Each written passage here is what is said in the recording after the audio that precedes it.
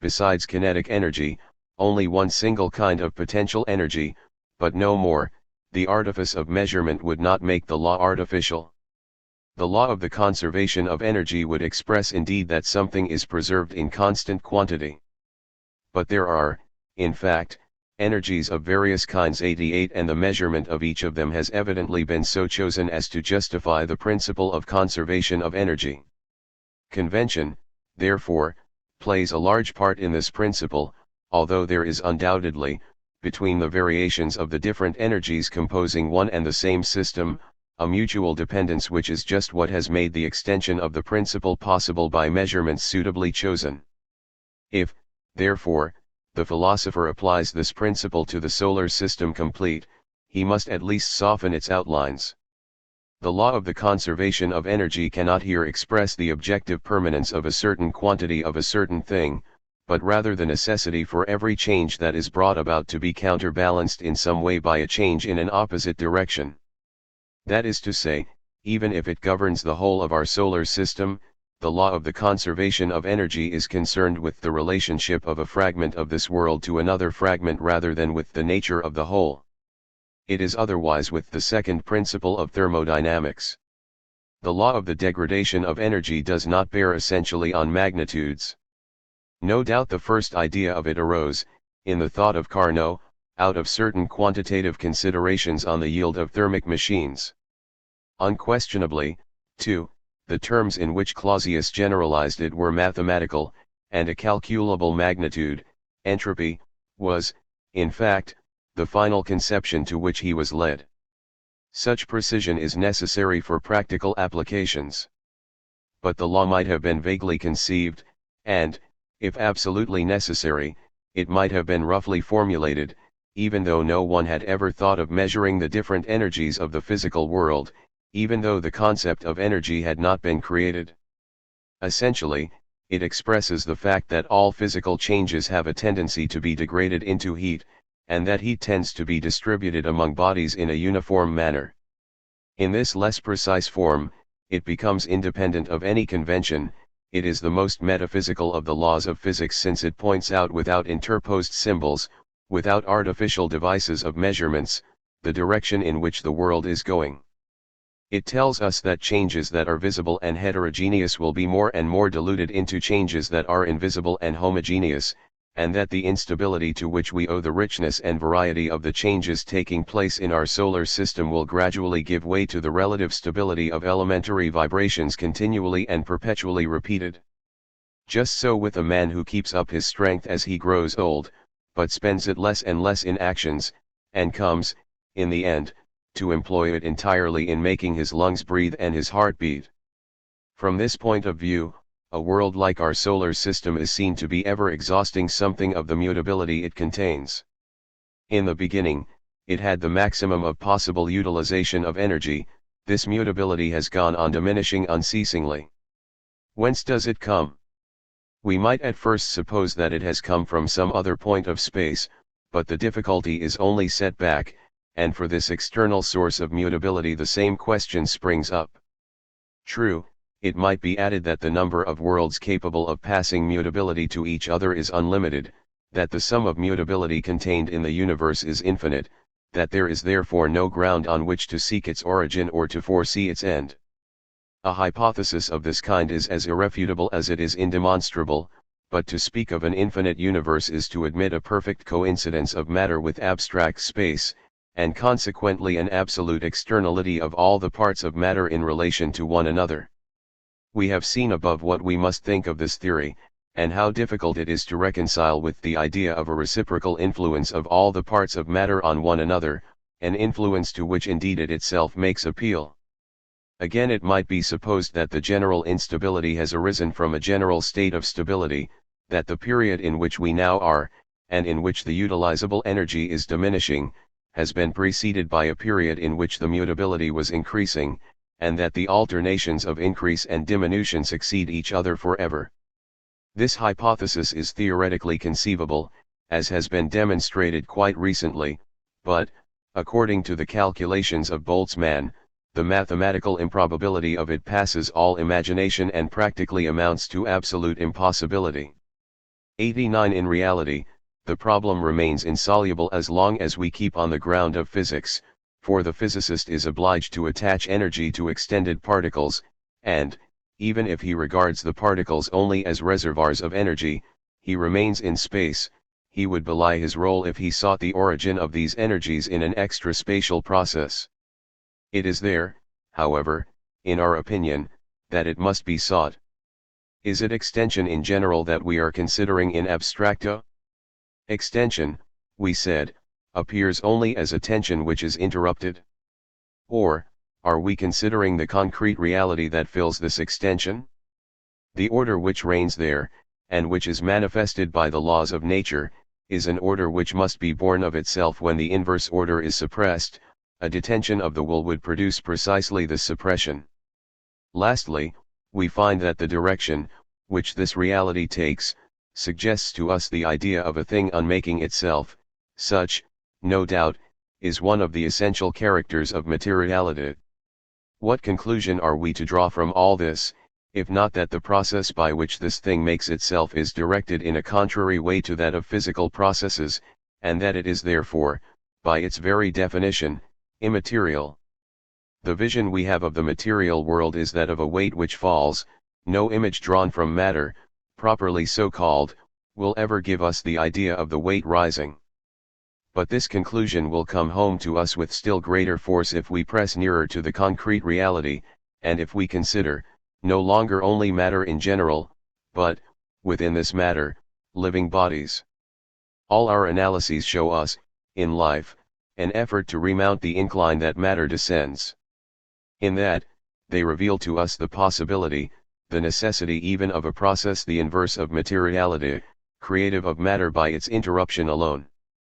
The life that evolves on the surface of our planet is indeed attached to matter.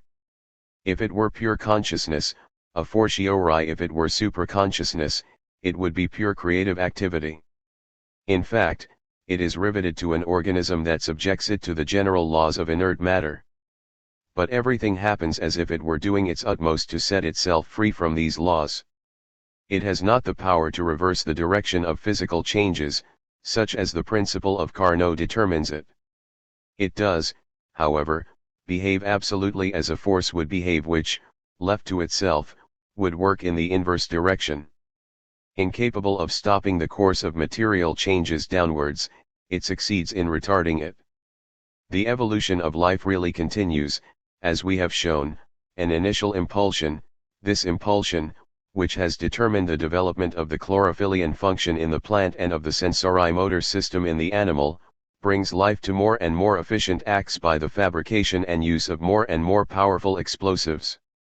Now, what do these explosives represent if not a storing up of the solar energy, the degradation of which energy is thus provisionally suspended on some of the points where it was being poured forth? The usable energy which the explosive conceals will be expended, of course, at the moment of the explosion, but it would have been expended sooner if an organism had not happened to be there to arrest its dissipation, in order to retain it and save it up. As we see it today, at the point to which it was brought by a scission of the mutually complementary tendencies which it contained within itself, life is entirely dependent on the chlorophyllian function of the plant.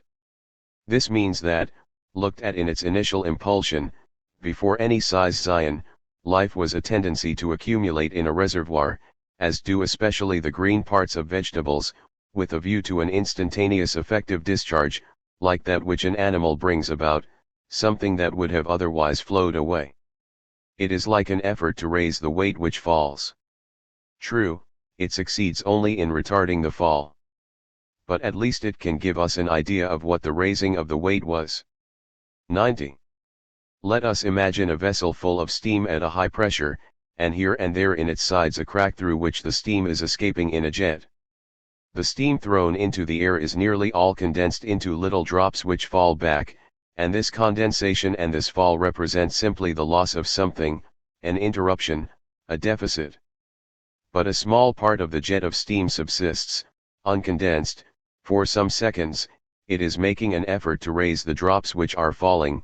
It succeeds at most in retarding their fall. So, from an immense reservoir of life, jets must be gushing out unceasingly, of which each, falling back, is a world. The evolution of living species within this world represents what subsists of the primitive direction of the original jet, and of an impulsion which continues itself in a direction the inverse of materiality. But let us not carry too far this comparison. It gives us but a feeble and even deceptive image of reality, for the crack, the jet of steam, the forming of the drops, are determined necessarily, whereas the creation of a world is a free act, and the life within the material world participates in this liberty. Let us think rather of an action like that of raising the arm, then let us suppose that the arm, left to itself, falls back, and yet that there subsists in it, striving to raise it up again, something of the will that animates it.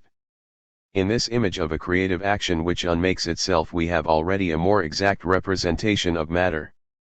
In vital activity we see, then, that which subsists of the direct movement in the inverted movement, a reality which is making itself in a reality which is unmaking itself. Everything is obscure in the idea of creation if we think of things which are created and a thing which creates, as we habitually do, as the understanding cannot help doing. We shall show the origin of this illusion in our next chapter. It is natural to our intellect, whose function is essentially practical, made to present to us things and states rather than changes and acts. But things and states are only views, taken by our mind, of becoming. There are no things, there are only actions. More particularly, if I consider the world in which we live, I find that the automatic and strictly determined evolution of this well-knit whole is action which is unmaking itself, and that the unforeseen forms which life cuts out in it, forms capable of being themselves prolonged into unforeseen movements, represent the action that is making itself. Now, I have every reason to believe that the other worlds are analogous to ours, that things happen there in the same way. And I know they were not all constructed at the same time, since observation shows me, even today, nebulae in course of concentration. Now, if the same kind of action is going on everywhere, whether it is that which is unmaking itself or whether it is that which is striving to remake itself, I simply express this probable similitude when I speak of a center from which worlds shoot out like rockets in a fireworks display, provided, however, that I do not present this center as a thing, but as a continuity of shooting out. God thus defined, has nothing of the already made, he is unceasing life, action, freedom. Creation, so conceived, is not a mystery, we experience it in ourselves when we act freely. That new things can join things already existing is absurd, no doubt, since the thing results from a solidification performed by our understanding, and there are never any things other than those that the understanding has thus constituted. To speak of things creating themselves would therefore amount to saying that the understanding presents to itself more than it presents to itself, a self-contradictory affirmation, an empty and vain idea. But that action increases as it goes on, that it creates in the measure of its advance, is what each of us finds when he watches himself act. Things are constituted by the instantaneous cut which the understanding practices, at a given moment, on a flux of this kind, and what is mysterious when we compare the cuts together becomes clear when we relate them to the flux. Indeed, the modalities of creative action, in so far as it is still going on in the organization of living forms, are much simplified when they are taken in this way. Before the complexity of an organism and the practically infinite multitude of interwoven analyses and syntheses it presupposes, our understanding recoils disconcerted. That the simple play of physical and chemical forces, left to themselves, should have worked this marvel, we find hard to believe. And if it is a profound science which is at work, how are we to understand the influence exercised on this matter without form by this form without matter?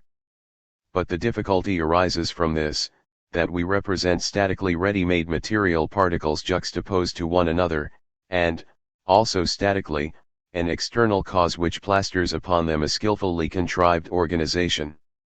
In reality, life is a movement, materiality is the inverse movement, and each of these two movements is simple, the matter which forms a world being an undivided flux, and undivided also the life that runs through it, cutting out in it living beings all along its track. Of these two currents the second runs counter to the first, but the first obtains, all the same, something from the second. There results between them a modus vivendi, which is organization. This organization takes, for our senses and for our intellect, the form of parts entirely external to other parts in space and in time. Not only do we shut our eyes to the unity of the impulse which, passing through generations, links individuals with individuals, species with species, and makes of the whole series of the living one single immense wave flowing over matter, but each individual itself seems to us as an aggregate of molecules and aggregate of facts. The reason of this lies in the structure of our intellect, which is formed to act on matter from without, and which succeeds by making, in the flux of the real, instantaneous cuts, each of which becomes, in its fixity, endlessly decomposable. Perceiving, in an organism, only parts external to parts, the understanding has the choice between two systems of explanation only, either to regard the infinitely complex, and thereby infinitely well-contrived, organization as a fortuitous concatenation of atoms, or to relate it to the incomprehensible influence of an external force that has grouped its elements together. But this complexity is the work of the understanding, this incomprehensibility is also its work. Let us try to see, no longer with the eyes of the intellect alone, which grasps only the already made and which looks from the outside, but with the spirit, I mean with that faculty of seeing which is immanent in the faculty of acting and which springs up, somehow, by the twisting of the will on itself, when action is turned into knowledge, like heat, so to say, into light. To movement, then, everything will be restored, and into movement everything will be resolved. Where the understanding, working on the image supposed to be fixed of the progressing action, shows us parts infinitely manifold and an order infinitely well contrived, we catch a glimpse of a simple process, an action which is making itself across an action of the same kind which is unmaking itself, like the fiery path torn by the last rocket of a fireworks display through the black cinders of the spent rockets that are falling dead. Asterisk asterisk asterisk asterisk. From this point of view, the general considerations we have presented concerning the evolution of life will be cleared up and completed. We will distinguish more sharply what is accidental from what is essential in this evolution. The impetus of life, of which we are speaking, consists in a need of creation. It cannot create absolutely, because it is confronted with matter, that is to say with the movement that is the inverse of its own. But it seizes upon this matter, which is necessity itself, and strives to introduce into it the largest possible amount of intermination and liberty. How does it go to work? An animal high in the scale may be represented in a general way, we said, as a sensori-motor nervous system imposed on digestive, respiratory, circulatory systems, etc. The function of these latter is to cleanse, repair and protect the nervous system, to make it as independent as possible of external circumstances, but, above all, to furnish it with energy to be expended in movements. The increasing complexity of the organism is therefore due theoretically, in spite of innumerable exceptions due to accidents of evolution, to the necessity of complexity in the nervous system. No doubt, each complication of any part of the organism involves many others in addition, because this part itself must live, and every change in one point of the body reverberates, as it were, throughout. The complication may therefore go on to infinity in all directions, but it is the complication of the nervous system which conditions the others in right, if not always in fact. Now, in what does the progress of the nervous system itself consist? In a simultaneous development of automatic activity and of voluntary activity, the first furnishing the second with an appropriate instrument. Thus, in an organism such as ours, a considerable number of motor mechanisms are set up in the medulla and in the spinal cord, awaiting only a signal to release the corresponding act. The will is employed, in some cases, in setting up the mechanism itself, and in the others in choosing the mechanisms to be released, the manner of combining them and the moment of releasing them. The will of an animal is the more effective and the more intense, the greater the number of the mechanisms it can choose from, the more complicated the switchboard on which all the motor paths cross, or, in other words, the more developed its brain. Thus, the progress of the nervous system assures to the act increasing precision, increasing variety, increasing efficiency, and independence. The organism behaves more and more like a machine for action, which reconstructs itself entirely for every new act, as if it were made of india rubber and could, at any moment, change the shape of all its parts. But, prior to the nervous system, prior even to the organism properly so called, already in the undifferentiated mass of the amoeba, this essential property of animal life is found. The amoeba deforms itself in varying directions, its entire mass does what the differentiation of parts will localize in a sensory-motor system in the developed animal.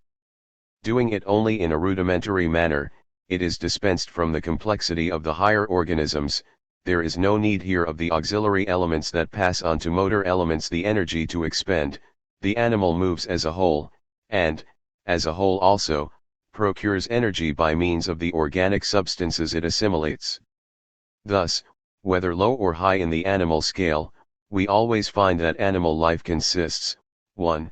in procuring a provision of energy, 2. in expending it, by means of a matter as supple as possible, in directions variable and unforeseen. Now, whence comes the energy? From the ingested food, for food is a kind of explosive, which needs only the spark to discharge the energy it stores. Who has made this explosive? The food may be the flesh of an animal nourished on animals and so on, but, in the end it is to the vegetable we always come back. Vegetables alone gather in the solar energy, and the animals do but borrow it from them, either directly or by some passing it on to others. How then has the plant stored up this energy? Chiefly by the chlorophyllian function, a chemicism sui generis of which we do not possess the key, and which is probably unlike that of our laboratories. The process consists in using solar energy to fix the carbon of carbonic acid, and thereby to store this energy as we should store that of a water carrier by employing him to fill an elevated reservoir. The water, once brought up, can set in motion a mill or a turbine, as we will and when we will. Each atom of carbon fixed represents something like the elevation of the weight of water, or like the stretching of an elastic thread uniting the carbon to the oxygen in the carbonic acid. The elastic is relaxed, the weight falls back again, in short the energy held in reserve is restored, when, by a simple release, the carbon is permitted to rejoin its oxygen. So that all life, animal and vegetable, seems in its essence like an effort to accumulate energy and then to let it flow into flexible channels, changeable in shape, at the end of which it will accomplish infinitely varied kinds of work. That is what the vital impetus, passing through matter, would fain do all at once. It would succeed, no doubt, if its power were unlimited, or if some reinforcement could come to it from without. But the impetus is finite, and it has been given once for all. It cannot overcome all obstacles. The movement it starts is sometimes turned aside, sometimes divided, always opposed, and the evolution of the organized world is the unrolling of this conflict. The first great scission that had to be effected was that of the two kingdoms, vegetable and animal, which thus happened to be mutually complementary, without, however, any agreement having been made between them. It is not for the animal that the plant accumulates energy, it is for its own consumption, but its expenditure on itself is less discontinuous, and less concentrated, and therefore less efficacious, than was required by the initial impetus of life, essentially directed toward free actions. The same organism could not with equal force sustain the two functions at once, of gradual storage and sudden use. Of themselves, therefore, and without any external intervention, simply by the effect of the duality of the tendency involved in the original impetus and of the resistance opposed by matter to this impetus, the organisms lean some in the first direction, others in the second. To this scission there succeeded many others. Hence the diverging lines of evolution, at least what is essential in them. But we must take into account retrogressions, arrests, accidents of every kind. And we must remember, above all, that each species behaves as if the general movement of life stopped at it instead of passing through it. It thinks only of itself, it lives only for itself. Hence the numberless struggles that we behold in nature. Hence a discord, striking and terrible, but for which the original principle of life must not be held responsible. The part played by contingency in evolution is therefore great. Contingent, generally, are the forms adopted, or rather invented. Contingent, relative to the obstacles encountered in a given place and at a given moment, is the dissociation of the primordial tendency into such and such complementary tendencies which create divergent lines of evolution. Contingent the arrests and setbacks, contingent, in large measure, the adaptations. Two things only are necessary: 1. A gradual accumulation of energy, 2. An elastic canalization of this energy in variable and interminable directions, at the end of which are free acts. This twofold result has been obtained in a particular way on our planet. But it might have been obtained by entirely different means. It was not necessary that life should fix its choice mainly upon the carbon of carbonic acid. What was essential for it was to store solar energy, but, instead of asking the sun to separate, for instance, atoms of oxygen and carbon, it might, theoretically at least, and, apart from practical difficulties possibly insurmountable, have put forth other chemical elements, which would then have had to be associated or dissociated by entirely different physical means. And if the element characteristic of the substances that supply energy to the organism had been other than carbon, the element characteristic of the plastic substances would probably have been other than nitrogen, and the chemistry of living bodies would then have been radically different from what it is. The result would have been living forms without any analogy to those we know, whose anatomy would have been different, whose physiology also would have been different. Alone, the sensorimotor function would have been preserved, if not in its mechanism, at least in its effects. It is therefore probable that life goes on in other planets, in other solar systems also, under forms of which we have no idea, in physical conditions to which it seems to us, from the point of view of our physiology, to be absolutely opposed.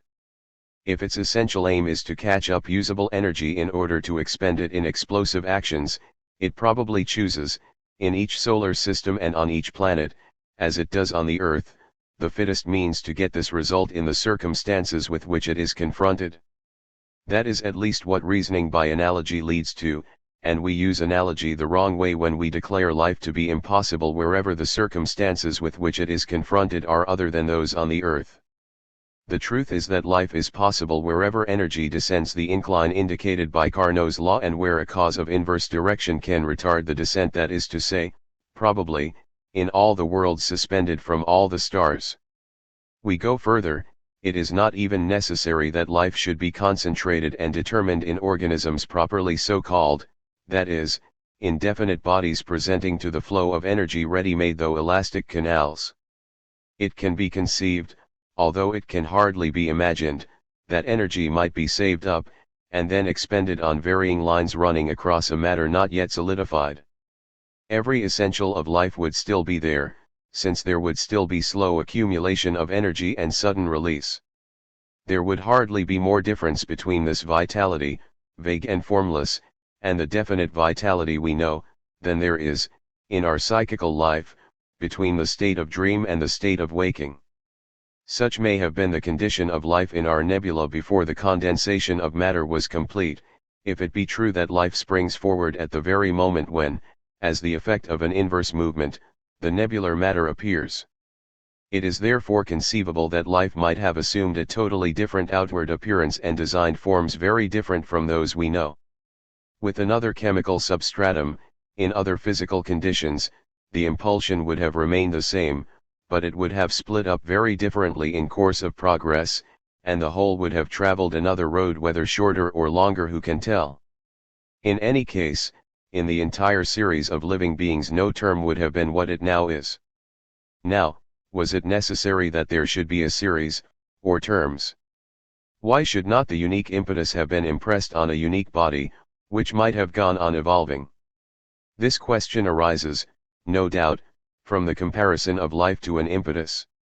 and it must be compared to an impetus, because no image borrowed from the physical world can give more nearly the idea of it. But it is only an image. In reality, life is of the psychological order, and it is of the essence of the psychical to unfold a confused plurality of interpenetrating terms. In space, and in space only, is distinct multiplicity possible. A point is absolutely external to another point. But pure and empty unity, also, is met with only in space. It is that of a mathematical point. Abstract unity and abstract multiplicity are determinations of space or categories of the understanding, whichever we will, spatiality and intellectuality being molded on each other. But what is of psychical nature cannot entirely correspond with space, nor enter perfectly into the categories of the understanding. Is my own person, at a given moment, one or manifold? If I declare it one, inner voices arise and protest those of the sensations, feelings, ideas, among which my individuality is distributed. But, if I make it distinctly manifold, my consciousness rebels quite as strongly. It affirms that my sensations, my feelings, my thoughts are abstractions which I effect on myself, and that each of my states implies all the others. I am then, we must adopt the language of the understanding, since only the understanding has a language, a unity that is multiple and a multiplicity that is 191. But unity and multiplicity are only views of my personality taken by an understanding that directs its categories at me. I enter neither into one nor into the other nor into both at once, although both, united, may give a fair imitation of the mutual interpenetration and continuity that I find at the base of my own self. Such is my inner life, and such also is life in general. While, in its contact with matter, life is comparable to an impulsion or an impetus, regarded in itself it is an immensity of potentiality, a mutual encroachment of thousands and thousands of tendencies which nevertheless are thousands and thousands only when once regarded as outside of each other, that is, when spatialized. Contact with matter is what determines this dissociation. Matter divides actually what was but potentially manifold, and, in this sense, individuation is in part the work of matter, in part the result of life's own inclination. Thus, a poetic sentiment, which bursts into distinct verses, lines, and words, may be said to have already contained this multiplicity of individuated elements, and yet, in fact, it is the materiality of language that creates it.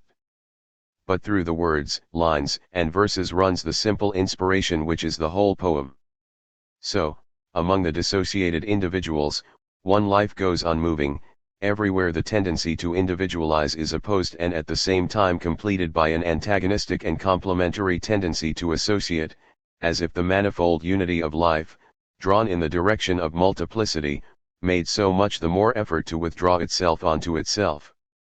A part is no sooner detached than it tends to reunite itself, if not to all the rest, at least to what is nearest to it. Hence, throughout the whole realm of life, a balancing between individuation and association. Individuals join together into a society, but the society, as soon as formed, tends to melt the associated individuals into a new organism, so as to become itself an individual, able in its turn to be part and parcel of a new association. At the lowest degree of the scale of organisms we already find veritable associations, microbial colonies, and in these associations, according to a recent work, a tendency to individuate by the constitution of a nucleus.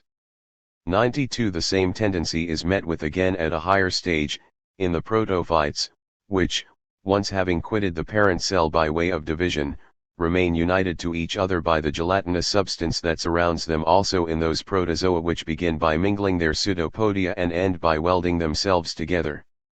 The colonial theory of the genesis of higher organisms is well known.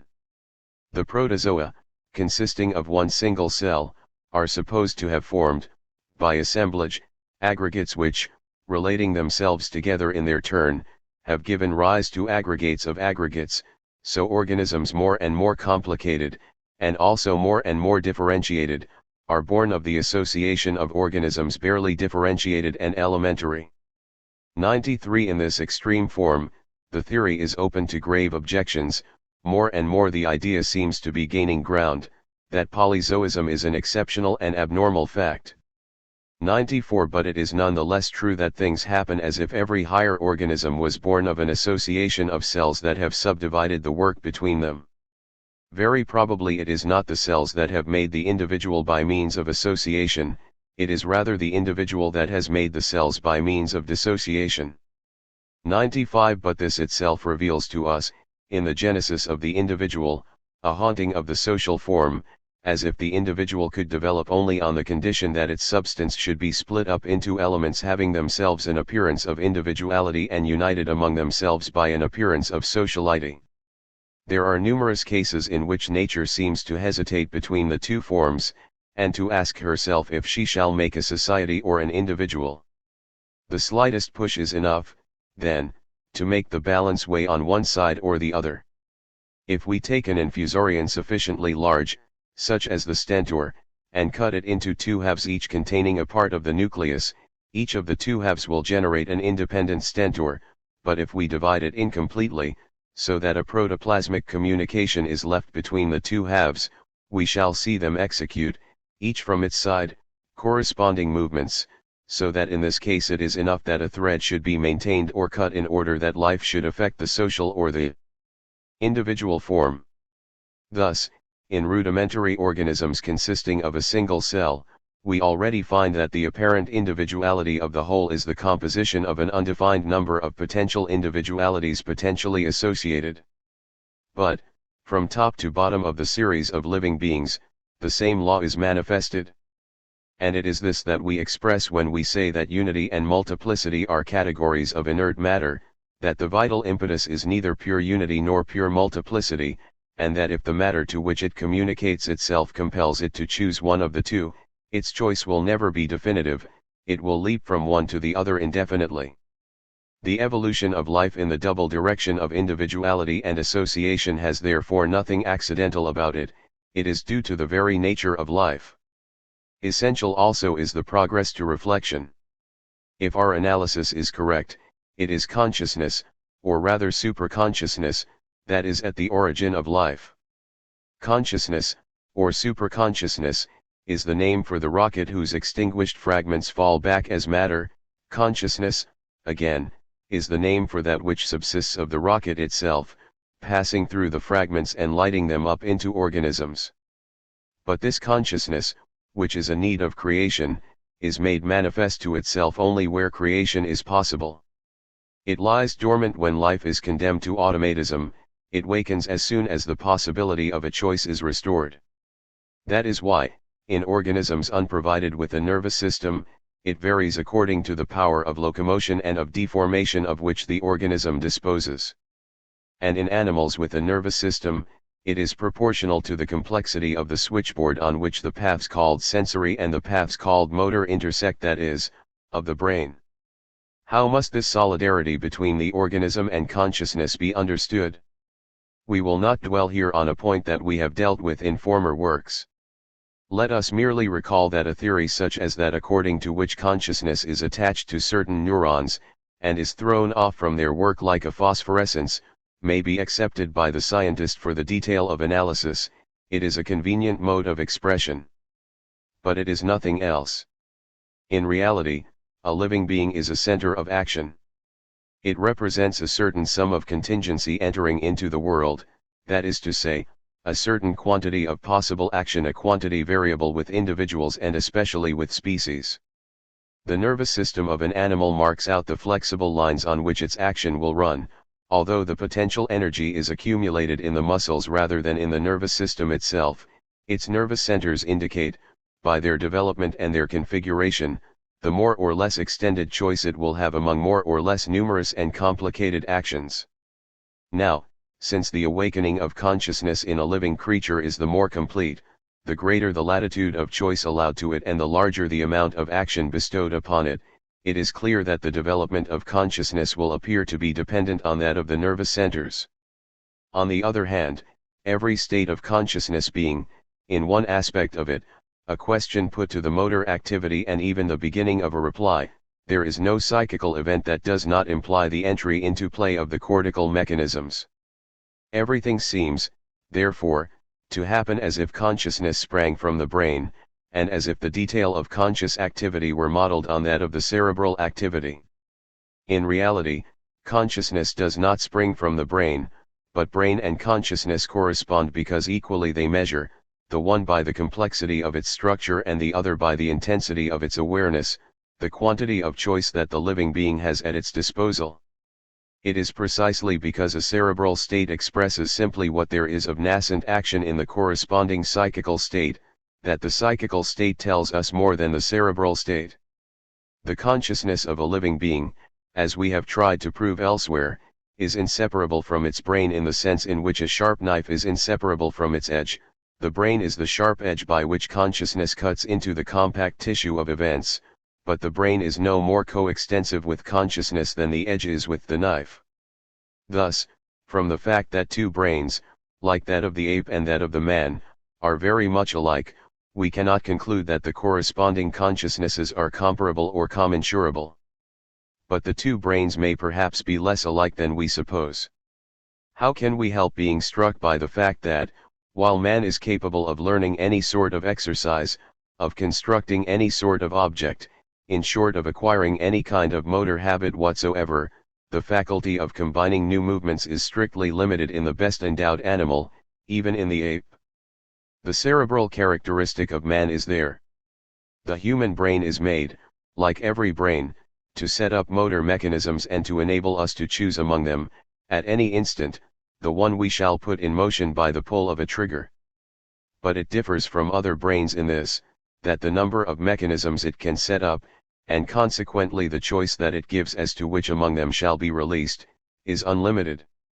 Now, from the limited to the unlimited there is all the distance between the closed and the open. It is not a difference of degree, but of kind. Radical therefore, also, is the difference between animal consciousness, even the most intelligent, and human consciousness. For consciousness corresponds exactly to the living being's power of choice, it is coextensive with the fringe of possible action that surrounds the real action. Consciousness is synonymous with invention and with freedom. Now, in the animal, invention is never anything but a variation on the theme of routine. Shut up in the habits of the species, it succeeds, no doubt, in enlarging them by its individual initiative, but it escapes automatism only for an instant, for just the time to create a new automatism. The gates of its prison close as soon as they are opened. By pulling at its chain it succeeds only in stretching it. With man, consciousness breaks the chain. In man, and in man alone, it sets itself free.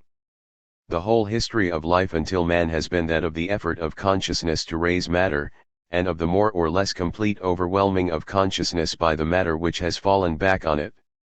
The enterprise was paradoxical, if, indeed, we may speak here otherwise than by metaphor of enterprise and of effort.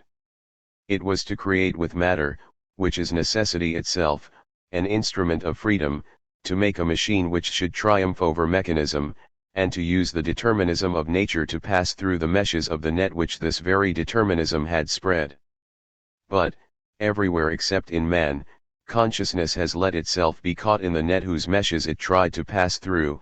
It has remained the captive of the mechanisms it has set up. Automatism, which it tries to draw in the direction of freedom, wins about it and drags it down.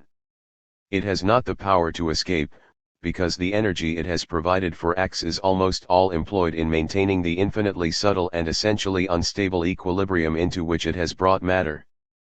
But man not only maintains his machine, he succeeds in using it as he pleases. Doubtless he owes this to the superiority of his brain, which enables him to build an unlimited number of motor mechanisms, to oppose new habits to the old ones unceasingly, and, by dividing automatism against itself, to rule it. He owes it to his language, which furnishes consciousness with an immaterial body in which to incarnate itself and thus exempts it from dwelling exclusively on material bodies, whose flux would soon drag it along and finally swallow it up. He owes it to social life, which stores and preserves efforts as language stores thought, fixes thereby a mean level to which individuals must raise themselves at the outset, and by this initial stimulation prevents the average man from slumbering and drives the superior man to mount still higher. But our brain, our society, and our language are only the external and various signs of one and the same internal superiority. They tell, each after its manner, the unique, exceptional success which life has won at a given moment of its evolution. They express the difference of kind, and not only of degree, which separates man from the rest of the animal world. They let us guess that, while at the end of the vast springboard from which life has taken its leap, all the others have stepped down, finding the cord stretched too high, man alone has cleared the obstacle. It is in this quite special sense that man is the term and the end of evolution.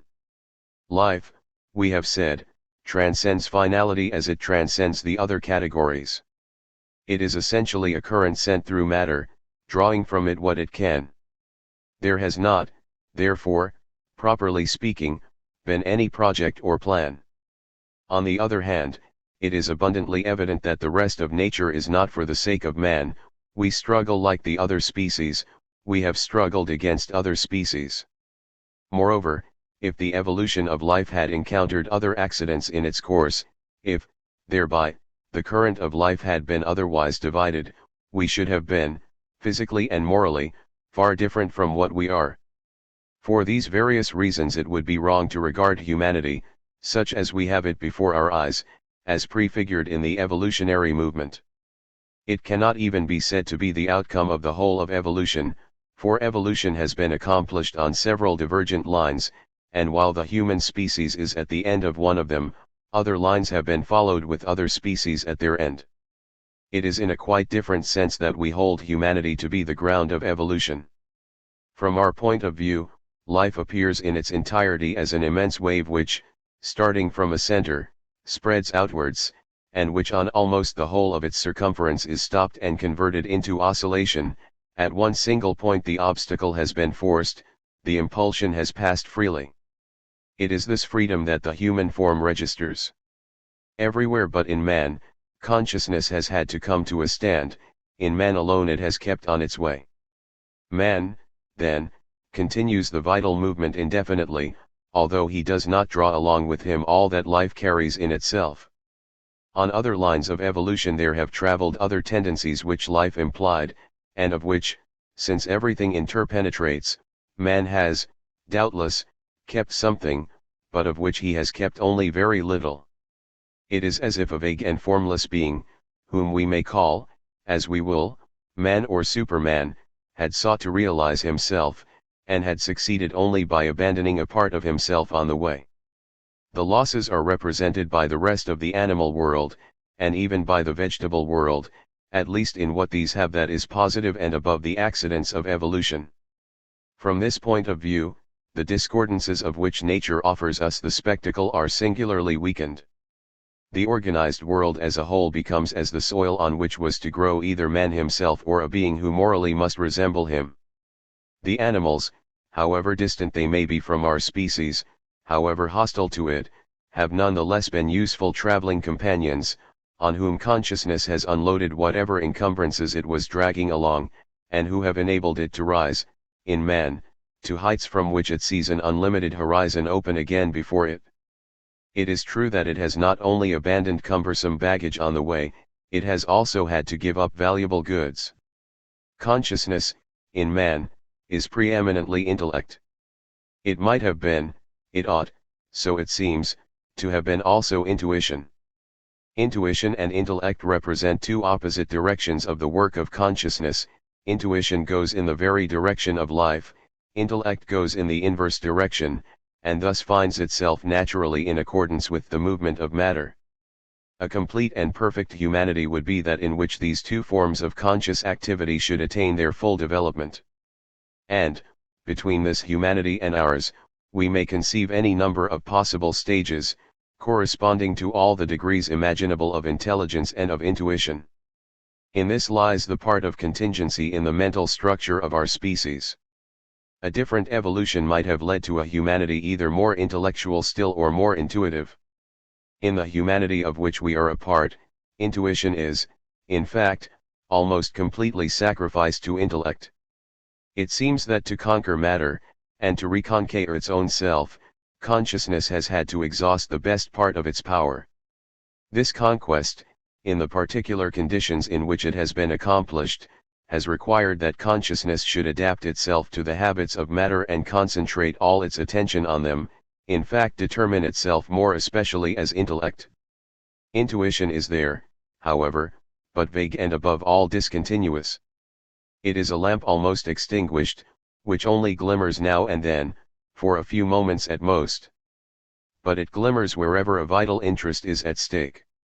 On our personality, on our liberty, on the place we occupy in the whole of nature, on our origin and perhaps also on our destiny, it throws a light feeble and vacillating, but which none the less pierces the darkness of the night in which the intellect leaves us.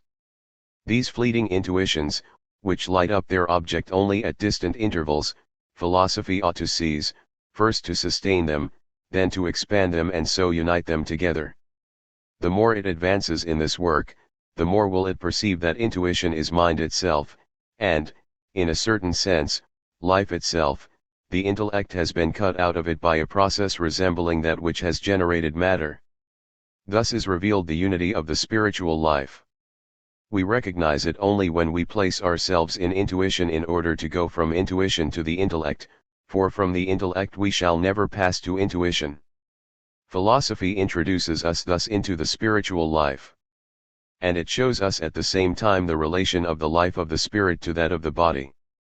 The great error of the doctrines on the spirit has been the idea that by isolating the spiritual life from all the rest, by suspending it in space as high as possible above the earth, they were placing it beyond attack, as if they were not thereby simply exposing it to be taken as an effect of mirage.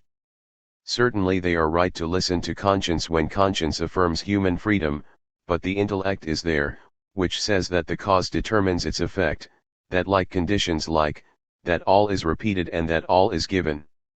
They are right to believe in the absolute reality of the person and in his independence toward matter, but science is there, which shows the interdependence of conscious life and cerebral activity.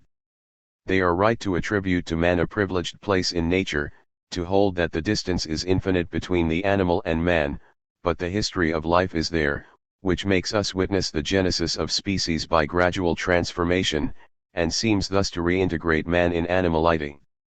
When a strong instinct assures the probability of personal survival, they are right not to close their ears to its voice, but if there exist souls capable of an independent life, whence do they come?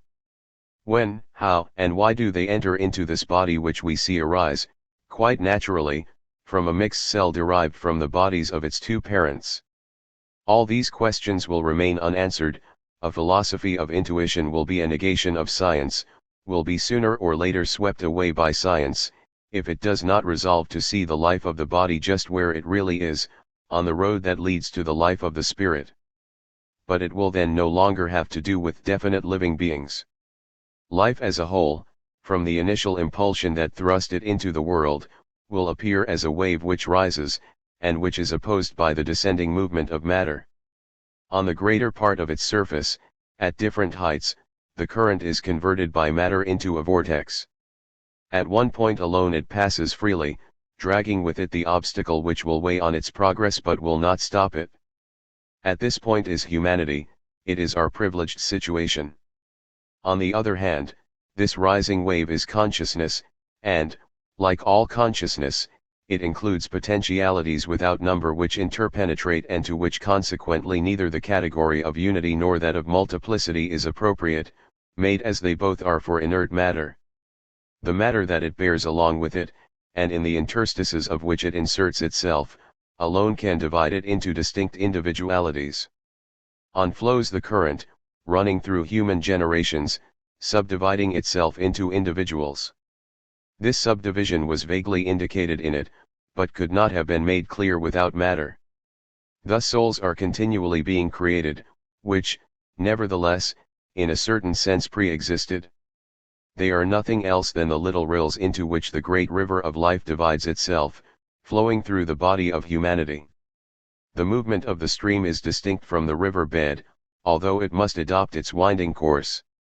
Consciousness is distinct from the organism it animates, although it must undergo its vicissitudes. As the possible actions which a state of consciousness indicates are at every instant beginning to be carried out in the nervous centers, the brain underlines at every instant the motor indications of the state of consciousness, but the interdependency of consciousness and brain is limited to this. The destiny of consciousness is not bound up on that account with the destiny of cerebral matter.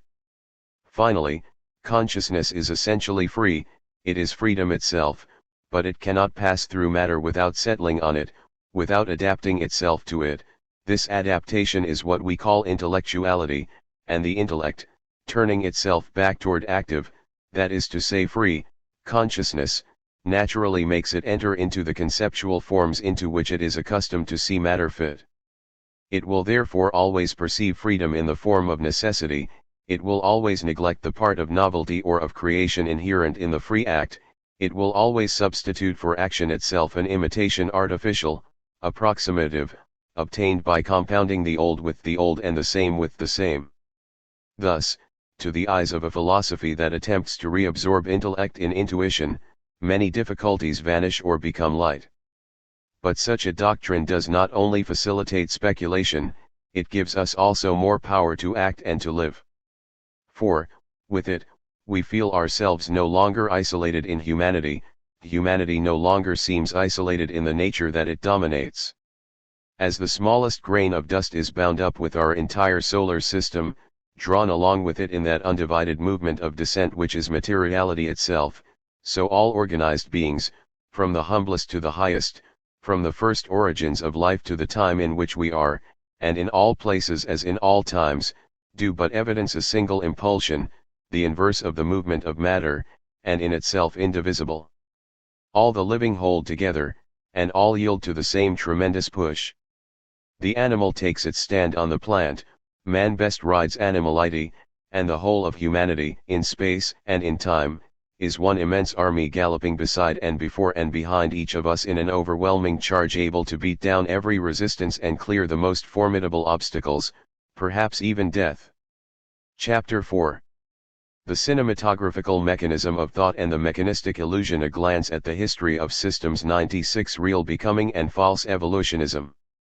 It remains for us to examine in themselves two theoretical illusions which we have frequently met with before, but whose consequences rather than principle have hitherto concerned us. Such is the object of the present chapter. It will afford us the opportunity of removing certain objections, of clearing up certain misunderstandings, and, above all, of defining more precisely, by contrasting it with others, a philosophy which sees in duration the very stuff of reality. Matter or mind, reality has appeared to us as a perpetual becoming. It makes itself or it unmakes itself, but it is never something made. Such is the intuition that we have of mind when we draw aside the veil which is interposed between our consciousness and ourselves. This, also, is what our intellect and senses themselves would show us of matter, if they could obtain a direct and disinterested idea of it. But, preoccupied before everything with the necessities of action, the intellect, like the senses, is limited to taking, at intervals, views that are instantaneous and by that very fact immobile of the becoming of matter. Consciousness, being in its turn formed on the intellect, sees clearly of the inner life what is already made, and only feels confusedly the making. Thus, we pluck out of duration those moments that interest us, and that we have gathered along its course. These alone we retain. And we are right in so doing, while action only is in question. But when, in speculating on the nature of the real, we go on regarding it as our practical interest requires us to regard it, we become unable to perceive the true evolution, the radical becoming. Of becoming we perceive only states, of duration only instants, and even when we speak of duration and of becoming, it is of another thing that we are thinking. Such is the most striking of the two illusions we wish to examine. It consists in supposing that we can think the unstable by means of the stable, the moving by means of the immobile. The other illusion is near akin to the first. It has the same origin, being also due to the fact that we import into speculation a procedure made for practice. All action aims at getting something that we feel the want of, or at creating something that does not yet exist. In this very special sense, it fills a void, and goes from the empty to the full, from an absence to a presence, from the unreal to the real. Now the unreality which is here in question is purely relative to the direction in which our attention is engaged, for we are immersed in realities and cannot pass out of them. Only, if the present reality is not the one we are seeking, we speak of the absence of this sought-for reality wherever we find the presence of another. We thus express what we have as a function of what we want. This is quite legitimate in the sphere of action. But, whether we will or no, we keep to this way of speaking, and also of thinking, when we speculate on the nature of things independently of the interest they have for us. Thus arises the second of the two illusions. We propose to examine this first. It is due, like the other, to the static habits that our intellect contracts when it prepares our action on things. Just as we pass through the immobile to go to the moving, so we make use of the void in order to think the full. We have met with this illusion already in dealing with the fundamental problem of knowledge. The question, we then said, is to know why there is order, and not disorder, in things. But the question has meaning only if we suppose that disorder, understood as an absence of order, is possible, or imaginable, or conceivable.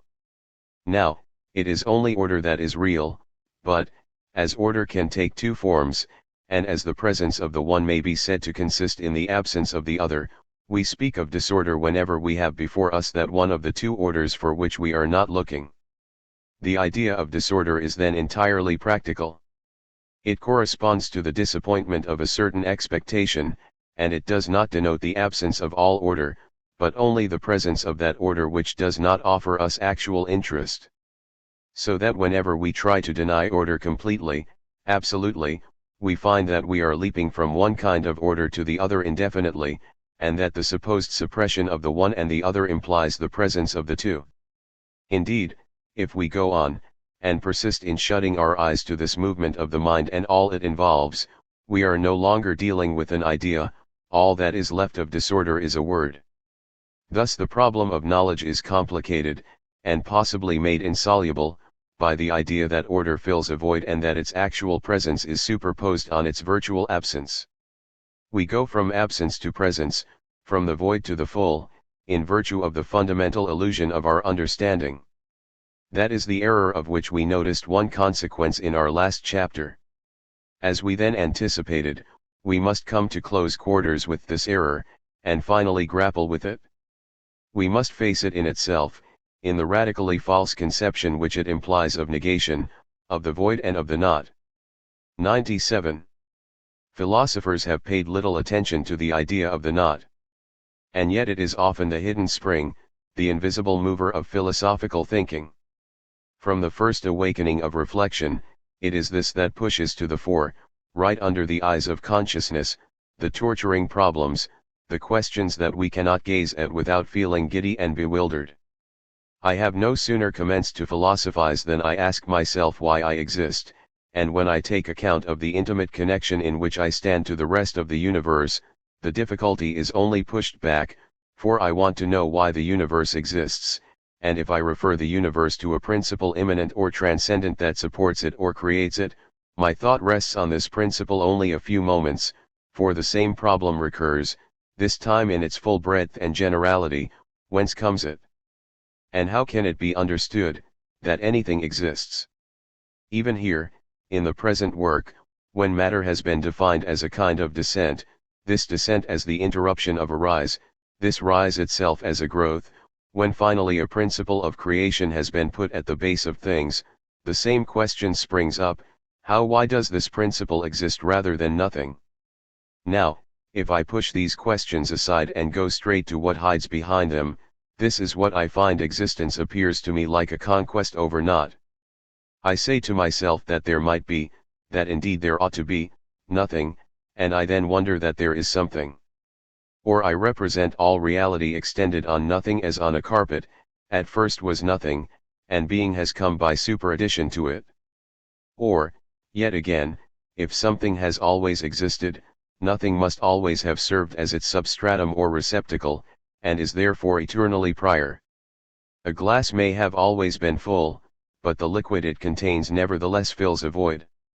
In the same way, being may have always been there, but the not which is filled, and, as it were, stopped up by it, pre-exists for it none the less, if not in fact at least in right. In short, I cannot get rid of the idea that the full is an embroidery on the canvas of the void, that being is superimposed on nothing, and that in the idea of nothing there is less than in that of something. Hence all the mystery. It is necessary that this mystery should be cleared up. It is more especially necessary, if we put duration and free choice at the base of things. For the disdain of metaphysics for all reality that endures comes precisely from this, that it reaches being only by passing through not being, and that an existence which endures seems to it not strong enough to conquer non-existence and itself posit itself. It is for this reason especially that it is inclined to endow true being with a logical, and not a psychological nor a physical existence. For the nature of a purely logical existence is such that it seems to be self-sufficient and to posit itself by the effect alone of the force immanent in truth. If I ask myself why bodies or minds exist rather than nothing, I find no answer, but that a logical principle, such as A equals A, should have the power of creating itself, triumphing over the not throughout eternity, seems to me natural. A circle drawn with chalk on a blackboard is a thing which needs explanation. This entirely physical existence has not by itself wherewith to vanquish non-existence. But the logical essence of the circle, that is to say, the possibility of drawing it according to a certain law, in short, its definition is a thing which appears to me eternal. It has neither place nor date, for nowhere, at no moment, has the drawing of a circle begun to be possible. Suppose, then, that the principle on which all things rest, and which all things manifest possesses an existence of the same nature as that of the definition of the circle, or as that of the axiom A equals A, the mystery of existence vanishes, for the being that is at the base of everything posits itself then in eternity, as logic itself does. True, it will cost us rather a heavy sacrifice, if the principle of all things exists after the manner of a logical axiom or of a mathematical definition. The things themselves must go forth from this principle like the applications of an axiom or the consequences of a definition, and there will no longer be place, either in the things nor in their principle, for efficient causality understood in the sense of a free choice.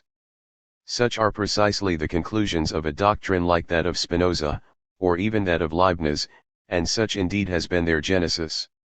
Now, if we could prove that the idea of the not, in the sense in which we take it when we oppose it to that of existence, is a pseudo-idea, the problems that are raised around it would become pseudo-problems. The hypothesis of an absolute that acts freely, that in an eminent sense endures, would no longer raise up intellectual prejudices. The road would be cleared for a philosophy more nearly approaching intuition, and which would no longer ask the same sacrifices of common sense. Let us then see what we are thinking about when we speak of nothing. To represent nothing, we must either imagine it or conceive it. Let us examine what this image or this idea may be. First, the image. I am going to close my eyes, stop my ears, extinguish one by one the sensations that come to me from the outer world. Now it is done, all my perceptions vanish, the material universe sinks into silence, and the night I subsist, however, and cannot help myself subsisting. I am still there, with the organic sensations which come to me from the surface and from the interior of my body, with the recollections which my past perceptions have left behind them, nay, with the impression, most positive and full, of the void I have just made about me. How can I suppress all this? How eliminate myself?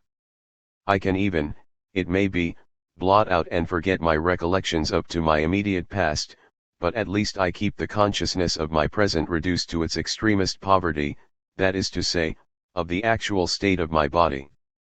I will try, however, to do away even with this consciousness itself.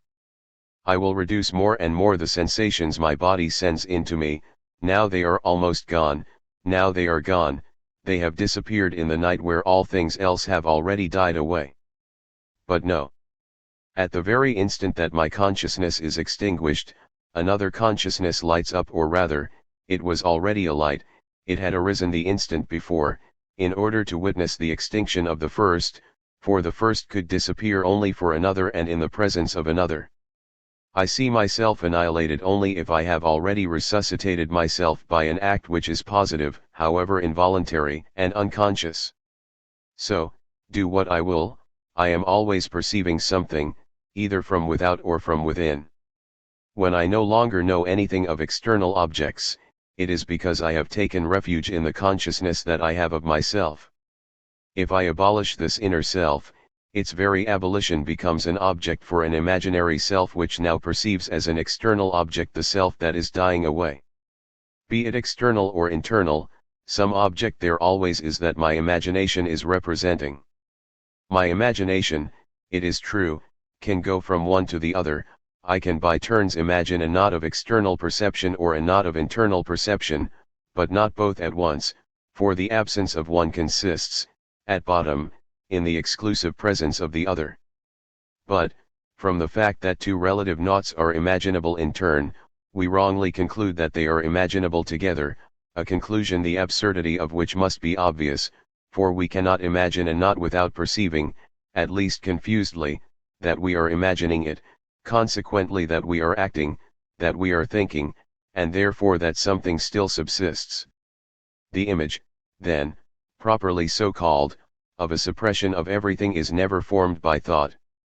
The effort by which we strive to create this image simply ends in making us swing to and fro between the vision of an outer and that of an inner reality. In this coming and going of our mind between the without and the within, there is a point, at equal distance from both, in which it seems to us that we no longer perceive the one, and that we do not yet perceive the other. It is there that the image of nothing is formed. In reality, we then perceive both, having reached the point where the two terms come together, and the image of nothing, so defined, is an image full of things, an image that includes at once that of the subject and that of the object and, besides, a perpetual leaping from one to the other and the refusal ever to come to rest finally on either. Evidently this is not the nothing that we can oppose to being, and put before or beneath being, for it already includes existence in general. But we shall be told that, if the representation of nothing, visible or latent, enters into the reasonings of philosophers, it is not as an image, but as an idea. It may be agreed that we do not imagine the annihilation of everything, but it will be claimed that we can conceive it. We conceive a polygon with 1,000 sides, said Descartes, although we do not see it in imagination, it is enough that we can clearly represent the possibility of constructing it. So with the idea of the annihilation of everything. Nothing simpler, it will be said, than the procedure by which we construct the idea of it. There is, in fact, not a single object of our experience that we cannot suppose annihilated. Extend this annihilation of a first object to a second, then to a third, and so on as long as you please, the knot is the limit toward which the operation tends. And the knot so defined is the annihilation of everything. That is the theory. We need only consider it in this form to see the absurdity it involves. An idea constructed by the mind is an idea only if its pieces are capable of coexisting. It is reduced to a mere word if the elements that we bring together to compose it are driven away as fast as we assemble them. When I have defined the circle, I easily represent a black or a white circle, a circle in cardboard, iron, or brass, a transparent or an opaque circle but not a square circle, because the law of the generation of the circle excludes the possibility of defining this figure with straight lines. So my mind can represent any existing thing whatever as annihilated, but if the annihilation of anything by the mind is an operation whose mechanism implies that it works on a part of the whole, and not on the whole itself, then the extension of such an operation to the totality of things becomes self-contradictory and absurd, and the idea of an annihilation of everything presents the same character as that of a square circle. It is not an idea, it is only a word. So let us examine more closely the mechanism of the operation. In fact, the object suppressed is either external or internal, it is a thing or it is a state of consciousness. Let us consider the first case.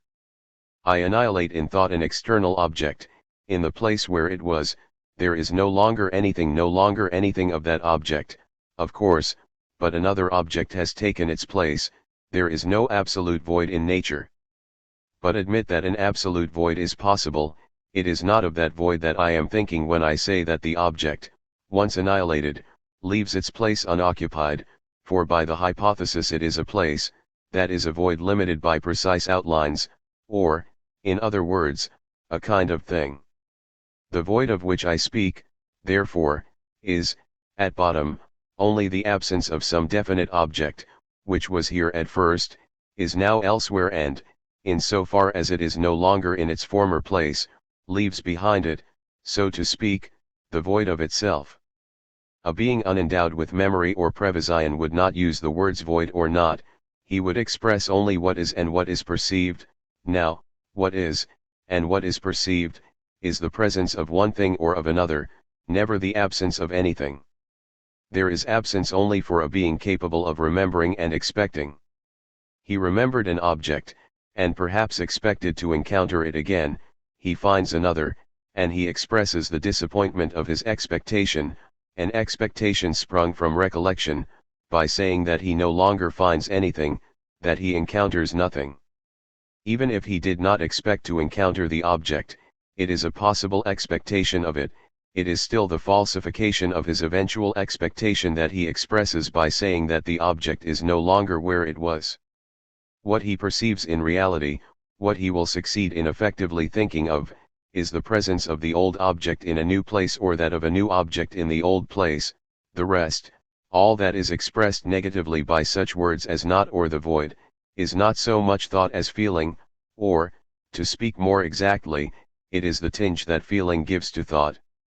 The idea of annihilation or of partial nothingness is therefore formed here in the course of the substitution of one thing for another, whenever this substitution is thought by a mind that would prefer to keep the old thing in the place of the new, or at least conceives this preference as possible.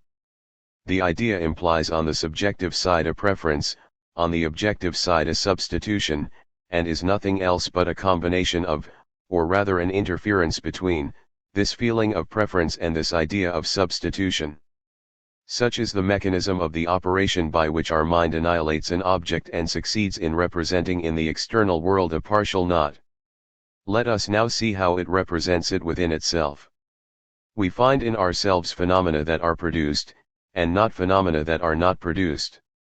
I experience a sensation or an emotion, I conceive an idea, I form a resolution, my consciousness perceives these facts, which are so many presences, and there is no moment in which facts of this kind are not present to me. I can, no doubt, interrupt by thought the course of my inner life. I may suppose that I sleep without dreaming or that I have ceased to exist, but at the very instant when I make this supposition, I conceive myself, I imagine myself watching over my slumber or surviving my annihilation, and I give up perceiving myself from within only by taking refuge in the perception of myself from without.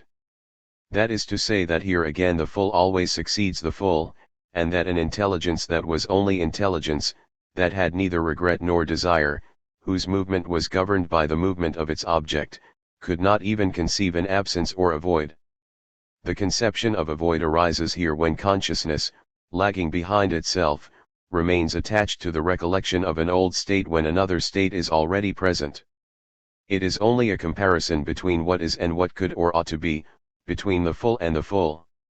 In a word, whether it be a void of matter or a void of consciousness, the representation of the void is always a representation which is full and which resolves itself on analysis into two positive elements, the idea, distinct or confused, of a substitution, and the feeling, experienced or imagined, of a desire or a regret.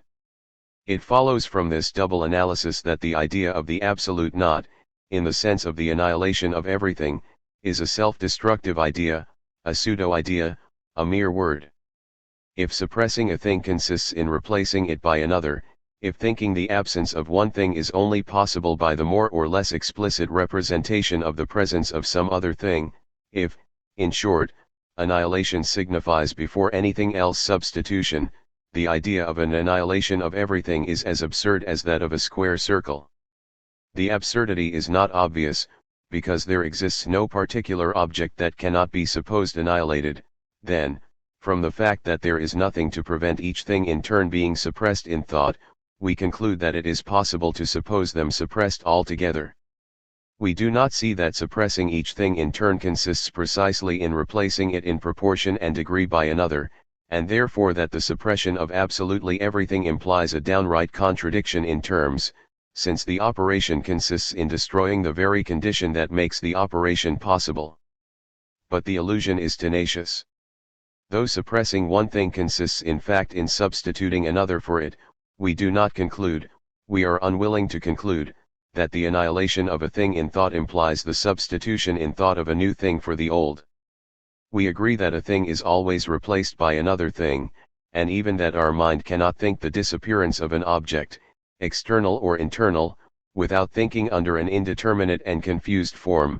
It is true that another object is substituted for it. But we add that the representation of a disappearance is that of a phenomenon that is produced in space or at least in time, that consequently it still implies the calling up of an image, and that it is precisely here that we have to free ourselves from the imagination in order to appeal to the pure understanding. Let us therefore no longer speak, it will be said, of disappearance or annihilation. These are physical operations. Let us no longer represent the object A as annihilated or absent. Let us say simply that we think it non-existent. To annihilate it is to act on it in time and perhaps also in space. It is to accept, consequently, the condition of spatial and temporal existence, to accept the universal connection that binds an object to all others, and prevents it from disappearing without being at the same time replaced. But we can free ourselves from these conditions. All that is necessary is that by an effort of abstraction we should call up the idea of the object A by itself, that we should agree first to consider it as existing, and then, by a stroke of the intellectual pen, blot out the clause. The object will then be, by our decree, non-existent. Very well, let us strike out the clause. We must not suppose that our pen stroke is self-sufficient, that it can be isolated from the rest of things. We shall see that it carries with it, whether we will or no, all that we try to abstract from. Let us compare together the two ideas, the object A supposed to exist, and the same object supposed non-existent. The idea of the object A, supposed existent, is the representation pure and simple of the object A, for we cannot represent an object without attributing to it, by the very fact of representing it, a certain reality. Between thinking an object and thinking it existent, there is absolutely no difference. Kant has put this point in clear light in his criticism of the ontological argument. Then, what is it to think the object A non-existent? To represent it non-existent cannot consist in withdrawing from the idea of the object A the idea of the attribute existence, since, I repeat, the representation of the existence of the object is inseparable from the representation of the object, and indeed is one with it. To represent the object a non-existent can only consist, therefore, in adding something to the idea of this object. We add to it, in fact, the idea of an exclusion of this particular object by actual reality in general. To think the object A as non-existent is first to think the object and consequently to think it existent. It is then to think that another reality, with which it is incompatible, supplants it. Only, it is useless to represent this latter reality explicitly. We are not concerned with what it is enough for us to know that it drives out the object A, which alone is of interest to us. That is why we think of the expulsion rather than of the cause which expels. But this cause is none the less present to the mind. It is there in the implicit state, that which expels being inseparable from the expulsion, as the hand which drives the pen is inseparable from the pen stroke. The act by which we declare an object unreal therefore posits the existence of the real in general. In other words, to represent an object as unreal cannot consist in depriving it of every kind of existence, since the representation of an object is necessarily that of the object existing. Such an act consists simply in declaring that the existence attached by our mind to the object, and inseparable from its representation, is an existence wholly ideal, that of a mere possible. but the ideality of an object, and the simple possibility of an object, have meaning only in relation to a reality that drives into the region of the ideal, or of the merely possible, the object which is incompatible with it. Suppose the stronger and more substantial existence annihilated, it is the attenuated and weaker existence of the merely possible that becomes the reality itself, and you will no longer be representing the object, then, as non-existent. In other words, and however strange our assertion may seem, there is more, and not less, in the idea of an object conceived as not existing than in the idea of the same object conceived as existing, for the idea of the object not existing is necessarily the idea of the object existing with, in addition, the representation of an exclusion of this object by the actual reality taken in block. But it will be claimed that our idea of the non-existent is not yet sufficiently cut loose from every imaginative element, that it is not negative enough. No matter, we shall be told, though the unreality of a thing consists in its exclusion by other things, we want to know nothing about that. Are we not free to direct our attention where we please and how we please?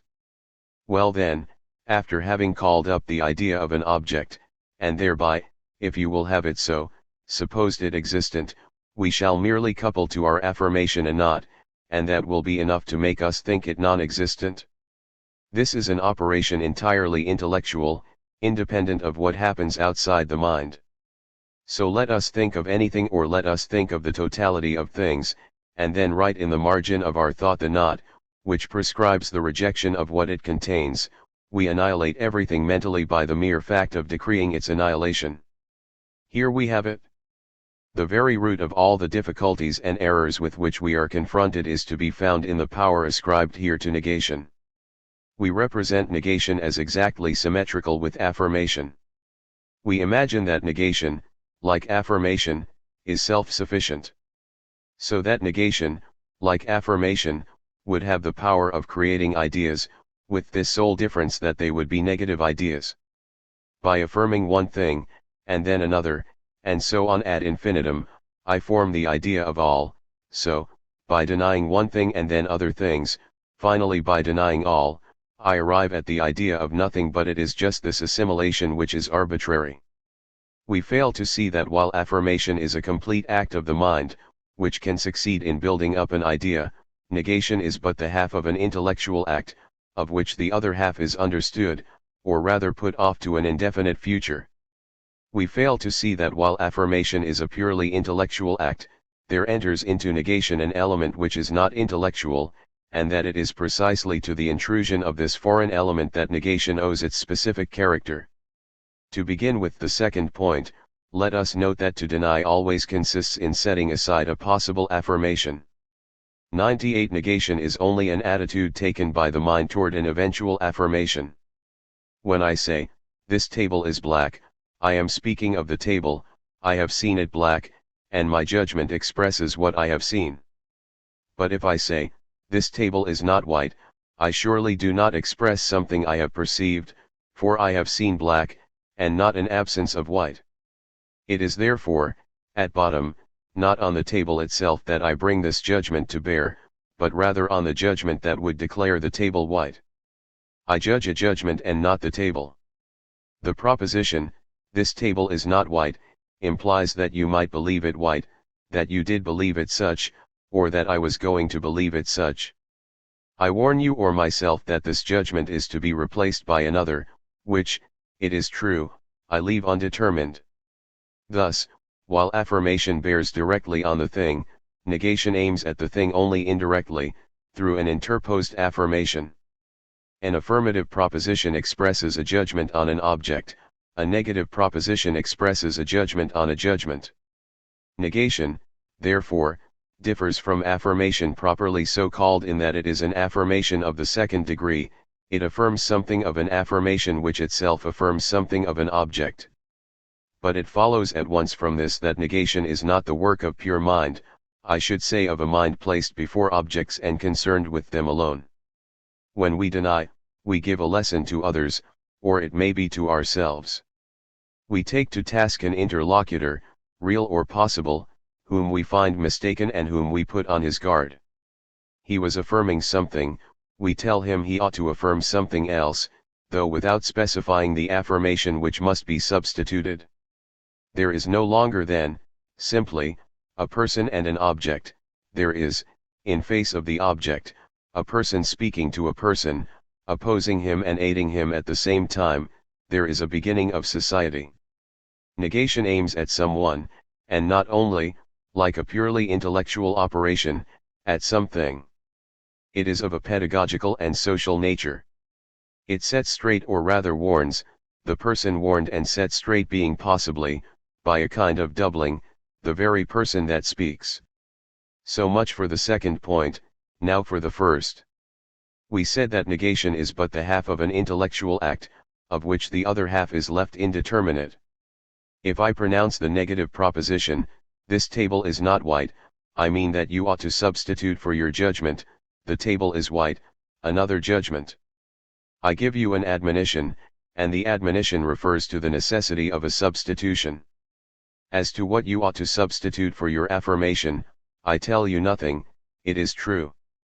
This may be because I do not know the color of the table, but it is also, it is indeed even more, because the white color is that alone that interests us for the moment, so that I only need to tell you that some other color will have to be substituted for white, without having to say which.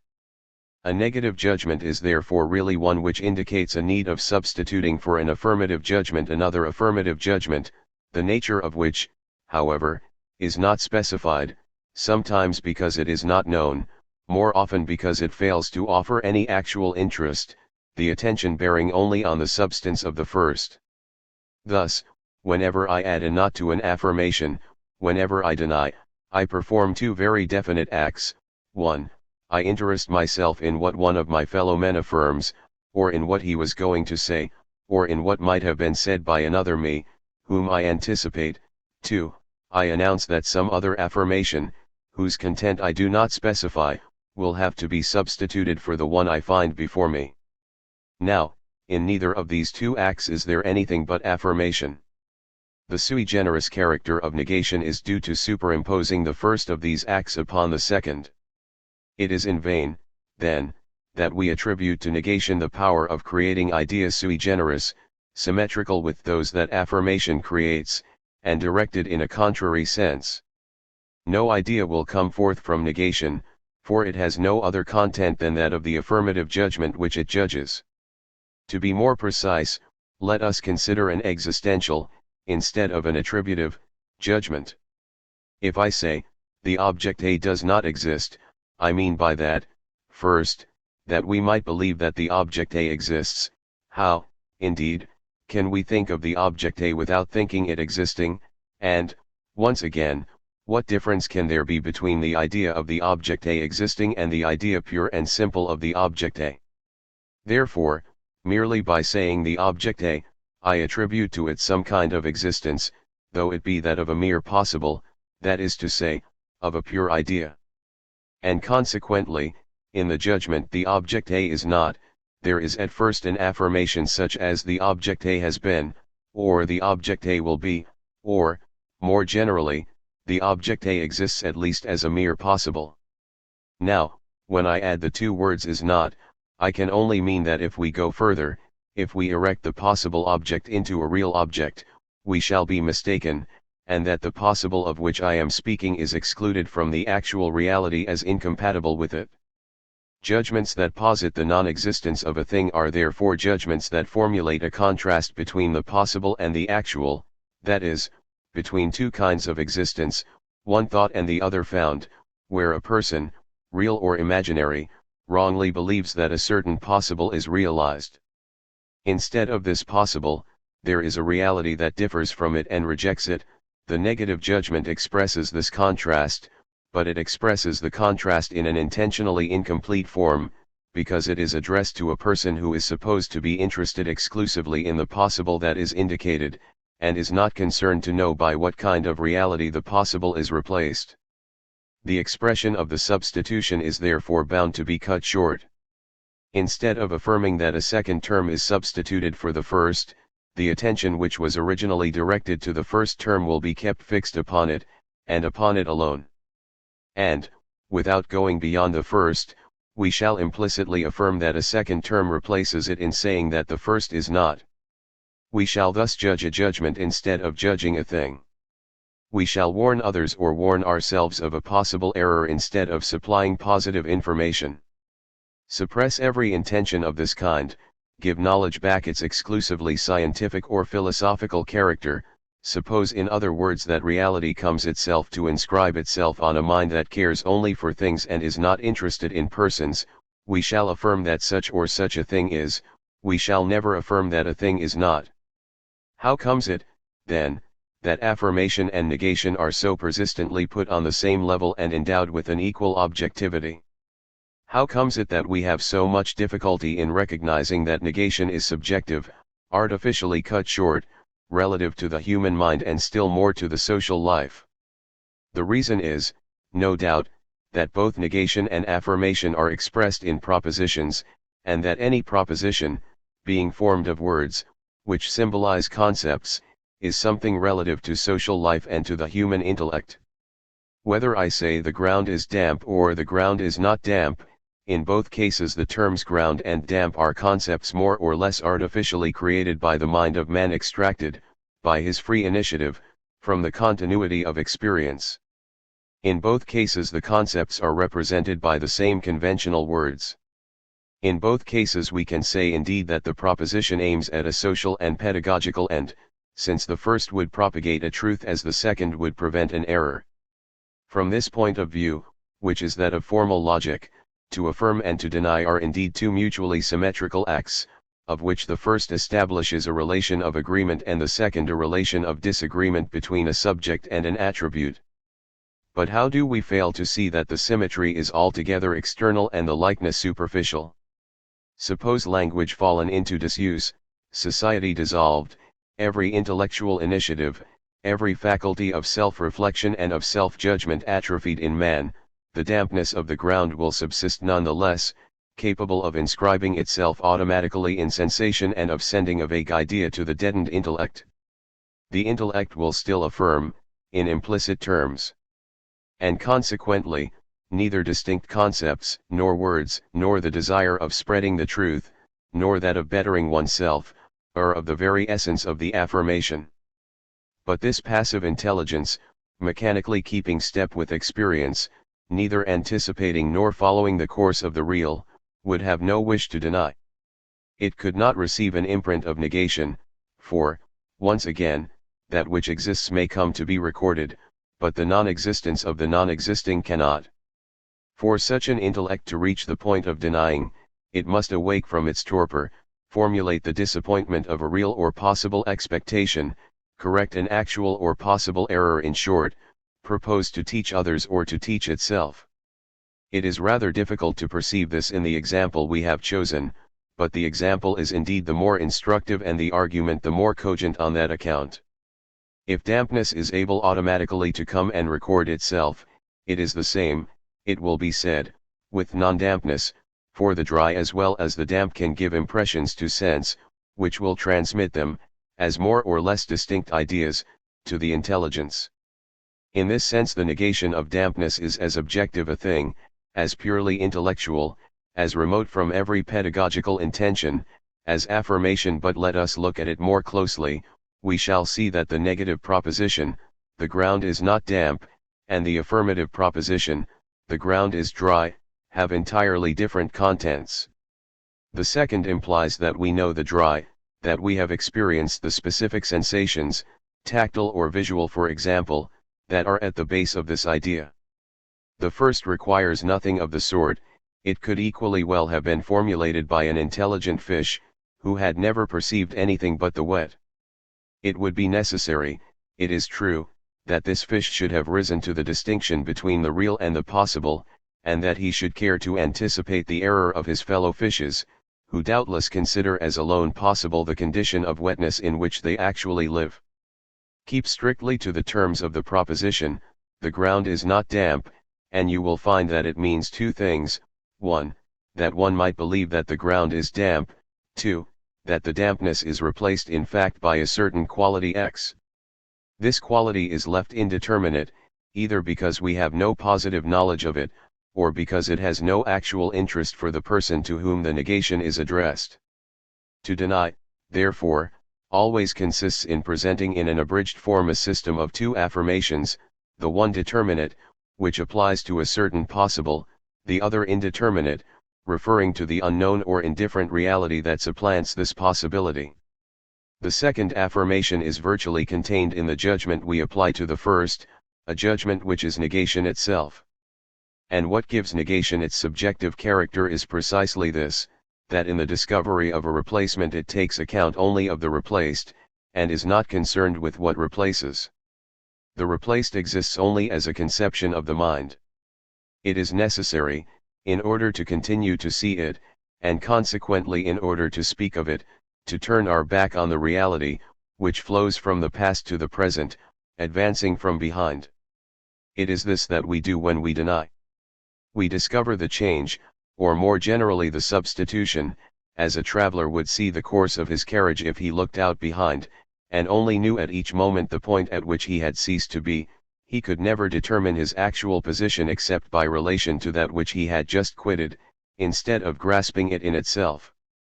To sum up, for a mind which should follow purely and simply the thread of experience, there would be no void, no not, even relative or partial, no possible negation.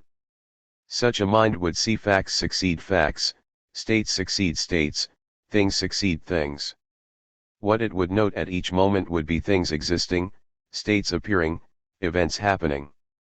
It would live in the actual, and, if it were capable of judging, it would never affirm anything except the existence of the present.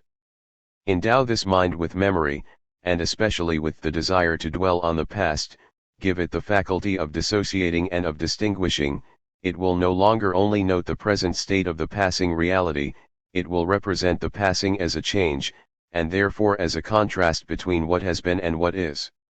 And as there is no essential difference between a past that we remember and a past that we imagine, it will quickly rise to the idea of the possible in general. It will thus be shunted onto the siding of negation. And especially it will be at the point of representing a disappearance. But it will not yet have reached it. To represent that a thing has disappeared, it is not enough to perceive a contrast between the past and the present, it is necessary besides to turn our back on the present, to dwell on the past, and to think the contrast of the past with the present in terms of the past only, without letting the present appear in it. The idea of annihilation is therefore not a pure idea, it implies that we regret the past or that we conceive it as regrettable, that we have some reason to linger over it. The idea arises when the phenomenon of substitution is cut in two by a mind which considers only the first half, because that alone interests it. Suppress all interest, all feeling, and there is nothing left but the reality that flows, together with the knowledge ever renewed that it impresses on us of its present state. From annihilation to negation, which is a more general operation, there is now only a step. All that is necessary is to represent the contrast of what is, not only with what has been, but also with all that might have been.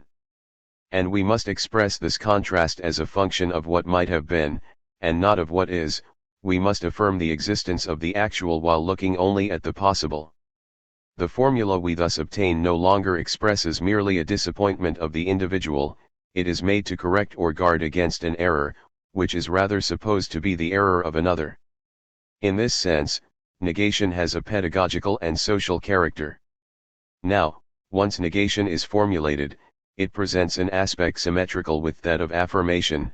If affirmation affirms an objective reality, it seems that negation must affirm a non-reality equally objective, and, so to say, equally real.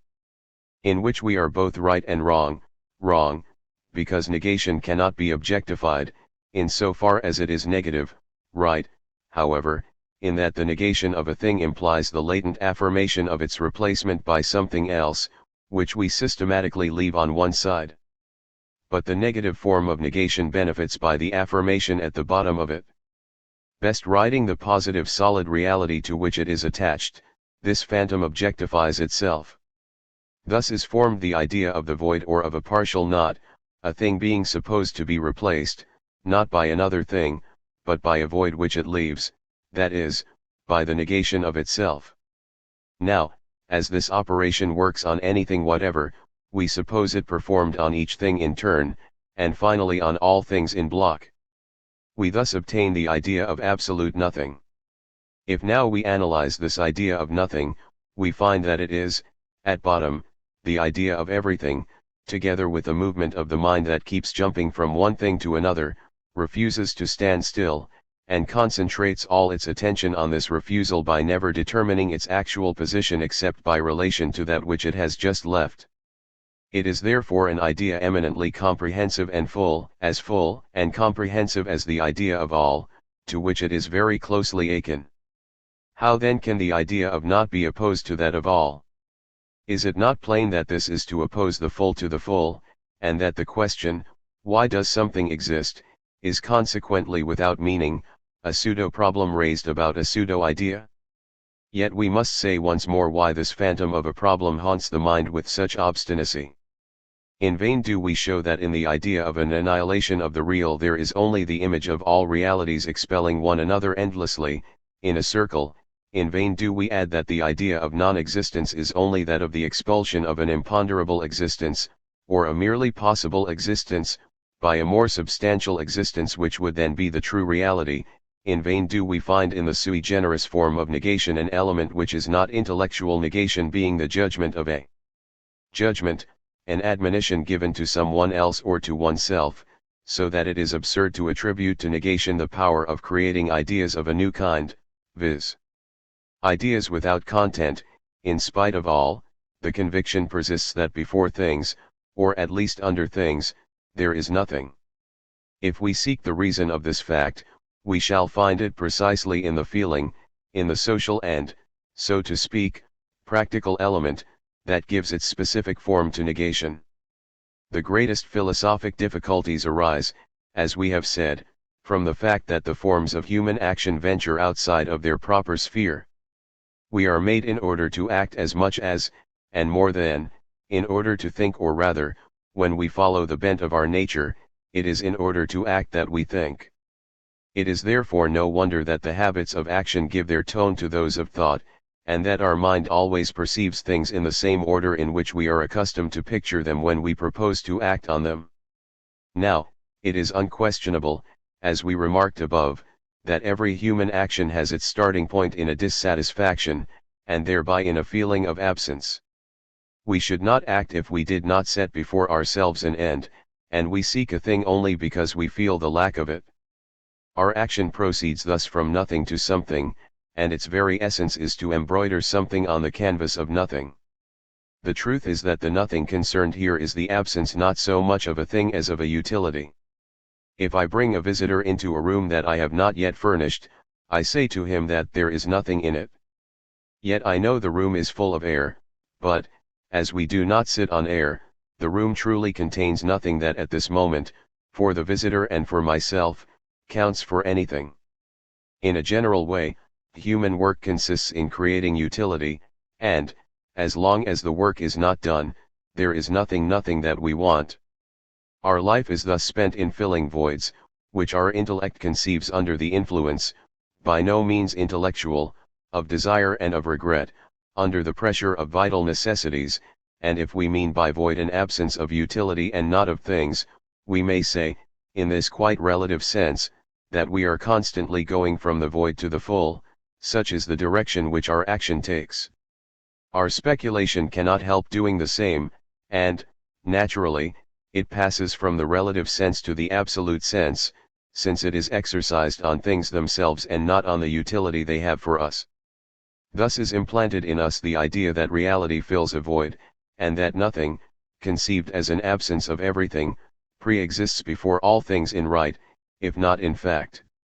It is this illusion that we have tried to remove by showing that the idea of nothing, if we try to see in it that of an annihilation of all things, is self-destructive and reduced to a mere word, and that if, on the contrary, it is truly an idea, then we find in it as much matter as in the idea of all.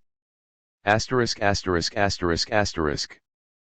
long analysis has been necessary to show that a self-sufficient reality is not necessarily a reality foreign to duration.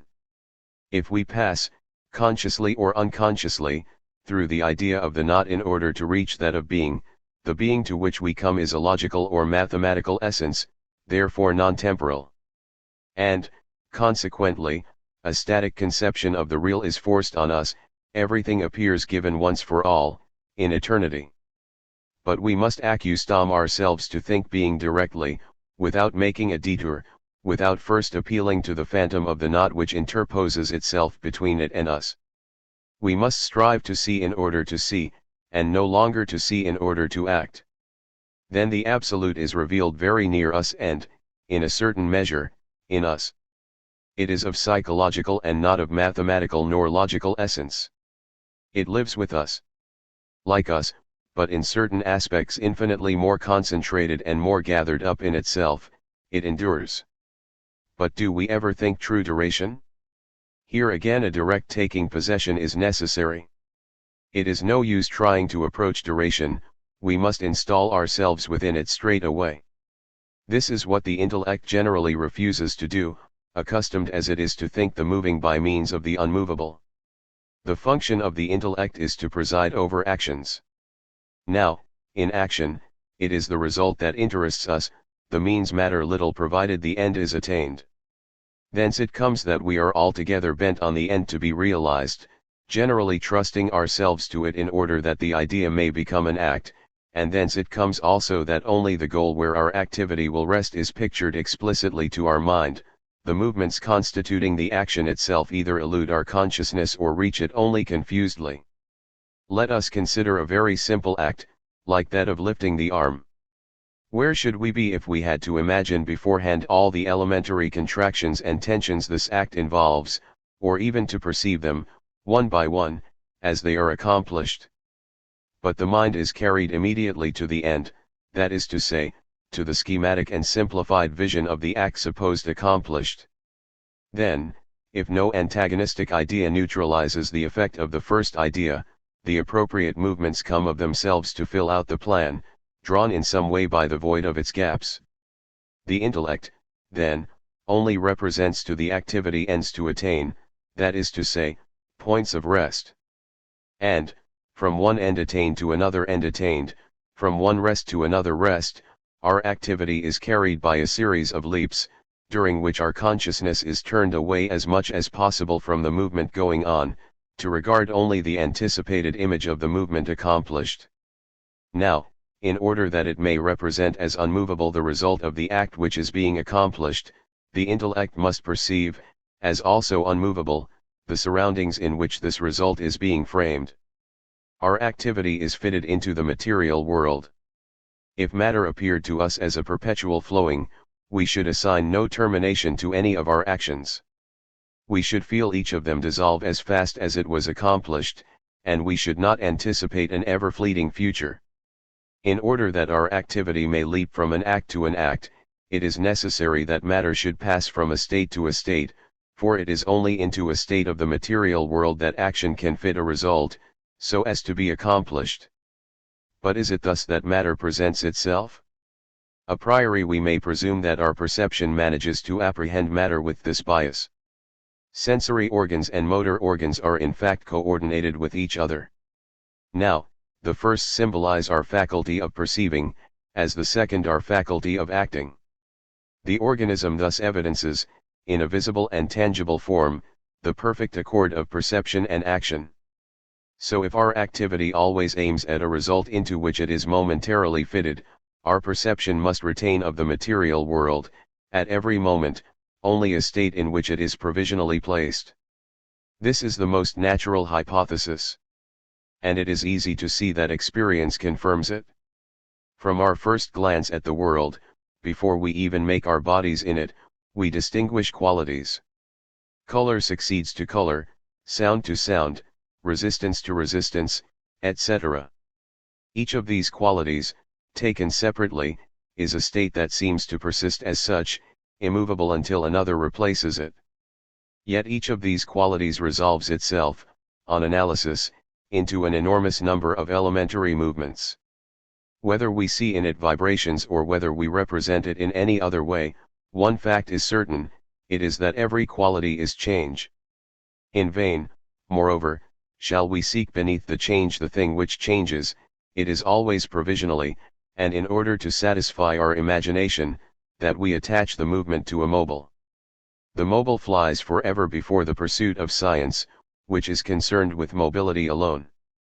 In the smallest discernible fraction of a second, in the almost instantaneous perception of a sensible quality, there may be trillions of oscillations which repeat themselves. The permanence of a sensible quality consists in this repetition of movements, as the persistence of life consists in a series of palpitations. The primal function of perception is precisely to grasp a series of elementary changes under the form of a quality or of a simple state, by a work of condensation.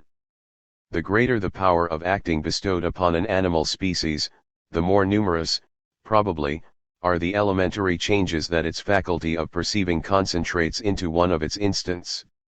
And the progress must be continuous, in nature, from the beings that vibrate almost in unison with the oscillations of the ether, up to those that embrace trillions of these oscillations in the shortest of their simple perceptions. The first feel hardly anything but movements, the others perceive quality.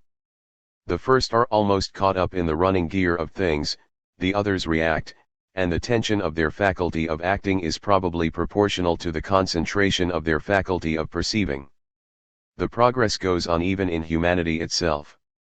A man is so much the more a man of action as he can embrace in a glance a greater number of events. He who perceives successive events one by one will allow himself to be led by them, he who grasps them as a whole will dominate them. In short, the qualities of matter are so many stable views that we take of its instability. Now, in the continuity of sensible qualities we mark off the boundaries of bodies. Each of these bodies really changes at every moment. In the first place, it resolves itself into a group of qualities, and every quality, as we said, consists of a succession of elementary movements. But, even if we regard the quality as a stable state, the body is still unstable in that it changes qualities without ceasing. The body preeminently that which we are most justified in isolating within the continuity of matter, because it constitutes a relatively closed system, is the living body. It is, moreover, for it that we cut out the others within the whole. Now, life is an evolution. We concentrate a period of this evolution in a stable view which we call a form, and, when the change has become considerable enough to overcome the fortunate inertia of our perception, we say that the body has changed its form. But in reality the body is changing form at every moment, or rather, there is no form, since form is immobile and the reality is movement. What is real is the continual change of form. Form is only a snapshot view of a transition. Therefore, here again, our perception manages to solidify into discontinuous images the fluid continuity of the real. When the successive images do not differ from each other too much, we consider them all as the waxing and waning of a single mean image, or as the deformation of this image in different directions. And to this mean we really allude when we speak of the essence of a thing, or of the thing itself. Finally, things, once constituted, show on the surface, by their changes of situation, the profound changes that are being accomplished within the whole. We say then that they act on one another. This action appears to us, no doubt, in the form of movement. But from the mobility of the movement we turn away as much as we can. What interests us is, as we said above, the unmovable plan of the movement rather than the movement itself. Is it a simple movement? We ask ourselves where it is going. It is by its direction, that is to say, by the position of its provisional end, that we represent it at every moment. Is it a complex movement? We would know above all what is going on, what the movement is doing, in other words, the result obtained or the presiding intention. Examine closely what is in your mind when you speak of an action in course of accomplishment. The idea of change is there, I am willing to grant, but it is hidden in the penumbra. In the full light is the motionless plan of the act supposed accomplished. It is by this, and by this only, that the complex act is distinguished and defined. We should be very much embarrassed if we had to imagine the movements inherent in the actions of eating, drinking, fighting, etc. It is enough for us to know, in a general and indefinite way, that all these acts are movements. Once that side of the matter has been settled, we simply seek to represent the general plan of each of these complex movements, that is to say the motionless design that underlies them. Here again knowledge bears on a state rather than on a change. It is therefore the same with this third case as with the others. Whether the movement be qualitative or evolutionary or extensive, the mind manages to take stable views of the instability. And thence the mind derives, as we have just shown, three kinds of representations: 1. Qualities, 2. Forms of essences, 3. Acts. To these three ways of seeing correspond three categories of words: adjectives, substantives, and verbs, which are the primordial elements of language. Adjectives and substantives therefore symbolize states. But the verb itself, if we keep to the clear part of the idea it calls up, hardly expresses anything else. Asterisk asterisk asterisk asterisk. Now, if we try to characterize more precisely our natural attitude towards becoming, this is what we find. Becoming is infinitely varied. That which goes from yellow to green is not like that which goes from green to blue, they are different qualitative movements. That which goes from flower to fruit is not like that which goes from larva to nymph and from nymph to perfect insect, they are different evolutionary movements. The action of eating or of drinking is not like the action of fighting, they are different extensive movements. And these three kinds of movement themselves, qualitative, evolutionary, extensive, differ profoundly. The trick of our perception, like that of our intelligence, like that of our language, consists in extracting from these profoundly different becomings the single representation of becoming in general, undefined becoming, a mere abstraction which by itself says nothing and of which, indeed, it is very rarely that we think. To this idea, always the same, and always obscure or unconscious, we then join, in each particular case, one or several clear images that represent states and which serve to distinguish all becomings from each other. It is this composition of a specified and definite state with change general and undefined that we substitute for the specific change. An infinite multiplicity of becomings variously colored, so to speak, passes before our eyes, we manage so that we see only differences of color, that is to say, differences of state, beneath which there is supposed to flow, hidden from our view, a becoming always and everywhere the same, invariably colorless. Suppose we wish to portray on a screen a living picture, such as the marching past of a regiment. There is one way in which it might first occur to us to do it. That would be to cut out jointed figures representing the soldiers, to give to each of them the movement of marching, a movement varying from individual to individual although common to the human species, and to throw the whole on the screen. We should need to spend on this little game an enormous amount of work, and even then we should obtain but a very poor result. How could it, at its best, reproduce the suppleness and variety of life? Now, there is another way of proceeding, more easy and at the same time more effective. It is to take a series of snapshots of the passing regiment and to throw these instantaneous views on the screen, so that they replace each other very rapidly. This is what the cinematograph does.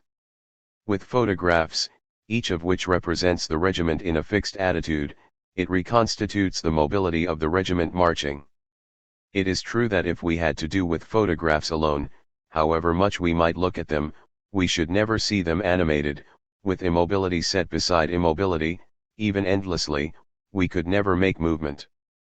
In order that the pictures may be animated, there must be movement somewhere. The movement does indeed exist here, it is in the apparatus. It is because the film of the cinematograph unrolls, bringing in turn the different photographs of the scene to continue each other, that each actor of the scene recovers his mobility, he strings all his successive attitudes on the invisible movement of the film. The process then consists in extracting from all the movements peculiar to all the figures an impersonal movement, abstract and simple, movement in general, so to speak. We put this into the apparatus, and we reconstitute the individuality of each particular movement by combining this nameless movement with the personal attitudes. Such is the contrivance of the cinematograph. And such is also that of our knowledge. Instead of attaching ourselves to the inner becoming of things, we place ourselves outside them in order to recompose their becoming artificially.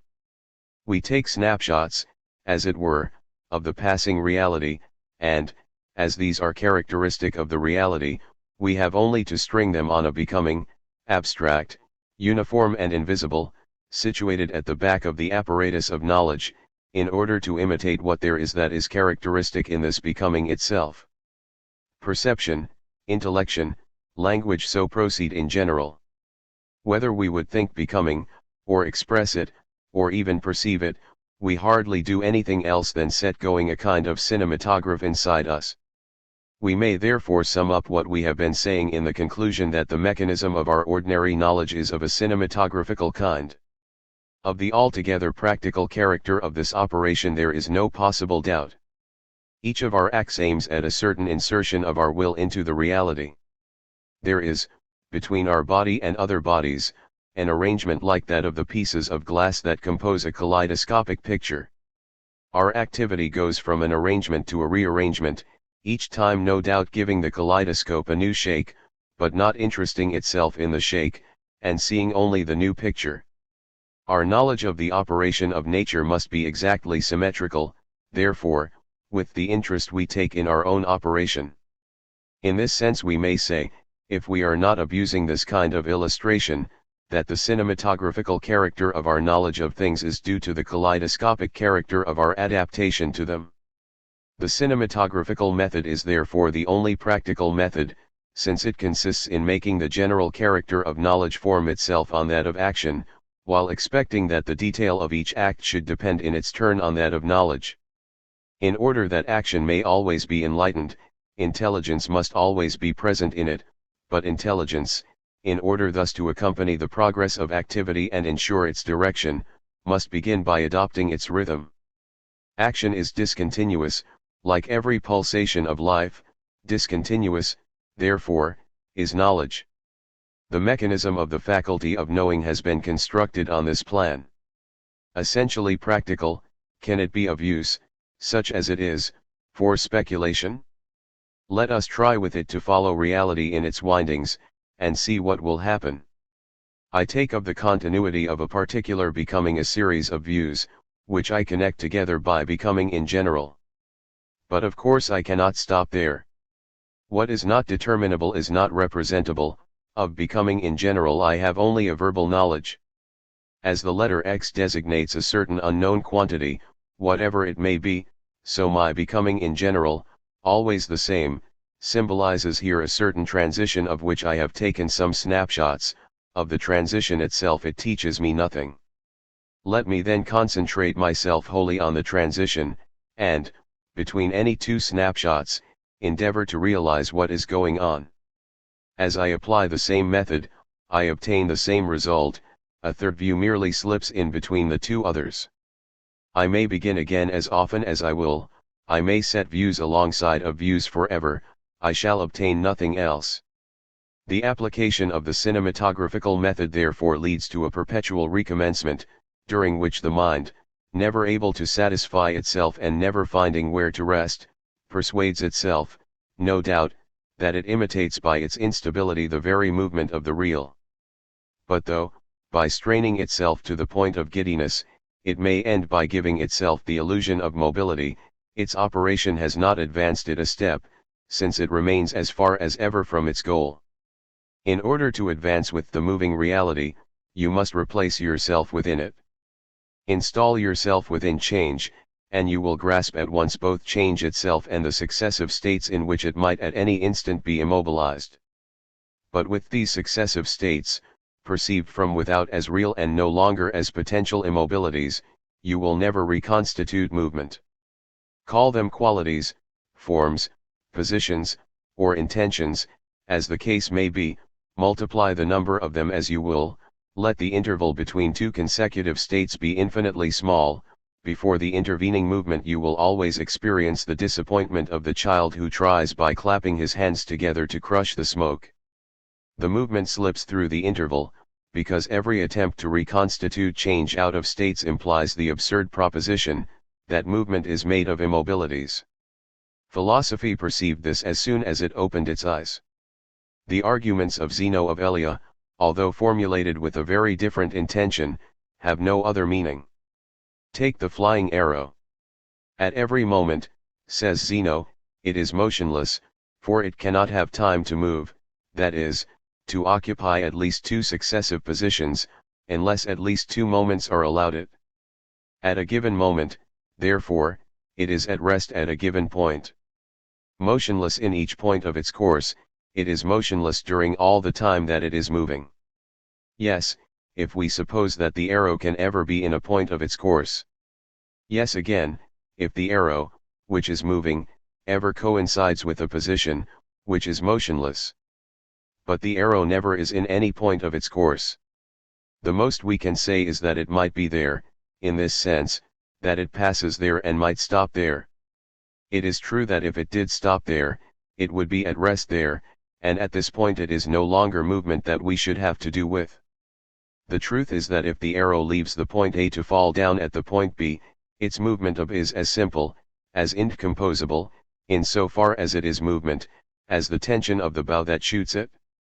As the shrapnel, bursting before it falls to the ground, covers the explosive zone with an indivisible danger, so the arrow which goes from A to B displays with a single stroke, although over a certain extent of duration, its indivisible mobility. Suppose an elastic stretched from A to B, could you divide its extension? The course of the arrow is this very extension, it is equally simple and equally undivided. It is a single and unique bound. You fix a point C in the interval past, and say that at a certain moment the arrow was in C. If it had been there, it would have been stopped there, and you would no longer have had a flight from A to B, but 2 flights, one from A to C and the other from C to B, with an interval of rest. A single movement is entirely, by the hypothesis, a movement between 2 stops. If there are intermediate stops, it is no longer a single movement. At bottom, the illusion arises from this, that the movement, once effected, has laid along its course a motionless trajectory on which we can count as many immobilities as we will. From this we conclude that the movement, whilst being effected, lays at each instant beneath it a position with which it coincides. We do not see that the trajectory is created in one stroke, although a certain time is required for it, and that though we can divide at will the trajectory once created, we cannot divide its creation, which is an act in progress and not a thing. To suppose that the moving body is at a point of its course is to cut the course in two by a snip of the scissors at this point, and to substitute 2 trajectories for the single trajectory which we were first considering. It is to distinguish 2 successive acts where, by the hypothesis, there is only one. In short, it is to attribute to the course itself of the arrow everything that can be said of the interval that the arrow has traversed, that is to say, to admit a priori the absurdity that movement coincides with immobility. We shall not dwell here on the 3 other arguments of Zeno.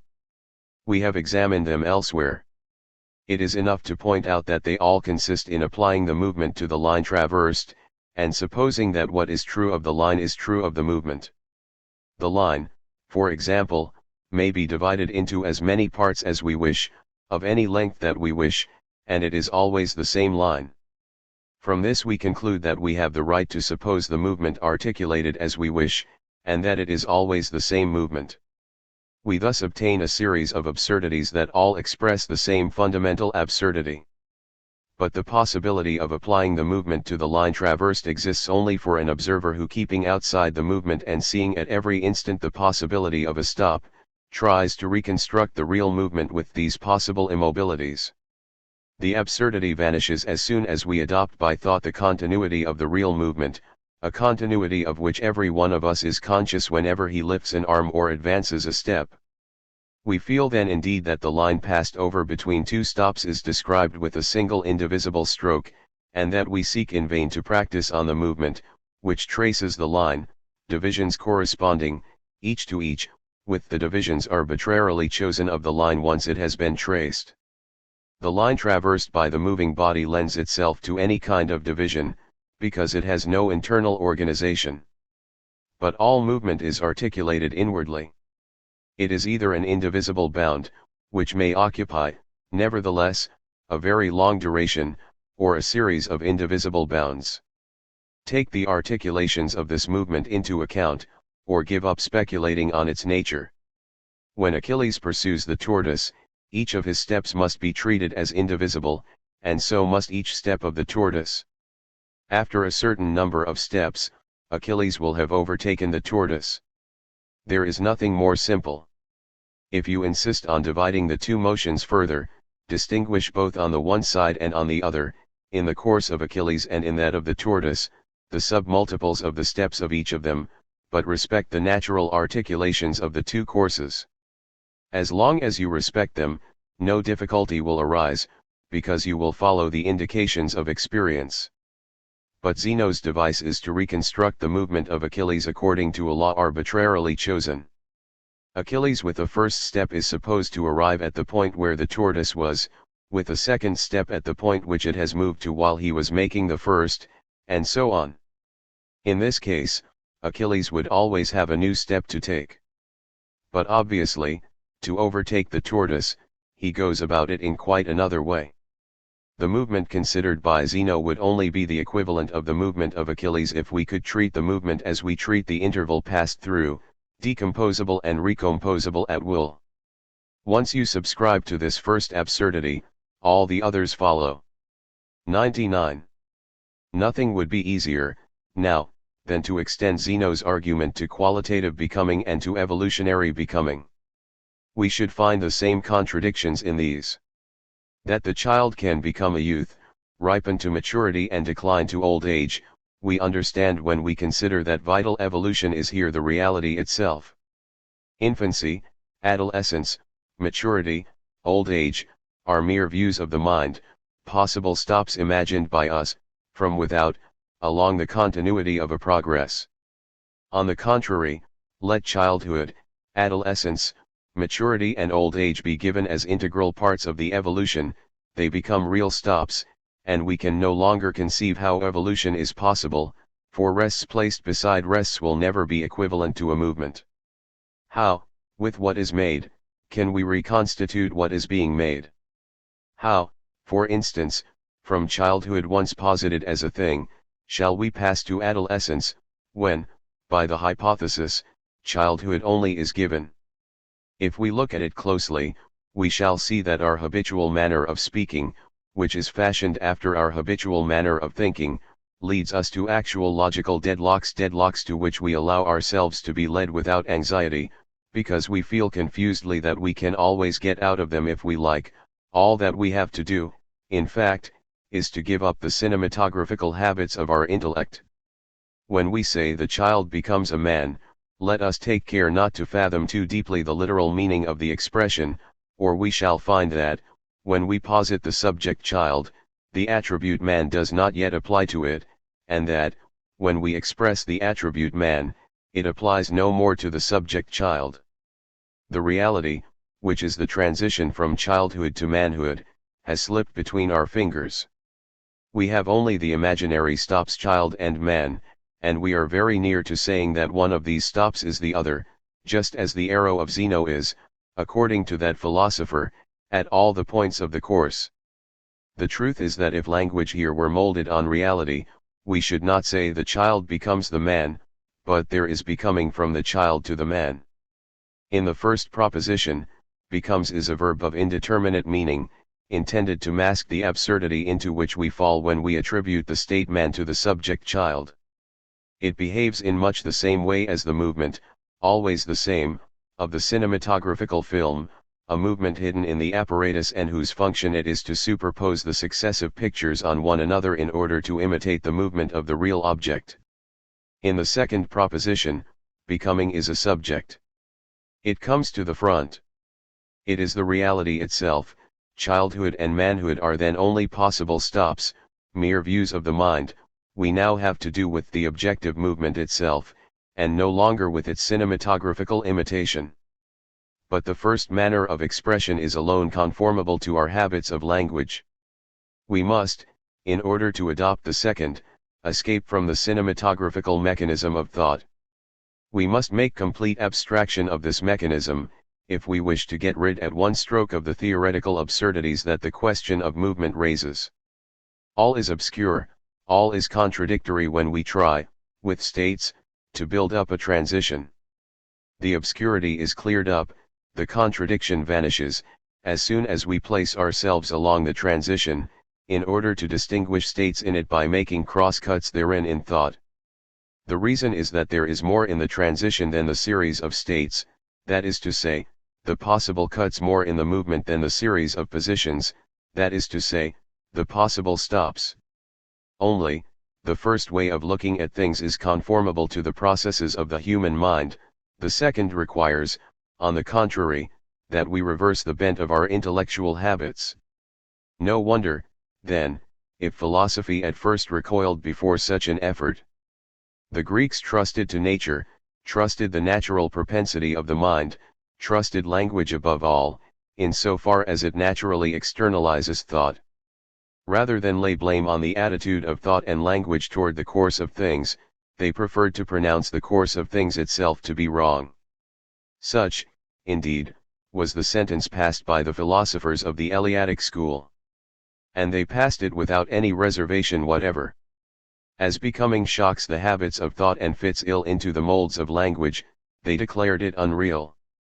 In spatial movement and in change in general they saw only pure illusion. This conclusion could be softened down without changing the premises, by saying that the reality changes, but that it ought not to change. Experience confronts us with becoming, that is sensible reality. But the intelligible reality, that which ought to be, is more real still, and that reality does not change. Beneath the qualitative becoming, beneath the evolutionary becoming, beneath the extensive becoming, the mind must seek that which defies change, the definable quality, the form, or essence, the end. Such was the fundamental principle of the philosophy which developed throughout the classic age, the philosophy of forms, or, to use a term more akin to the Greek, the philosophy of ideas. The word epsilon iota delta omicron, which we translate here by idea, has, in fact, this threefold meaning. It denotes, 1. The quality, 2. The form or essence, 3. The end or design, in the sense of intention, of the act being performed, that is to say, at bottom, the design, in the sense of drawing, of the act supposed accomplished. These three aspects are those of the adjective, substantive and verb, and correspond to the three essential categories of language. After the explanations we have given above, we might, and perhaps we ought to, translate epsilon iota delta omicron by view or rather by moment.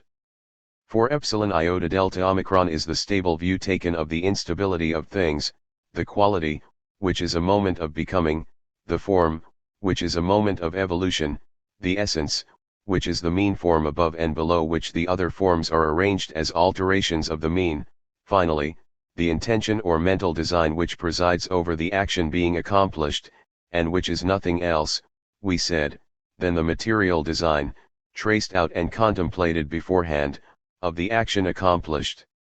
To reduce things to ideas is therefore to resolve becoming into its principal moments, each of these being, moreover, by the hypothesis, screened from the laws of time and, as it were, plucked out of eternity.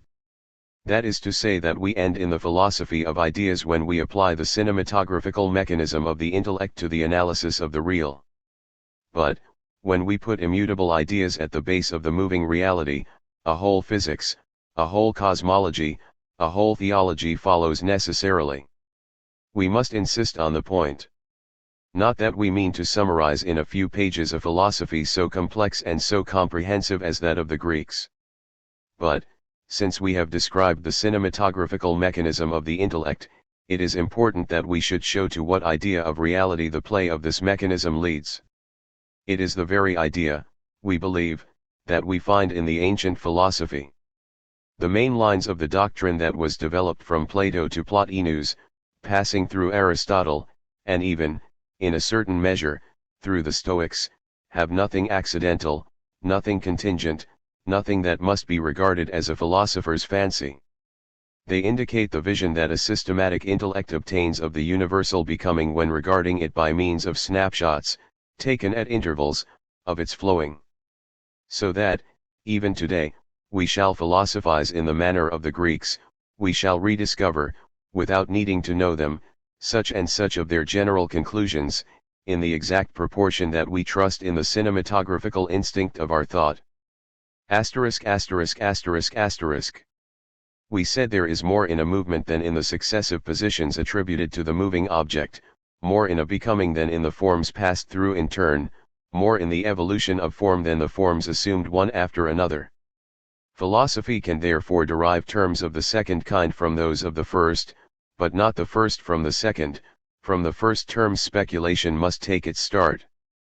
But the intellect reverses the order of the two groups, and, on this point, ancient philosophy proceeds as the intellect does. It installs itself in the immutable, it posits only ideas. Yet becoming exists, it is a fact. How, then, having posited immutability alone, shall we make change come forth from it? Not by the addition of anything, for, by the hypothesis, there exists nothing positive outside ideas. It must therefore be by a diminution. So at the base of ancient philosophy lies necessarily this postulate, that there is more in the motionless than in the moving, and that we pass from immutability to becoming by way of diminution or attenuation. It is therefore something negative, or zero at most, that must be added to ideas to obtain change. In that consists the Platonic non-being, the Aristotelian matter, a metaphysical zero which, joined to the idea, like the arithmetical zero to unity, multiplies it in space and time. By it the motionless and simple idea is refracted into a movement spread out indefinitely. In right, there ought to be nothing but immutable ideas, immutably fitted to each other. In fact, matter comes to add to them its void, and thereby lets loose the universal becoming. It is an elusive nothing, that creeps between the ideas and creates endless agitation, eternal disquiet, like a suspicion insinuated between two loving hearts. Degrade the immutable ideas, you obtain, by that alone, the perpetual flux of things. The ideas or forms are the whole of intelligible reality, that is to say, of truth, in that they represent, altogether, the theoretical equilibrium of being. As to sensible reality, it is a perpetual oscillation from one side to the other of this point of equilibrium. Hence, throughout the whole philosophy of ideas there is a certain conception of duration, as also of the relation of time to eternity. He who installs himself in becoming sees in duration the very life of things, the fundamental reality. The forms, which the mind isolates and stores up in concepts, are then only snapshots of the changing reality. They are moments gathered along the course of time, and, just because we have cut the thread that binds them to time, they no longer endure. They tend to withdraw into their own definition, that is to say, into the artificial reconstruction and symbolical expression which is their intellectual equivalent. They enter into eternity, if you will, but what is eternal in them is just what is unreal. On the contrary, if we treat becoming by the cinematographical method, the forms are no longer snapshots taken of the change, they are its constitutive elements, they represent all that is positive in becoming. Eternity no longer hovers over time, as an abstraction, it underlies time, as a reality. Such is exactly, on this point, the attitude of the philosophy of forms or ideas. It establishes between eternity and time the same relation as between a piece of gold and the small change so small that payment goes on forever without the debt being paid off. The debt could be paid at once with the piece of gold. It is this that Plato expresses in his magnificent language when he says that God, unable to make the world eternal, gave it time, a moving image of eternity. 100. Hence also arises a certain conception of extension, which is at the base of the philosophy of ideas, although it has not been so explicitly brought out. Let us imagine a mind placed alongside becoming, and adopting its movement. Each successive state, each quality, each form, in short, will be seen by it as a mere cut made by thought in the universal becoming. it will be found that form is essentially extended, inseparable as it is from the extensity of the becoming which has materialized it in the course of its flow. Every form thus occupies space, as it occupies time.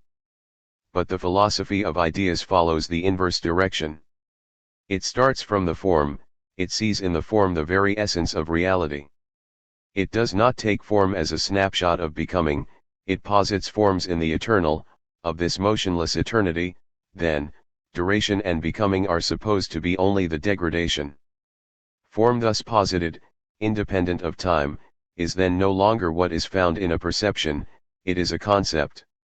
And, as a reality of the conceptual order occupies no more of extension than it does of duration, the forms must be stationed outside space as well as above time.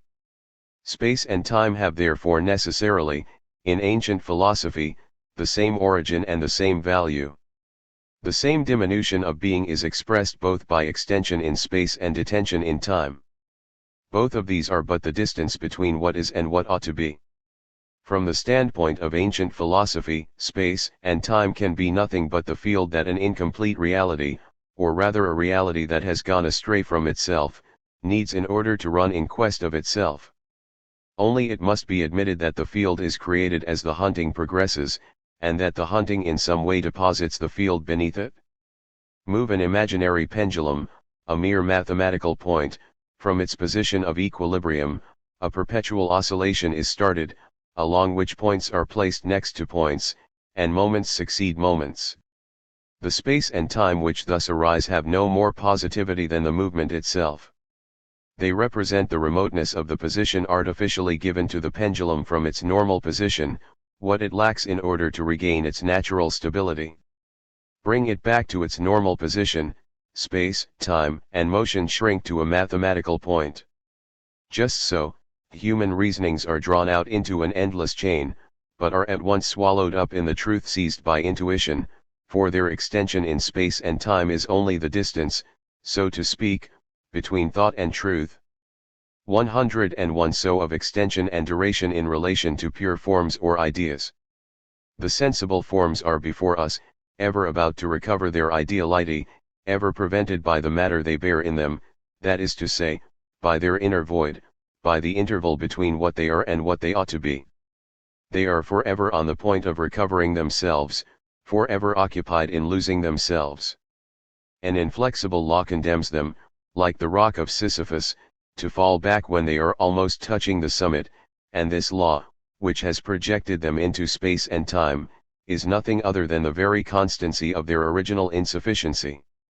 The alternations of generation and decay, the evolutions ever beginning over and over again, the infinite repetition of the cycles of celestial spheres, this all represents merely a certain fundamental deficit, in which materiality consists. Fill up this deficit, at once you suppress space and time, that is to say, the endlessly renewed oscillations around a stable equilibrium always aimed at, never reached. Things re-enter into each other. What was extended in space is contracted into pure form. And past, present, and future shrink into a single moment, which is eternity. This amounts to saying that physics is but logic spoiled. In this proposition the whole philosophy of ideas is summarized. And in it also is the hidden principle of the philosophy that is innate in our understanding. If immutability is more than becoming, form is more than change, and it is by a veritable fall that the logical system of ideas, rationally subordinated and coordinated among themselves, is scattered into a physical series of objects and events accidentally placed one after another. The generative idea of a poem is developed in thousands of imaginations which are materialized in phrases that spread themselves out in words. And the more we descend from the motionless idea, wound on itself, to the words that unwind it, the more room is left for contingency and choice. Other metaphors, expressed by other words, might have arisen, an image is called up by an image, a word by a word. All these words run now one after another, seeking in vain, by themselves, to give back the simplicity of the generative idea. Our ear only hears the words, it therefore perceives only accidents. But our mind, by successive bounds, leaps from the words to the images, from the images to the original idea, and so gets back, from the perception of words accidents called up by accidents to the conception of the idea that posits its own being. So the philosopher proceeds, confronted with the universe. Experience makes to pass before his eyes phenomena which run, they also, one behind another in an accidental order determined by circumstances of time and place. This physical order, a degeneration of the logical order, is nothing else but the fall of the logical into space and time. But the philosopher, ascending again from the percept to the concept, sees condensed into the logical all the positive reality that the physical possesses. His intellect, doing away with the materiality that lessens being, grasps being itself in the immutable system of ideas. Thus science is obtained, which appears to us, complete and ready-made, as soon as we put back our intellect into its true place, correcting the deviation that separated it from the intelligible. Science is not, then, a human construction. It is prior to our intellect, independent of it, veritably the generator of things. And indeed, if we hold the forms to be simply snapshots taken by the mind of the continuity of becoming, they must be relative to the mind that thinks them, they can have no independent existence. At most we might say that each of these ideas is an ideal. But it is in the opposite hypothesis that we are placing ourselves. Ideas must then exist by themselves. Ancient philosophy could not escape this conclusion. Plato formulated it, and in vain did Aristotle strive to avoid it. Since movement arises from the degradation of the immutable, there could be no movement, consequently no sensible world, if there were not, somewhere, immutability realized. So, having begun by refusing to ideas an independent existence, and finding himself nevertheless unable to deprive them of it, Aristotle pressed them into each other, rolled them up into a ball, and set above the physical world a form that was thus found to be the form of forms, the idea of ideas, or, to use his own words, the thought of thought. Such is the God of Aristotle, necessarily immutable and apart from what is happening in the world, since he is only the synthesis of all concepts in a single concept. It is true that no one of the manifold concepts could exist apart, such as it is in the divine unity.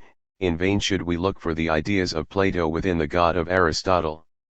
But if only we imagine the God of Aristotle in a sort of refraction of himself, or simply inclining toward the world, at once the Platonic ideas are seen to pour themselves out of him, as if they were involved in the unity of his essence, so rays stream out from the sun, which nevertheless did not contain them.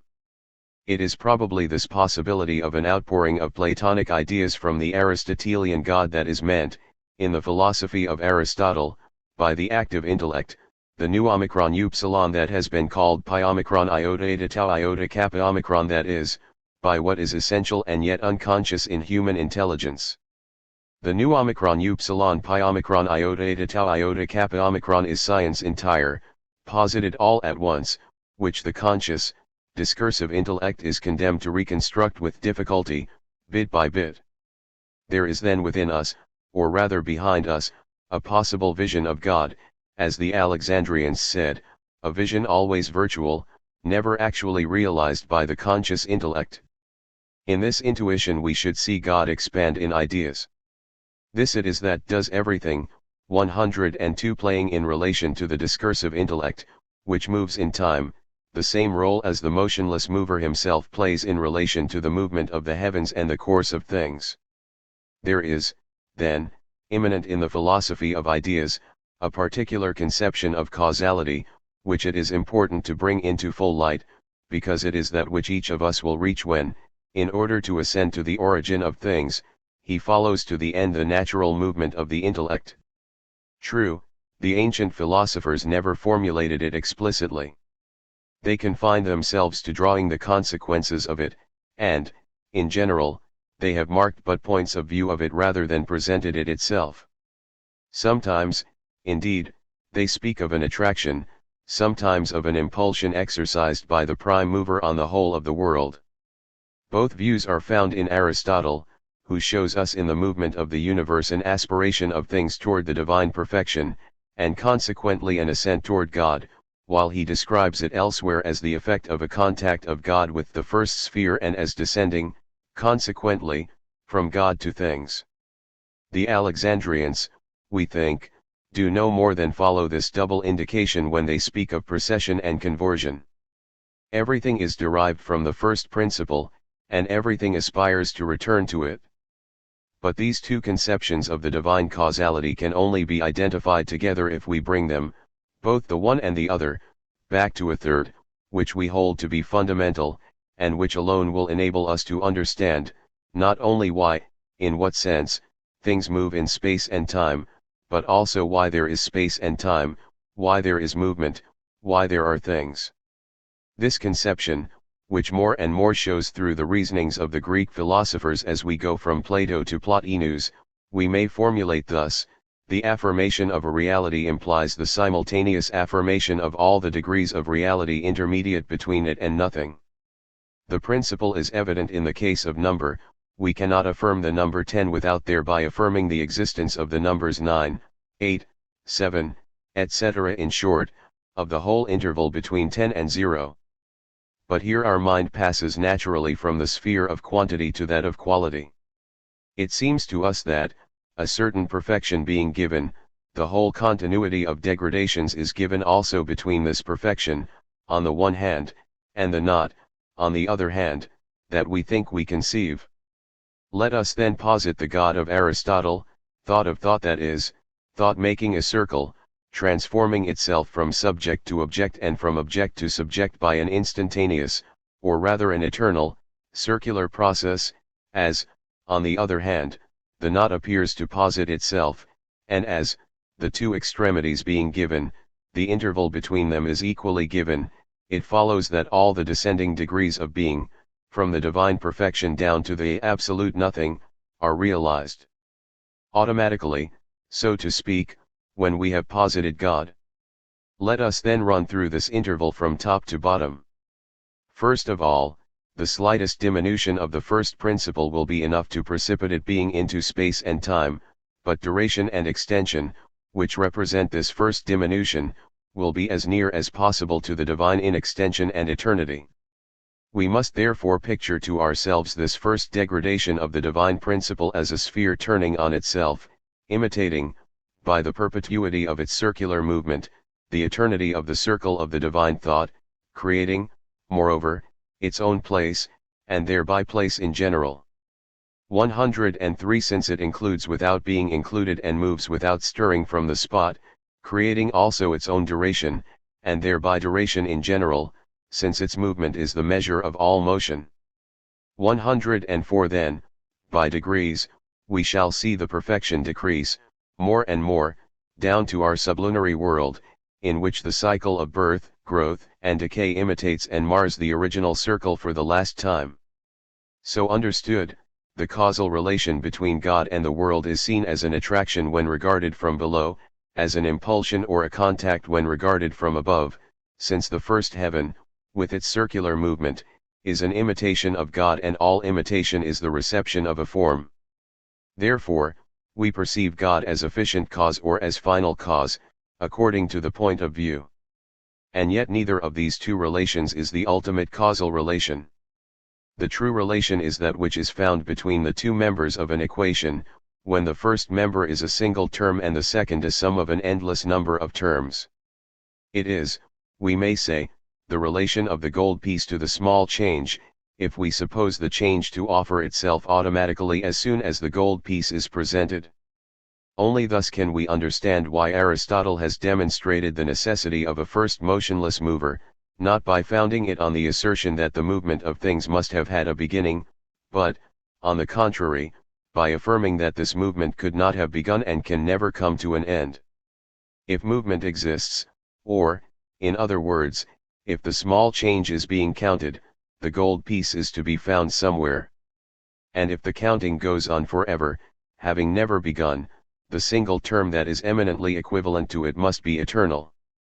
A perpetuity of mobility is possible only if it is backed by an eternity of immutability, which it unwinds in a chain without beginning or end. Such is the last word of the Greek philosophy. We have not attempted to reconstruct it a priori. It has manifold origins. It is connected by many invisible threads to the soul of ancient Greece. Vain, therefore, the effort to deduce it from a simple principle. 105 But if everything that has come from poetry, religion, social life, and a still rudimentary physics and biology be removed from it, if we take away all the light material that may have been used in the construction of the stately building, a solid framework remains, and this framework marks out the main lines of a metaphysic which is, we believe, the natural metaphysic of the human intellect. We come to a philosophy of this kind, indeed, whenever we follow to the end, the cinematographical tendency of perception and thought. Our perception and thought begin by substituting for the continuity of evolutionary change a series of unchangeable forms which are turn by turn, caught on the wing, like the rings at a merry-go-round, which the children unhook with their little stick as they are passing. Now, how can the forms be passing, and on what stick are they strung? As the stable forms have been obtained by extracting from change everything that is definite, there is nothing left, to characterize the instability on which the forms are laid, but a negative attribute, which must be in termination itself. Such is the first proceeding of our thought. It dissociates each change into two elements, the one stable, definable for each particular case, to wit, the form, the other indefinable and always the same, change in general. And such, also, is the essential operation of language. Forms are all that it is capable of expressing. It is reduced to taking as understood or is limited to suggesting a mobility which, just because it is always unexpressed, is thought to remain in all cases the same. Then comes in a philosophy that holds the dissociation thus effected by thought and language to be legitimate. What can it do, except objectify the distinction with more force, push it to its extreme consequences, reduce it into a system?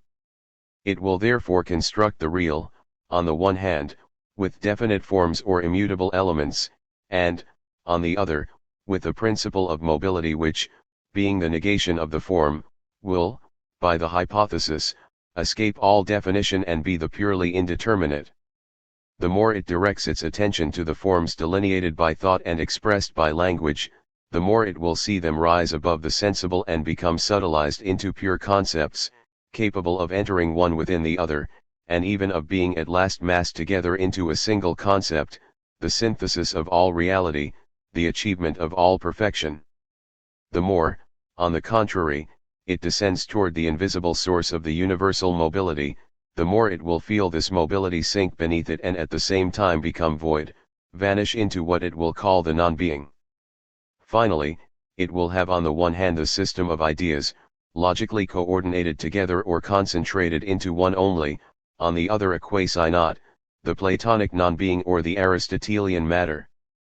But, having cut your cloth, you must sew it. With supersensible ideas and an infrasensible non-being, you now have to reconstruct the sensible world. You can do so only if you postulate a kind of metaphysical necessity in virtue of which the confronting of this all with this zero is equivalent to the affirmation of all the degrees of reality that measure the interval between them, just as an undivided number, when regarded as a difference between itself and zero, is revealed as a certain sum of units, and with its own affirmation affirms all the lower numbers. That is the natural postulate. It is that also that we perceive as the base of the Greek philosophy. In order then to explain the specific characters of each of these degrees of intermediate reality, nothing more is necessary than to measure the distance that separates it from the integral reality. Each lower degree consists in a diminution of the higher, and the sensible newness that we perceive in it is resolved, from the point of view of the intelligible, into a new quantity of negation which is superadded to it. The smallest possible quantity of negation, that which is found already in the highest forms of sensible reality, and consequently a fortiori in the lower forms, is that which is expressed by the most general attributes of sensible reality, extension and duration. By increasing degradations we will obtain attributes more and more special. Here the philosopher's fancy will have free scope, for it is by an arbitrary decree, or at least a debatable one, that a particular aspect of the sensible world will be equated with a particular diminution of being. We shall not necessarily end, as Aristotle did, in a world consisting of concentric spheres turning on themselves. But we shall be led to an analogous cosmology, I mean, to a construction whose pieces, though all different, will have none the less the same relations between them. And this cosmology will be ruled by the same principle. The physical will be defined by the logical. Beneath the changing phenomena will appear to us, by transparence, a closed system of concepts subordinated to and coordinated with each other. Science, understood as the system of concepts, will be more real than the sensible reality. It will be prior to human knowledge, which is only able to spell it letter by letter, prior also to things, which awkwardly try to imitate it. It would only have to be diverted an instant from itself in order to step out of its eternity and thereby coincide with all this knowledge and all these things. Its immutability is therefore, indeed, the cause of the universal becoming. Such was the point of view of ancient philosophy in regard to change and duration. That modern philosophy has repeatedly, but especially in its beginnings, had the wish to depart from it, seems to us unquestionable. But an irresistible attraction brings the intellect back to its natural movement, and the metaphysic of the moderns to the general conclusions of the Greek metaphysic. We must try to make this point clear, in order to show by what invisible threads our mechanistic philosophy remains bound to the ancient philosophy of ideas, and how also it responds to the requirements, above all practical, of our understanding. Modern, like ancient, science proceeds according to the cinematographical method. It cannot do otherwise, all science is subject to this law. For it is of the essence of science to handle signs, which it substitutes for the objects themselves. These signs undoubtedly differ from those of language by their greater precision and their higher efficacy, they are none the less tied down to the general condition of the sign, which is to denote a fixed aspect of the reality under an arrested form. In order to think movement, a constantly renewed effort of the mind is necessary. Signs are made to dispense us with this effort by substituting, for the moving continuity of things, an artificial reconstruction which is its equivalent in practice and has the advantage of being easily handled. But let us leave aside the means and consider only the end. What is the essential object of science? It is to enlarge our influence over things. Science may be speculative in its form, disinterested in its immediate ends, in other words, we may give it as long a credit as it wants. But, however long the day of reckoning may be put off, some time or other the payment must be made. It is always then, in short, practical utility that science has in view. Even when it launches into theory, it is bound to adapt its behavior to the general form of practice. However high it may rise, it must be ready to fall back into the field of action, and at once to get on its feet. This would not be possible for it, if its rhythm differed absolutely from that of action itself. Now action, we have said, proceeds by leaps. To act is to readapt oneself. To know, that is to say, to foresee in order to act, is then to go from situation to situation, from arrangement to rearrangement. Science may consider rearrangements that come closer and closer to each other, it may thus increase the number of moments that it isolates, but it always isolates moments. As to what happens in the interval between the moments, science is no more concerned with that than are our common intelligence, our senses, and our language. It does not bear on the interval, but only on the extremities. So the cinematographical method forces itself upon our science, as it did already on that of the ancients. Wherein, then, is the difference between the two sciences? We indicated it when we said that the ancients reduced the physical order to the vital order, that is to say, laws to genera, while the moderns try to resolve genera into laws. But we have to look at it in another aspect, which, moreover, is only a transposition of the first. Wherein consists the difference of attitude of the two sciences toward change. We may formulate it by saying that ancient science thinks it knows its object sufficiently when it has noted of it some privileged moments, whereas modern science considers the object at any moment whatever.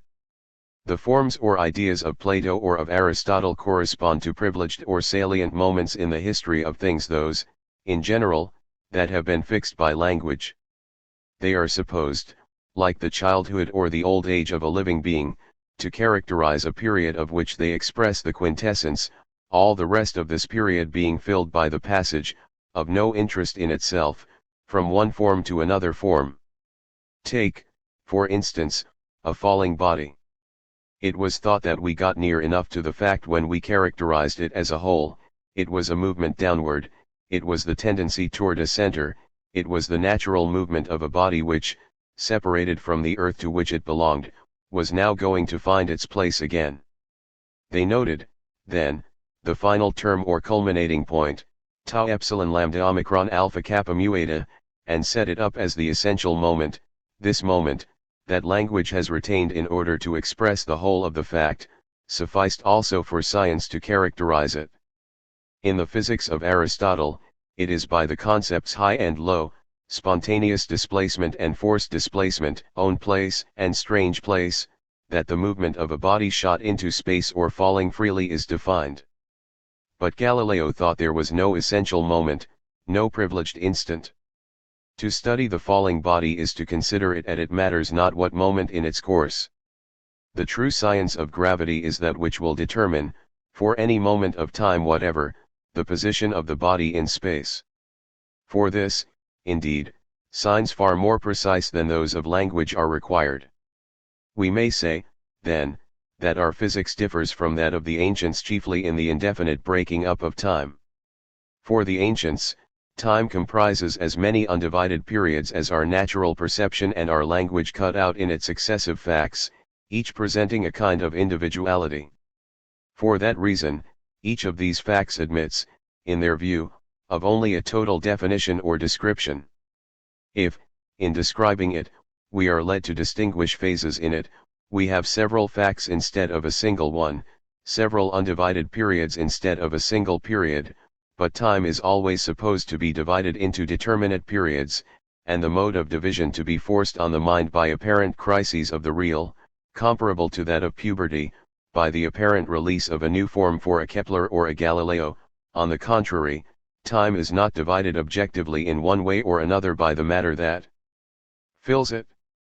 It has no natural articulations. We ought to, divide it as we please. All moments count.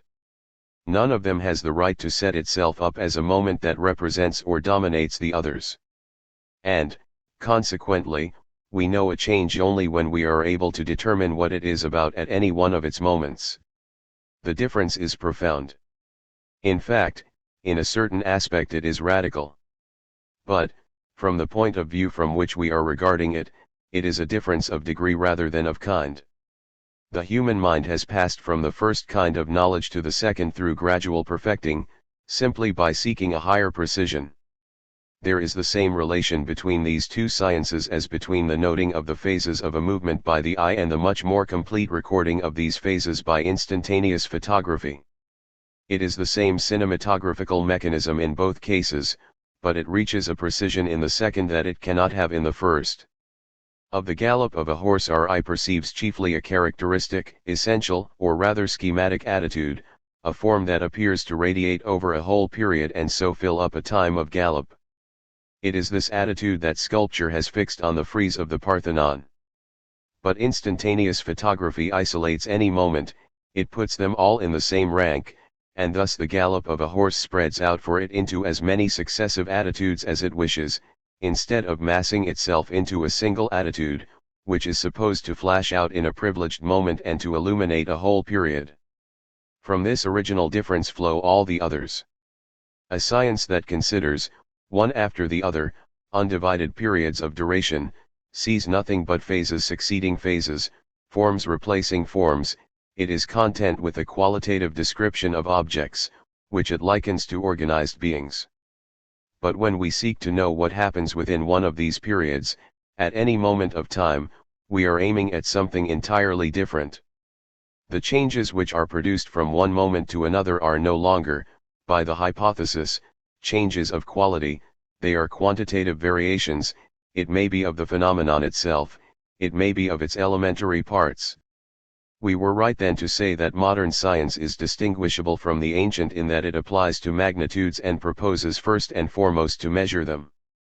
The ancients did indeed try experiments, and on the other hand Kepler tried no experiment, in the proper sense of the word, in order to discover a law which is the very type of scientific knowledge as we understand it.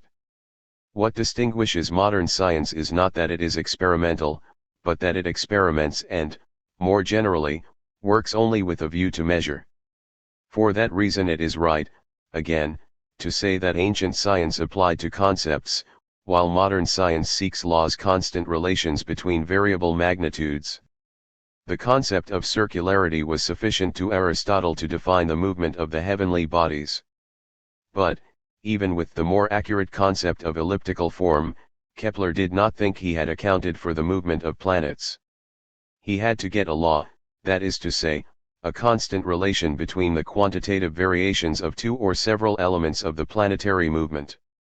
Yet these are only differences that follow from the fundamental difference. It did happen to the ancients accidentally to experiment with a view to measuring, as also to discover a law expressing a constant relation between magnitudes. The principle of Archimedes is a true experimental law. It takes into account three variable magnitudes: the volume of a body, the density of the liquid in which the body is immersed, the vertical pressure that is being exerted. And it states indeed that one of these three terms is a function of the other two. The essential, original difference must therefore be sought elsewhere. It is the same that we noticed first. The science of the ancients is static. Either it considers in block the change that it studies, or, if it divides the change into periods, it makes of each of these periods a block in its turn, which amounts to saying that it takes no account of time. But modern science has been built up around the discoveries of Galileo and of Kepler, which immediately furnished it with a model. Now, what do the laws of Kepler say? They lay down a relation between the areas described by the heliocentric radius vector of a planet and the time employed in describing them, a relation between the longer axis of the orbit and the time taken up by the course.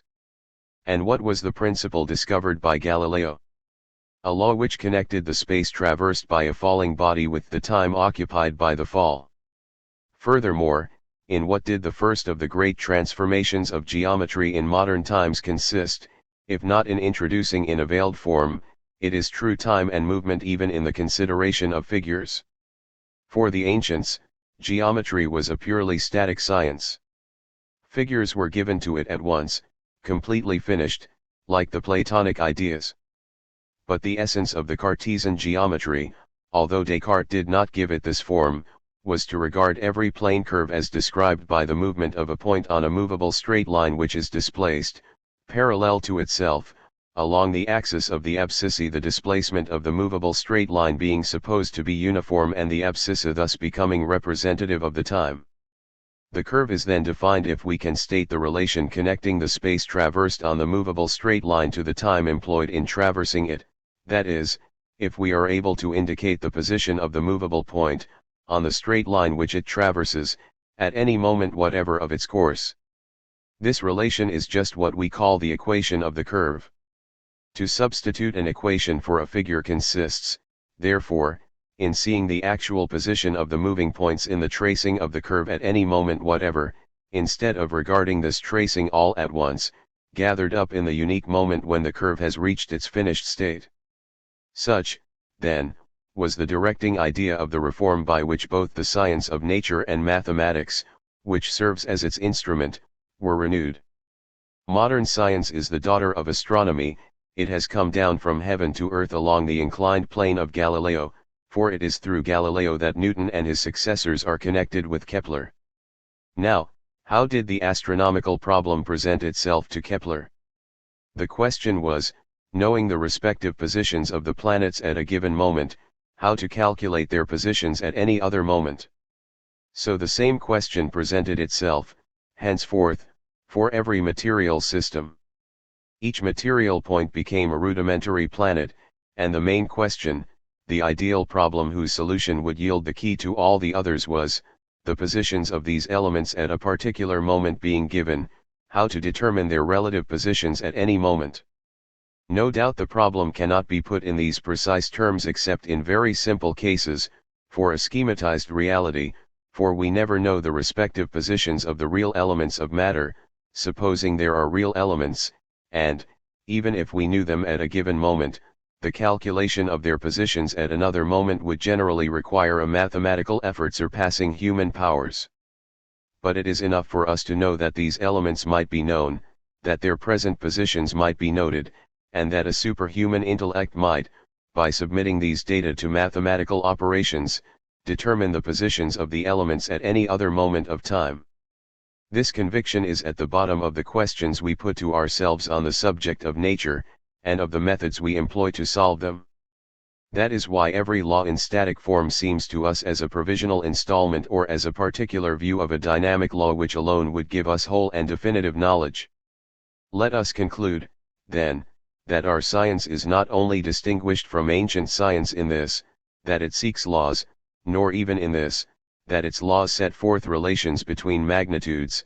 We must add that the magnitude to which we wish to be able to relate all others is time, and that modern science must be defined preeminently by its aspiration to take time as an independent variable. But with what time has it to do? We have said before, and we cannot repeat too often, that the science of matter proceeds like ordinary knowledge. It perfects this knowledge, increases its precision and its scope, but it works in the same direction and puts the same mechanism into play. If, therefore, ordinary knowledge, by reason of the cinematographical mechanism to which it is subjected, forbears to follow becoming in so far as becoming is moving, the science of matter renounces it equally. No doubt, it distinguishes as great a number of moments as we wish in the interval of time it considers. However small the intervals may be at which it stops, it authorizes us to divide them again if necessary. In contrast with ancient science, which stopped at certain so-called essential moments, it is occupied indifferently with any moment whatever. But it always considers moments, always virtual stopping places, always, in short, immobilities. Which amounts to saying that real time, regarded as a flux, or, in other words, as the very mobility of being, escapes the hold of scientific knowledge. We have already tried to establish this point in a former work. We alluded to it again in the first chapter of this book. But it is necessary to revert to it once more, in order to clear up misunderstandings. When positive science speaks of time, what it refers to is the movement of a certain mobile t on its trajectory. This movement has been chosen by it as representative of time, and it is, by definition, uniform. Let us call t1, t2, t3, etc., points which divide the trajectory of the mobile into equal parts from its origin t0. We shall say that 1, 2, 3 units of time have flowed past, when the mobile is at the points t1, t2, t3, of the line it traverses.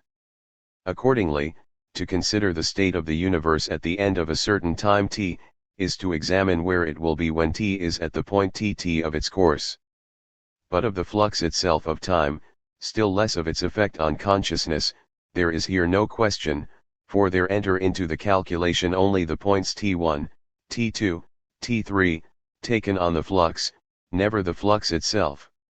We may narrow the time considered as much as we will, that is, break up at will the interval between two consecutive divisions tn and tn-1, but it is always with points, and with points only, that we are dealing. What we retain of the movement of the mobile t are positions taken on its trajectory. What we retain of all the other points of the universe are their positions on their respective trajectories. To each virtual stop of the moving body t at the points of division t1, t2, t3, we make correspond a virtual stop of all the other mobiles at the points where they are passing. And when we say that a movement or any other change has occupied a time t, we mean by it that we have noted a number t of correspondences of this kind. We have therefore counted simultaneities, we have not concerned ourselves with the flux that goes from one to another. The proof of this is that I can, at discretion, vary the rapidity of the flux of the universe in regard to a consciousness that is independent of it and that would perceive the variation by the quite qualitative feeling that it would have of it, whatever the variation had been, since the movement of t would participate in this variation, I should have nothing to change in my equations nor in the numbers that figure in them. Let us go further. Suppose that the rapidity of the flux becomes infinite. Imagine, as we said in the first pages of this book, that the trajectory of the mobile t is given at once, and that the whole history, past, present and future, of the material universe is spread out instantaneously in space.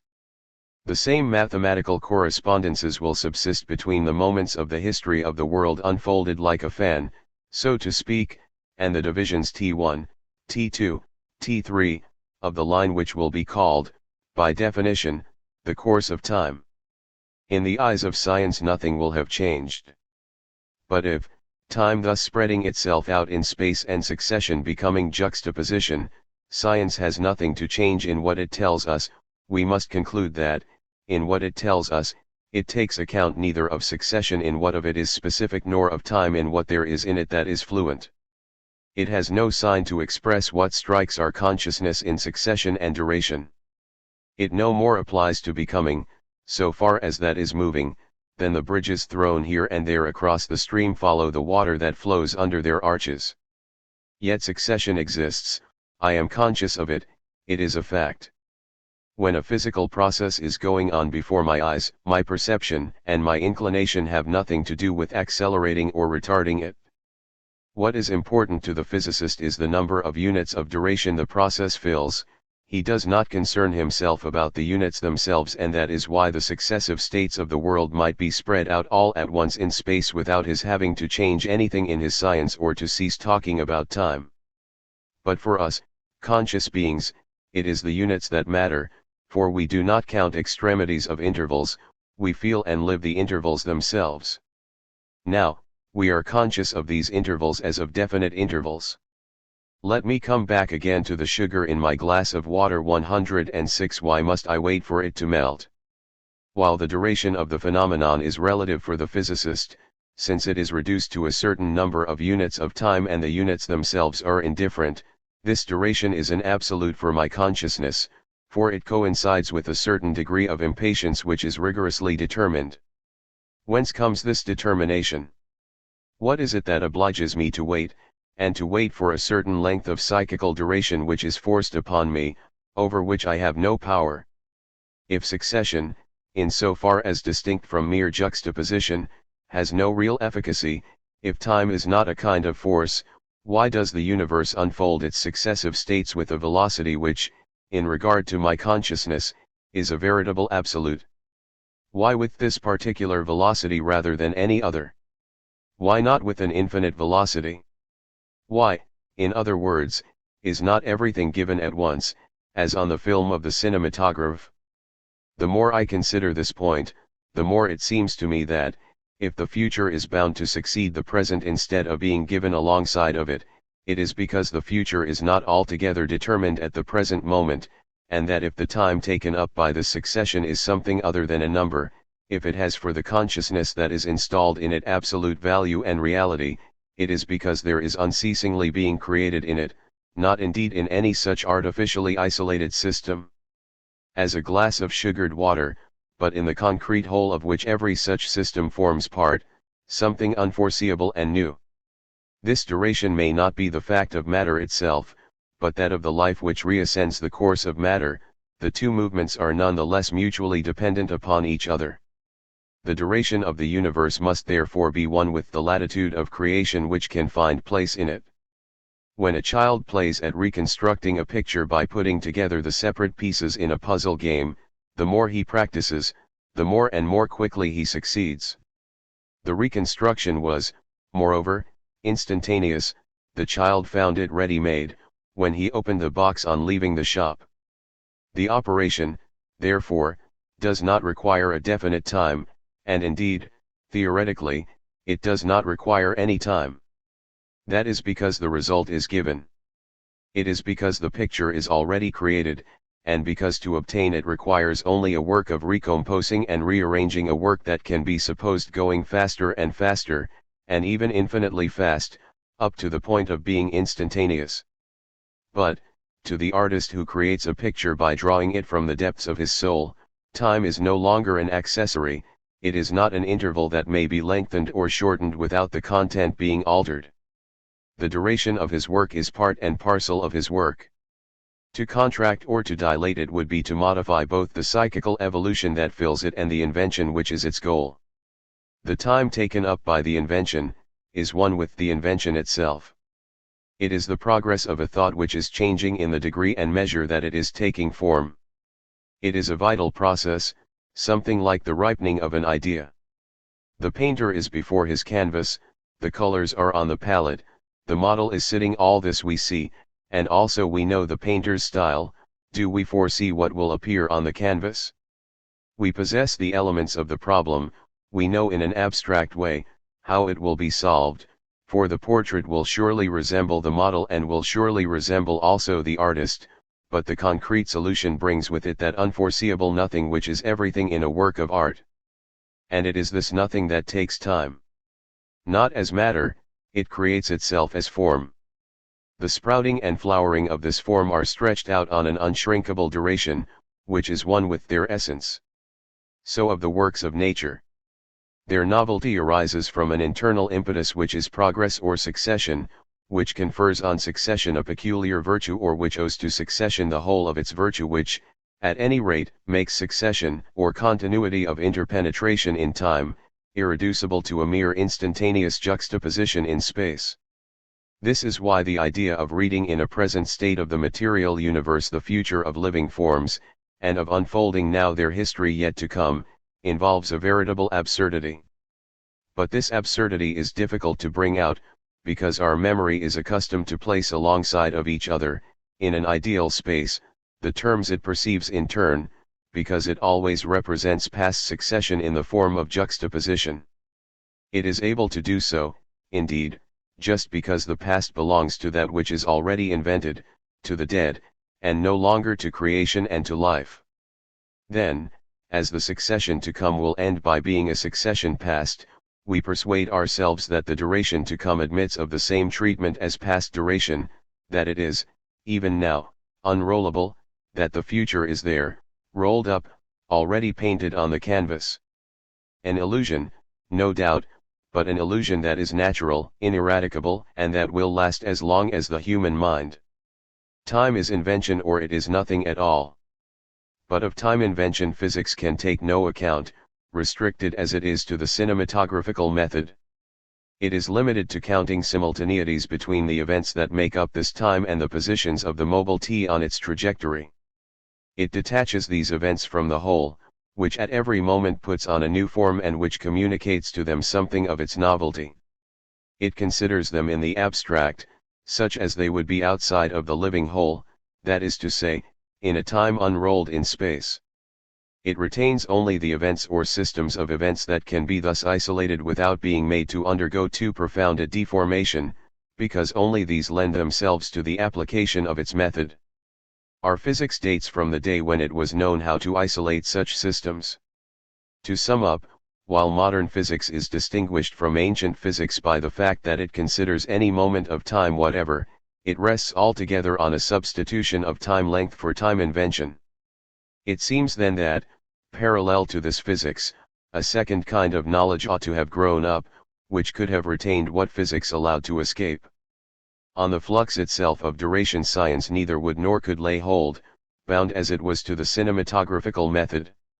This second kind of knowledge would have set the cinematographical method aside. It would have called upon the mind to renounce its most cherished habits. It is within becoming that it would have transported us by an effort of sympathy.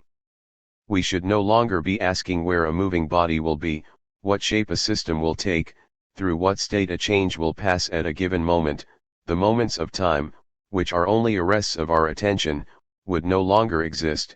It is the flow of time, it is the very flux of the real that we should be trying to follow. The first kind of knowledge has the advantage of enabling us to foresee the future and of making us in some measure masters of events. In return, it retains of the moving reality only eventual immobilities, that is to say, views taken of it by our mind. It symbolizes the real and transposes it into the human rather than expresses it. The other knowledge, if it is possible, is practically useless. It will not extend our empire over nature, it will even go against certain natural aspirations of the intellect, but, if it succeeds, it is reality itself that it will hold in a firm and final embrace.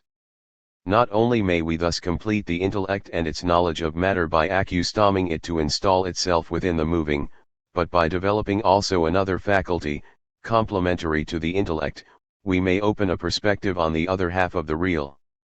For, as soon as we are confronted with true duration, we see that it means creation, and that if that which is being unmade endures, it can only be because it is inseparably bound to what is making itself. Thus will appear the necessity of a continual growth of the universe, I should say of a life of the real. And thus will be seen in a new light the life which we find on the surface of our planet, a life directed the same way as that of the universe, and inverse of materiality. To intellect, in short, there will be added intuition.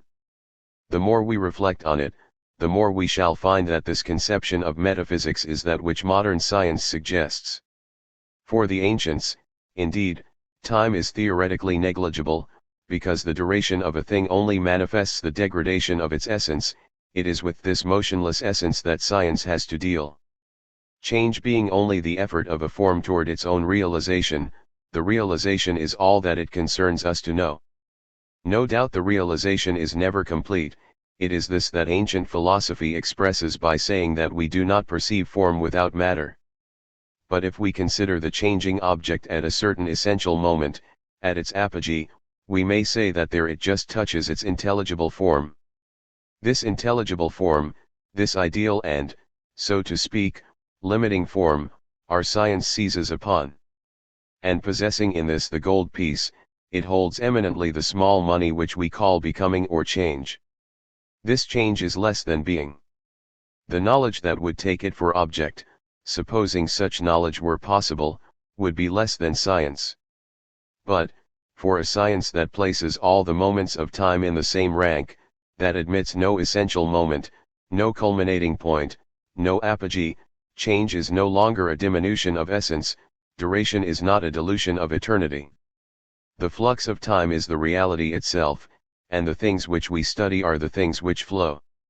It is true that of this flowing reality we are limited to taking instantaneous views. But, just because of this, scientific knowledge must appeal to another knowledge to complete it. While the ancient conception of scientific knowledge ended in making time a degradation, and change the diminution of a form given from all eternity, on the contrary, by following the new conception to the end, we should come to see in time a progressive growth of the absolute, and in the evolution of things a continual invention of forms ever new. It is true that it would be to break with the metaphysics of the ancients. They saw only one way of knowing definitely. Their science consisted in a scattered and fragmentary metaphysics, their metaphysics in a concentrated and systematic science. Their science and metaphysics were, at most, two species of one and the same genus.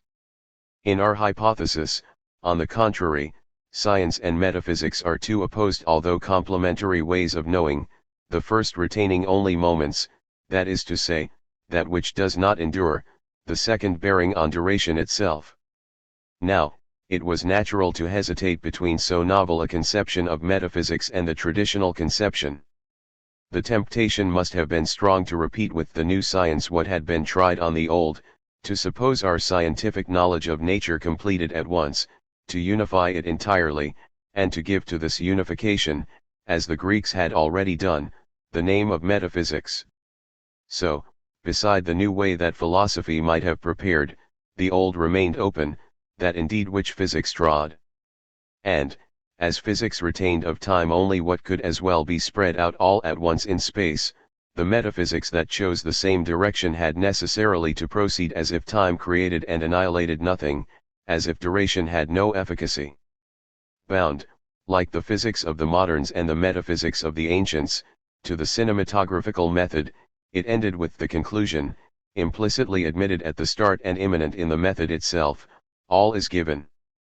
That metaphysics hesitated at first between the two paths seems to us unquestionable. The indecision is visible in Cartesianism. On the one hand, Descartes affirms universal mechanism.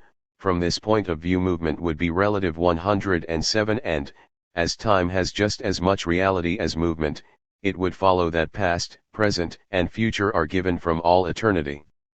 But, on the other hand, and that is why the philosopher has not gone to these extreme consequences, Descartes believes in the free will of man.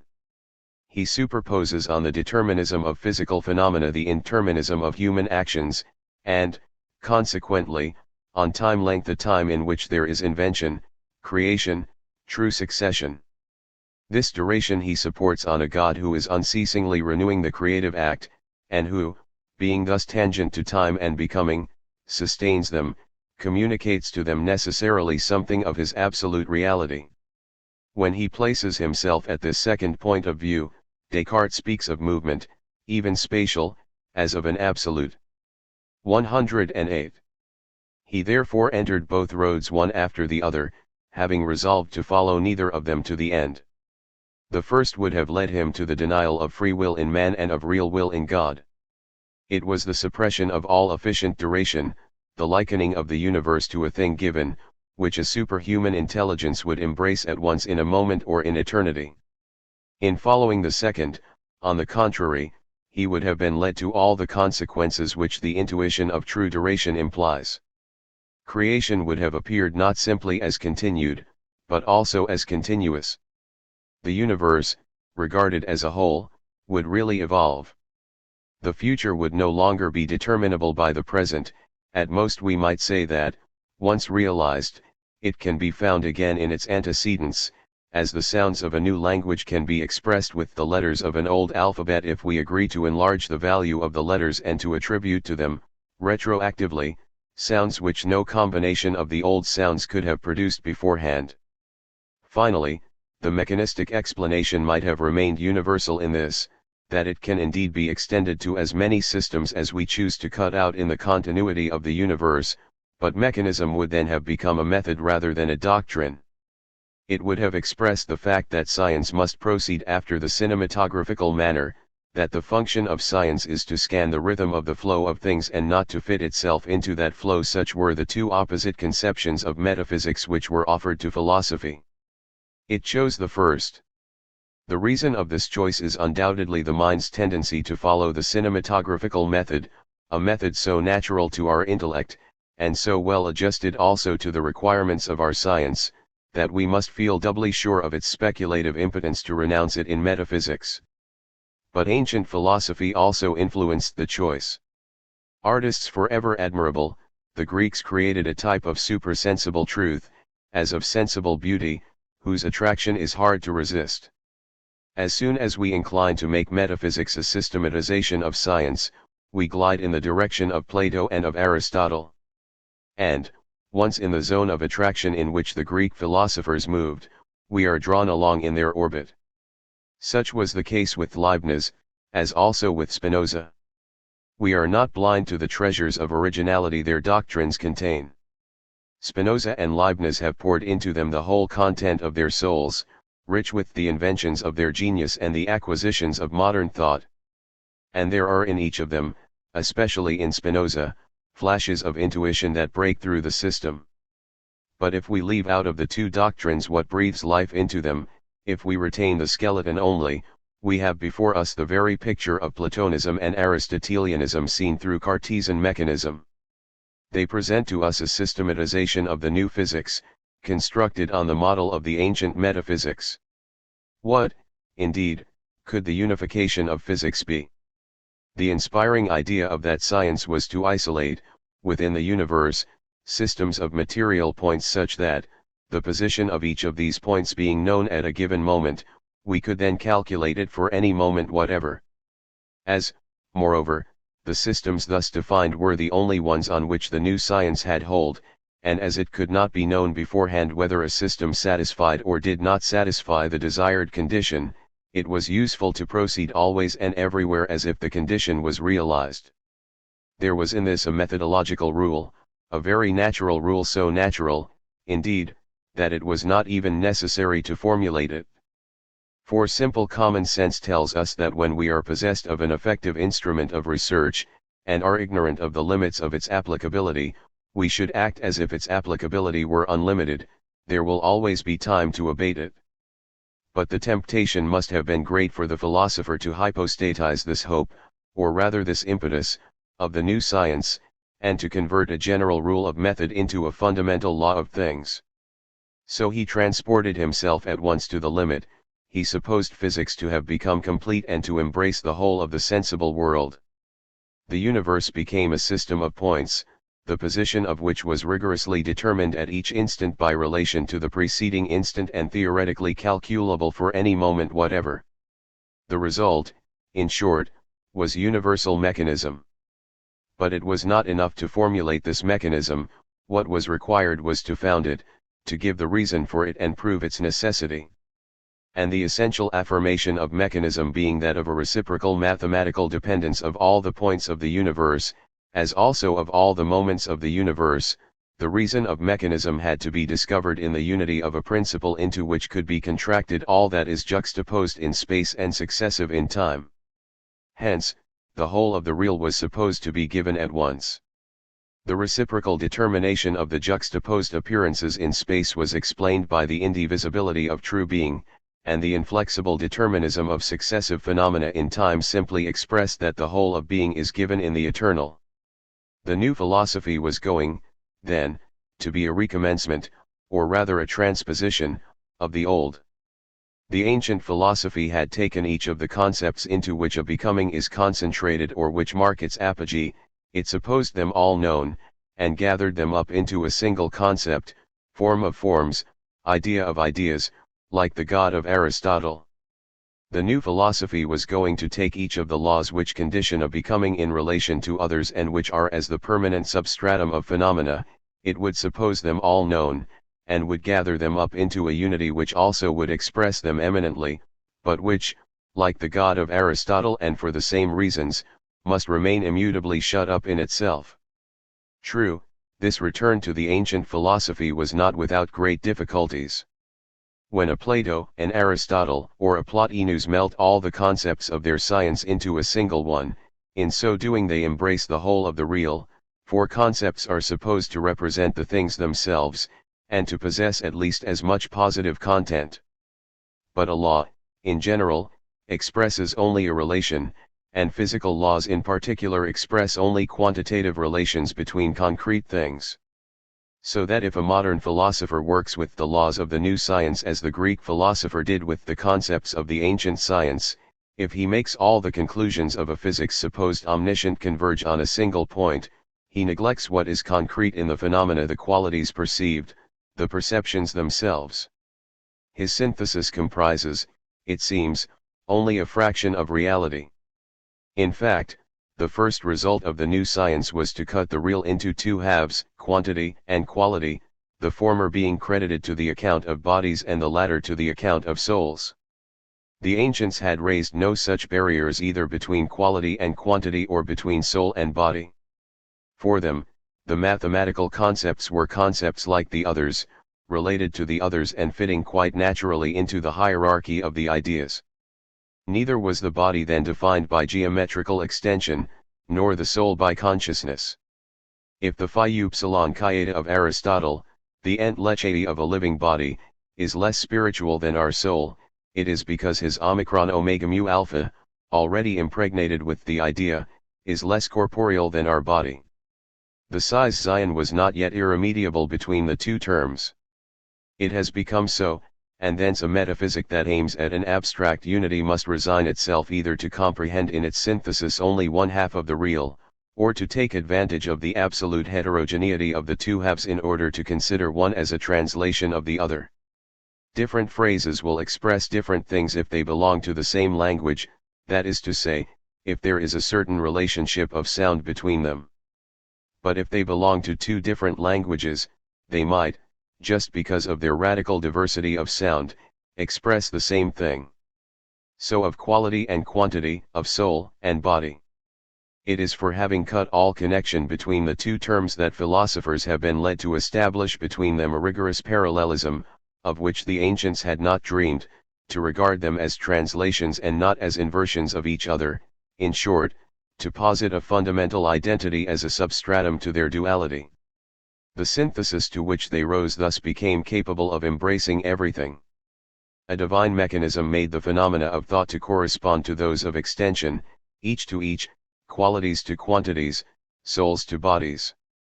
It is this parallelism that we find both in Leibniz and in Spinoza in different forms, it is true, because of the unequal importance which they attach to extension. With Spinoza, the two terms thought and extension are placed, in principle at least, in the same rank. They are, therefore, two translations of one and the same original, or, as Spinoza says, two attributes of one and the same substance, which we must call God. And these two translations, as also an infinity of others into languages which we know not, are called up and even forced into existence by the original, just as the essence of the circle is translated automatically, so to speak, both by a figure and by an equation. For Leibniz, on the contrary, extension is indeed still a translation, but it is thought that is the original, and thought might dispense with translation, the translation being made only for us. In positing God, we necessarily posit also all the possible views of God, that is to say, the monads. But we can always imagine that a view has been taken from a point of view, and it is natural for an imperfect mind like ours to class views, qualitatively different, according to the order and position of points of view, qualitatively identical, from which the views might have been taken. In reality the points of view do not exist, for there are only views, each given in an indivisible block and representing in its own way the whole of reality, which is God. But we need to express the plurality of the views, that are unlike each other, by the multiplicity of the points of view that are exterior to each other, and we also need to symbolize the more or less close relationship between the views by the relative situation of the points of view to one another, their nearness or their distance, that is to say, by a magnitude. That is what Leibniz means when he says that space is the order of coexistence, that the perception of extension is a confused perception, that is to say, a perception relative to an imperfect mind, and that nothing exists but monads, expressing thereby that the real whole has no parts, but is repeated to infinity, each time integrally, though diversely, within itself, and that all these repetitions are complementary to each other. In just the same way, the visible relief of an object is equivalent to the whole set of stereoscopic views taken of it from all points, so that, instead of seeing in the relief a juxtaposition of solid parts, we might quite as well look upon it as made of the reciprocal complementarity of these whole views, each given in block, each indivisible, each different from all the others and yet representative of the same thing.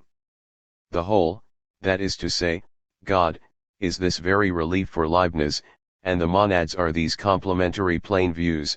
For that reason he defines God as the substance that has no point of view, or, again, as the universal harmony, that is to say, the reciprocal complementarity of monads. In short, Leibniz differs from Spinoza in this, that he looks upon the universal mechanism as an aspect which reality takes for us, whereas, Spinoza makes of it an aspect which reality takes for itself. It is true that, after having concentrated in God the whole of the real, it became difficult for them to pass from God to things, from eternity to time. The difficulty was even much greater for these philosophers than in Aristotle or a Plotinus.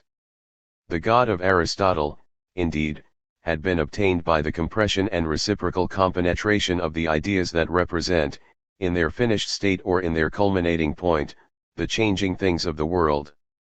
He was, therefore, transcendent to the world, and the duration of things was juxtaposed to his eternity, of which it was only a weakening. But in the principle to which we are led by the consideration of universal mechanism, and which must serve as its substratum, it is not concepts or things, but laws or relations that are condensed. Now, a relation does not exist separately. A law connects changing terms and is immanent in what it governs.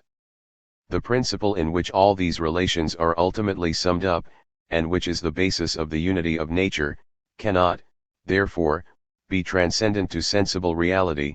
It is immanent in it, and we must suppose that it is at once both in and out of time, gathered up in the unity of its substance and yet condemned to wind it off in an endless chain.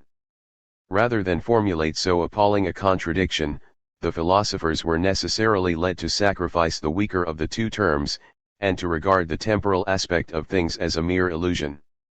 Leibniz says so in explicit terms, for he makes of time, as of space, a confused perception. While the multiplicity of his monads expresses only the diversity of views taken of the whole, the history of an isolated monad seems to be hardly anything else than the manifold views that it can take of its own substance, so that time would consist in all the points of view that each monad can assume towards itself, as space consists in all the points of view that all monads can assume towards God. But the thought of Spinoza is much less clear, and this philosopher seems to have sought to establish, between eternity and that which has duration, the same difference as Aristotle made between essence and accidents, a most difficult undertaking, for the upsilon lambda of Aristotle was no longer there to measure the distance and explain the passage from the essential to the accidental, Descartes having eliminated it forever. However that may be, the deeper we go into the Spinozistic conception of the inadequate, as related to the adequate, the more we feel ourselves moving in the direction of Aristotelianism, just as the Leibnizian monads, in proportion as they mark themselves out the more clearly, tend to approximate to the intelligibles of Plotinus. 109. The natural trend of these two philosophies brings them back to the conclusions of the ancient philosophy. To sum up, the resemblances of this new metaphysic to that of the ancients arise from the fact that both suppose ready-made the former above the sensible, the latter within the sensible a science one and complete, with which any reality that the sensible may contain is believed to coincide. For both, reality as well as truth are integrally given in eternity. Both are opposed to the idea of a reality that creates itself gradually, that is, at bottom, to an absolute duration. Now, it might easily be shown that the conclusions of this metaphysic, springing from science, have rebounded upon science itself, as it were, by ricochet. They penetrate the whole of our so-called empiricism. Physics and chemistry study only inert matter. Biology, when it treats the living being physically and chemically, considers only the inert side of the living, hence the mechanistic explanations, in spite of their development, include only a small part of the real. To suppose a priori that the whole of the real is resolvable into elements of this kind, or at least that mechanism can give a complete translation of what happens in the world, is to pronounce for a certain metaphysic the very metaphysic of which Spinoza and Leibniz have laid down the principles and drawn the consequences. Certainly, the psychophysiologist who affirms the exact equivalence of the cerebral and the psychical state, who imagines the possibility, for some superhuman intellect, of reading in the brain what is going on in consciousness, believes himself very far from the metaphysicians of the 17th century, and very near to experience. Yet experience pure and simple tells us nothing of the kind. It shows us the interdependence of the mental and the physical, the necessity of a certain cerebral substratum for the psychical state, nothing more. From the fact that two things are mutually dependent, it does not follow that they are equivalent. Because a certain screw is necessary to a certain machine, because the machine works when the screw is there and stops when the screw is taken away, we do not say that the screw is the equivalent of the machine. For correspondence to be equivalence, it would be necessary that to any part of the machine a definite part of the screw should correspond, as in a literal translation in which each chapter renders a chapter, each sentence a sentence, each word a word. Now, the relation of the brain to consciousness seems to be entirely different. Not only does the hypothesis of an equivalence between the psychical state and the cerebral state imply a downright absurdity, as we have tried to prove in a former essay 110, but the facts, examined without prejudice, certainly seem to indicate that the relation of the psychical to the physical is just that of the machine to the screw. To speak of an equivalence between the two is simply to curtail, and make almost unintelligible, the Spinozistic or Leibnizian metaphysic. it is to accept this philosophy, such as it is, on the side of extension, but to mutilate it on the side of thought. With Spinoza, with Leibniz, we suppose the unifying synthesis of the phenomena of matter achieved, and everything in matter explained mechanically. But, for the conscious facts, we no longer push the synthesis to the end. We stop halfway. We suppose consciousness to be coextensive with a certain part of nature and not with all of it. We are thus led, sometimes to an epiphenomenalism that associates consciousness with certain particular vibrations and puts it here and there in the world in a sporadic state, and sometimes to a monism that scatters consciousness into as many tiny grains as there are atoms, but, in either case, it is to an incomplete Spinozism or to an incomplete Leibnizianism that we come back. Between this conception of nature and Cartesianism we find, moreover, intermediate historical stages.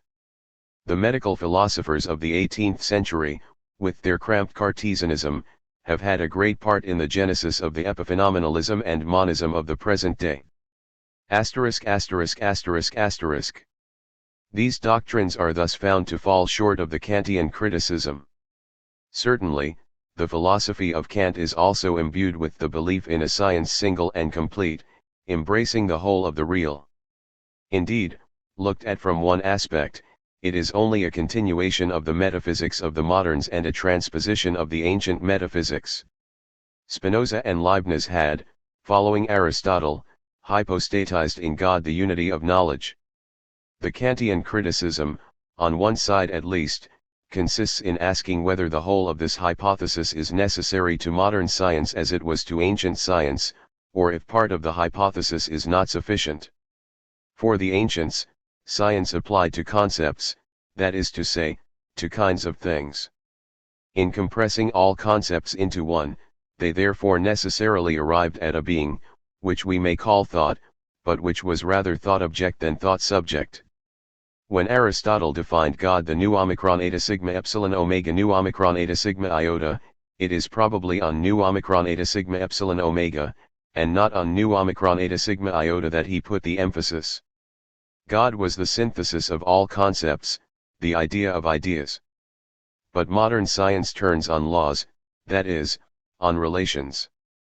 Now, a relation is a bond established by a mind between two or more terms. A relation is nothing outside of the intellect that relates. The universe, therefore, can only be a system of laws if phenomena have passed beforehand through the filter of an intellect.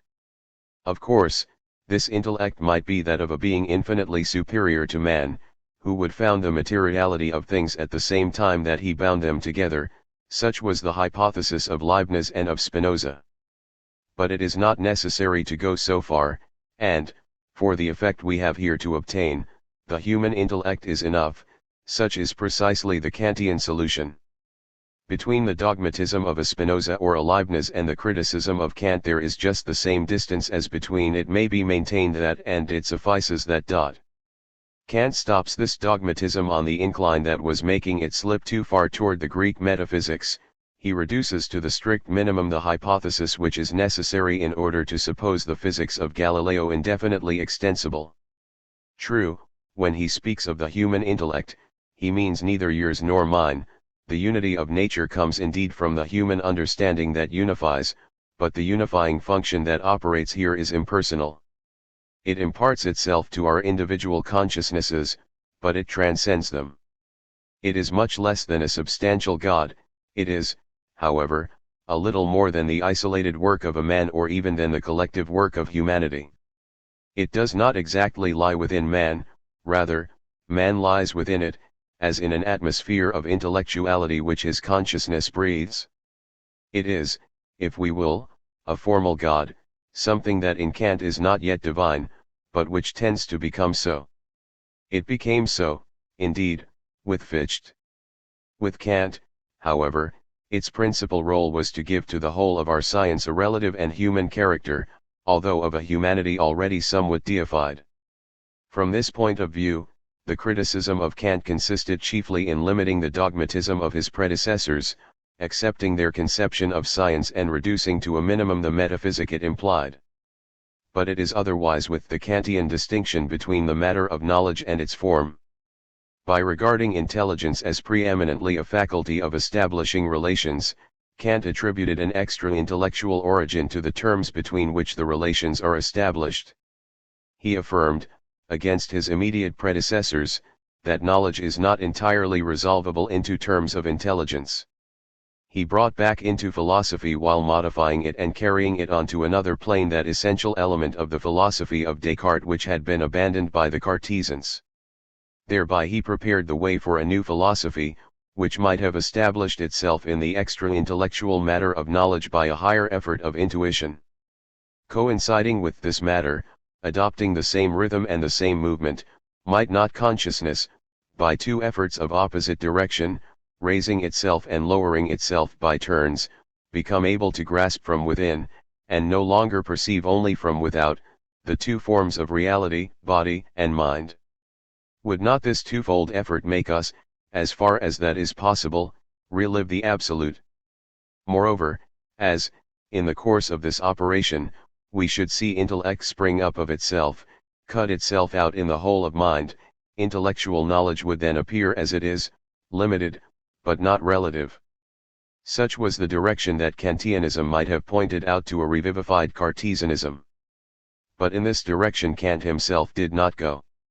He would not, because, while assigning to knowledge an extra-intellectual matter, he believed this matter to be either coextensive with intellect or less extensive than intellect. Therefore he could not dream of cutting out intellect in it, nor, consequently, of tracing the genesis of the understanding and its categories. The molds of the understanding and the understanding itself had to be accepted as they are, already made. Between the matter presented to our intellect and this intellect itself there was no relationship. The agreement between the two was due to the fact that intellect imposed its form on matter.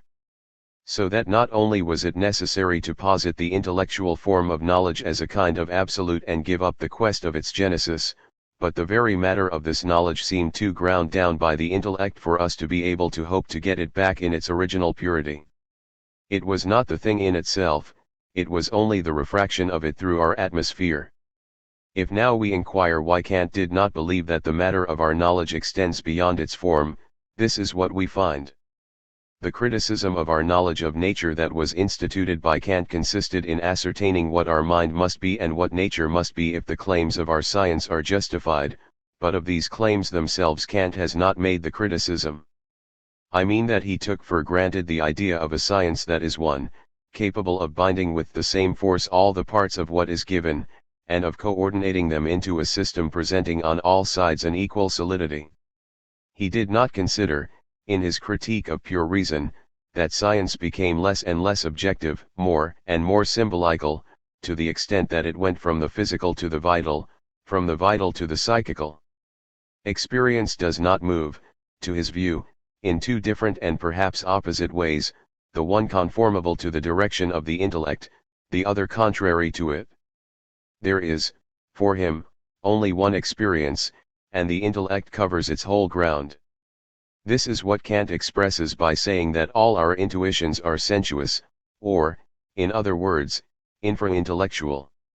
And this would have to be admitted, indeed, if our science presented in all its parts an equal objectivity.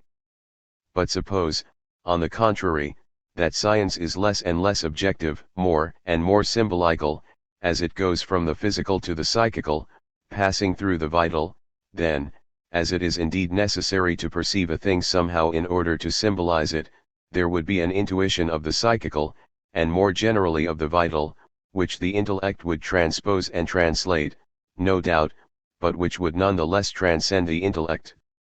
There would be, in other words, a supra-intellectual intuition.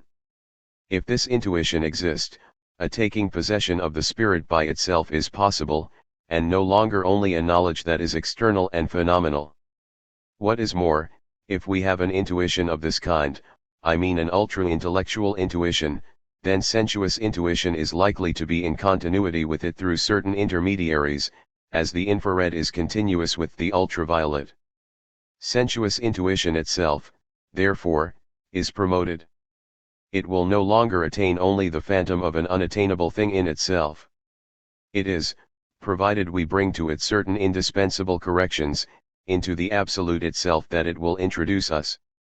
So long as it was regarded as the only material of our science, it reflected back on all science something of the relativity which strikes a scientific knowledge of spirit, and thus the perception of bodies, which is the beginning of the science of bodies, seemed itself to be relative.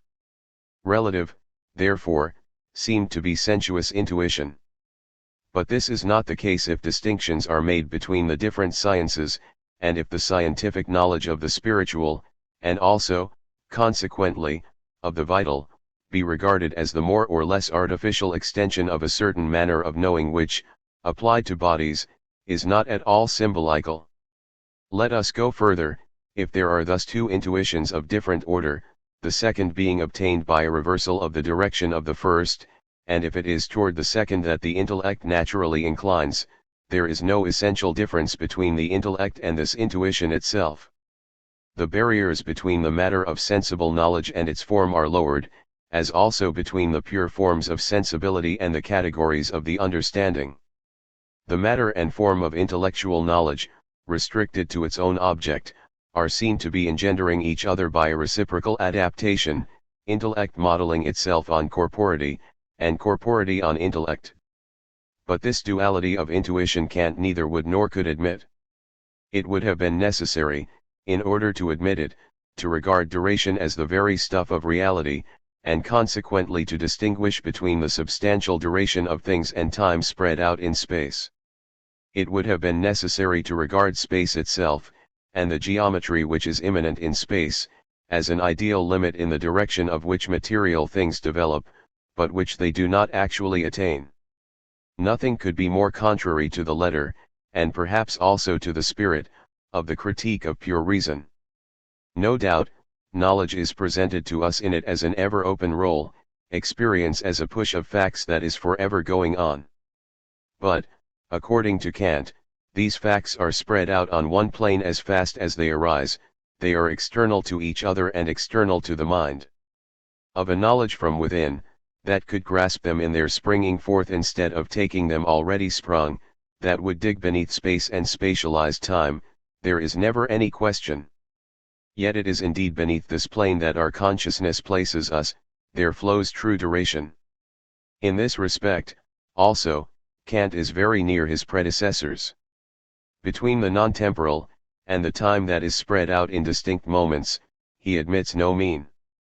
And as there is indeed no intuition that carries us into the non-temporal, all intuition is thus found to be sensuous, by definition.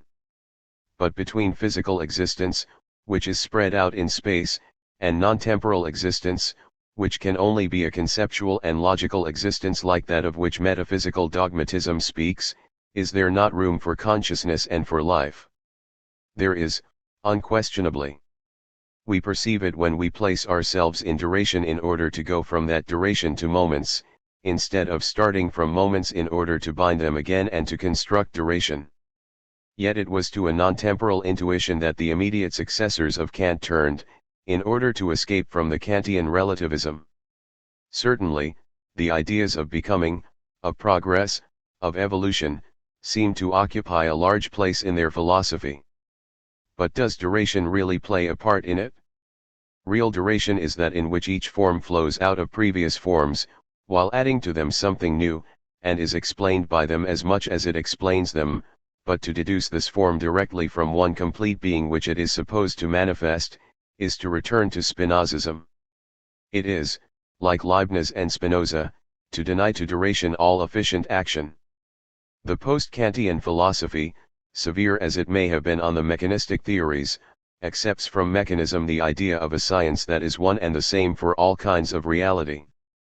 And it is nearer to mechanism than it imagines, for though, in the consideration of matter, of life, and of thought, it replaces the successive degrees of complexity, that mechanism supposed by degrees of the realization of an idea or by degrees of the objectification of a will, it still speaks of degrees, and these degrees are those of a scale which being traverses in a single direction. In short, it makes out the same articulations in nature that mechanism does.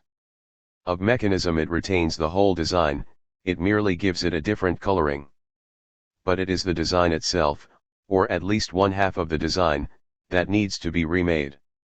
If we are to do that, we must give up the method of construction, which was that of Kant's successors.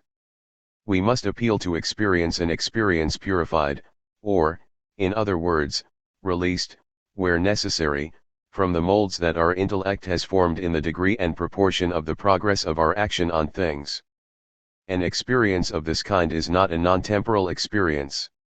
It only seeks, beyond the spatialized time in which we believe we see continual rearrangements between the parts, that concrete duration in which a radical recasting of the whole is always going on. It follows the real in all its sinuosities. It does not lead us, like the method of construction, to higher and higher generalities piled up stories of a magnificent building. But then it leaves no play between the explanations it suggests and the objects it has to explain. It is the detail of the real, and no longer only the whole in a lump, that it claims to illumine. That the thought of the 19th century called for a philosophy of this kind, rescued from the arbitrary, capable of coming down to the detail of particular facts, is unquestionable. Unquestionably, also, it felt that this philosophy ought to establish itself in what we call concrete duration. The advent of the moral sciences, the progress of psychology, the growing importance of embryology among the biological sciences, all this was bound to suggest the idea of a reality which endures inwardly, which is duration itself. So, when a philosopher arose who announced a doctrine of evolution, in which the progress of matter toward perceptibility would be traced together with the advance of the mind toward rationality, in which the complication of correspondences between the external and the internal would be followed step by step, in which change would become the very substance of things, to him all eyes were turned. The powerful attraction that Spencerian evolutionism has exercised on contemporary thought is due to that very cause. However far Spencer may seem to be from Kant, however ignorant, indeed, he may have been of Kantianism, he felt, nevertheless, at his first contact with the biological sciences, the direction in which philosophy could continue to advance without laying itself open to the Kantian criticism. But he had no sooner started to follow the path than he turned off short. He had promised to retrace a genesis, and, lo! He was doing something entirely different.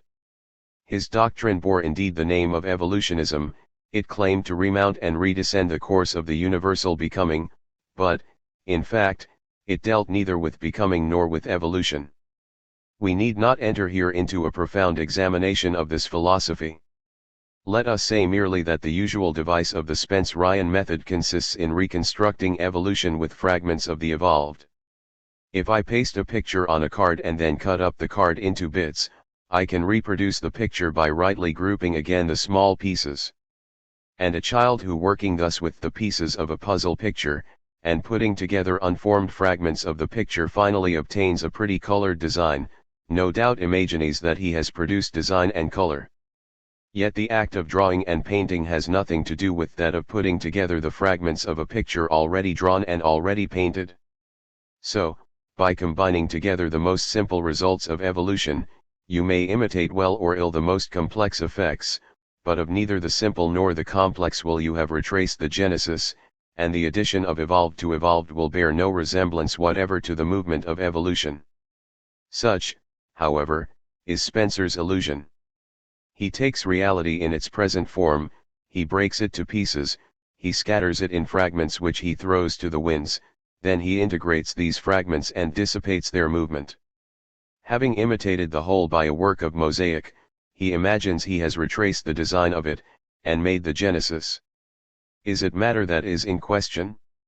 The diffused elements which he integrates into visible and tangible bodies have all the air of being the very particles of the simple bodies, which he first supposes disseminated throughout space. They are, at any rate, material points, and consequently unvarying points, veritable little solids, as if solidity, being what is nearest and handiest to us, could be found at the very origin of materiality. The more physics progresses, the more it shows the impossibility of representing the properties of ether or of electricity, the probable base of all bodies, on the model of the properties of the matter which we perceive. But philosophy goes back further even than the ether, a mere schematic figure of the relations between phenomena apprehended by our senses. It knows indeed that what is visible and tangible in things represents our possible action on them. It is not by dividing the evolved that we shall reach the principle of that which evolves. It is not by recomposing the evolved with itself that we shall reproduce the evolution of which it is the term. Is it the question of mind? By compounding the reflex with the reflex, Spencer thinks he generates instinct and rational volition one after the other. He fails to see that the specialized reflex, being a terminal point of evolution just as much as perfect will, cannot be supposed at the start. That the first of the two terms should have reached its final form before the other is probable enough, but both the one and the other are deposits of the evolution movement, and the evolution movement itself can no more be expressed as a function solely of the first than solely of the second. We must begin by mixing the reflex and the voluntary. We must then go in quest of the fluid reality which has been precipitated in this twofold form, and which probably shares in both without being either.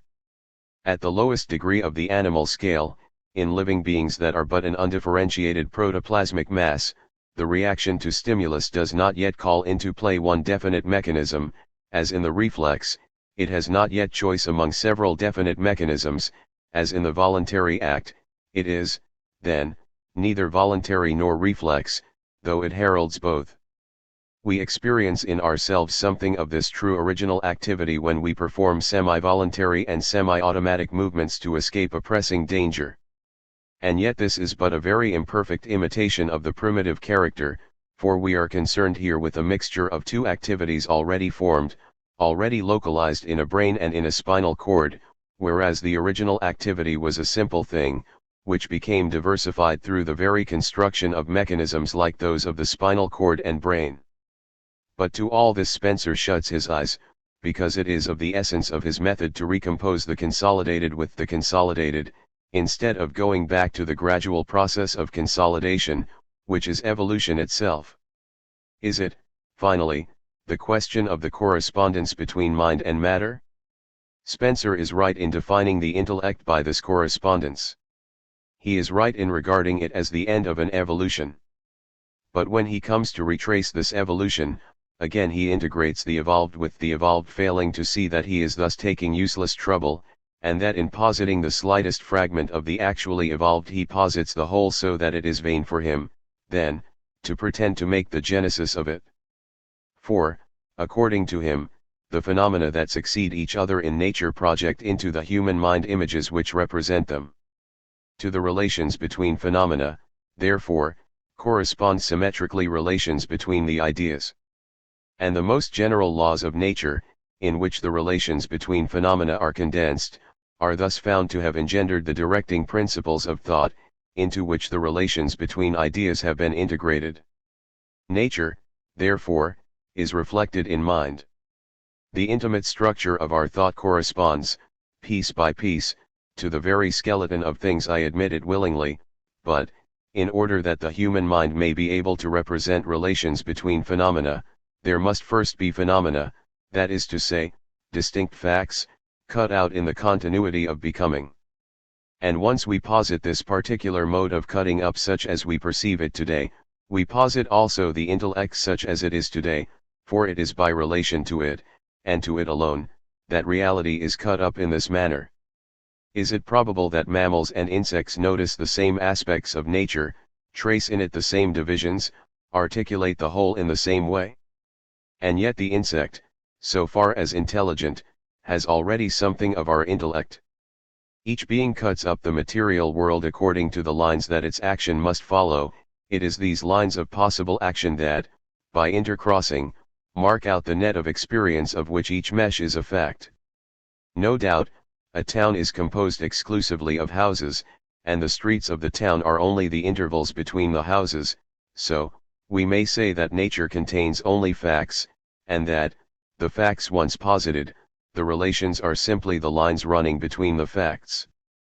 But, in a town, it is the gradual portioning of the ground into lots that has determined at once the place of the houses, their general shape, and the direction of the streets.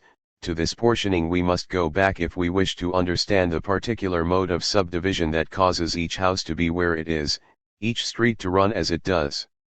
Now, the cardinal error of Spencer is to take experience already allotted as given, whereas the true problem is to know how the allotment was worked. I agree that the laws of thought are only the integration of relations between facts. But, when I posit the facts with the shape they have for me today, I suppose my faculties of perception and intellection such as they are in me today, for it is they that portion the real into lots, they that cut the facts out in the whole of reality. Therefore, instead of saying that the relations between facts have generated the laws of thought, I can as well claim that it is the form of thought that has determined the shape of the facts perceived, and consequently their relations among themselves. The two ways of expressing oneself are equivalent, they say at bottom the same thing. With the second, it is true, we give up speaking of evolution. But, with the first, we only speak of it, we do not think of it any the more. For a true evolutionism would propose to discover by what modus vivendi, gradually obtained, the intellect has adopted its plan of structure, and matter its mode of subdivision. This structure and this subdivision work into each other, they are mutually complementary, they must have progressed one with the other. And, whether we posit the present structure of mind or the present subdivision of matter, in either case we remain in the evolved, we are told nothing of what evolves, nothing of evolution. And yet it is this evolution that we must discover. Already, in the field of physics itself, the scientists who are pushing the study of their science furthest incline to believe that we cannot reason about the parts as we reason about the whole, that the same principles are not applicable to the origin and to the end of a progress, that neither creation nor annihilation, for instance, is inadmissible when we are concerned with the constituent corpuscles of the atom. Thereby they tend to place themselves in the concrete duration, in which alone there is true generation and not only a composition of parts. It is true that the creation and annihilation of which they speak concern the movement or the energy, and not the imponderable medium through which the energy and the movement are supposed to circulate. But what can remain of matter when you take away everything that determines it, that is to say, just energy and movement themselves? The philosopher must go further than the scientist. Making a clean sweep of everything that is only an imaginative symbol, he will see the material world melt back into a simple flux, a continuity of flowing, a becoming. And he will thus be prepared to discover real duration there where it is still more useful to find it, in the realm of life and of consciousness. For, so far as inert matter is concerned, we may neglect the flowing without committing a serious error. Matter, we have said, is weighted with geometry, and matter, the reality which descends, endures only by its connection with that which ascends. But life and consciousness are this very ascension. When once we have grasped them in their essence by adopting their movement, we understand how the rest of reality is derived from them. Evolution appears and, within this evolution, the progressive determination of materiality and intellectuality by the gradual consolidation of the one and of the other. But, then, it is within the evolutionary movement that we place ourselves, in order to follow it to its present results, instead of recomposing these results artificially with fragments of themselves. Such seems to us to be the true function of philosophy.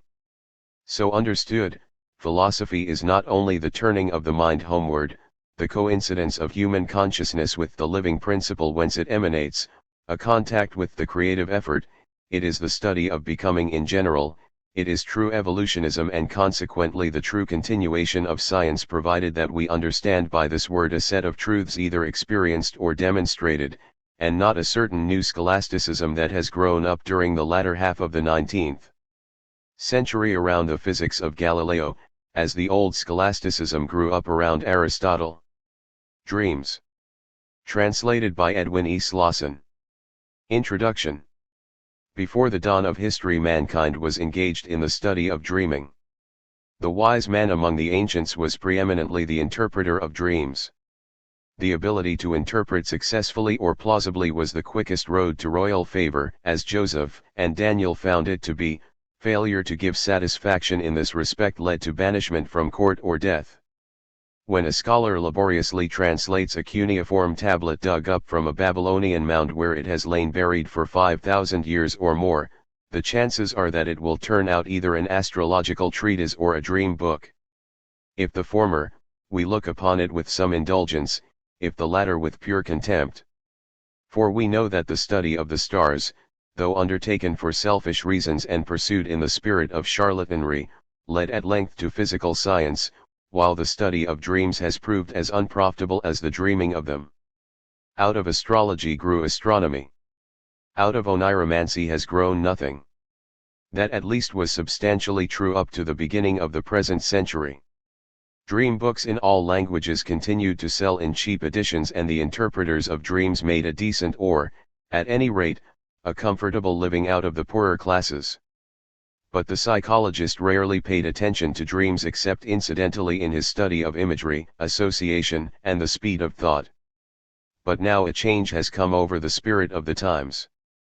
The subject of the significance of dreams, so long ignored, has suddenly become a matter of energetic study and of fiery controversy the world over.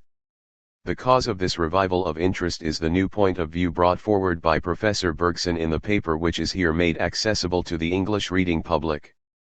This is the idea that we can explore the unconscious substratum of our mentality, the storehouse of our memories, by means of dreams, for these memories are by no means inert, but have, as it were, a life and purpose of their own, and strive to rise into consciousness whenever they get a chance, even into the semi-consciousness of a dream. To use Professor Bergson's striking metaphor, our memories are packed away under pressure like steam in a boiler, and the dream is their escape valve. That this is more than a mere metaphor has been proved by Professor Freud and others of the Vienna school, who cure cases of hysteria by inducing the patient to give expression to the secret anxieties and emotions which, unknown to him, have been preying upon his mind. The clue to these disturbing thoughts is generally obtained in dreams or similar states of relaxed consciousness. According to the Freudians, a dream always means something, but never what it appears to mean. It is symbolic and expresses desires or fears which we refuse ordinarily to admit to consciousness, either because they are painful or because they are repugnant to our moral nature. A watchman is stationed at the gate of consciousness to keep them back, but sometimes these unwelcome intruders slip past him in disguise.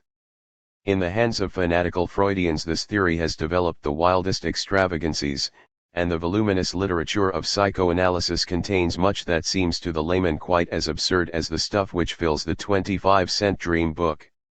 It is impossible to believe that the subconsciousness of every one of us contains nothing but the foul and monstrous specimens which they dredge up from the mental depths of their neuropathic patients and exhibit with such pride. Bergson's view seems to me truer, as it is certainly more agreeable, that we keep stored away somewhere all our memories, the good as well as the evil, the pleasant together with the unpleasant. There may be nightmares down cellar, as we thought as a child, but even in those days we knew how to dodge them when we went after apples, that is, take down a light and slam the door quickly on coming up. Maeterlinck, too, knew this trick of our childhood. When in the palace of night scene of his fairy play, the redoubtable Tyl unlocks the cage where are confined the nightmares and all other evil imaginings, he shuts the door in time to keep them in and then opens another, revealing a lovely garden full of bluebirds, which, though they fade and die when brought into the light of common day, yet encourage him to continue his search for the bluebird that never fades, but lives everlastingly. The new science of dreams is giving a deeper significance to the trite wish of good night and pleasant dreams. It means sweet sanity and mental health, pure thoughts and goodwill to all men. Professor Bergson's theory of dreaming, here set forth in untechnical language, fits into a particular niche in his general system of philosophy as well as does his little book on laughter. With the main features of his philosophy the English reading public is better acquainted than with any other contemporary system, for his books have sold even more rapidly here than in France.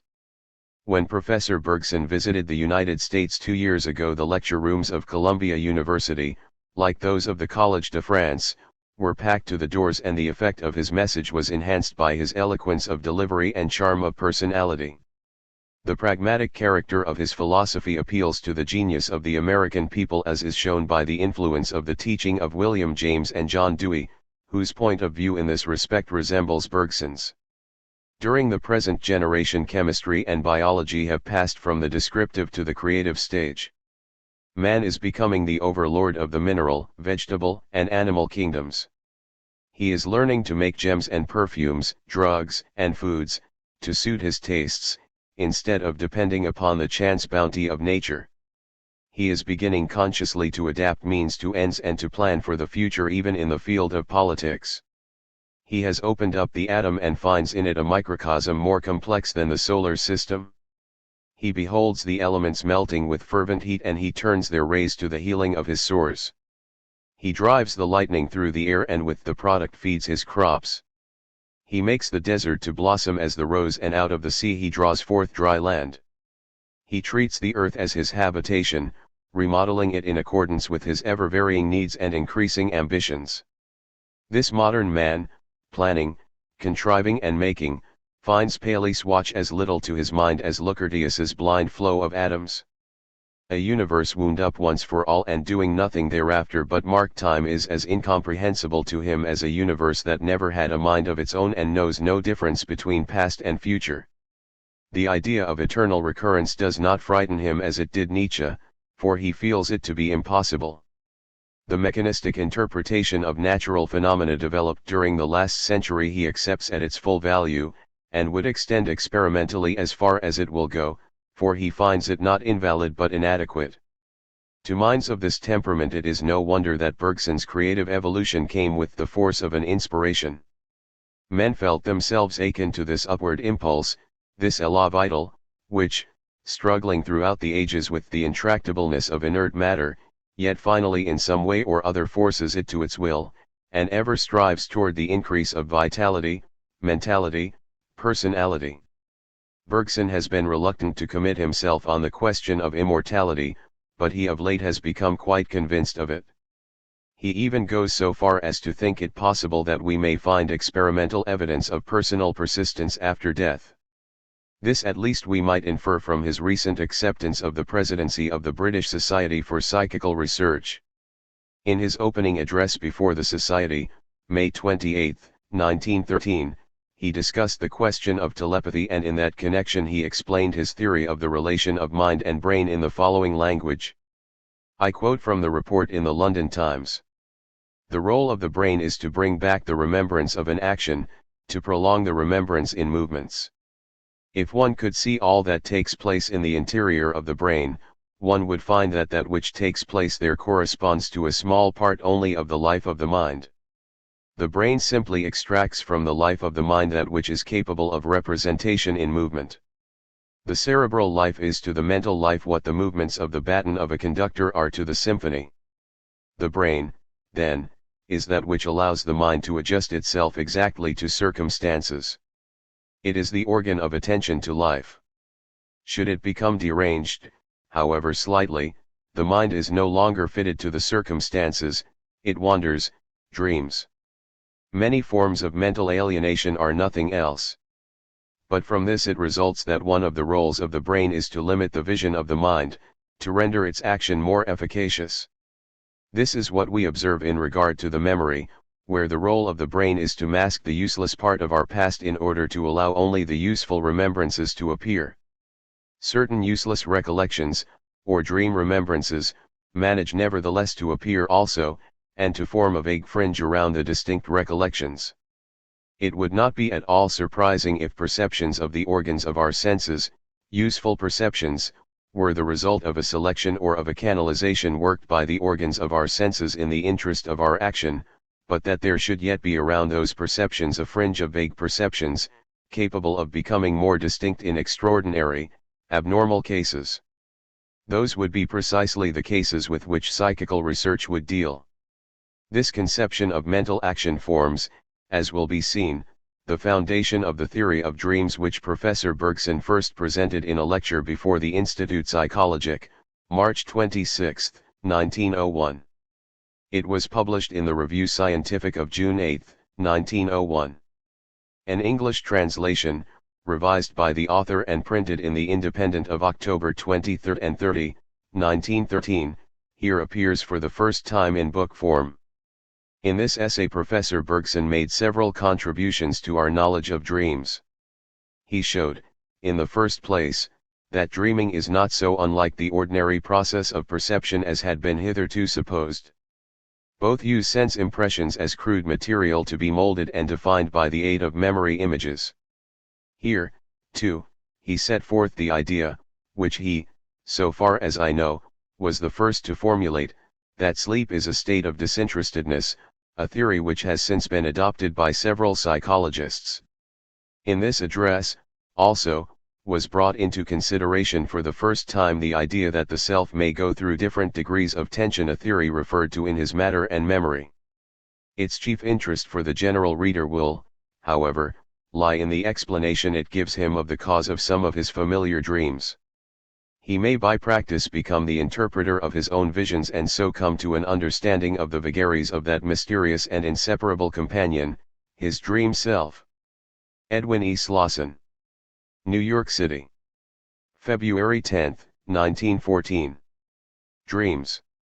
The subject which I have to discuss here is so complex, it raises so many questions of all kinds, difficult, obscure, some psychological, others physiological and metaphysical. In order to be treated in a complete manner it requires such a long development and we have so little space, that I shall ask your permission to dispense with all preamble, to set aside unessentials, and to go at once to the heart of the question. A dream is this. I perceive objects and there is nothing there. I see men, I seem to speak to them and I hear what they answer, there is no one there and I have not spoken. It is all as if real things and real persons were there, then on waking all has disappeared, both persons and things. How does this happen? But, first, is it true that there is nothing there? I mean, is there not presented a certain sense material to our eyes, to our ears, to our touch, etc., during sleep as well as during waking? Close the eyes and look attentively at what goes on in the field of our vision. Many persons questioned on this point would say that nothing goes on, that they see nothing. No wonder at this, for a certain amount of practice is necessary to be able to observe oneself satisfactorily.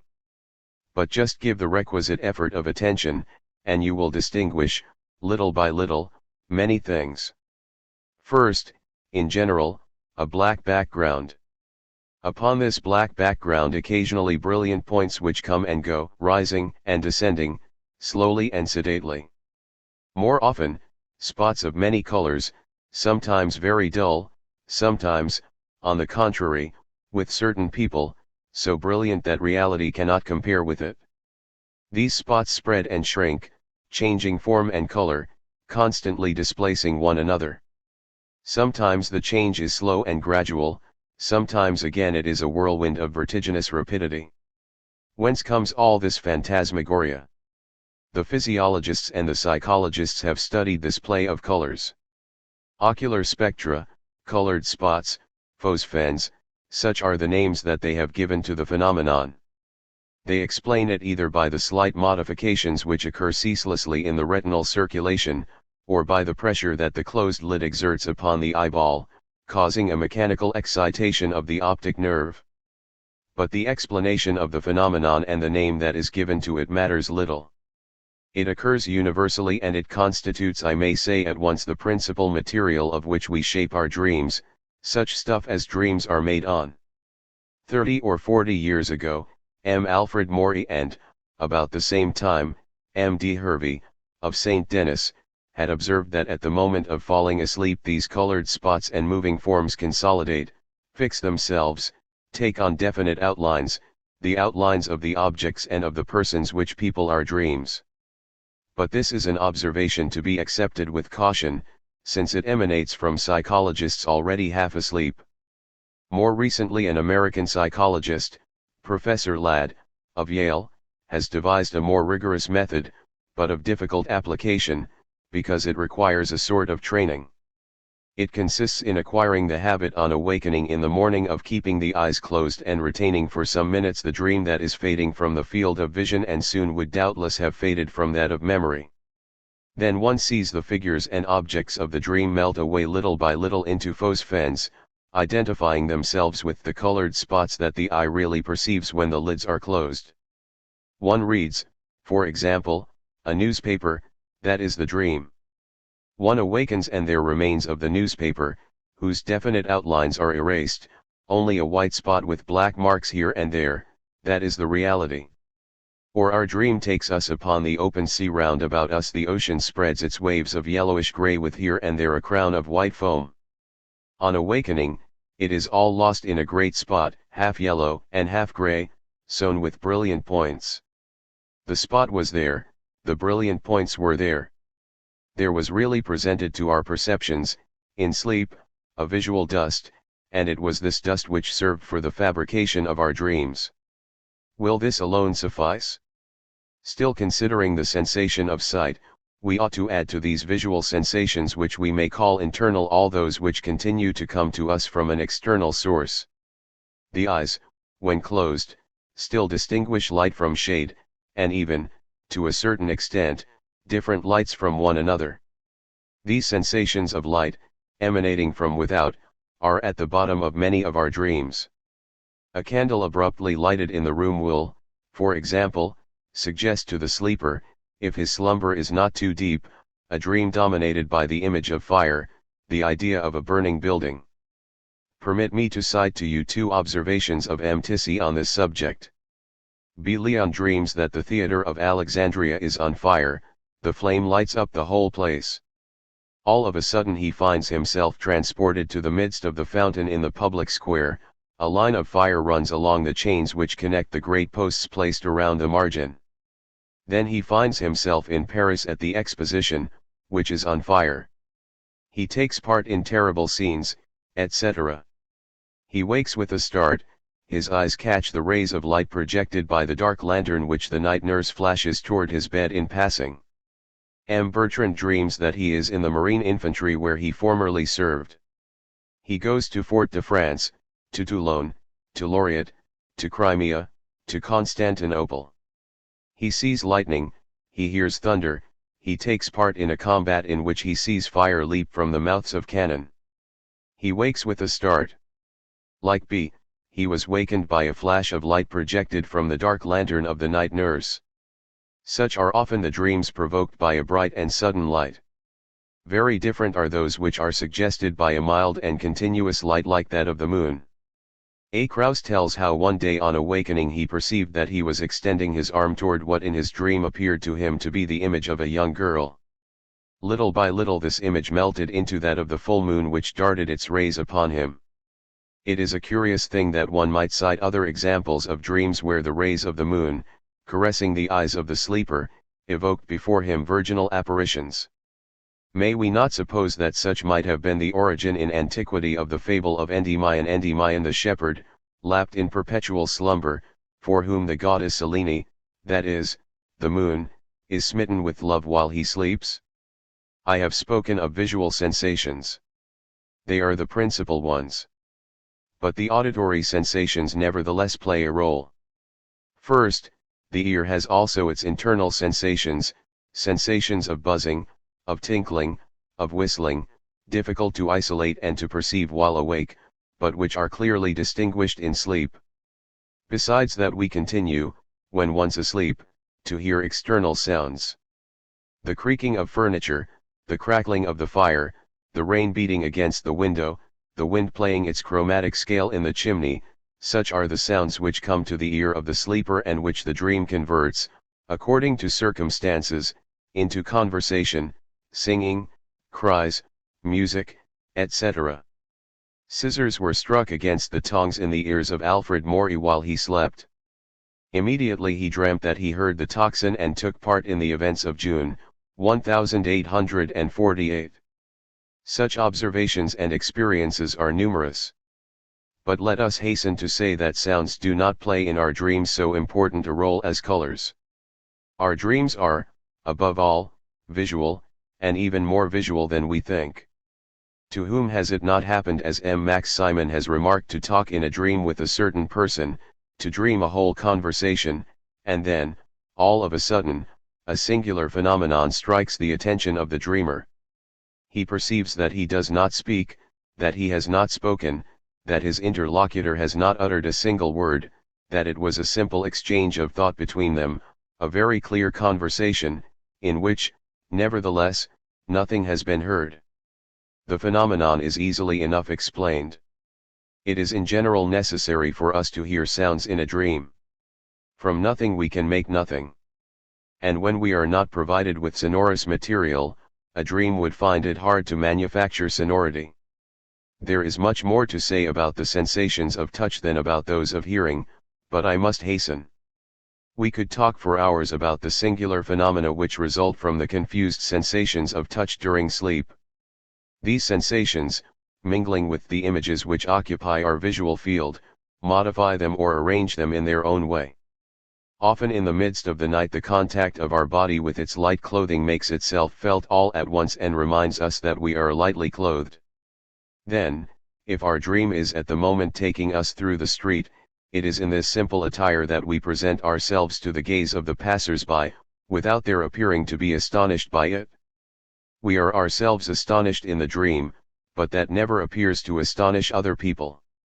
I cite this dream because it is frequent. There is another which many of us must have experienced. It consists of feeling oneself flying through the air or floating in space. Once having had this dream, one may be quite sure that it will reappear, and every time that it recurs the dreamer reasons in this way: I have had before now in a dream the illusion of flying or floating, but this time it is the real thing. It has certainly proved to me that we may free ourselves from the law of gravitation. Now, if you wake abruptly from this dream, you can analyze it without difficulty, if you undertake it immediately. You will see that you feel very clearly that your feet are not touching the earth. And, nevertheless, not believing yourself asleep, you have lost sight of the fact that you are lying down.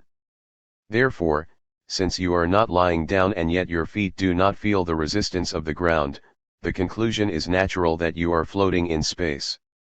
Notice this also: when levitation accompanies the flight, it is on one side only that you make an effort to fly. And if you woke at that moment you would find that this side is the one on which you are lying, and that the sensation of effort for flight coincides with the real sensation given you by the pressure of your body against the bed. This sensation of pressure, dissociated from its cause, becomes a pure and simple sensation of effort and, joined to the illusion of floating in space, is sufficient to produce the dream. It is interesting to see that these sensations of pressure, mounting, so to speak, to the level of our visual field and taking advantage of the luminous dust which fills it, effect its transformation into forms and colors. M. Max Simon tells of having a strange and somewhat painful dream. He dreamt that he was confronted by two piles of golden coins, side by side and of unequal height, which for some reason or other he had to equalize. But he could not accomplish it. This produced a feeling of extreme anguish. This feeling, growing moment by moment, finally awakened him. He then perceived that one of his legs was caught by the folds of the bedclothes in such a way that his 2 feet were on different levels and it was impossible for him to bring them together. From this the sensation of inequality, making an eruption into the visual field and there encountering, such at least is the hypothesis which I propose, one or more yellow spots, expressed itself visually by the inequality of the 2 piles of gold pieces. There is, then, immanent in the tactile sensations during sleep, a tendency to visualize themselves and enter in this form into the dream. More important still than the tactile sensations, properly speaking, are the sensations which pertain to what is sometimes called internal touch, deep-seated sensations emanating from all points of the organism and, more particularly, from the viscera. One cannot imagine the degree of sharpness, of acuity, which may be obtained during sleep by these interior sensations. They doubtless already exist as well during waking. But we are then distracted by practical action. We live outside of ourselves. But sleep makes us retire into ourselves. It happens frequently that persons subject to laryngitis, amygdalitis, etc., dream that they are attacked by their affection and experience a disagreeable tingling on the side of their throat. When awakened, they feel nothing more, and believe it an illusion, but a few hours later the illusion becomes a reality. There are cited maladies and grave accidents, attacks of epilepsy, cardiac affections, etc., which have been foreseen and, as it were, prophesied in dreams. We need not be astonished, then, that philosophers like Schopenhauer have seen in the dream a reverberation, in the heart of consciousness, of perturbations emanating from the sympathetic nervous system, and that psychologists like Schema have attributed to each of our organs the power of provoking a well-determined kind of dream which represents it, as it were, symbolically, and finally that physicians like Artigas have written treatises on the semiological value of dreams, that is to say, the method of making use of dreams for the diagnosis of certain maladies. More recently, M. Tissey, of whom we have just spoken, has shown how specific dreams are connected with affections of the digestive, respiratory, and circulatory apparatus. I will summarize what I have just been saying. When we are sleeping naturally, it is not necessary to believe, as has often been supposed, that our senses are closed to external sensations. Our senses continue to be active. They act, it is true, with less precision, but in compensation they embrace a host of subjective impressions which pass unperceived when we are awake, for then we live in a world of perceptions common to all men and which reappear in sleep, when we live only for ourselves. Thus our faculty of sense perception, far from being narrowed during sleep at all points, is on the contrary extended, at least in certain directions, in its field of operations. It is true that it often loses in energy, in tension, what it gains in extension. It brings to us only confused impressions. These impressions are the materials of our dreams.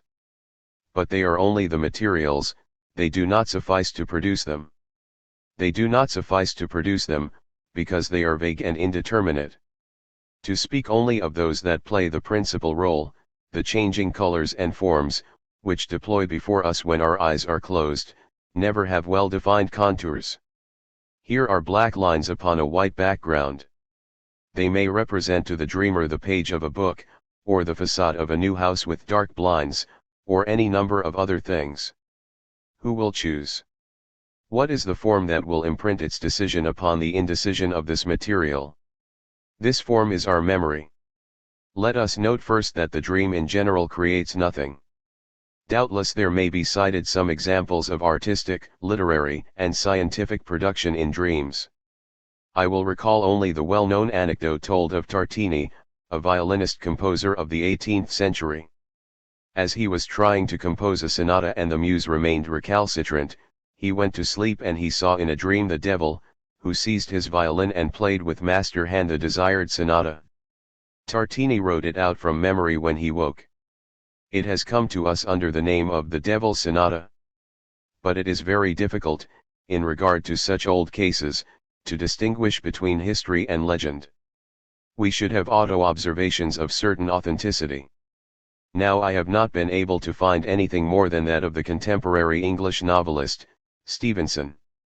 In a very curious essay entitled A Chapter on Dreams, this author, who is endowed with a rare talent for analysis, explains to us how the most original of his stories have been composed or at least sketched in dreams. But read the chapter carefully. You will see that at a certain time in his life Stevenson had come to be in an habitual psychical state where it was very hard for him to say whether he was sleeping or waking. That appears to me to be the truth. When the mind creates, I would say when it is capable of giving the effort of organization and synthesis which is necessary to triumph over a certain difficulty, to solve a problem, to produce a living work of the imagination, we are not really asleep, or at least that part of ourselves which labors is not the same as that which sleeps. We cannot say, then, that it is a dream. In sleep, properly speaking, in sleep which absorbs our whole personality, it is memories and only memories which weave the web of our dreams. But often we do not recognize them. They may be very old memories, forgotten during waking hours, drawn from the most obscure depths of our past. They may be, often are, memories of objects that we have perceived distractedly, almost unconsciously, while awake.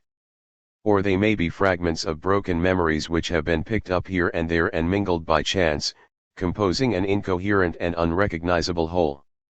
Before these bizarre assemblages of images which present no plausible significance, our intelligence, which is far from surrendering the reasoning faculty during sleep, as has been asserted, seeks an explanation, tries to fill the lacunae. It fills them by calling up other memories which, presenting themselves often with the same deformations and the same incoherences as the preceding, demand in their turn a new explanation, and so on indefinitely. But I do not insist upon this point for the moment.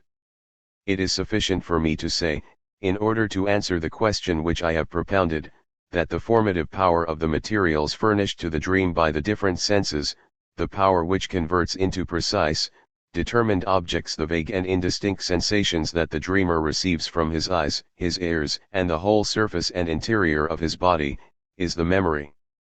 Memory. In a waking state we have indeed memories which appear and disappear, occupying our mind in turn. But they are always memories which are closely connected with our present situation, our present occupation, our present action. I recall at this moment the book of M.D. Hervey on dreams. That is because I am discussing the subject of dreams, and this act orients in a certain particular direction the activity of my memory. The memories that we evoke while waking, however distant they may at first appear to be from the present action, are always connected with it in some way. What is the role of memory in an animal? It is to recall to him, in any circumstance, the advantageous or injurious consequences which have formerly arisen in analogous circumstances, in order to instruct him as to what he ought to do. In man memory is doubtless less the slave of action, but still it sticks to it. Our memories, at any given moment, form a solid whole, a pyramid, so to speak, whose point is inserted precisely into our present action.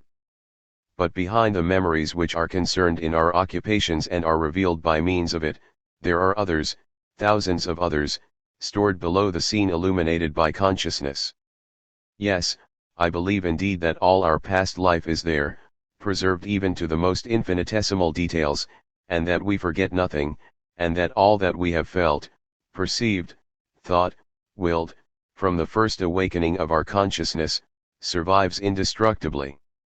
But the memories which are preserved in these obscure depths are there in the state of invisible phantoms. They aspire, perhaps, to the light, but they do not even try to rise to it. They know that it is impossible, and that I, as a living and acting being, have something else to do than to occupy myself with them.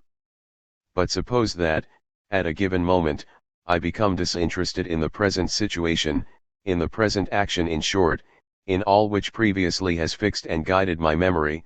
Suppose, in other words, that I am asleep. Then these memories, perceiving that I have taken away the obstacle, have raised the trapdoor which has kept them beneath the floor of consciousness, arise from the depths. They rise, they move, they perform in the night of unconsciousness a great dance macabre. They rush together to the door which has been left ajar. They all want to get through. But they cannot, there are too many of them. From the multitudes which are called, which will be chosen? It is not hard to say. Formerly, when I was awake, the memories which forced their way were those which could involve claims of relationship with the present situation, with what I saw and heard around me.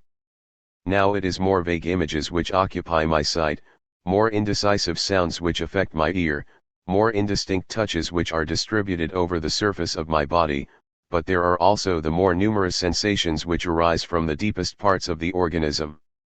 So, then, among the phantom memories which aspire to fill themselves with color, with sonority, in short with materiality, the only ones that succeed are those which can assimilate themselves with the color dust that we perceive, the external and internal sensations that we catch, etc., and which, besides, respond to the effective tone of our general sensibility. When this union is effected between the memory and the sensation, we have a dream. In a poetic page of the Enneads, the philosopher Plotinus, interpreter and continuator of Plato, explains to us how men come to life. Nature, he says, sketches the living bodies, but sketches them only. Left to her own forces she can never complete the task. On the other hand, souls inhabit the world of ideas. Incapable in themselves of acting, not even thinking of action, they float beyond space and beyond time. But, among all the bodies, there are some which specially respond by their form to the aspirations of some particular souls, and among these souls there are those which recognize themselves in some particular body. The body, which does not come altogether viable from the hand of nature, rises toward the soul which might give it complete life, and the soul, looking upon the body and believing that it perceives its own image as in a mirror, and attracted, fascinated by the image, lets itself fall. It falls, and this fall is life. I may compare to these detached souls the memories plunged in the obscurity of the unconscious. On the other hand, our nocturnal sensations resemble these incomplete bodies. The sensation is warm, colored, vibrant and almost living, but vague. The memory is complete, but airy and lifeless. The sensation wishes to find a form on which to mold the vagueness of its contours. The memory would obtain matter to fill it, to ballast it, in short to realize it. They are drawn toward each other, and the phantom memory, incarnated in the sensation which brings to it flesh and blood, becomes a being with a life of its own, a dream. The birth of a dream is then no mystery. It resembles the birth of all our perceptions. The mechanism of the dream is the same, in general, as that of normal perception. When we perceive a real object, what we actually see, the sensible matter of our perception, is very little in comparison with what our memory adds to it. When you read a book, when you look through your newspaper, do you suppose that all the printed letters really come into your consciousness? In that case the whole day would hardly be long enough for you to read a paper. The truth is that you see in each word and even in each member of a phrase only some letters or even some characteristic marks, just enough to permit you to divine the rest. All of the rest, that you think you see, you really give yourself as an hallucination. There are numerous and decisive experiments which leave no doubt on this point. I will cite only those of Goldscheider and Müller. These experimenters wrote or printed some formulas in common use, positively no admission, preface to the 4th edition, etc. But they took care to write the words incorrectly, changing and, above all, omitting letters. These sentences were exposed in a darkened room. The person who served as the subject of the experiment was placed before them and did not know, of course, what had been written. Then the inscription was illuminated by the electric light for a very short time, too short for the observer to be able to perceive really all the letters. They began by determining experimentally the time necessary for seeing one letter of the alphabet. It was then easy to arrange it so that the observer could not perceive more than 8 or 10 letters, for example, of the 30 or 40 letters composing the formula.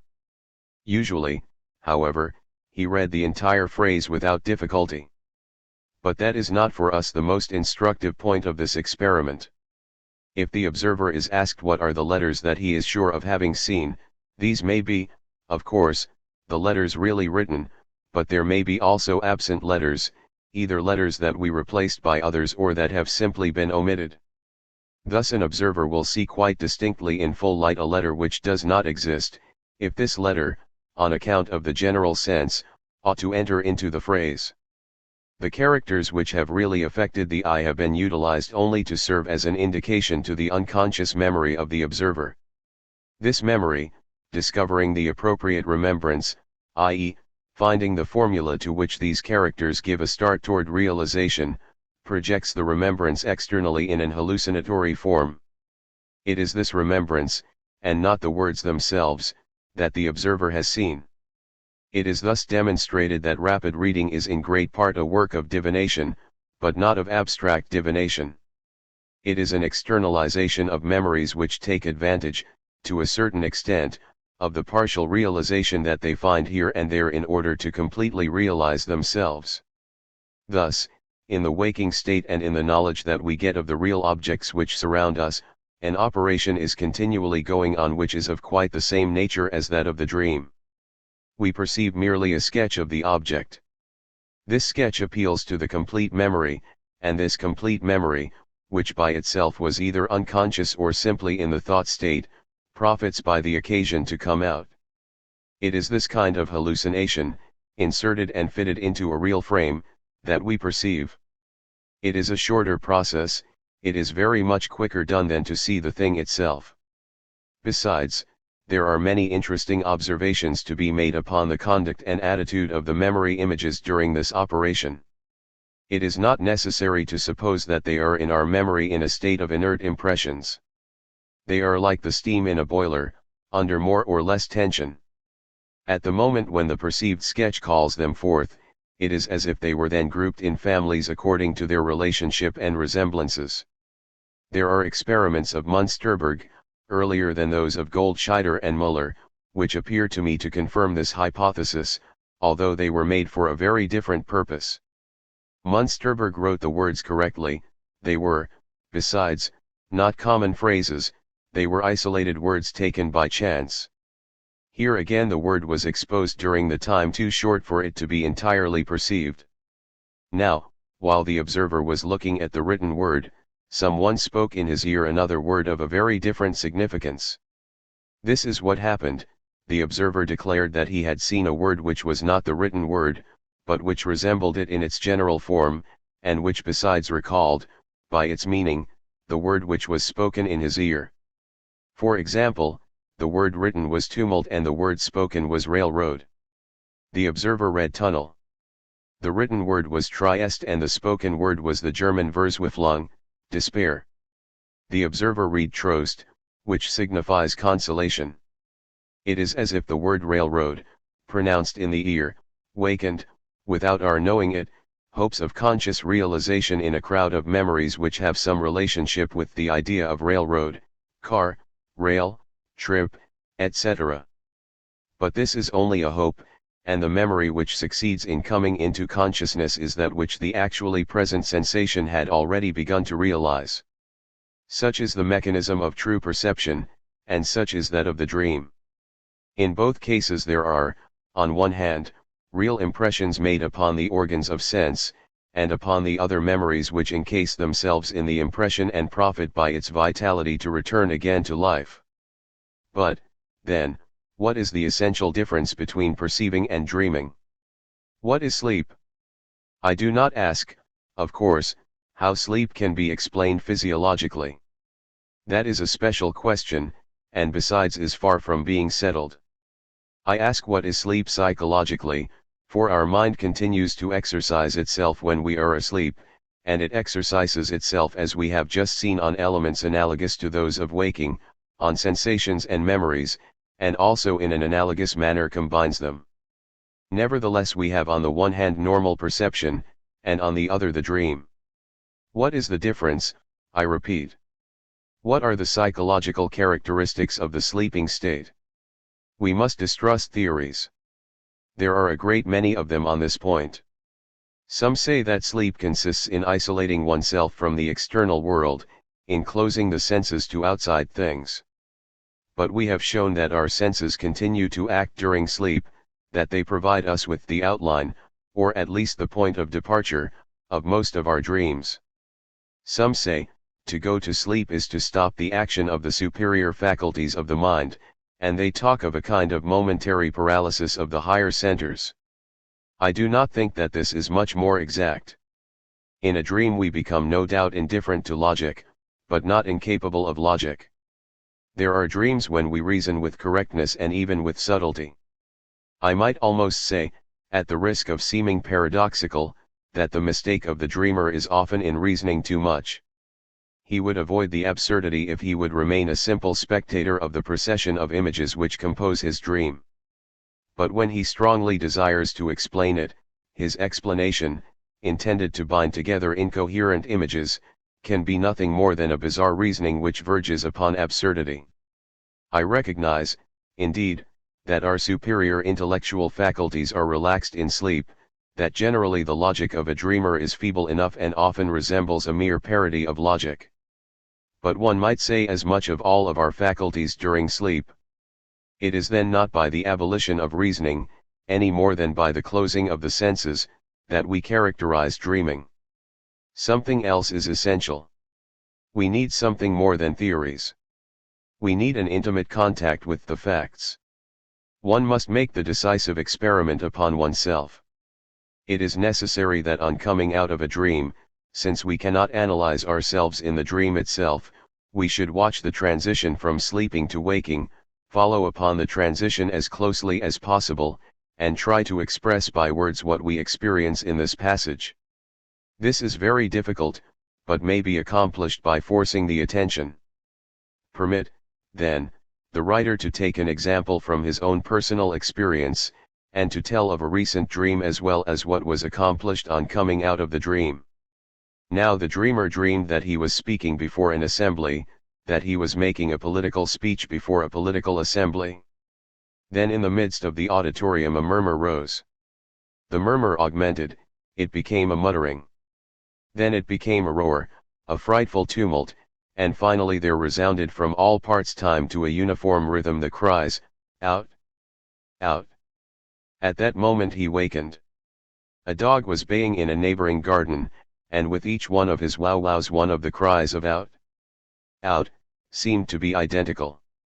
Well, here was the infinitesimal moment which it is necessary to seize. The waking ego, just reappearing, should turn to the dreaming ego, which is still there, and, during some instants at least, hold it without letting it go. I have caught you at it? You thought it was a crowd shouting and it was a dog barking. Now, I shall not let go of you until you tell me just what you were doing. To which the dreaming ego would answer, I was doing nothing, and this is just where you and I differ from one another. You imagine that in order to hear a dog barking, and to know that it is a dog that barks, you have nothing to do. That is a great mistake. You accomplish, without suspecting it, a considerable effort. You take your entire memory, all your accumulated experience, and you bring this formidable mass of memories to converge upon a single point, in such a way as to insert exactly in the sounds you heard that one of your memories which is the most capable of being adapted to it. Nay, you must obtain a perfect adherence, for between the memory that you evoke and the crude sensation that you perceive there must not be the least discrepancy, otherwise you would be just dreaming. This adjustment you can only obtain by an effort of the memory and an effort of the perception, just as the tailor who is trying on a new coat pulls together the pieces of cloth that he adjusts to the shape of your body in order to pin them. You exert, then, continually, every moment of the day, an enormous effort. Your life in a waking state is a life of labor, even when you think you are doing nothing, for at every minute you have to choose and every minute exclude. You choose among your sensations, since you reject from your consciousness 1,000 subjective sensations which come back in the night when you sleep. You choose, and with extreme precision and delicacy, among your memories, since you reject all that do not exactly suit your present state. This choice which you continually accomplish, this adaptation, ceaselessly renewed, is the first and most essential condition of what is called common sense. But all this keeps you in a state of uninterrupted tension. You do not feel it at the moment, any more than you feel the pressure of the atmosphere, but it fatigues you in the long run. Common sense is very fatiguing. So, I repeat, I differ from you precisely in that I do nothing. The effort that you give without cessation I simply abstain from giving. In place of attaching myself to life, I detach myself from it.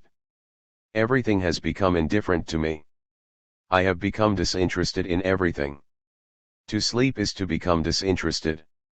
One sleeps to the exact extent to which he becomes disinterested.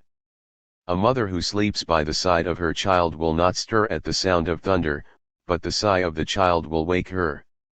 Does she really sleep in regard to her child? We do not sleep in regard to what continues to interest us. You ask me what it is that I do when I dream. I will tell you what you do when you are awake. You take me, the me of dreams, me the totality of your past, and you force me, by making me smaller and smaller, to fit into the little circle that you trace around your present action. That is what it is to be awake. That is what it is to live the normal psychical life. It is to battle. It is to will. As for the dream, have you really any need that I should explain it? It is the state into which you naturally fall when you let yourself go, when you no longer have the power to concentrate yourself upon a single point, when you have ceased to will. What needs much more to be explained is the marvelous mechanism by which at any moment your will obtains instantly, and almost unconsciously, the concentration of all that you have within you upon one and the same point, the point that interests you.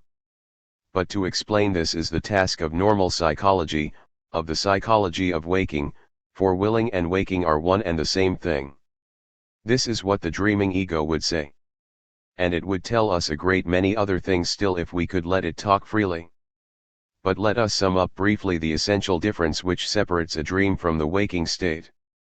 In the dream the same faculties are exercised as during waking, but they are in a state of tension in the one case, and of relaxation in the other. The dream consists of the entire mental life minus the tension, the effort, and the bodily movement. We perceive still, we remember still, we reason still. All this can abound in the dream, for abundance, in the domain of the mind, does not mean effort. What requires an effort is the precision of adjustment. To connect the sound of a barking dog with the memory of a crowd that murmurs and shouts requires no effort. But in order that this sound should be perceived as the barking of a dog, a positive effort must be made. It is this force that the dreamer lacks. It is by that, and by that alone, that he is distinguished from the waking man. From this essential difference can be drawn a great many others. We can come to understand the chief characteristics of the dream. But I can only outline the scheme of this study. It depends especially upon 3 points, which are, the incoherence of dreams, the abolition of the sense of duration that often appears to be manifested in dreams, and, finally, the order in which the memories present themselves to the dreamer, contending for the sensations present where they are to be embodied. The incoherence of the dream seems to me easy enough to explain. As it is characteristic of the dream not to demand a complete adjustment between the memory image and the sensation, but, on the contrary, to allow some play between them, very different memories can suit the same sensation. For example, there may be in the field of vision a green spot with white points. This might be a lawn spangled with white flowers. It might be a billiard table with its balls. It might be a host of other things besides. These different memory images, all capable of utilizing the same sensation, chase after it. Sometimes they attain it, one after the other. And so the lawn becomes a billiard table, and we watch these extraordinary transformations. Often it is at the same time, and altogether that these memory images join the sensation, and then the lawn will be a billiard table. From this come those absurd dreams where an object remains as it is and at the same time becomes something else. As I have just said, the mind, confronted by these absurd visions, seeks an explanation and often thereby aggravates the incoherence. As for the abolition of the sense of time in many of our dreams, that is another effect of the same cause. In a few seconds a dream can present to us a series of events which will occupy, in the waking state, entire days. You know the example cited by Henri, it has become classic, and although it has been contested of late, I regard it as probable, because of the great number of analogous observations that I found scattered through the literature of dreams. But this precipitation of the images is not at all mysterious. When we are awake we live a life in common with our fellows. Our attention to this external and social life is the great regulator of the succession of our internal states. It is like the balance wheel of a watch, which moderates and cuts into regular sections the undivided, almost instantaneous tension of the spring. It is this balance wheel which is lacking in the dream. Acceleration is no more than abundance, a sign of force in the domain of the mind. It is, I repeat, the precision of adjustment that requires effort, and this is exactly what the dreamer lacks.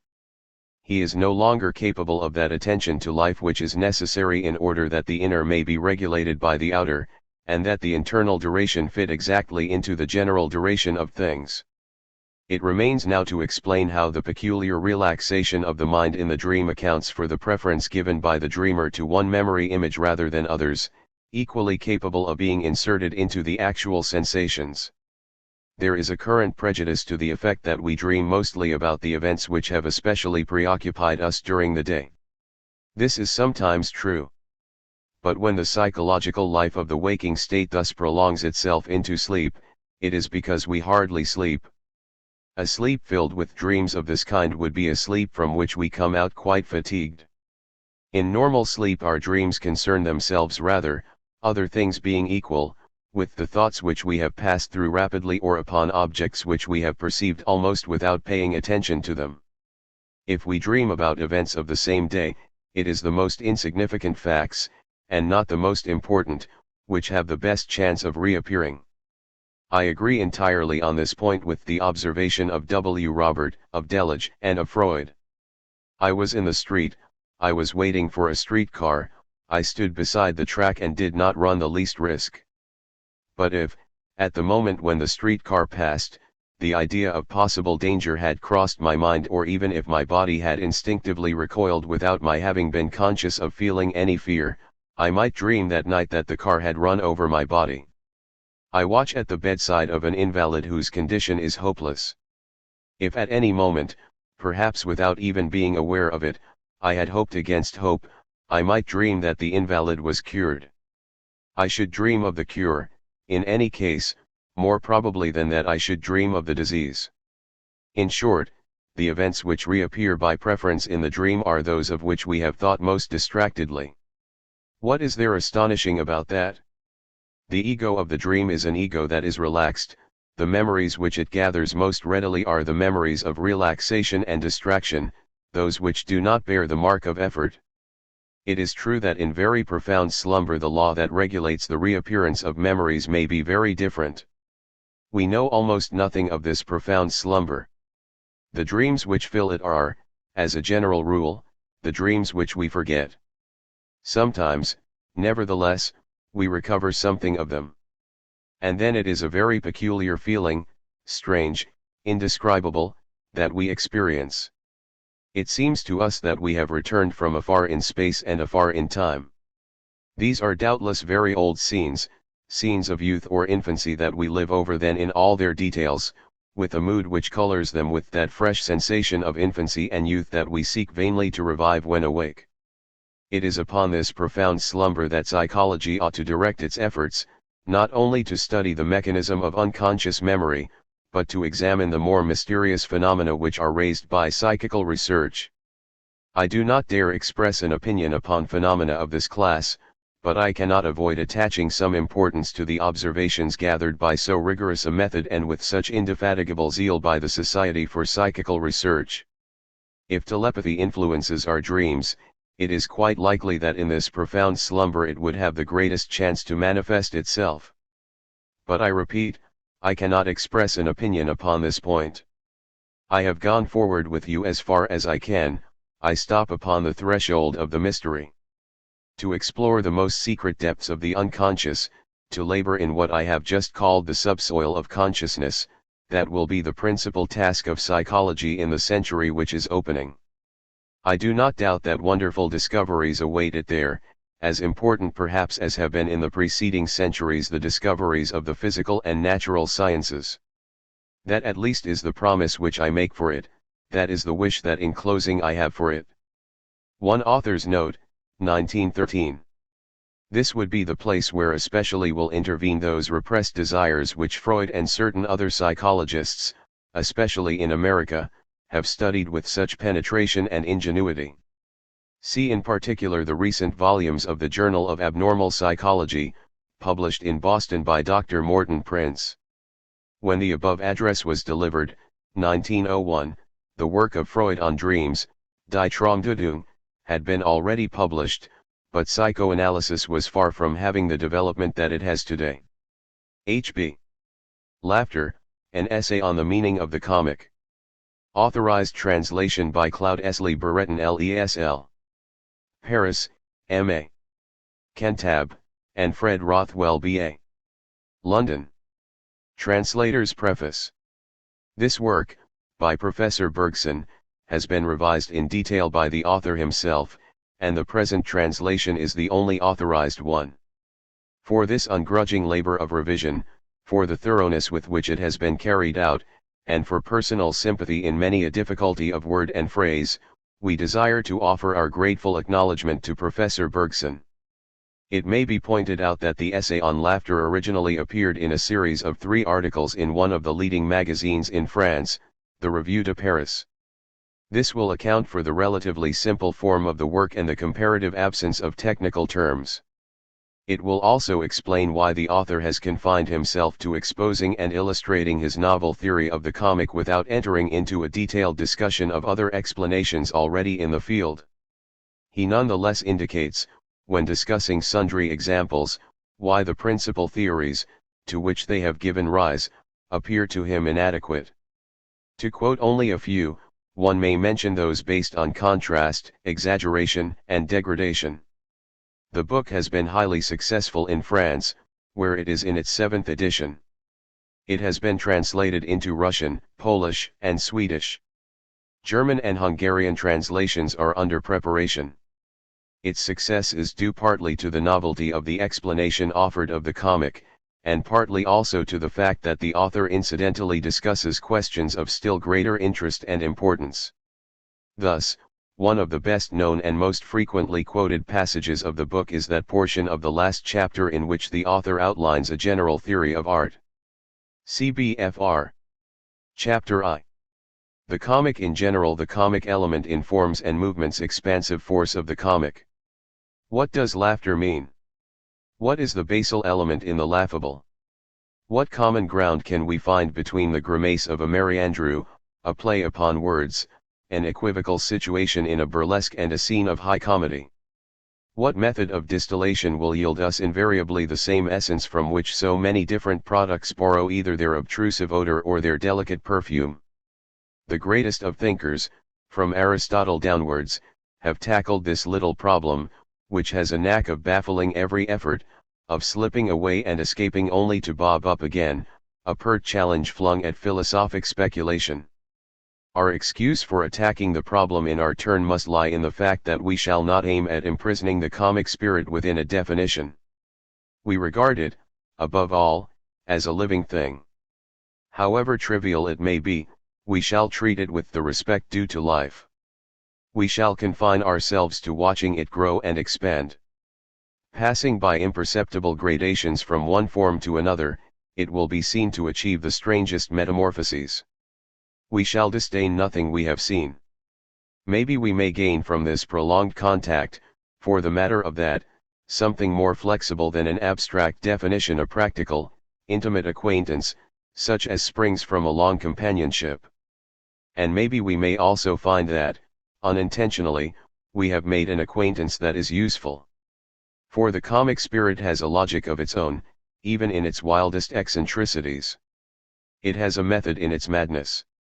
It dreams, I admit, but it conjures up, in its dreams, visions that are at once accepted and understood by the whole of a social group. Can it then fail to throw light for us on the way that human imagination works, and more particularly social, collective, and popular imagination? Begotten of real life and akin to art, should it not also have something of its own to tell us about art and life? At the outset we shall put forward 3 observations which we look upon as fundamental. They have less bearing on the actually comic than on the field within which it must be sought. The first point to which attention should be called is that the comic does not exist outside the pale of what is strictly human. A landscape may be beautiful, charming, and sublime, or insignificant and ugly, it will never be laughable. You may laugh at an animal, but only because you have detected in it some human attitude or expression. You may laugh at a hat, but what you are making fun of, in this case, is not the piece of felt or straw, but the shape that men have given it, the human caprice whose mold it has assumed. It is strange that so important a fact, and such a simple one too, has not attracted to a greater degree the attention of philosophers. Several have defined man as an animal which laughs. They might equally well have defined him as an animal which is laughed at, for if any other animal, or some lifeless object, produces the same effect, it is always because of some resemblance to man, of the stamp he gives it or the use he puts it to. Here I would point out, as a symptom equally worthy of notice, the absence of feeling which usually accompanies laughter. It seems as though the comic could not produce its disturbing effect unless it fell, so to say, on the surface of a soul that is thoroughly calm and unruffled. Indifference is its natural environment, for laughter has no greater foe than emotion. I do not mean that we could not laugh at a person who inspires us with pity, for instance, or even with affection, but in such a case we must, for the moment, put our affection out of court and impose silence upon our pity. In a society composed of pure intelligences there would probably be no more tears, though perhaps there would still be laughter, whereas highly emotional souls, in tune and unison with life, in whom every event would be sentimentally prolonged and re-echoed, would neither know nor understand laughter. Try, for a moment, to become interested in everything that is being said and done, act, in imagination, with those who act, and feel with those who feel, in a word, give your sympathy its widest expansion, as though at the touch of a fairy wand you will see the flimsiest of objects assume importance, and a gloomy hue spread over everything. Now step aside, look upon life as a disinterested spectator, many a drama will turn into a comedy. It is enough for us to stop our ears to the sound of music, in a room where dancing is going on, for the dancers at once to appear ridiculous. How many human actions would stand a similar test? Should we not see many of them suddenly pass from grave to gay, on isolating them from the accompanying music of sentiment? To produce the whole of its effect, then, the comic demands something like a momentary anesthesia of the heart. Its appeal is to intelligence, pure and simple. This intelligence, however, must always remain in touch with other intelligences. And here is the third fact to which attention should be drawn. You would hardly appreciate the comic if you felt yourself isolated from others. Laughter appears to stand in need of an echo. Listen to it carefully. It is not an articulate, clear, well-defined sound, it is something which would fain be prolonged by reverberating from one to another, something beginning with a crash, to continue in successive rumblings, like thunder in a mountain. Still, this reverberation cannot go on forever. It can travel within as wide a circle as you please, the circle remains, nonetheless, a closed one. Our laughter is always the laughter of a group. It may, perchance, have happened to you, when seated in a railway carriage or at table d'hôte, to hear travelers relating to one another stories which must have been comic to them, for they laughed heartily. Had you been one of their company, you would have laughed like them, but, as you were not, you had no desire whatever to do so. A man who was once asked why he did not weep at a sermon, when everybody else was shedding tears, replied, "I don't belong to the parish." What that man thought of tears would be still more true of laughter. However spontaneous it seems, laughter always implies a kind of secret freemasonry, or even complicity, with other laughers, real or imaginary. How often has it been said that the fuller the theater, the more uncontrolled the laughter of the audience? On the other hand, how often has the remark been made that many comic effects are incapable of translation from one language to another, because they refer to the customs and ideas of a particular social group. It is through not understanding the importance of this double fact that the comic has been looked upon as a mere curiosity in which the mind finds amusement, and laughter itself as a strange, isolated phenomenon, without any bearing on the rest of human activity. Hence those definitions which tend to make the comic into an abstract relation between ideas, an intellectual contrast, a palpable absurdity, etc. definitions which, even were they really suitable to every form of the comic, would not in the least explain why the comic makes us laugh.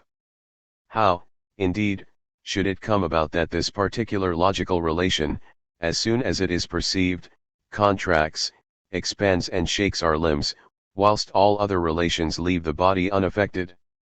It is not from this point of view that we shall approach the problem.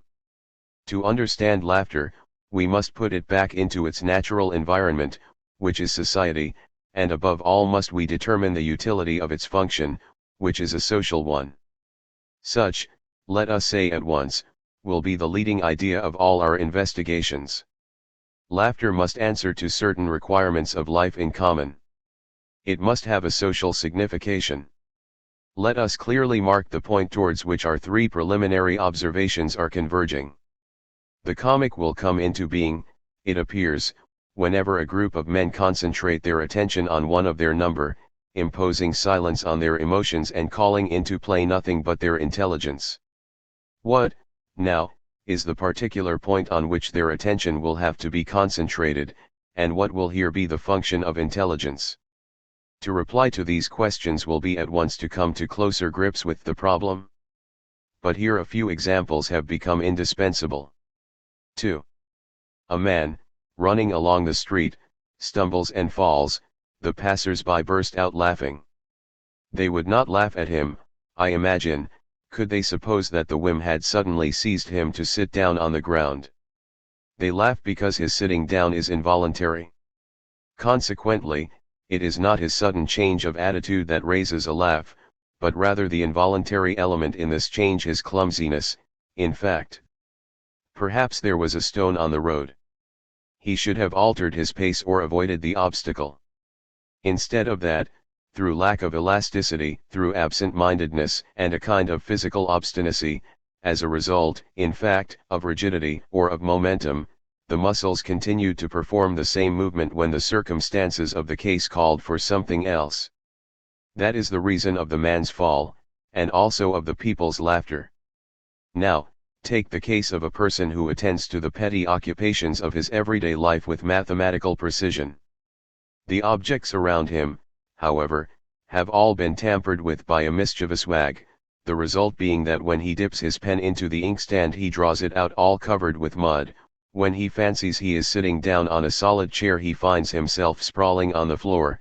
In a word, his actions are all topsy-turvy or mere beating the air, while in every case the effect is invariably one of momentum. Habit has given the impulse, what was wanted was to check the movement or deflect it. He did nothing of the sort, but continued like a machine in the same straight line. The victim, then, of a practical joke is in a position similar to that of a runner who falls. He is comic for the same reason. The laughable element in both cases consists of a certain mechanical inelasticity, just where one would expect to find the wide-awake adaptability and the living pliableness of a human being.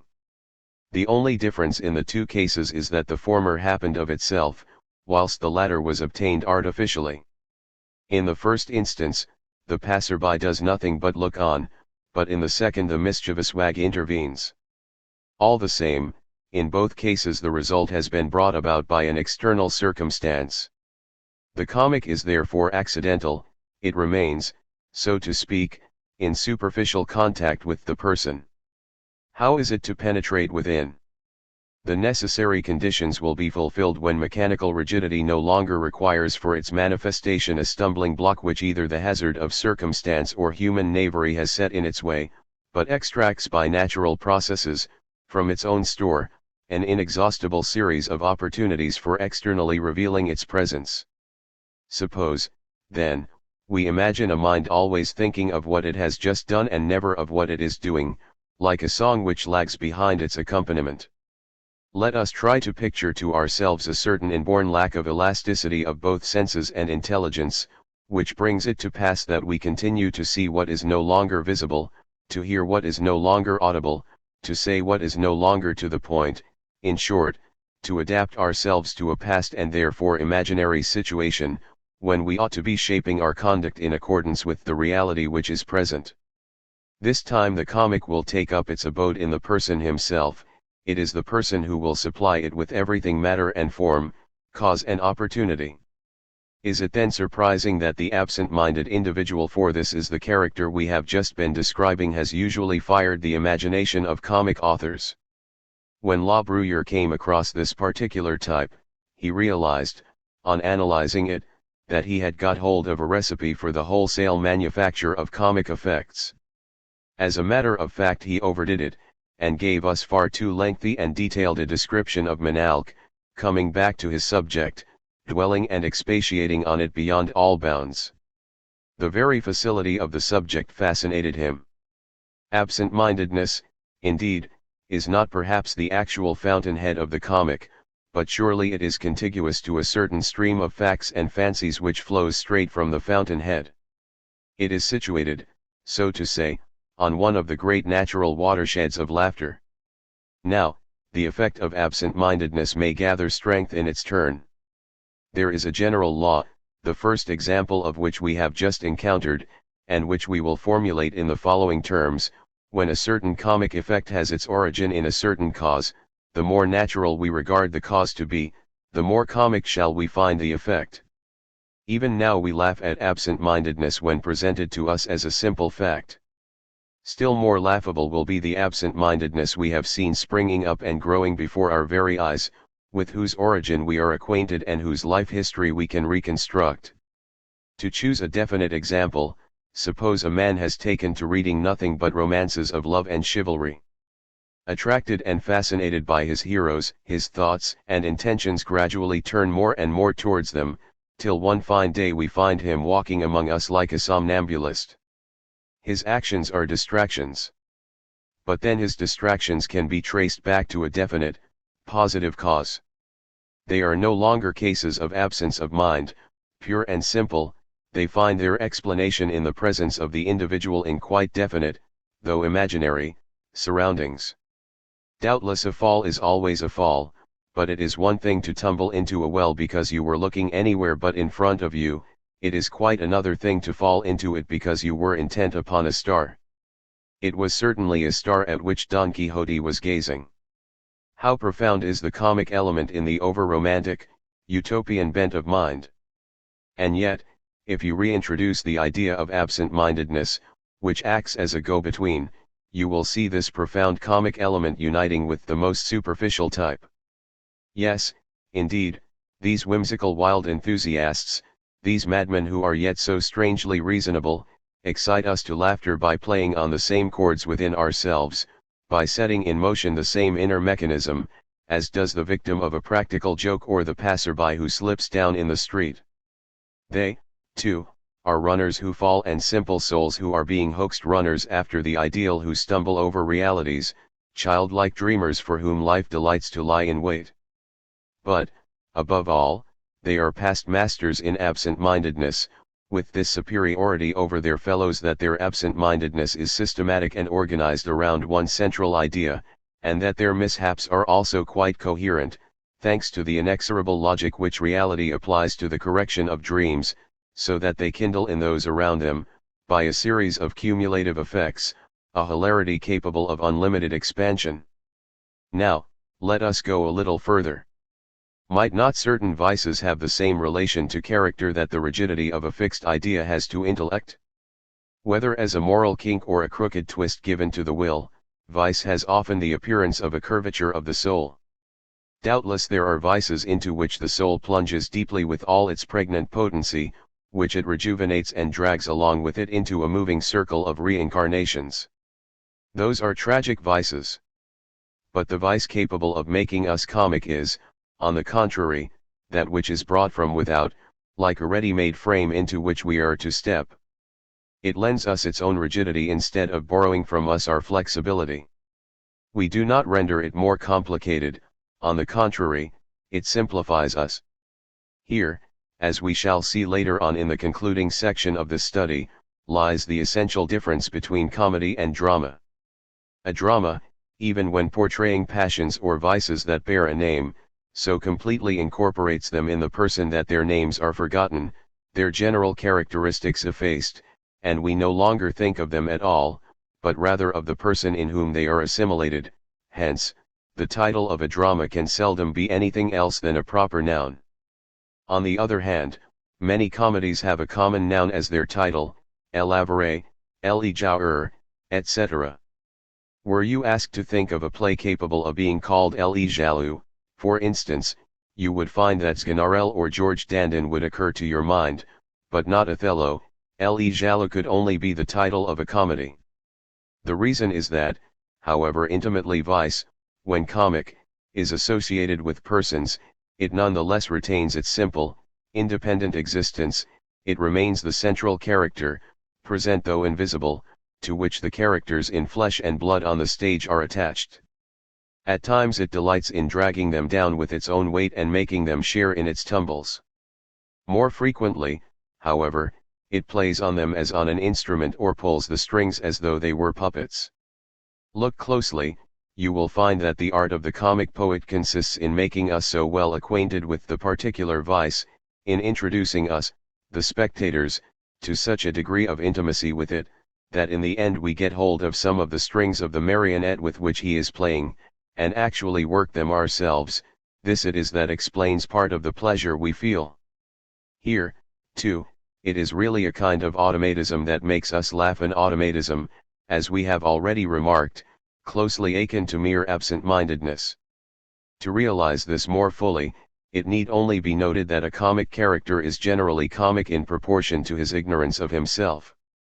The comic person is unconscious. As though wearing the ring of Gyges with reverse effect, he becomes invisible to himself while remaining visible to all the world. A character in a tragedy will make no change in his conduct because he will know how it is judged by us. He may continue therein, even though fully conscious of what he is and feeling keenly the horror he inspires in us. But a defect that is ridiculous, as soon as it feels itself to be so, endeavors to modify itself, or at least to appear as though it did. Were Harpagon to see us laugh at his miserliness, I do not say that he would get rid of it, but he would either show it less or show it differently. Indeed, it is in this sense only that laughter corrects men's manners. It makes us at once endeavor to appear what we ought to be, what some day we shall perhaps end in being. It is unnecessary to carry this analysis any further. From the runner who falls to the simpleton who is hoaxed, from a state of being hoaxed to one of absent-mindedness, from absent-mindedness to wild enthusiasm, from wild enthusiasm to various distortions of character and will, we have followed the line of progress along which the comic becomes more and more deeply embedded in the person, yet without ceasing, in its subtler manifestations, to recall to us some trace of what we noticed in its grosser forms, an effect of automatism and of inelasticity. Now we can obtain a first glimpse, a distant one, it is true, and still hazy and confused, of the laughable side of human nature and of the ordinary function of laughter. What life and society require of each of us is a constantly alert attention that discerns the outlines of the present situation, together with a certain elasticity of mind and body to enable us to adapt ourselves in consequence. Tension and elasticity are two forces, mutually complementary, which life brings into play.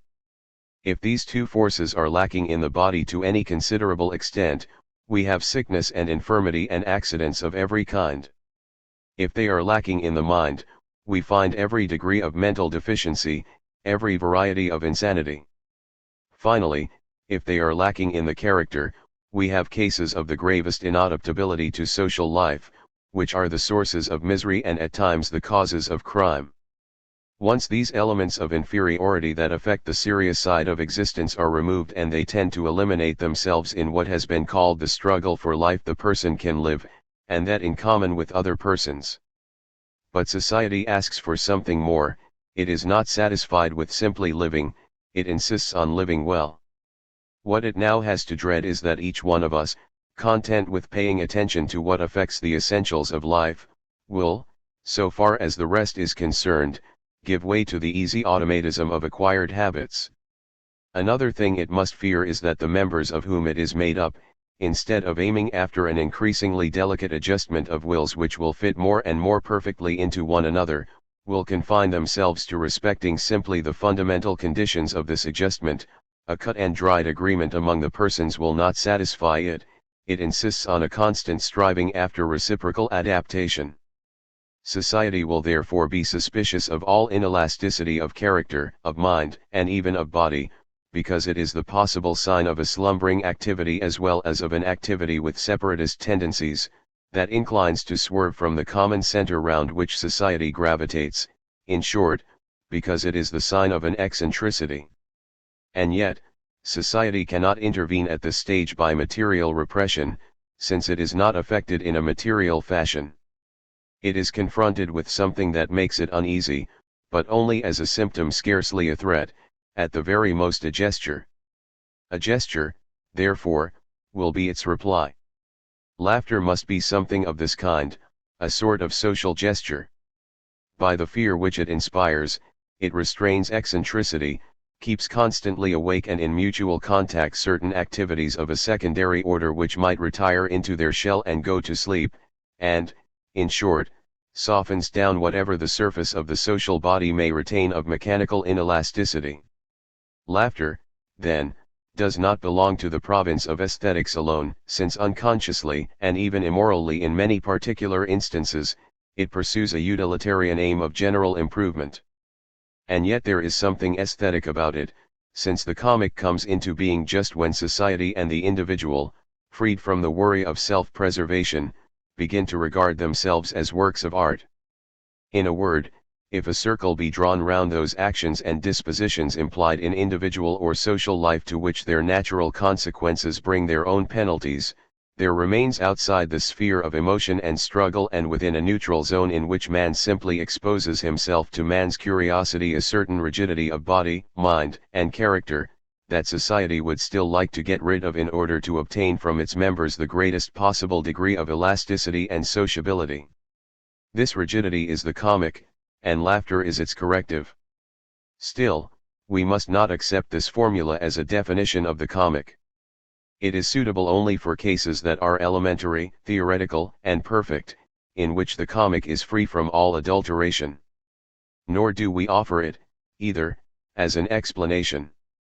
We prefer to make it, if you will, the leitmotif which is to accompany all our explanations.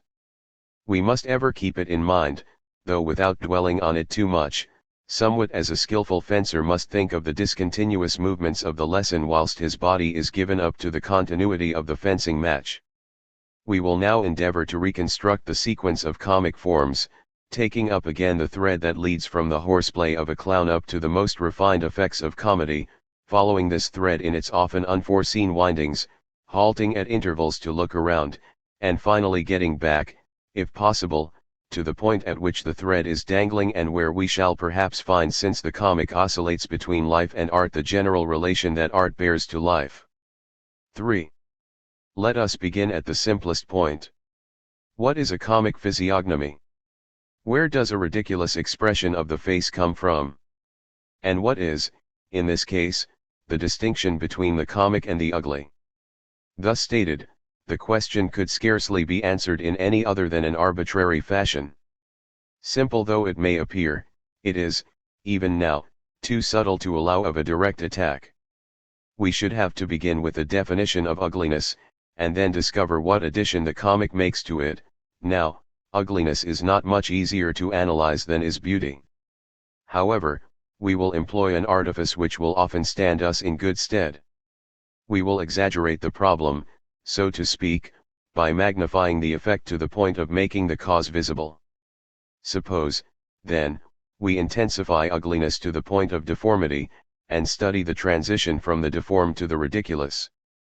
Now, certain deformities undoubtedly possess over others the sorry privilege of causing some persons to laugh. Some hunchbacks, for instance, will excite laughter. Without at this point entering into useless details, we will simply ask the reader to think of a number of deformities, and then to divide them into two groups, on the one hand, those which nature has directed towards the ridiculous, and on the other, those which absolutely diverge from it. No doubt he will hit upon the following law: a deformity that may become comic is a deformity that a normally built person could successfully imitate. Is it not, then, the case that the hunchback suggests the appearance of a person who holds himself badly? His back seems to have contracted an ugly stoop. By a kind of physical obstinacy, by rigidity, in a word, it persists in the habit it has contracted. Try to see with your eyes alone. Avoid reflection, and above all, do not reason. Abandon all your prepossessions, seek to recapture a fresh, direct, and primitive impression. The vision you will reacquire will be one of this kind. You will have before you a man bent on cultivating a certain rigid attitude whose body, if one may use the expression, is one vast grin. Now, let us go back to the point we wish to clear up. By toning down a deformity that is laughable, we ought to obtain an ugliness that is comic. A laughable expression of the face, then, is one that will make us think of something rigid and, so to speak, coagulated, in the wanted mobility of the face. What we shall see will be an ingrained twitching or a fixed grimace. It may be objected that every habitual expression of the face, even when graceful and beautiful, gives us the same impression of something stereotyped. Here an important distinction must be drawn. When we speak of expressive beauty or even expressive ugliness, when we say that a face possesses expression, we mean expression that may be stable, but which we conjecture to be mobile. It maintains, in the midst of its fixity, a certain indecision in which are obscurely portrayed all possible shades of the state of mind it expresses, just as the sunny promise of a warm day manifests itself in the haze of a spring morning. But a comic expression of the face is one that promises nothing more than it gives. It is a unique and permanent grimace. One would say that the person's whole moral life has crystallized into this particular cast of features. This is the reason why a face is all the more comic, the more nearly it suggests to us the idea of some simple mechanical action in which its personality would forever be absorbed. Some faces seem to be always engaged in weeping, others in laughing or whistling, others, again, in eternally blowing an imaginary trumpet, and these are the most comic faces of all. Here again is exemplified the law according to which the more natural the explanation of the cause, the more comic is the effect. Automatism, inelasticity, habit that has been contracted and maintained, are clearly the causes why a face makes us laugh.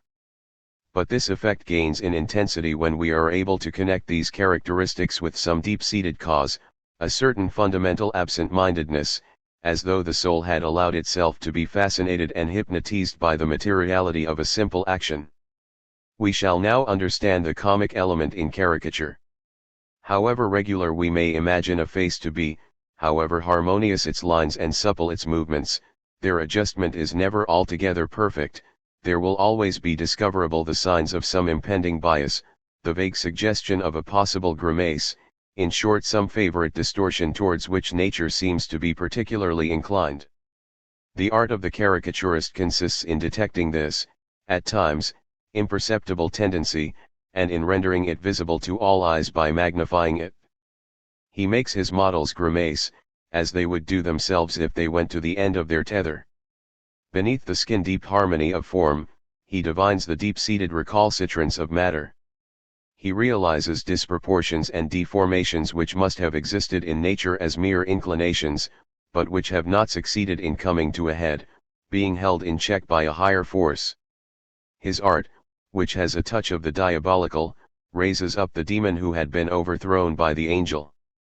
Certainly, it is an art that exaggerates, and yet the definition would be very far from complete were exaggeration alone alleged to be its aim and object, for there exist caricatures that are more lifelike than portraits, caricatures in which the exaggeration is scarcely noticeable, whilst, inversely, it is quite possible to exaggerate to excess without obtaining a real caricature. For exaggeration to be comic, it must not appear as an aim, but rather as a means that the artist is using in order to make manifest to our eyes the distortions which he sees in embryo. It is this process of distortion that is of moment and interest. And that is precisely why we shall look for it even in those elements of the face that are incapable of movement, in the curve of a nose or the shape of an ear. For, in our eyes, form is always the outline of a movement. The caricaturist who alters the size of a nose, but respects its ground plan, lengthening it, for instance, in the very direction in which it was being lengthened by nature, is really making the nose indulge in a grin. Henceforth we shall always look upon the original as having determined to lengthen itself and start grinning. In this sense, one might say that nature herself often meets with the successes of a caricaturist. In the movement through which she has slit that mouth, curtailed that chin and bulged out that cheek, she would appear to have succeeded in completing the intended grimace, thus outwitting the restraining supervision of a more reasonable force. In that case, the face we laugh at is, so to speak, its own caricature. To sum up, whatever be the doctrine to which our reason assents, our imagination has a very clear-cut philosophy of its own. In every human form it sees the effort of a soul which is shaping matter, a soul which is infinitely supple and perpetually in motion, subject to no law of gravitation, for it is not the earth that attracts it. This soul imparts a portion of its winged lightness to the body it animates. The immateriality which thus passes into matter is what is called gracefulness. Matter, however, is obstinate and resists. It draws to itself the ever-alert activity of this higher principle, would fain convert it to its own inertia and cause it to revert to mere automatism. It would fain immobilize the intelligently varied movements of the body in stupidly contracted grooves, stereotype in permanent grimaces the fleeting expressions of the face, in short imprint on the whole person such an attitude as to make it appear immersed and absorbed in the materiality of some mechanical occupation instead of ceaselessly renewing its vitality by keeping in touch with a living ideal. Where matter thus succeeds in dulling the outward life of the soul, in petrifying its movements and thwarting its gracefulness, it achieves, at the expense of the body, an effect that is comic. If, then, at this point we wish to define the comic by comparing it with its contrary, we should have to contrast it with gracefulness even more than with beauty. It partakes rather of the unsprightly than of the unsightly, of rigidness rather than of ugliness. 4. We will now pass from the comic element in forms to that in gestures and movements. Let us at once state the law which seems to govern all the phenomena of this kind. It may indeed be deduced without any difficulty from the considerations stated above. The attitudes, gestures, and movements of the human body are laughable in exact proportion as that body reminds us of a mere machine. There is no need to follow this law through the details of its immediate applications, which are innumerable. To verify it directly, it would be sufficient to study closely the work of comic artists, eliminating entirely the element of caricature, and omitting that portion of the comic which is not inherent in the drawing itself. For, obviously, the comic element in a drawing is often a borrowed one, for which the text supplies all the stock in trade. I mean that the artist may be his own understudy in the shape of a satirist, or even a playwright, and that then we laugh far less at the drawings themselves than at the satire or comic incident they represent. But if we devote our whole attention to the drawing with the firm resolve to think of nothing else, we shall probably find that it is generally comic in proportion to the clearness, as well as the subtleness, with which it enables us to see a man as a jointed puppet. The suggestion must be a clear one, for inside the person we must distinctly perceive, as though through a glass, a set-up mechanism. But the suggestion must also be a subtle one, for the general appearance of the person, whose every limb has been made rigid as a machine, must continue to give us the impression of a living being. The more exactly these two images, that of a person and that of a machine, fit into each other, the more striking is the comic effect, and the more consummate the art of the draftsman. The originality of a comic artist is thus expressed in the special kind of life he imparts to a mere puppet. We will, however, leave on one side the immediate application of the principle, and at this point insist only on the more remote consequences. The illusion of a machine working in the inside of the person is a thing that only crops up amid a host of amusing effects, but for the most part it is a fleeting glimpse, that is immediately lost in the laughter it provokes. To render it permanent, analysis and reflection must be called into play. In a public speaker, for instance, we find that gesture vies with speech. Jealous of the latter, gesture closely dogs the speaker's thought, demanding also to act as interpreter. Well and good, but then it must pledge itself to follow thought through all the phases of its development. An idea is something that grows, buds, blossoms and ripens from the beginning to the end of a speech. It never halts, never repeats itself. It must be changing every moment, for to cease to change would be to cease to live. Then let gesture display a like animation. Let it accept the fundamental law of life, which is the complete negation of repetition. But I find that a certain movement of head or arm, a movement always the same, seems to return at regular intervals. If I notice it and it succeeds in diverting my attention, if I wait for it to occur and it occurs when I expect it, then involuntarily I laugh. Why? Because I now have before me a machine that works automatically. This is no longer life, it is automatism established in life and imitating it. It belongs to the comic. This is also the reason why gestures, at which we never dreamt of laughing, become laughable when imitated by another individual. The most elaborate explanations have been offered for this extremely simple fact. A little reflection, however, will show that our mental state is ever changing, and that if our gestures faithfully followed these inner movements, if they were as fully alive as we, they would never repeat themselves, and so would keep imitation at bay. We begin, then, to become imitable only when we cease to be ourselves. I mean, our gestures can only be imitated in their mechanical uniformity, and therefore exactly in what is alien to our living personality. To imitate anyone is to bring out the element of automatism he has allowed to creep into his person. And as this is the very essence of the ludicrous, it is no wonder that imitation gives rise to laughter. Still, if the imitation of gestures is intrinsically laughable, it will become even more so when it busies itself in deflecting them, though without altering their form, towards some mechanical occupation, such as sawing wood, striking on an anvil, or tugging away at an imaginary bell rope.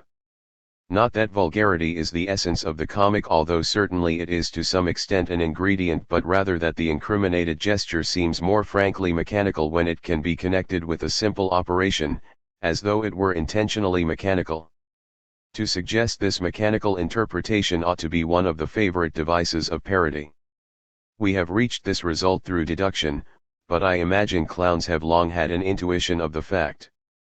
This seems to me the solution of the little riddle propounded by Pascal in one passage of his Thoughts: two faces that are alike, although neither of them excites laughter by itself, make us laugh when together, on account of their likeness. It might just as well be said, the gestures of a public speaker, no one of which is laughable by itself, excite laughter by their repetition. The truth is that a really living life should never repeat itself. Wherever there is repetition or complete similarity, we always suspect some mechanism at work behind the living. Analyze the impression you get from two faces that are too much alike, and you will find that you are thinking of two copies cast in the same mold, or two impressions of the same seal, or two reproductions of the same negative in a word, of some manufacturing process or other. This deflection of life towards the mechanical is here the real cause of laughter. And laughter will be more pronounced still, if we find on the stage not merely two characters, as in the example from Pascal, but several, nay, as great a number as possible, the image of one another, who come and go, dance and gesticulate together, simultaneously striking the same attitudes and tossing their arms about in the same manner. This time, we distinctly think of marionettes. Invisible threads seem to us to be joining arms to arms, legs to legs, each muscle in one face to its fellow muscle in the other.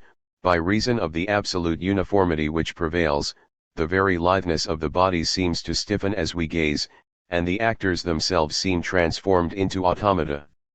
Such, at least, appears to be the artifice underlying this somewhat obvious form of amusement. I dare say the performers have never read Pascal, but what they do is merely to realize to the full the suggestions contained in Pascal's words. If, as is undoubtedly the case, laughter is caused in the second instance by the hallucination of a mechanical effect, it must already have been so, though in more subtle fashion, in the first. Continuing along this path, we dimly perceive the increasingly important and far-reaching consequences of the law we have just stated. We faintly catch still more fugitive glimpses of mechanical effects, glimpses suggested by man's complex actions, no longer merely by his gestures. We instinctively feel that the usual devices of comedy, the periodical repetition of a word or a scene, the systematic inversion of the parts, the geometrical development of a farcical misunderstanding, and many other stage contrivances, must derive their comic force from the same source, the art of the playwright, probably consisting in setting before us an obvious clockwork arrangement of human events, while carefully preserving an outward aspect of probability and thereby retaining something of the suppleness of life. But we must not forestall results which will be duly disclosed in the course of our analysis. v. Before going further, let us halt a moment and glance around. As we hinted at the outset of this study, it would be idle to attempt to derive every comic effect from one simple formula. The formula exists well enough in a certain sense, but its development does not follow a straightforward course. What I mean is that the process of deduction ought from time to stop and study certain culminating effects, and that these effects each appear as models round which new effects resembling them take their places in a circle. These latter are not deductions from the formula, but are comic through their relationship with those that are. To quote Pascal again, I see no objection, at this stage, to defining the process by the curve which that geometrician studied under the name of roulette or cycloid, the curve traced by a point in the circumference of a wheel when the carriage is advancing in a straight line. This point turns like the wheel, though it advances like the carriage. Or else we might think of an immense avenue such as are to be seen in the forest of Fontainebleau, with crosses at intervals to indicate the crossways. At each of these we shall walk round the cross, explore for a while the paths that open out before us, and then return to our original course. Now, we have just reached one of these mental crossways. Something mechanical encrusted on the living, will represent a cross at which we must halt, a central image from which the imagination branches off in different directions. What are these directions? There appear to be three main ones. We will follow them one after the other, and then continue our onward course. 1. In the first place, this view of the mechanical and the living dovetailed into each other makes us incline towards the vaguer image of some rigidity or other applied to the mobility of life, in an awkward attempt to follow its lines and counterfeit its suppleness. Here we perceive how easy it is for a garment to become ridiculous.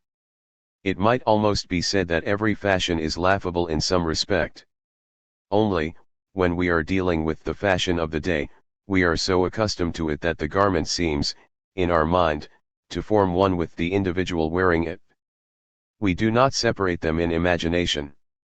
The idea no longer occurs to us to contrast the inert rigidity of the covering with the living suppleness of the object covered. Consequently, the comic here remains in a latent condition.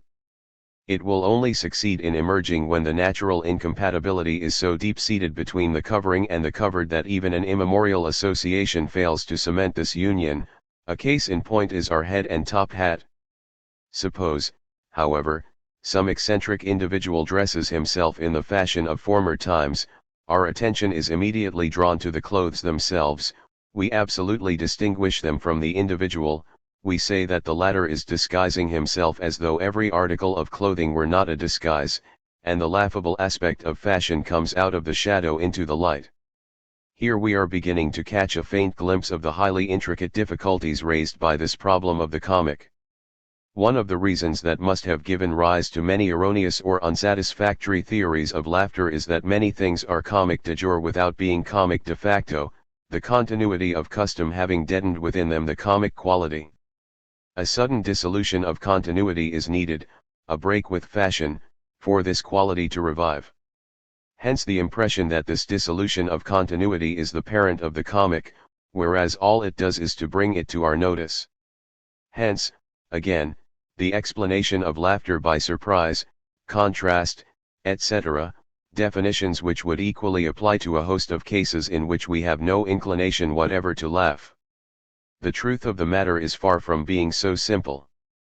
But to return to our idea of disguise, which, as we have just shown, has been entrusted with the special mandate of arousing laughter. It will not be out of place to investigate the uses it makes of this power. Why do we laugh at a head of hair which has changed from dark to blonde? What is there comic about a rubicund nose? And why does one laugh at a Negro? The question would appear to be an embarrassing one, for it has been asked by successive psychologists such as Hecker, Krepelin, and Lips, and all have given different replies.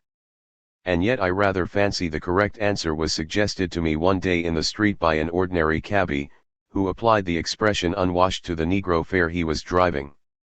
Unwashed. Does not this mean that a black face, in our imagination, is one daubed over with ink or soot? If so, then a red nose can only be one which has received a coating of vermilion. And so we see that the notion of disguise has passed on something of its comic quality to instances in which there is actually no disguise, though there might be. In the former set of examples, although his usual dress was distinct from the individual, it appeared in our mind to form one with him, because we had become accustomed to the sight. In the latter, although the black or red color is indeed inherent in the skin, we look upon it as artificially laid on, because it surprises us. But here we meet with a fresh crop of difficulties in the theory of the comic.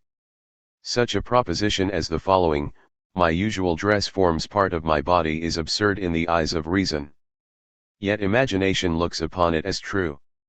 A red nose is a painted nose, a Negro is a white man in disguise, are also absurd to the reason which rationalizes, but they are gospel truths to pure imagination. So there is a logic of the imagination which is not the logic of reason, one which at times is even opposed to the latter, with which, however, philosophy must reckon, not only in the study of the comic, but in every other investigation of the same kind. It is something like the logic of dreams, though of dreams that have not been left to the whim of individual fancy, being the dreams dreamt by the whole of society. In order to reconstruct this hidden logic, a special kind of effort is needed, by which the outer crust of carefully stratified judgments and firmly established ideas will be lifted, and we shall behold in the depths of our mind, like a sheet of subterranean water, the flow of an unbroken stream of images which pass from one into another. This interpenetration of images does not come about by chance. It obeys laws, or rather habits, which hold the same relation to imagination that logic does to thought. Let us then follow this logic of the imagination in the special case in hand. A man in disguise is comic. A man we regard as disguised is also comic. So, by analogy, any disguise is seen to become comic, not only that of a man, but that of society also, and even the disguise of nature. Let us start with nature. You laugh at a dog that is half clipped, at a bed of artificially colored flowers, at a wood in which the trees are plastered over with election addresses, etc. Look for the reason, and you will see that you are once more thinking of a masquerade. Here, however, the comic element is very faint, it is too far from its source. If you wish to strengthen it, you must go back to the source itself and contrast the derived image, that of a masquerade, with the original one, which, be it remembered, was that of a mechanical tampering with life.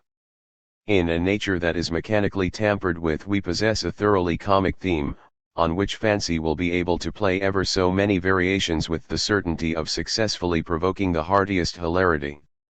You may call to mind that amusing passage in Tartarin sur les Alpes, in which Bompard makes Tartarin and therefore also the reader to some slight extent accept the idea of a Switzerland choke-full of machinery like the basement of the opera, and run by a company which maintains a series of waterfalls, glaciers, and artificial crevasses. The same theme reappears, though transposed in quite another key, in the novel Notes of the English humorist, Jerome K. Jerome. An elderly Lady Bountiful, who does not want her deeds of charity to take up too much of her time, provides homes within easy hail of her mansion for the conversion of atheists who have been specially manufactured for her, so to speak, and for a number of honest folk who have been made into drunkards so that she may cure them of their failing, etc. There are comic phrases in which this theme is audible, like a distant echo, coupled with an ingenuousness, whether sincere or affected, which acts as accompaniment. Take, as an instance, the remark made by a lady whom Cassini, the astronomer, had invited to see an eclipse of the moon. Arriving too late, she said, M. de Cassini, I know, will have the goodness to begin it all over again, to please me. Or, take again the exclamation of one of Gondianet's characters on arriving in a town and learning that there is an extinct volcano in the neighborhood, they had a volcano, and they have let it go out. Let us go on to society. As we are both in and of it, we cannot help treating it as a living being. Any image, then, suggestive of the notion of a society disguising itself, or of a social masquerade, so to speak, will be laughable. Now, such a notion is formed when we perceive anything inert or stereotyped, or simply ready-made, on the surface of living society. There we have rigidity over again, clashing with the inner suppleness of life. The ceremonial side of social life must, therefore, always include a latent comic element, which is only waiting for an opportunity to burst into full view. It might be said that ceremonies are to the social body what clothing is to the individual body. They owe their seriousness to the fact that they are identified, in our minds, with the serious object with which custom associates them, and when we isolate them in imagination, they forthwith lose their seriousness. For any ceremony, then, to become comic, it is enough that our attention be fixed on the ceremonial element in it, and that we neglect its matter, as philosophers say, and think only of its form. Everyone knows how easily the comic spirit exercises its ingenuity on social actions of a stereotyped nature, from an ordinary prize distribution to the solemn sitting of a court of justice. Any form or formula is a ready-made frame into which the comic element may be fitted. Here, again, the comic will be emphasized by bringing it nearer to its source. From the idea of travesty, a derived one, we must go back to the original idea, that of a mechanism superposed upon life. Already, the stiff and starched formality of any ceremonial suggests to us an image of this kind. For, as soon as we forget the serious object of a solemnity or a ceremony, those taking part in it give us the impression of puppets in motion. Their mobility seems to adopt as a model the immobility of a formula. It becomes automatism. But complete automatism is only reached in the official, for instance, who performs his duty like a mere machine, or again in the unconsciousness that marks an administrative regulation working with inexorable fatality, and setting itself up for a law of nature. Quite by chance, when reading the newspaper, I came across a specimen of the comic of this type. 20 years ago, a large steamer was wrecked off the coast at Dieppe. With considerable difficulty some of the passengers were rescued in a boat. A few custom house officers, who had courageously rushed to their assistance, began by asking them if they had anything to declare. We find something similar, though the idea is a more subtle one, in the remark of an MP when questioning the Home Secretary on the morrow of a terrible murder which took place in a railway carriage. The assassin, after dispatching his victim, must have got out the wrong side of the train, thereby infringing the company's rules. A mechanical element introduced into nature and an automatic regulation of society, such, then, are the two types of laughable effects at which we have arrived. It remains for us, in conclusion, to combine them and see what the result will be.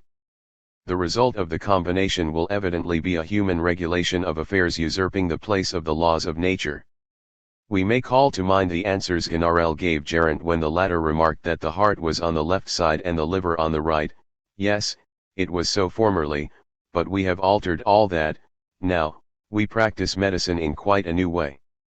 We may also recall the consultation between M. de Pourceaugnac two doctors. The arguments you have used are so erudite and elegant that it is impossible for the patient not to be hypochondriacally melancholic, or, even if he were not, he must surely become so because of the elegance of the things you have said and the accuracy of your reasoning. We might multiply examples, for all we need do would be to call up Moliere's doctors, one after the other. However far, moreover, comic fancy may seem to go, reality at times undertakes to improve upon it.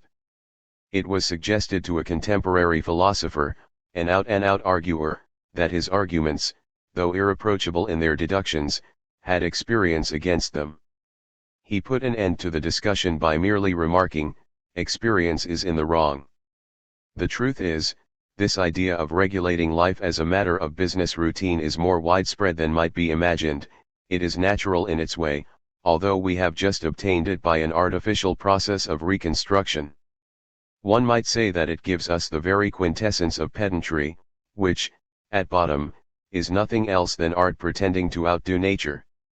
To sum up, then, we have one and the same effect, which assumes ever subtler forms as it passes from the idea of an artificial mechanization of the human body, if such an expression is permissible, to that of any substitution whatsoever of the artificial for the natural.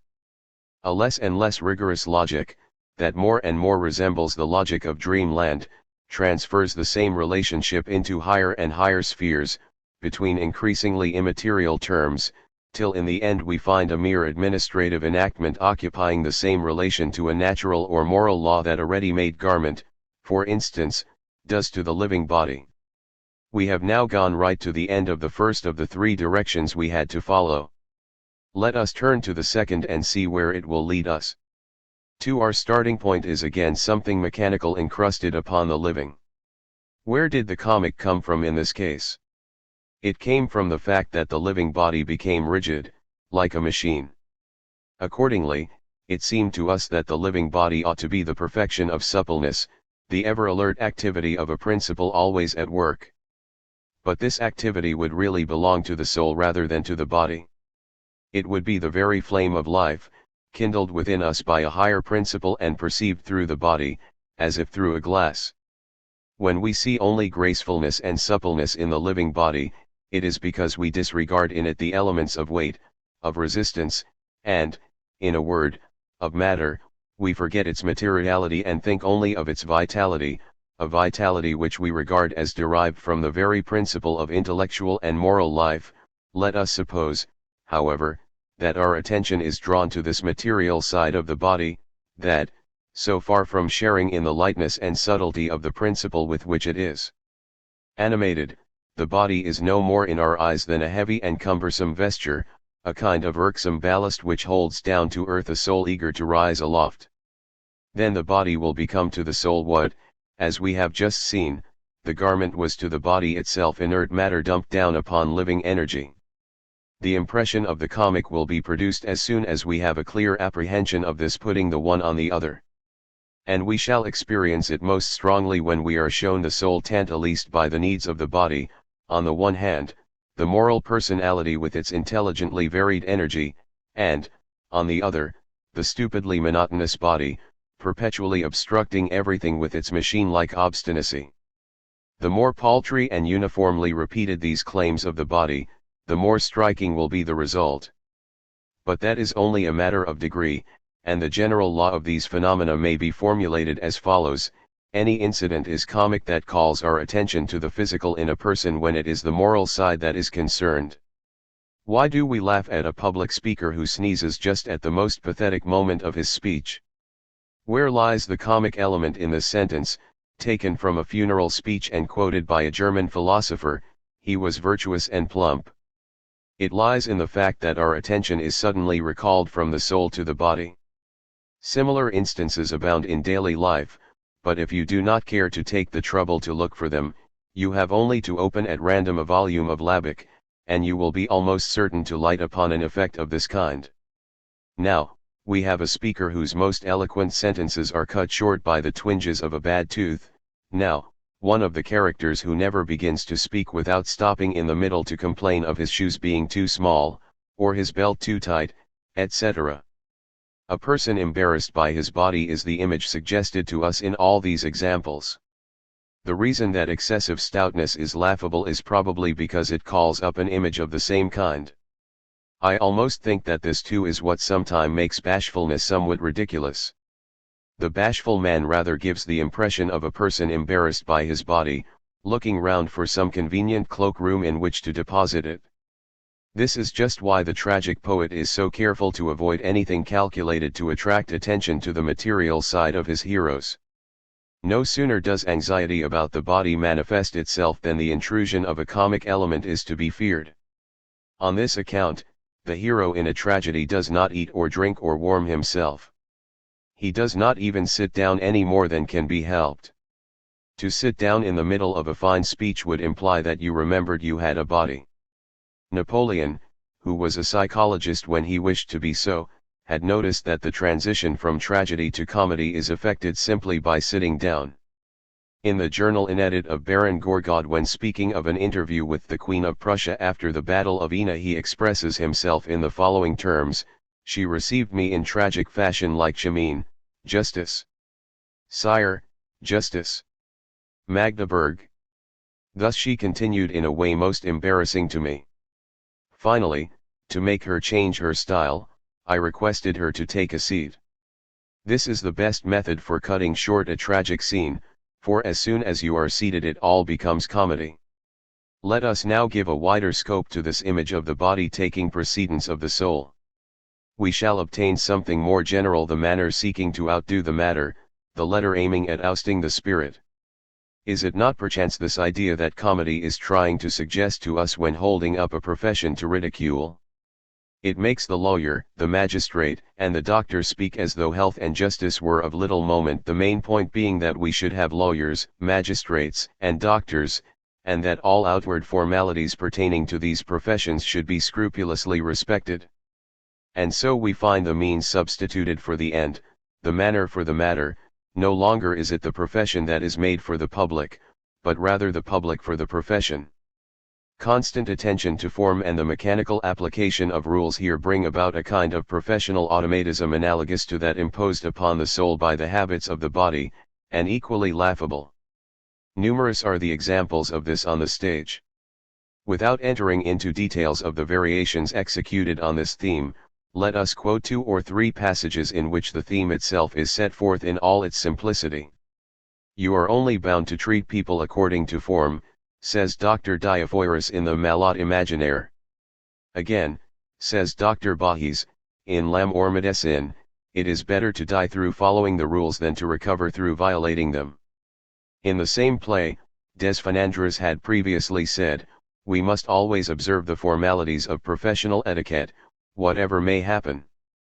And the reason is given by Thomes, his colleague: "A dead man is but a dead man, but the non-observance of a formality causes a notable prejudice to the whole faculty." Brédoisen's words, though embodying a rather different idea, are none the less significant. F-form, mind you, F-form. A man laughs at a judge in a morning coat, and yet he would quake with dread at the mere sight of an attorney in his gown. F-form, all a matter of F-form. Here we have the first illustration of a law which will appear with increasing distinctness as we proceed with our task. When a musician strikes a note on an instrument, other notes start up of themselves, not so loud as the first, yet connected with it by certain definite relations, which coalesce with it and determine its quality. These are what are called in physics the overtones of the fundamental note. It would seem that comic fancy, even in its most far-fetched inventions, obeys a similar law. For instance, consider this comic note, appearance seeking to triumph over reality. If our analysis is correct, this note must have as its overtones the body tantalizing the mind, the body taking precedence of the mind. No sooner, then, does the comic poet strike the first note than he will add the second onto it, involuntarily and instinctively. In other words, he will duplicate what is ridiculous professionally with something that is ridiculous physically. When Brédoisen the judge comes stammering onto the stage, is he not actually preparing us, by this very stammering, to understand the phenomenon of intellectual ossification we are about to witness? What bond of secret relationship can there be between the physical defect and the moral infirmity? It is difficult to say, yet we feel that the relationship is there, though we cannot express it in words. Perhaps the situation required that this judging machine should also appear before us as a talking machine. However it may be, no other overtone could more perfectly have completed the fundamental note. When Molière introduces to us the 2 ridiculous doctors, Bahis and Macroton, in L'Âme or Médecine, he makes one of them speak very slowly, as though scanning his words syllable by syllable, whilst the other stutters. We find the same contrast between the 2 lawyers in Monsieur de Pourceaugnac. In the rhythm of speech is generally to be found the physical peculiarity that is destined to complete the element of professional ridicule. When the author has failed to suggest a defect of this kind, it is seldom the case that the actor does not instinctively invent one. Consequently, there is a natural relationship, which we equally naturally recognize, between the two images we have been comparing with each other, the mind crystallizing in certain grooves, and the body losing its elasticity through the influence of certain defects. Whether or not our attention be diverted from the matter to the manner, or from the moral to the physical, in both cases the same sort of impression is conveyed to our imagination. In both, then, the comic is of the same kind. Here, once more, it has been our aim to follow the natural trend of the movement of the imagination. This trend or direction, it may be remembered, was the second of those offered to us, starting from a central image.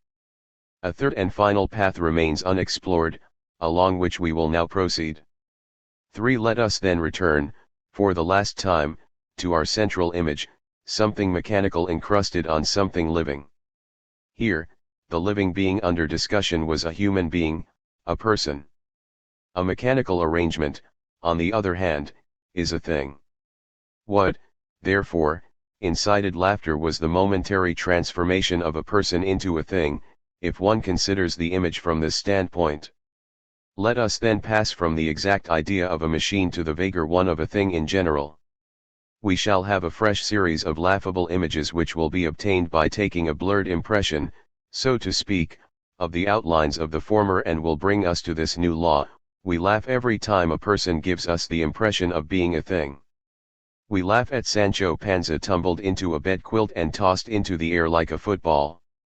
We laugh at Baron Munchausen turned into a cannonball and traveling through space. But certain tricks of circus clowns might afford a still more precise exemplification of the same law. True, we should have to eliminate the jokes, mere interpolations by the clown into his main theme, and keep in mind only the theme itself, that is to say, the divers attitudes, capers and movements which form the strictly clownish element in the clown's art. On 2 occasions only have I been able to observe the style of the comic in its unadulterated state, and in both I received the same impression. The first time, the clowns came and went, collided, fell, and jumped up again in a uniformly accelerated rhythm, visibly intent upon effecting a crescendo. And it was more and more to the jumping up again, the rebound, that the attention of the public was attracted. Gradually, one lost sight of the fact that they were men of flesh and blood like ourselves. One began to think of bundles of all sorts, falling and knocking against each other. Then the vision assumed a more definite aspect. The forms grew rounder, the bodies rolled together and seemed to pick themselves up like balls. Then at last appeared the image towards which the whole of the scene had doubtless been unconsciously evolving: large rubber balls hurled against one another in every direction. The second scene, though even coarser than the first, was no less instructive. There came on the stage 2 men, each with an enormous head, bald as a billiard ball. In their hands they carried large sticks which each, in turn, brought down onto the other's cranium. Here, again, a certain gradation was observable.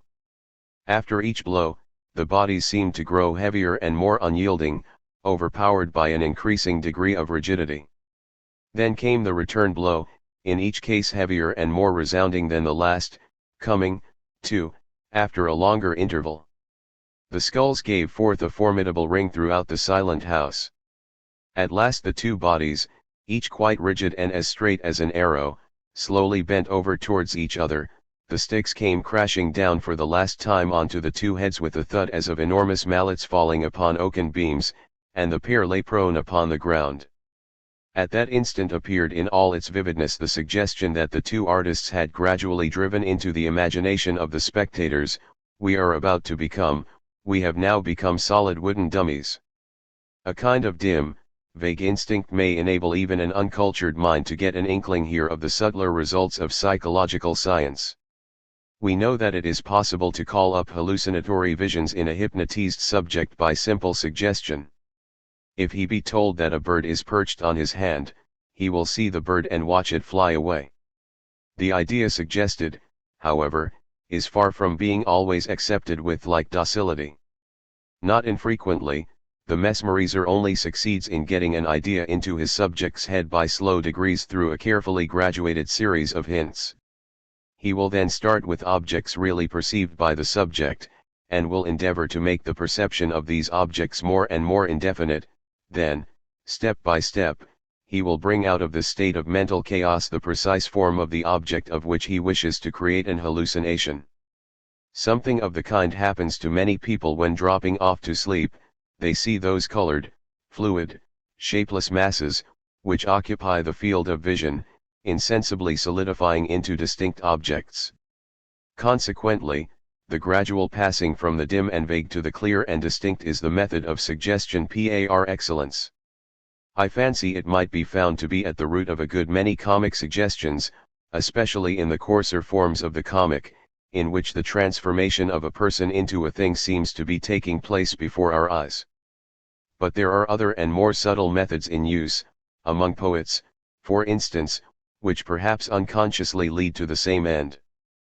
By a certain arrangement of rhythm, rhyme, and assonance, it is possible to lull the imagination, to rock it to and fro between like and like with a regular seesaw motion, and thus prepare it submissively to accept the vision suggested.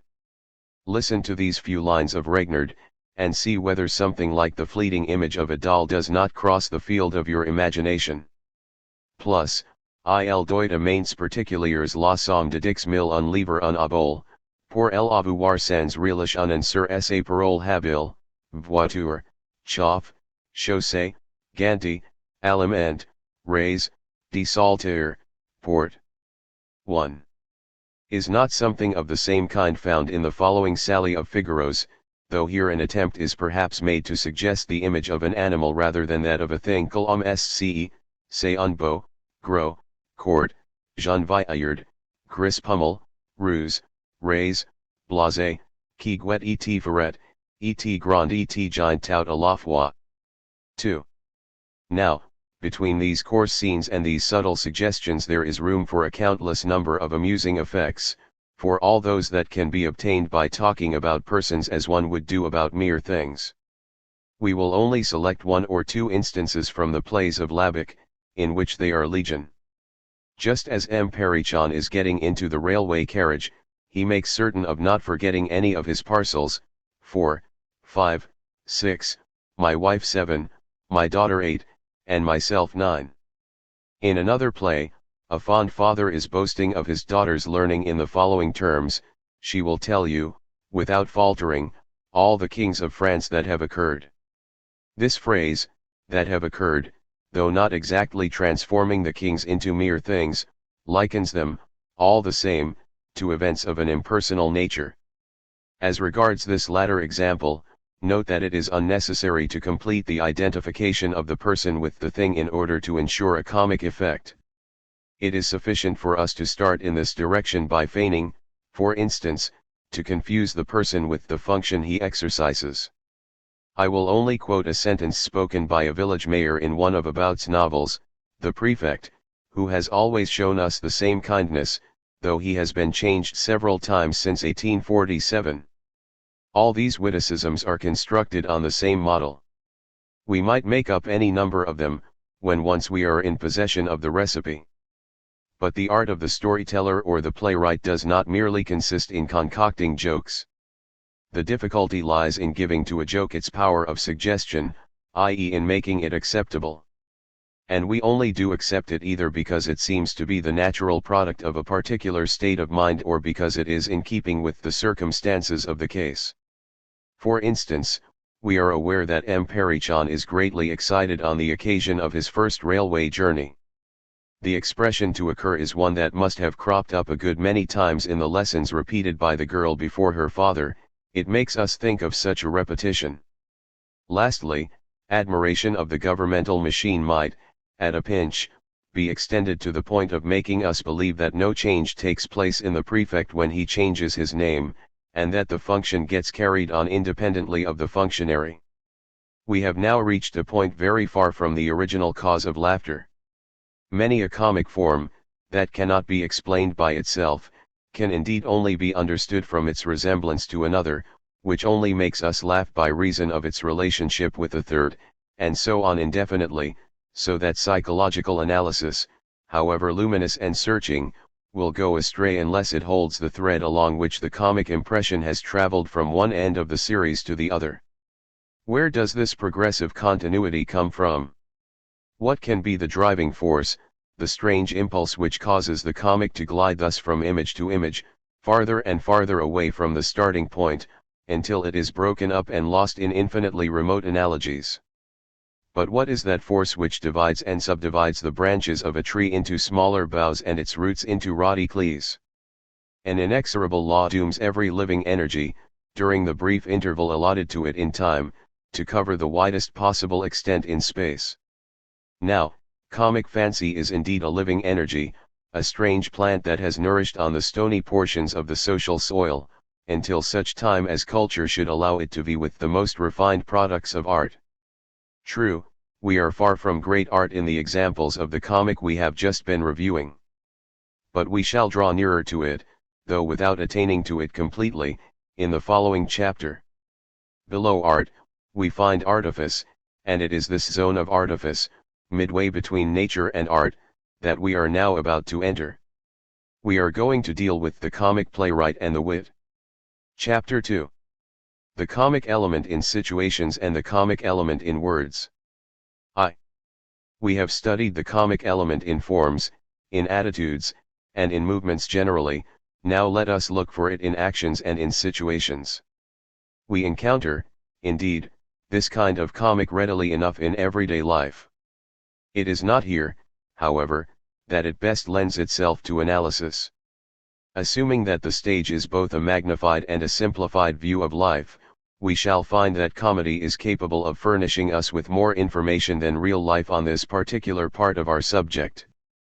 Perhaps we ought even to carry simplification still farther, and, going back to our earliest recollections, try to discover, in the games that amused us as children, the first faint traces of the combinations that make us laugh as grown-up persons.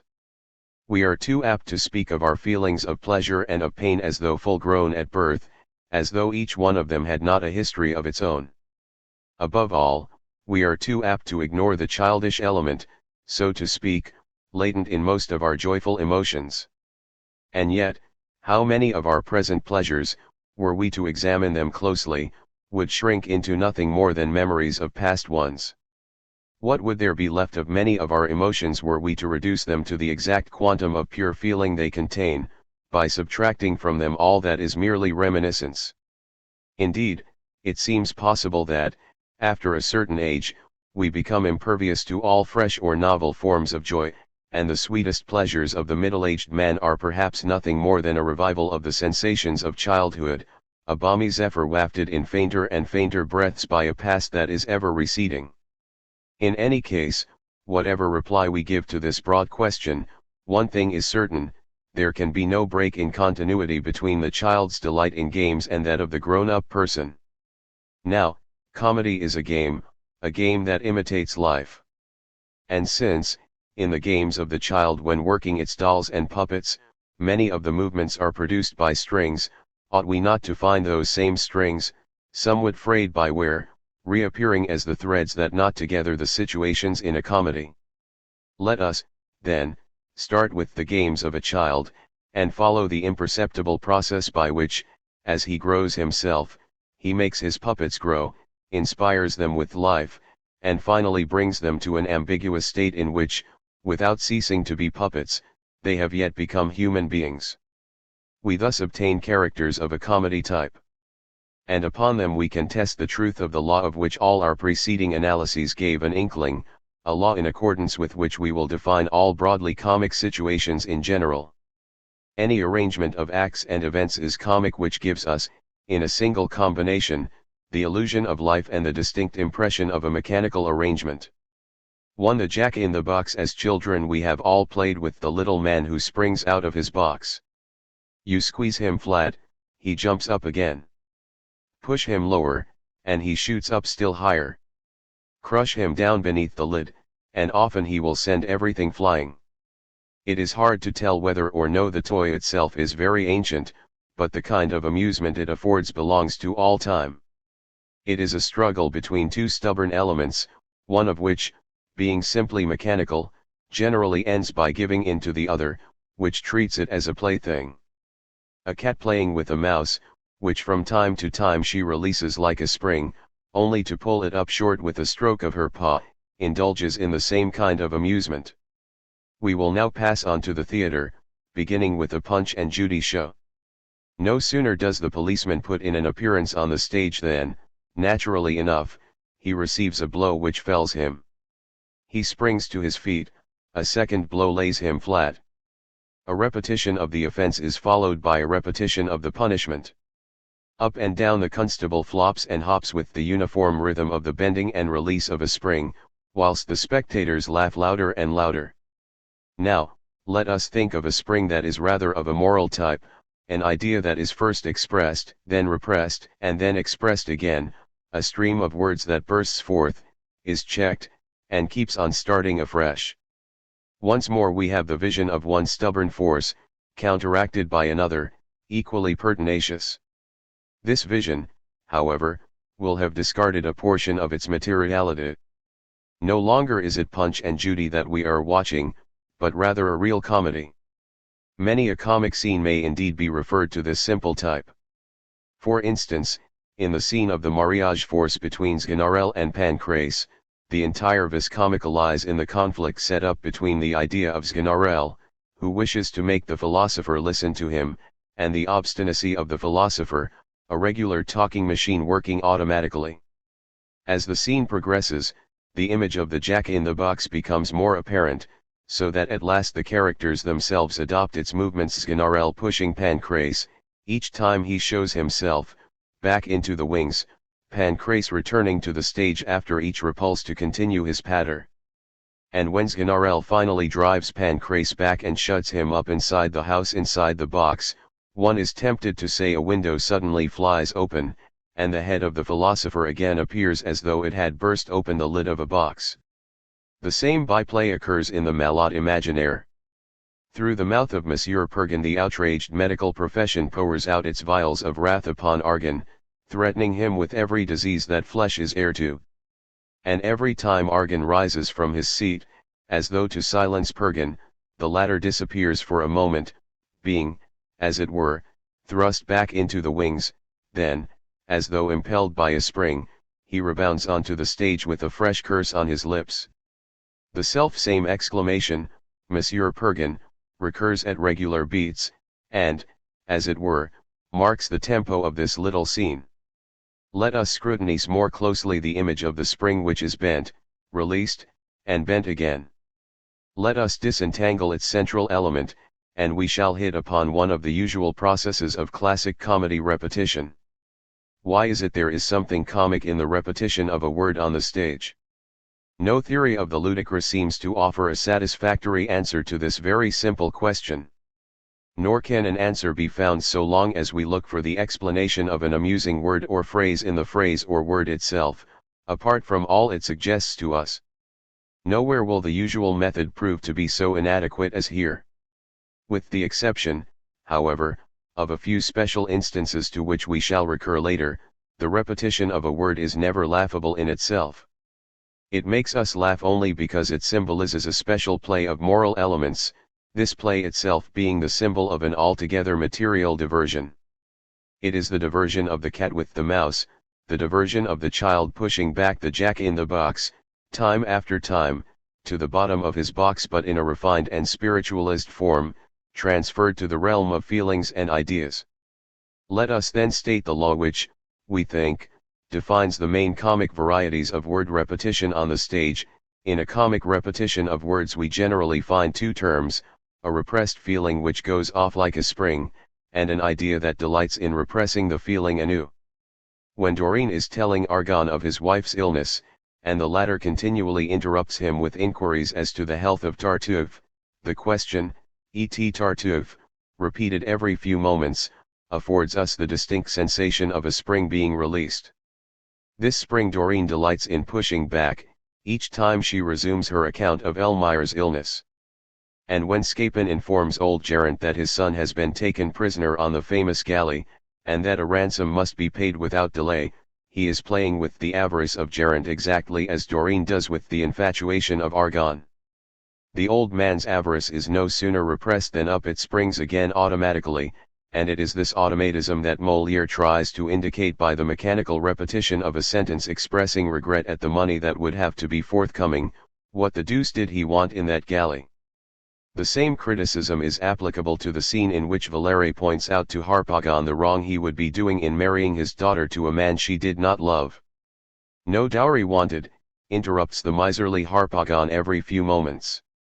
Behind this exclamation, which recurs automatically, we faintly discern a complete repeating machine set going by a fixed idea. At times this mechanism is less easy to detect, and here we encounter a fresh difficulty in the theory of the comic.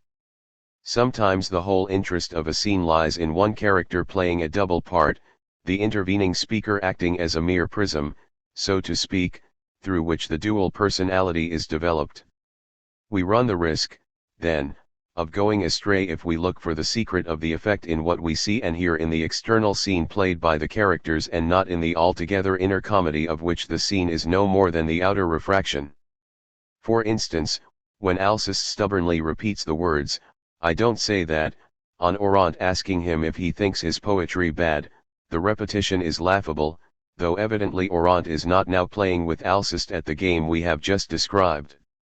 We must be careful, however, for, in reality, we have two men in Alceste, on the one hand, the misanthropist who has vowed henceforth to call a spade, and on the other the gentleman who cannot unlearn, in a trice, the usual forms of politeness, or even, it may be, just the honest fellow who, when called upon to put his words into practice, shrinks from wounding another's self-esteem or hurting his feelings. Accordingly, the real scene is not between Alceste and Orant, it is between Alceste and himself. The one Alceste would fain blurt out the truth, and the other stops his mouth just as he is on the point of telling everything.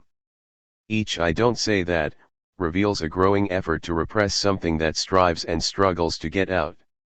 And so the tone in which the phrase is uttered gets more and more violent, Alceste becoming more and more angry not with Orant, as he thinks, but with himself.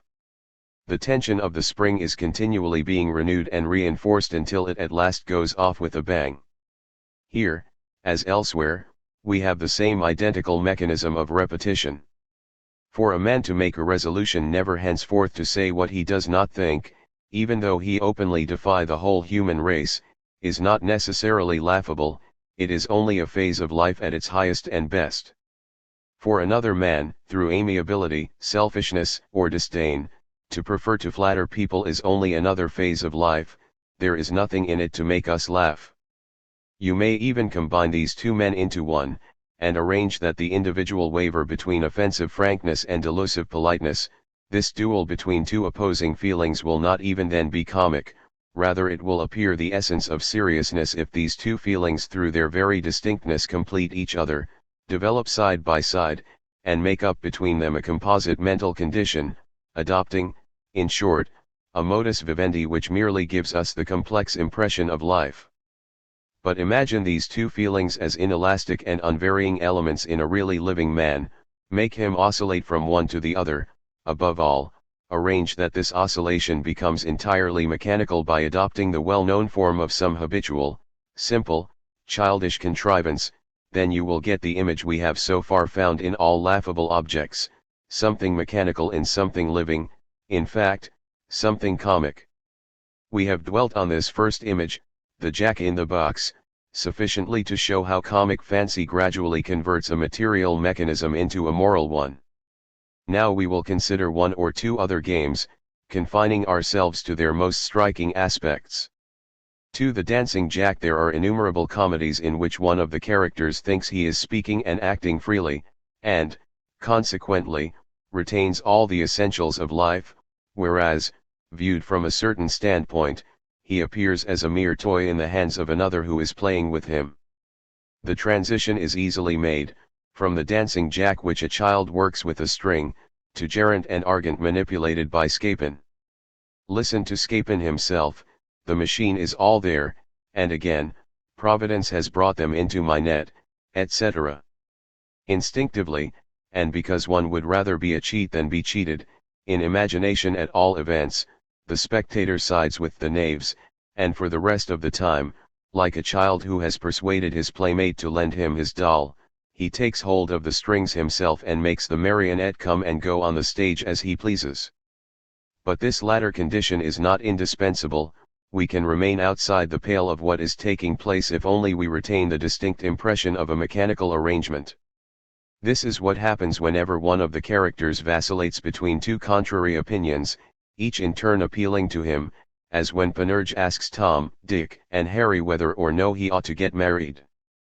Note that, in such a case, a comic author is always careful to personify the two opposing decisions. For, if there is no spectator, there must at all events be actors to hold the strings. All that is serious in life comes from our freedom. The feelings we have matured, the passions we have brooded over, the actions we have weighed, decided upon, and carried through, in short, all that comes from us and is our very own, these are the things that give life its oft-times dramatic and generally grave aspect. What, then, is requisite to transform all this into a comedy? Merely to fancy that our seeming freedom conceals the strings of a dancing jack, and that we are, as the poet says, humble marionettes, the wires of which are pulled by fate. 3. So there is not a real, a serious, or even a dramatic scene that fancy cannot render comic by simply calling forth this image. Nor is there a game for which a wider field lies open. 3. The snowball. The farther we proceed in this investigation into the methods of comedy, the more clearly we see the part played by childhood's memories. These memories refer, perhaps, less to any special game than to the mechanical device of which that game is a particular instance. The same general device, moreover, may be met with in widely different games, just as the same operatic air is found in many different arrangements and variations. What is here of importance and is retained in the mind, what passes by imperceptible stages from the games of a child to those of a man, is the mental diagram, the skeleton outline of the combination, or, if you like, the abstract formula of which these games are particular illustrations. Take, for instance, the rolling snowball, which increases in size as it moves along. We might just as well think of toy soldiers standing behind one another. Push the first and it tumbles down on the second, this latter knocks down the third, and the state of things goes from bad to worse until they all lie prone on the floor. Or again, take a house of cards that has been built up with infinite care, the first you touch seems uncertain whether to move or not, its tottering neighbor comes to a quicker decision, and the work of destruction, gathering momentum as it goes on, rushes headlong to the final collapse. These instances are all different, but they suggest the same abstract vision, that of an effect which grows by arithmetical progression, so that the cause, insignificant at the outset, culminates by a necessary evolution in a result as important as it is unexpected. Now let us open a children's picture book. We shall find this arrangement already on the high road to becoming comic.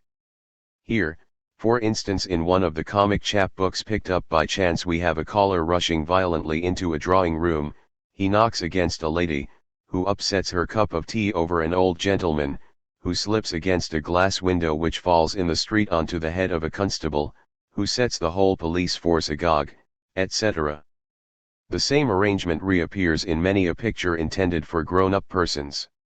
In the stories without words sketched by humorous artists, we are often shown an object which moves from place to place, and persons who are closely connected with it, so that through a series of scenes a change in the position of the object mechanically brings about increasingly serious changes in the situation of the persons. Let us now turn to comedy. Many a droll scene, many a comedy even, may be referred to this simple type. Read the speech of Chicaneau in the Plaideurs. Here we find lawsuits within lawsuits, and the mechanism works faster and faster. Racine produces in us this feeling of increasing acceleration by crowding his law terms ever closer together until the lawsuit over a truss of hay costs the plaintiff the best part of his fortune.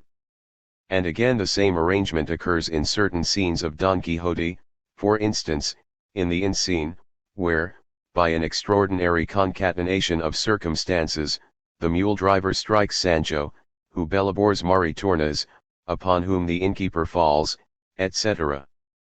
Finally, let us pass to the light comedy of today. Need we call to mind all the forms in which this same combination appears? There is one that is employed rather frequently. For instance, a certain thing, say a letter, happens to be of supreme importance to a certain person and must be recovered at all costs. This thing, which always vanishes just when you think you have caught it, pervades the entire play, rolling up increasingly serious and unexpected incidents as it proceeds. All this is far more like a child's game than appears at first blush. Once more the effect produced is that of the snowball. It is the characteristic of a mechanical combination to be generally reversible. A child is delighted when he sees the ball in a game of ninepins knocking down everything in its way and spreading havoc in all directions. He laughs louder than ever when the ball returns to its starting point after twists and turns and waverings of every kind. In other words, the mechanism just described is laughable even when rectilinear. It is much more so on becoming circular and when every effort the player makes, by a fatal interaction of cause and effect, merely results in bringing it back to the same spot. Now, a considerable number of light comedies revolve round this idea. An Italian straw hat has been eaten up by a horse. For there is only one other hat like it in the whole of Paris, it must be secured regardless of cost. This hat, which always slips away at the moment its capture seems inevitable, keeps the principal character on the run, and through him all the others who hang, so to say, onto his coattails, like a magnet which, by a successive series of attractions, draws along in its train the grains of iron filings that hang onto each other. And when at last, after all sorts of difficulties, the goal seems in sight, it is found that the hat so ardently sought is precisely the one that has been eaten. The same voyage of discovery is depicted in another equally well-known comedy of Labick. 5. The curtain rises on an old bachelor and an old maid, acquaintances of long standing, at the moment of enjoying their daily rubber. Each of them, unknown to the other, has applied to the same matrimonial agency. Through innumerable difficulties, one mishap following on the heels of another, they hurry along, side by side, right through the play, to the interview which brings them back, purely and simply, into each other's presence. We have the same circular effect, the same return to the starting point, in a more recent play. 6. A henpecked husband imagines he has escaped by divorce from the clutches of his wife and his mother-in-law. He marries again, when, lo and behold, the double combination of marriage and divorce brings back to him his former wife in the aggravated form of a second mother-in-law. When we think how intense and how common is this type of the comic, we understand why it has fascinated the imagination of certain philosophers. To cover a good deal of ground only to come back unwittingly to the starting point, is to make a great effort for a result that is nil. So we might be tempted to define the comic in this latter fashion. And such, indeed, seems to be the idea of Herbert Spencer. According to him, laughter is the indication of an effort which suddenly encounters a void. Kant had already said something of the kind. Laughter is the result of an expectation, which, of a sudden, ends in nothing. No doubt these definitions would apply to the last few examples given, although, even then, the formula needs the addition of sundry limitations, for we often make an ineffectual effort which is in no way provocative of laughter. While, however, the last few examples are illustrations of a great cause resulting in a small effect, we quoted others, immediately before, which might be defined inversely as a great effect springing from a small cause. The truth is, this second definition has scarcely more validity than the first. Lack of proportion between cause and effect, whether appearing in one or in the other, is never the direct source of laughter. What we do laugh at is something that this lack of proportion may in certain cases disclose, namely, a particular mechanical arrangement which it reveals to us, as through a glass, at the back of the series of effects and causes. Disregard this arrangement, and you let go the only clue capable of guiding you through the labyrinth of the comic.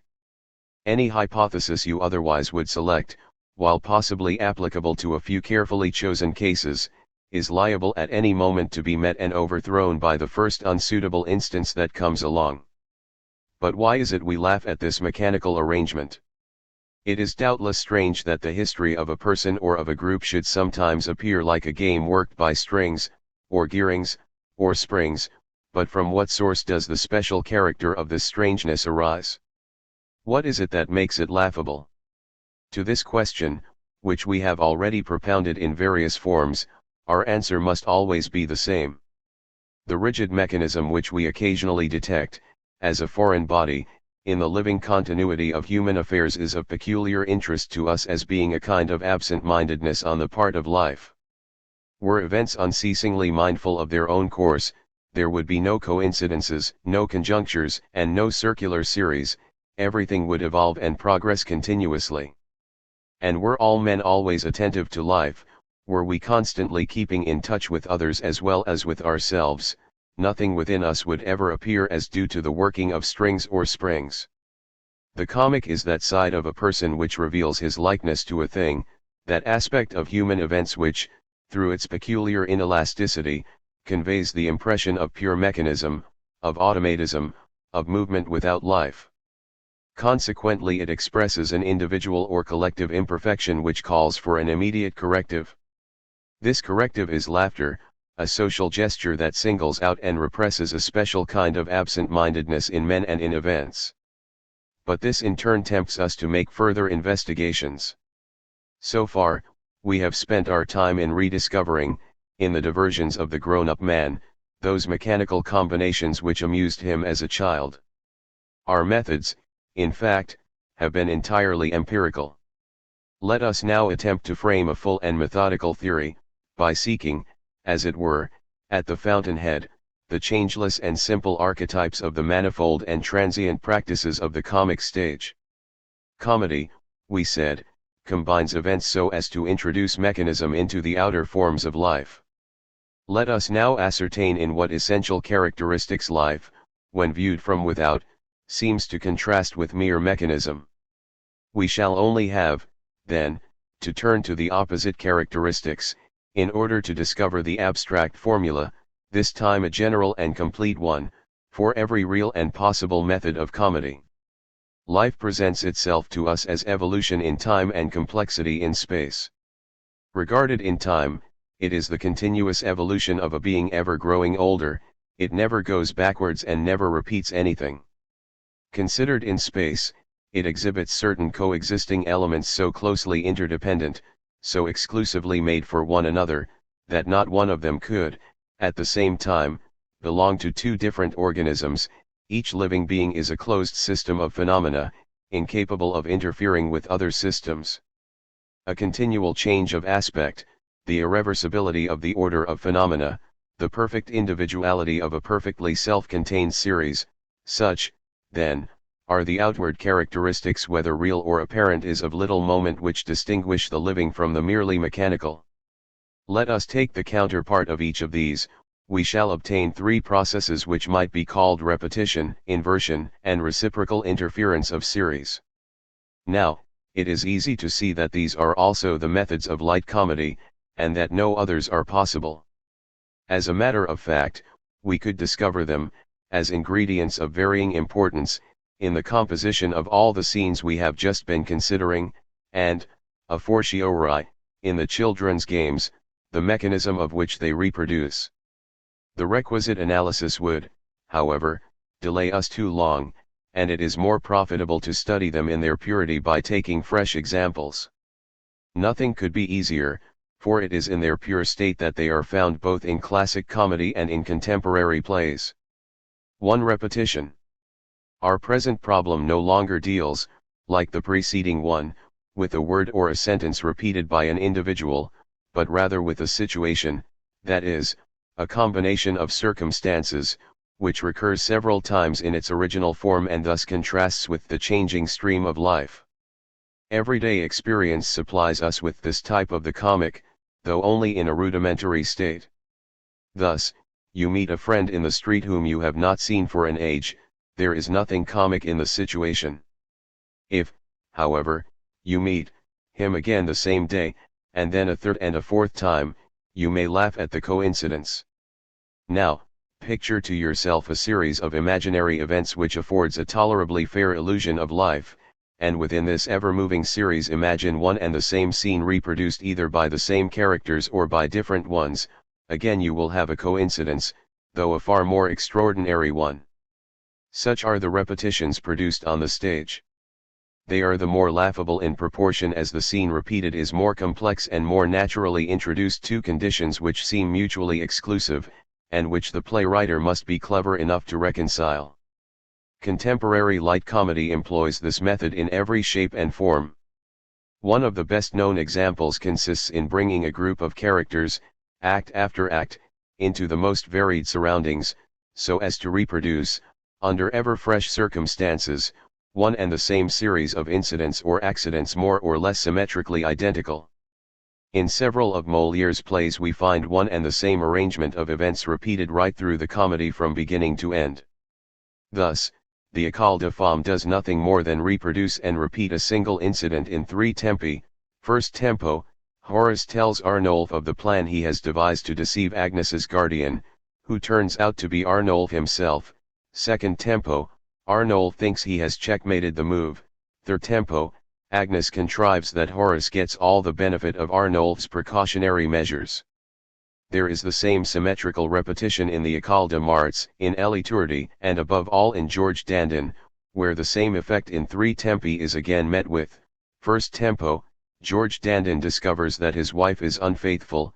Second tempo, he summons his father and mother-in-law to his assistance. Third tempo, it is George Dandin himself, after all, who has to apologize. At times the same scene is reproduced with groups of different characters. Then it not infrequently happens that the first group consists of masters and the second of servants. The latter repeat in another key a scene already played by the former, though the rendering is naturally less refined. A part of the De Pitt Amoureux is constructed on this plan, as is also Amphitryon. In an amusing little comedy of Benedict's, Der Eigen Sinn, the order is inverted.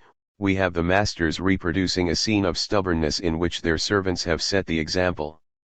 But, quite irrespective of the characters who serve as pegs for the arrangement of symmetrical situations, there seems to be a wide gulf between classic comedy and the theatre of today.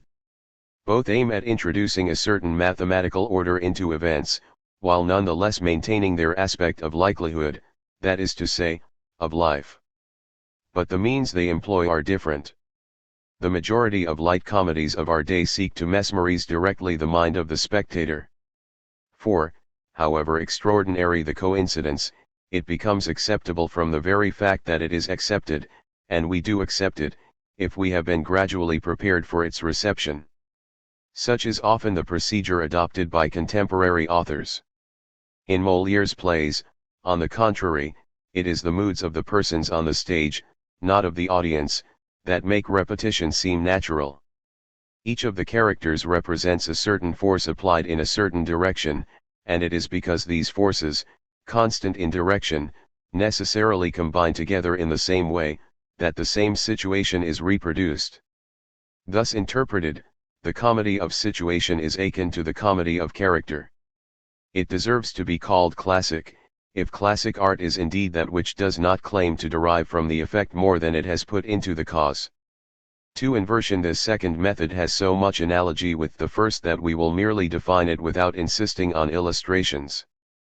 Picture to yourself certain characters in a certain situation. If you reverse the situation and invert the roles, you obtain a comic scene. The double rescue scene in Le Voyage de M. Perichon belongs to this class. 7. There is no necessity, however, for both the identical scenes to be played before us. We may be shown only one, provided the other is really in our minds. Thus, we laugh at the prisoner at the bar lecturing the magistrate, at a child presuming to teach its parents, in a word, at everything that comes under the heading of topsy-turvydom. Not infrequently comedy sets before us a character who lays a trap in which he is the first to be caught. The plot of the villain who is the victim of his own villainy, or the cheat cheated, forms the stock in trade of a good many plays. We find this even in primitive farce. Lawyer Pathelin tells his client of a trick to outwit the magistrate, the client employs the self-same trick to avoid paying the lawyer. A termagant of a wife insists upon her husband doing all the housework. She has put down each separate item on a rota. Now let her fall into a copper, her husband will refuse to drag her out, for that is not down on his rota. In modern literature we meet with hundreds of variations on the theme of the robber robbed. In every case the root idea involves an inversion of roles, and a situation which recoils on the head of its author. Here we apparently find the confirmation of a law, some illustrations of which we have already pointed out. When a comic scene has been reproduced a number of times, it reaches the stage of being a classical type or model. It becomes amusing in itself, quite apart from the causes which render it amusing. Henceforth, new scenes, which are not comic de jure, may become amusing de facto, on account of their partial resemblance to this model. They call up in our mind a more or less confused image which we know to be comical. They range themselves in a category representing an officially recognized type of the comic. The scene of the robber robbed belongs to this class. It casts over a host of other scenes a reflection of the comic element it contains. In the end it renders comic any mishap that befalls one through one's own fault, no matter what the fault or mishap may be, nay, an allusion to this mishap, a single word that recalls it, is sufficient. There would be nothing amusing in the saying, "It serves you right, George Dandin," were it not for the comic overtones that take up and re-echo it. 3. We have dwelt at considerable length on repetition and inversion. We now come to the reciprocal interference aid of series. This is a comic effect, the precise formula of which is very difficult to disentangle, by reason of the extraordinary variety of forms in which it appears on the stage. Perhaps it might be defined as follows: a situation is invariably comic when it belongs simultaneously to two altogether independent series of events and is capable of being interpreted in two entirely different meanings at the same time. You will at once think of an equivocal situation.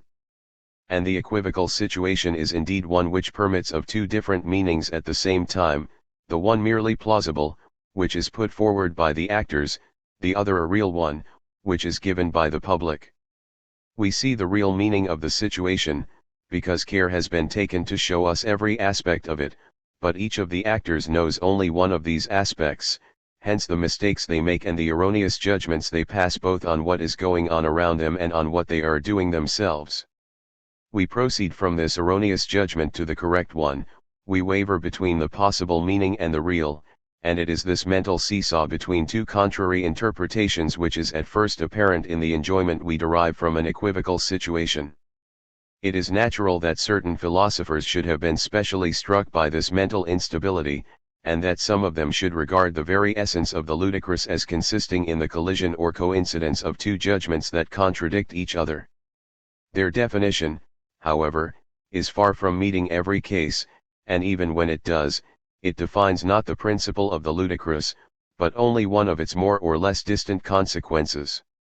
Indeed, it is easy to see that the stage-made misunderstanding is nothing but a particular instance of a far more general phenomenon, the reciprocal interference of independent series, and that, moreover, it is not laughable in itself, but only as a sign of such an interference. As a matter of fact, each of the characters in every stage-made misunderstanding has his setting in an appropriate series of events which he correctly interprets as far as he is concerned, and which give the keynote to his words and actions. Each of the series peculiar to the several characters develop independently, but at a certain moment they meet under such conditions that the actions and words that belong to one might just as well belong to another. Hence arise the misunderstandings and the equivocal nature of the situation. But this latter is not laughable in itself, it is so only because it reveals the coincidence of the two independent series. The proof of this lies in the fact that the author must be continually taxing his ingenuity to recall our attention to the double fact of independence and coincidence. This he generally succeeds in doing by constantly renewing the vain threat of dissolving partnership between the two coinciding series.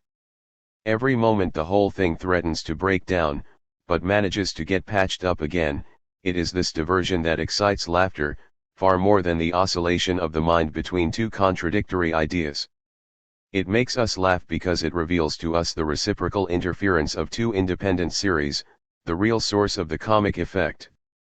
And so the stage-made misunderstanding is nothing more than one particular instance, one means perhaps the most artificial of illustrating the reciprocal interference of series, but it is not the only one.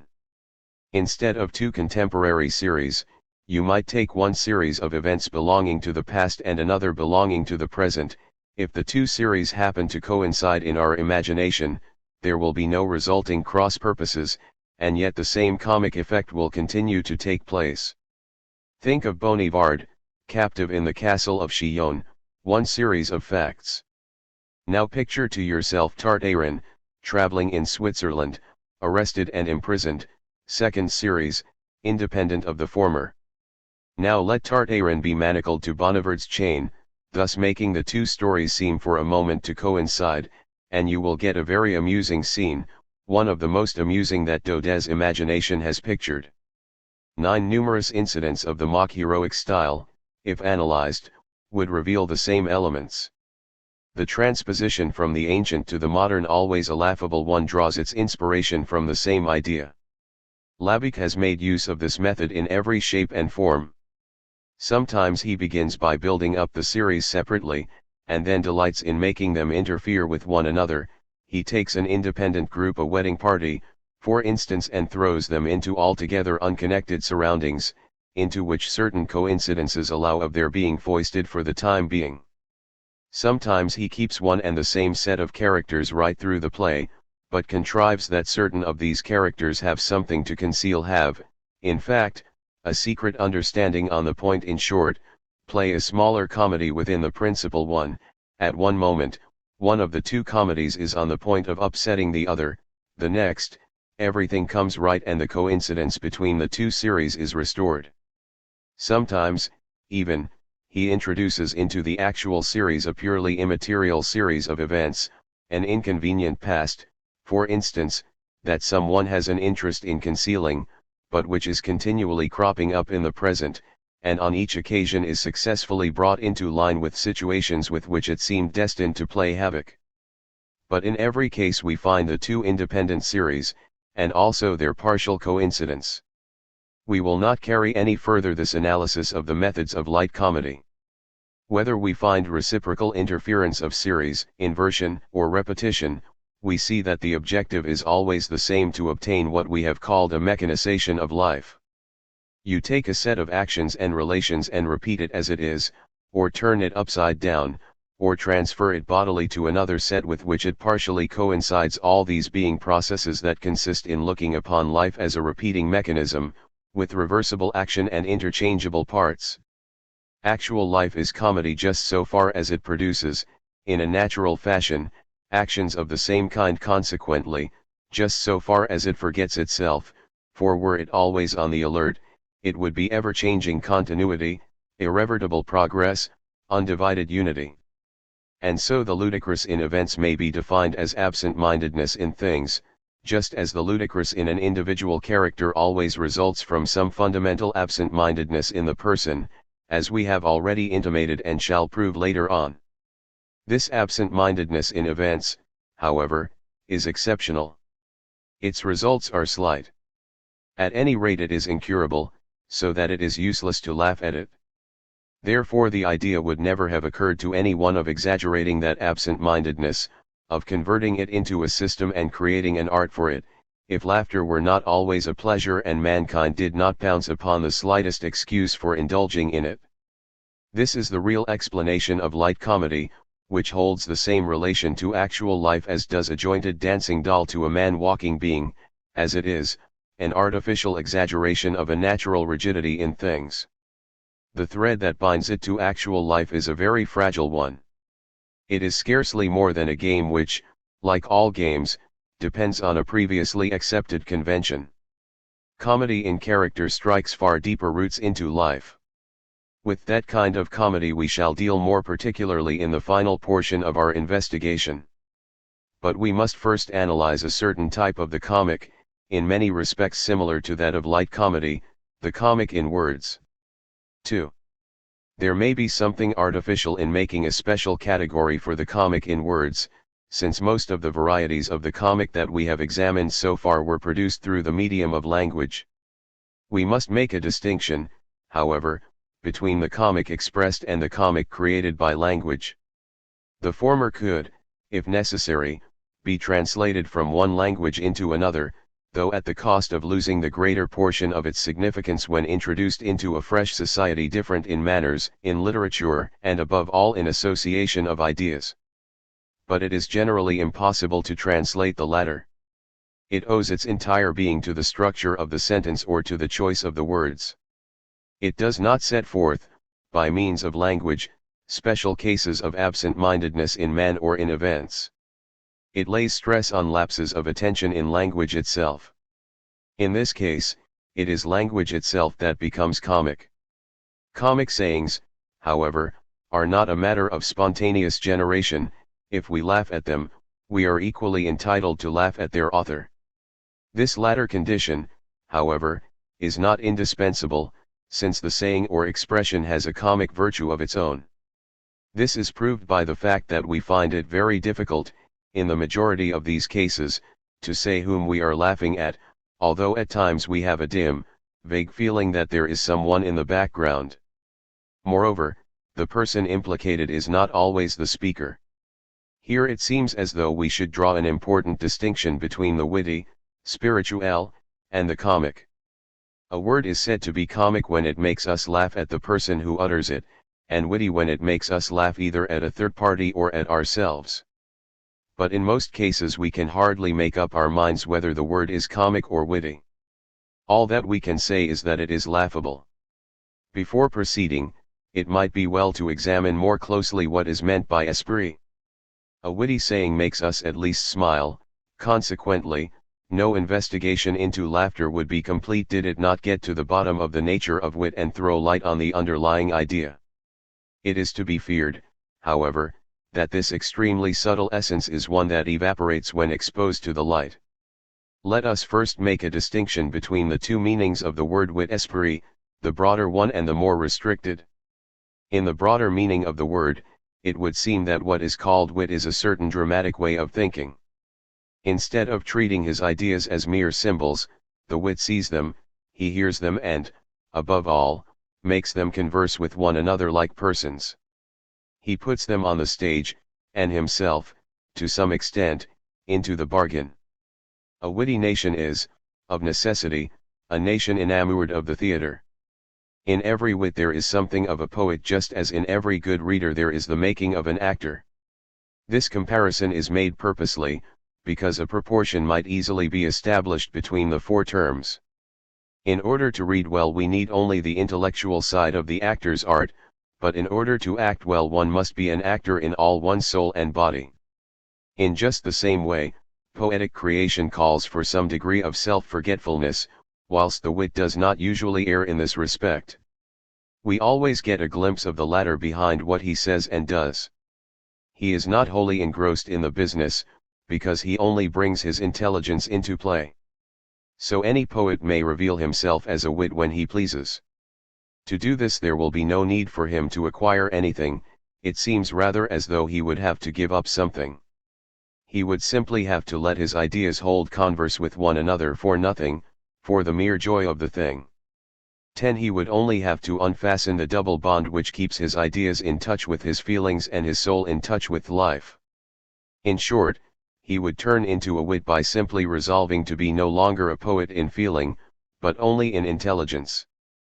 But if wit consists, for the most part, in seeing things sub specie theatri, it is evidently capable of being specially directed to one variety of dramatic art, namely, comedy. Here we have a more restricted meaning of the term, and, moreover, the only one that interests us from the point of view of the theory of laughter. What is here called wit is a gift for dashing off comic scenes in a few strokes, dashing them off, however, so subtly, delicately and rapidly, that all is over as soon as we begin to notice them. Who are the actors in these scenes? With whom has the wit to deal? First of all, with his interlocutors themselves, when his witticism is a direct retort to one of them. Often with an absent person whom he supposes to have spoken and to whom he is replying. Still oftener, with the whole world in the ordinary meaning of the term which he takes to task, twisting a current idea into a paradox, or making use of a hackneyed phrase, or parodying some quotation or proverb. If we compare these scenes in miniature with one another, we find they are almost always variations of a comic theme with which we are well acquainted, that of the robber robbed. You take up a metaphor, a phrase, an argument, and turn it against the man who is, or might be, its author, so that he is made to say what he did not mean to say and lets himself be caught, to some extent, in the toils of language. But the theme of the robber robbed is not the only possible one. We have gone over many varieties of the comic, and there is not one of them that is incapable of being volatilized into a witticism. Every witty remark, then, lends itself to an analysis, whose chemical formula, so to say, we are now in a position to state. It runs as follows: take the remark, first enlarge it into a regular scene, then find out the category of the comic to which the scene evidently belongs. By this means you reduce the witty remark to its simplest elements and obtain a full explanation of it. Let us apply this method to a classic example. Your chest hurts me, Jai malavatri poitrine, wrote Madame de Seven to her ailing daughter, clearly a witty saying. If our theory is correct, we need only lay stress upon the saying, enlarge and magnify it, and we shall see it expand into a comic scene. Now, we find this very scene, ready-made, in the Amour Médecin of Molière.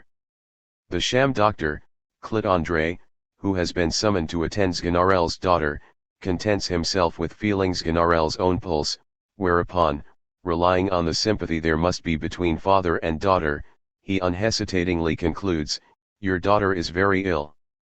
Here we have the transition from the witty to the comical. To complete our analysis, then, all we have to do is to discover what there is comical in the idea of giving a diagnosis of the child after sounding the father or the mother. Well, we know that one essential form of comic fancy lies in picturing to ourselves a living person as a kind of jointed dancing doll, and that frequently, with the object of inducing us to form this mental picture, we are shown two or more persons speaking and acting as though attached to one another by invisible strings. Is not this the idea here suggested when we are led to materialize, so to speak, the sympathy we postulate as existing between father and daughter? We now see how it is that writers on wit have perforce confined themselves to commenting on the extraordinary complexity of the things denoted by the term without ever succeeding in defining it. There are many ways of being witty, almost as many as there are of being the reverse. How can we detect what they have in common with one another, unless we first determine the general relationship between the witty and the comic? Once, however, this relationship is cleared up, everything is plain sailing. We then find the same connection between the comic and the witty as exists between a regular scene and the fugitive suggestion of a possible one. Hence, however numerous the forms assumed by the comic, wit will possess an equal number of corresponding varieties. So that the comic, in all its forms, is what should be defined first, by discovering, a task which is already quite difficult enough, the clue that leads from one form to the other. By that very operation wit will have been analyzed, and will then appear as nothing more than the comic in a highly volatile state. To follow the opposite plan, however, and attempt directly to evolve a formula for wit, would be courting certain failure. What should we think of a chemist who, having ever so many jars of a certain substance in his laboratory, would prefer getting that substance from the atmosphere, in which merely infinitesimal traces of its vapor are to be found? But this comparison between the witty and the comic is also indicative of the line we must take in studying the comic in words. On the one hand, indeed, we find there is no essential difference between a word that is comic and one that is witty. On the other hand, the latter, although connected with a figure of speech, invariably calls up the image, dim or distinct, of a comic scene. This amounts to saying that the comic in speech should correspond, point by point, with the comic in actions and in situations, and is nothing more, if one may so express oneself, than their projection onto the plane of words. So let us return to the comic in actions and in situations, consider the chief methods by which it is obtained, and apply them to the choice of words and the building up of sentences. We shall thus have every possible form of the comic in words as well as every variety of wit. One inadvertently to say or do what we have no intention of saying or doing, as a result of inelasticity or momentum, is, as we are aware, one of the main sources of the comic. Thus, absent-mindedness is essentially laughable, and so we laugh at anything rigid, ready-made, mechanical in gesture, attitude, and even facial expression. Do we find this kind of rigidity in language also? No doubt we do, since language contains ready-made formulas and stereotyped phrases. The man who always expressed himself in such terms would invariably be comic. But if an isolated phrase is to be comic in itself, when once separated from the person who utters it, it must be something more than ready-made, it must bear within itself some sign which tells us, beyond the possibility of doubt, that it was uttered automatically. This can only happen when the phrase embodies some evident absurdity, either a palpable error or a contradiction in terms. Hence the following general rule: a comic meaning is invariably obtained when an absurd idea is fitted into a well-established phrase form. Ce saber est le plus beau jour de ma vie, said M. Prudhomme. Translate the phrase into English or German and it becomes purely absurd, though it is comic enough in French. The reason is that le plus beau jour de ma vie is one of those ready-made phrase endings to which a Frenchman's ear is accustomed. To make it comic, then, we need only clearly indicate the automatism of the person who utters it. This is what we get when we introduce an absurdity into the phrase.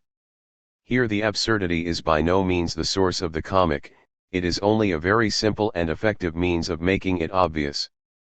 We have quoted only one saying of M. Prudhomme, but the majority of those attributed to him belong to the same class.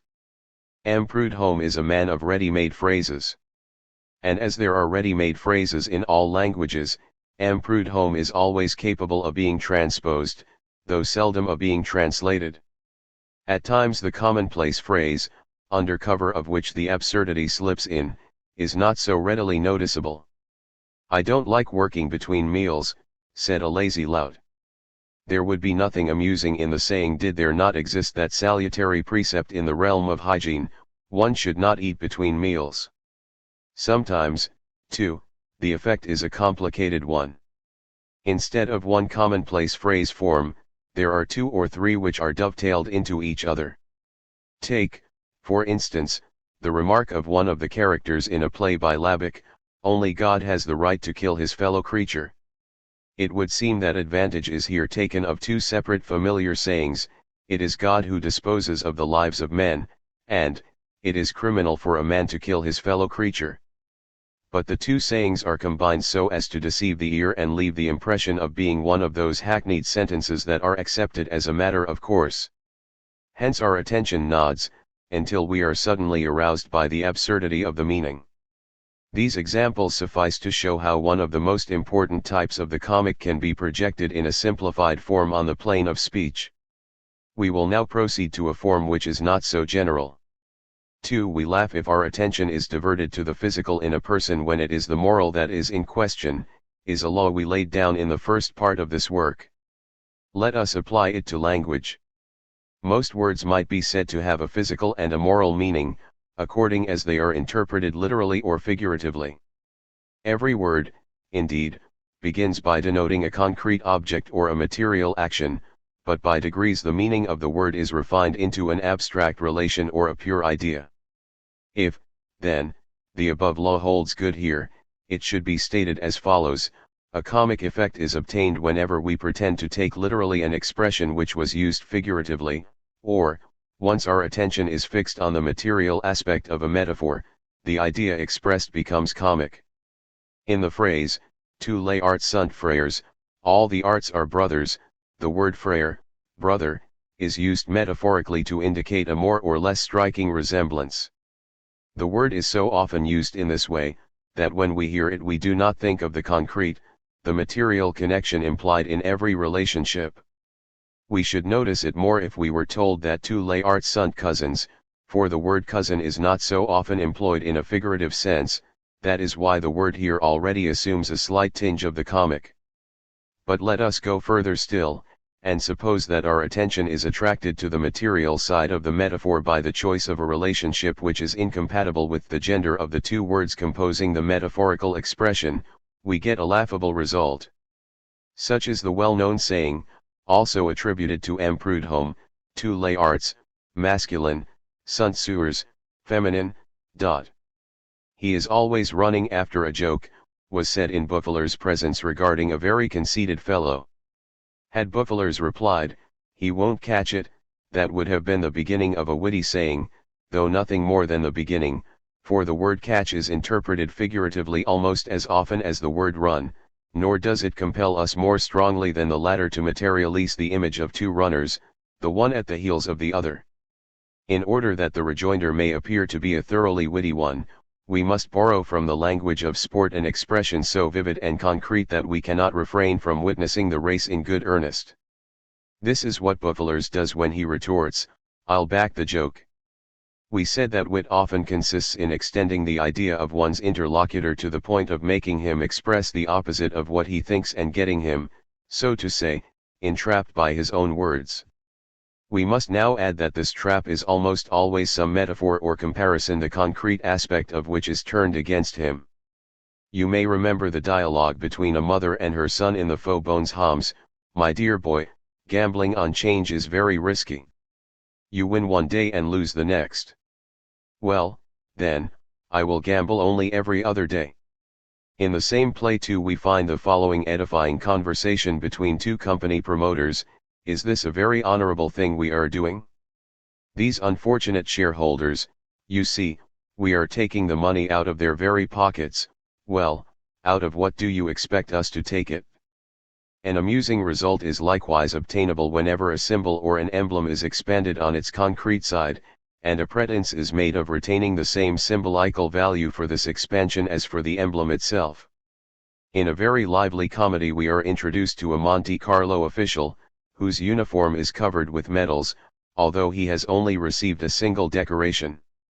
"You see, I staked my medal on a number at roulette," he said, "and as the number turned up, I was entitled to 36 times my stake." This reasoning is very similar to that offered by Giboyer in The Affront. Criticism is made of a bride of 40 summers who is wearing orange blossoms with her wedding costume. "Why, she was entitled to oranges, let alone orange blossoms," remarked Giboyer. But we should never cease were we to take one by one all the laws we have stated, and try to prove them on what we have called the plane of language. We had better confine ourselves to the three general propositions of the preceding section. We have shown that series of events may become comic either by repetition, by inversion, or by reciprocal interference. Now we shall see that this is also the case with series of words. To take series of events and repeat them in another key or another environment, or to invert them whilst still leaving them a certain meaning, or mix them up so that their respective meanings jostle one another, is invariably comic, as we have already said, for it is getting life to submit to be treated as a machine. But thought, too, is a living thing. And language, the translation of thought, should be just as living. We may thus surmise that a phrase is likely to become comic if, though reversed, it still makes sense, or if it expresses equally well two quite independent sets of ideas, or, finally, if it has been obtained by transposing an idea into some key other than its own. Such, indeed, are the three fundamental laws of what might be called the comic transformation of sentences, as we shall show by a few examples. Let it first be said that these three laws are far from being of equal importance as regards the theory of the ludicrous. Inversion is the least interesting of the three. It must be easy of application, however, for it is noticeable that, no sooner do professional wits hear a sentence spoken than they experiment to see if a meaning cannot be obtained by reversing it by putting, for instance, the subject in place of the object, and the object in place of the subject. It is not unusual for this device to be employed for refuting an idea in more or less humorous terms. One of the characters in a comedy of Labique shouts out to his neighbor on the floor above, who is in the habit of dirtying his balcony, "What do you mean by emptying your pipe onto my terrace?" The neighbor retorts, "What do you mean by putting your terrace under my pipe?" There is no necessity to dwell upon this kind of wit, instances of which could easily be multiplied. The reciprocal interference of two sets of ideas in the same sentence is an inexhaustible source of amusing varieties. There are many ways of bringing about this interference, I mean of bracketing in the same expression two independent meanings that apparently tally. The least reputable of these ways is the pun. In the pun, the same sentence appears to offer two independent meanings, but it is only an appearance. In reality there are two different sentences made up of different words, but claiming to be one and the same because both have the same sound. We pass from the pun, by imperceptible stages, to the true play upon words. Here there is really one and the same sentence through which two different sets of ideas are expressed, and we are confronted with only one series of words, but advantage is taken of the different meanings a word may have, especially when used figuratively instead of literally. So that in fact there is often only a slight difference between the play upon words on the one hand, and a poetic metaphor or an illuminating comparison on the other. Whereas an illuminating comparison and a striking image always seem to reveal the close harmony that exists between language and nature, regarded as two parallel forms of life, the play upon words makes us think somehow of a negligence on the part of language, which, for the time being, seems to have forgotten its real function and now claims to accommodate things to itself instead of accommodating itself to things. And so the play upon words always betrays a momentary lapse of attention in language, and it is precisely on that account that it is amusing. Inversion and reciprocal interference, after all, are only a certain playfulness of the mind which ends at playing upon words. The comic in transposition is much more far-reaching. Indeed, transposition is to ordinary language what repetition is to comedy. We said that repetition is the favorite method of classic comedy. It consists in so arranging events that a scene is reproduced either between the same characters under fresh circumstances or between fresh characters under the same circumstances. Thus we have, repeated by lackeys in less dignified language, a scene already played by their masters. Now, imagine ideas expressed in suitable style and thus placed in the setting of their natural environment. If you think of some arrangement whereby they are transferred to fresh surroundings, while maintaining their mutual relations, or, in other words, if you can induce them to express themselves in an altogether different style and to transpose themselves into another key, you will have language itself playing a comedy, language itself made comic. There will be no need, moreover, actually to set before us both expressions of the same ideas, the transposed expression and the natural one. For we are acquainted with the natural one, the one which we should have chosen instinctively. So it will be enough if the effort of comic invention bears on the other, and on the other alone. No sooner is the second set before us than we spontaneously supply the first. Hence the following general rule: a comic effect is always obtainable by transposing the nature expression of an idea into another key. The means of transposition are so many and varied, language affords so rich a continuity of themes, and the comic is here capable of passing through so great a number of stages, from the most insipid buffoonery up to the loftiest forms of humor and irony, that we shall forego the attempt to make out a complete list. Having stated the rule, we will simply, here and there, verify its main applications. In the first place, we may distinguish two keys at the extreme ends of the scale, the solemn and the familiar. The most obvious effects are obtained by merely transposing the one into the other, which thus provides us with two opposite currents of comic fancy.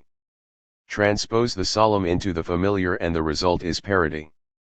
The effect of parody, thus defined, extends to instances in which the idea expressed in familiar terms is one that, if only in deference to custom, ought to be pitched in another key. Take as an example the following description of the dawn, quoted by Jean-Paul Richter: "The sky was beginning to change from black to red, like a lobster being boiled." Note that the expression of old-world matters in terms of modern life produces the same effect, by reason of the halo of poetry which surrounds classical antiquity. It is doubtless the comic in parody that has suggested to some philosophers, and in particular to Alexander Bain, the idea of defining the comic, in general, as a species of degradation. They describe the laughable as causing something to appear mean that was formerly dignified. But if our analysis is correct, degradation is only one form of transposition, and transposition itself only one of the means of obtaining laughter. There is a host of others, and the source of laughter must be sought for much further back. Moreover, without going so far, we see that while the transposition from solemn to trivial, from better to worse, is comic, the inverse transposition may be even more so. It is met with as often as the other, and, apparently, we may distinguish two main forms of it, according as it refers to the physical dimensions of an object or to its moral value. To speak of small things as though they were large is, in a general way, to exaggerate. Exaggeration is always comic when prolonged, and especially when systematic, then, indeed, it appears as one method of transposition. It excites so much laughter that some writers have been led to define the comic as exaggeration, just as others have defined it as degradation. As a matter of fact, exaggeration, like degradation, is only one form of one kind of the comic. Still, it is a very striking form. It has given birth to the mock-heroic poem, a rather old-fashioned device, I admit, though traces of it are still to be found in persons inclined to exaggerate methodically. It might often be said of braggadocio that it is its mock-heroic aspect which makes us laugh. Far more artificial, but also far more refined, is the transposition upwards from below when applied to the moral value of things, not to their physical dimensions. To express in reputable language some disreputable idea, to take some scandalous situation, some low-class calling or disgraceful behavior, and describe them in terms of the utmost respectability, is generally comic. The English word is here purposely employed, as the practice itself is characteristically English. Many instances of it may be found in Dickens and Thackeray, and in English literature generally. Let us remark, in passing, that the intensity of the effect does not here depend on its length. A word is sometimes sufficient, provided it gives us a glimpse of an entire system of transposition accepted in certain social circles and reveals, as it were, a moral organization of immorality. Take the following remark made by an official to one of his subordinates in a novel of Gogol's: "Your peculations are too extensive for an official of your rank." Summing up the foregoing, then, there are two extreme terms of comparison, the very large and the very small, the best and the worst, between which transposition may be effected in one direction or the other. Now, if the interval be gradually narrowed, the contrast between the terms obtained will be less and less violent, and the varieties of comic transposition more and more subtle. The most common of these contrasts is perhaps that between the real and the ideal, between what is and what ought to be. Here again transposition may take place in either direction. Sometimes we state what ought to be done, and pretend to believe that this is just what is actually being done, then we have irony. Sometimes, on the contrary, we describe with scrupulous minuteness what is being done, and pretend to believe that this is just what ought to be done. Such is often the method of humor. Humor, thus denned, is the counterpart of irony. Both are forms of satire, but irony is oratorical in its nature, whilst humor partakes of the scientific. Irony is emphasized the higher we allow ourselves to be uplifted by the idea of the good that ought to be, thus irony may grow so hot within us that it becomes a kind of high-pressure eloquence. On the other hand, humor is the more emphasized the deeper we go down into an evil that actually is, in order to set down its details in the most cold-blooded indifference. Several authors, Jean Paul amongst them, have noticed that humor delights in concrete terms, technical details, definite facts. If our analysis is correct, this is not an accidental trait of humor, it is its very essence. A humorist is a moralist disguised as a scientist, something like an anatomist who practices dissection with the sole object of filling us with disgust, so that humor, in the restricted sense in which we are here regarding the word, is really a transposition from the moral to the scientific. By still further curtailing the interval between the terms transposed, we may now obtain more and more specialized types of comic transpositions.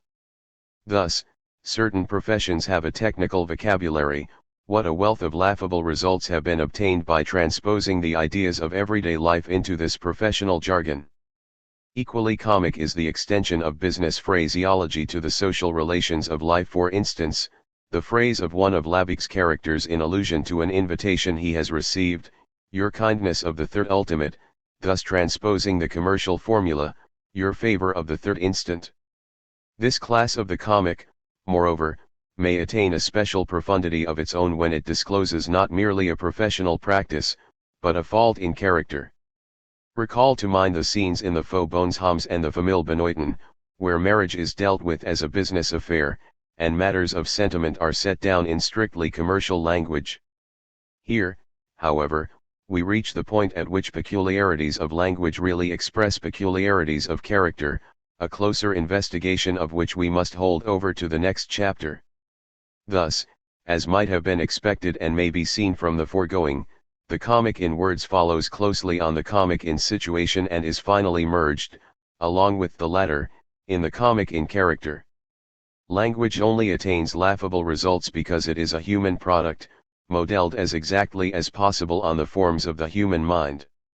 We feel it contains some living element of our own life, and if this life of language were complete and perfect, if there were nothing stereotype in it, if, in short, language were an absolutely unified organism incapable of being split up into independent organisms, it would evade the comic as would a soul whose life was one harmonious whole, unruffled as the calm surface of a peaceful lake.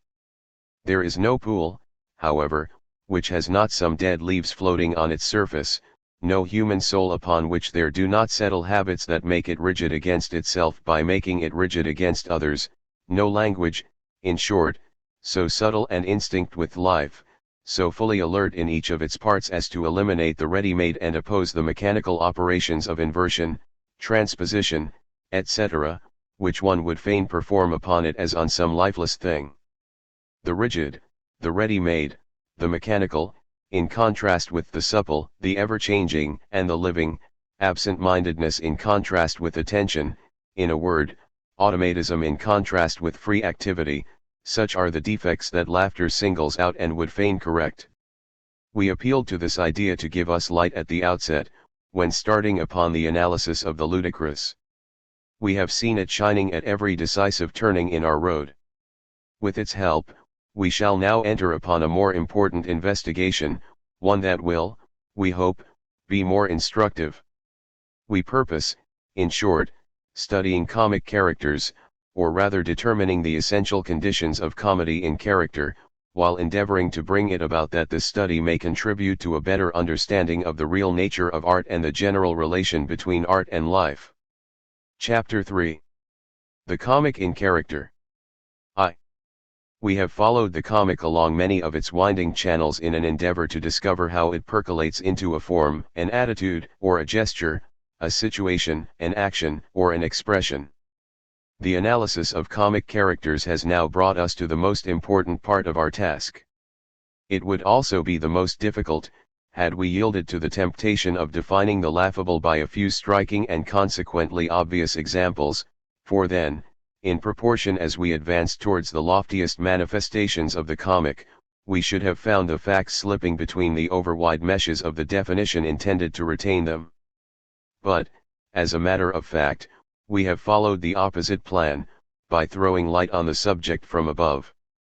Convinced that laughter has a social meaning and import, that the comic expresses, above all else, a special lack of adaptability to society, and that, in short, there is nothing comic apart from man, we have made man and character generally our main objective. Our chief difficulty, therefore, has lain in explaining how we come to laugh at anything else than character, and by what subtle processes of fertilization, combination, or amalgamation, the comic can worm its way into a mere movement, an impersonal situation, or an independent phrase. This is what we have done so far. We started with the pure metal, and all our endeavors have been directed solely towards reconstructing the ore. It is the metal itself we are now about to study. Nothing could be easier, for this time we have a simple element to deal with. Let us examine it closely and see how it reacts upon everything else. There are moods, we said, which move us as soon as we perceive them, joys and sorrows with which we sympathize, passions and vices which call forth painful astonishment, terror, or pity, in the beholder, in short, sentiments that are prolonged in sentimental overtones from mind to mind. All this concerns the essentials of life. All this is serious, at times even tragic. Comedy can only begin at the point where our neighbor's personality ceases to affect us. It begins, in fact, with what might be called a growing callousness to social life.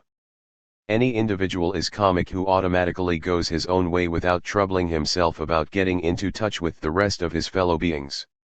It is the part of laughter to reprove his absent-mindedness and wake him out of his dream. If it is permissible to compare important things with trivial ones, we would call to mind what happens when a youth enters one of our military academies. After getting through the dreaded ordeal of the examination, he finds that has other ordeals to face, which his seniors have arranged with the object of fitting him for the new life he is entering upon, or, as they say, of breaking him into harness.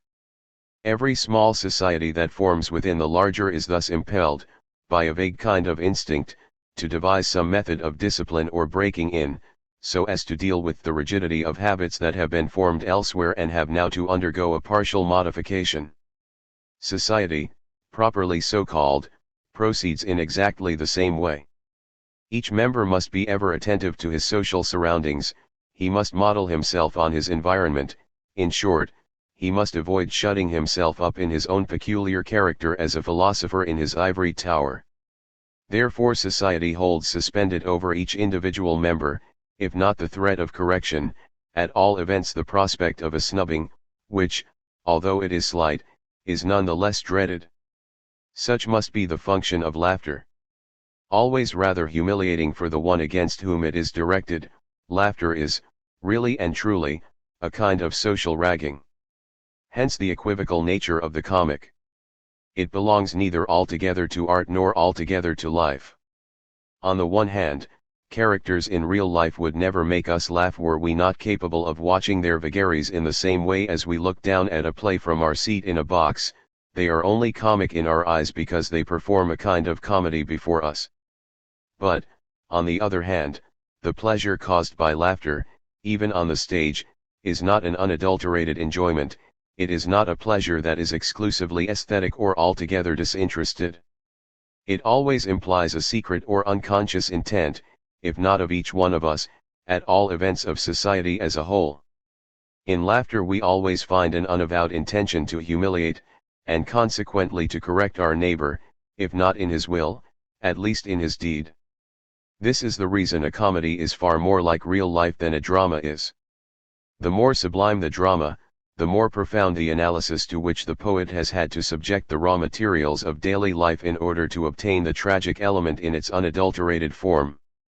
On the contrary, it is only in its lower aspects, in light comedy and farce, that comedy is in striking contrast to reality. The higher it rises, the more it approximates to life. In fact, there are scenes in real life so closely bordering on high-class comedy that the stage might adopt them without changing a single word.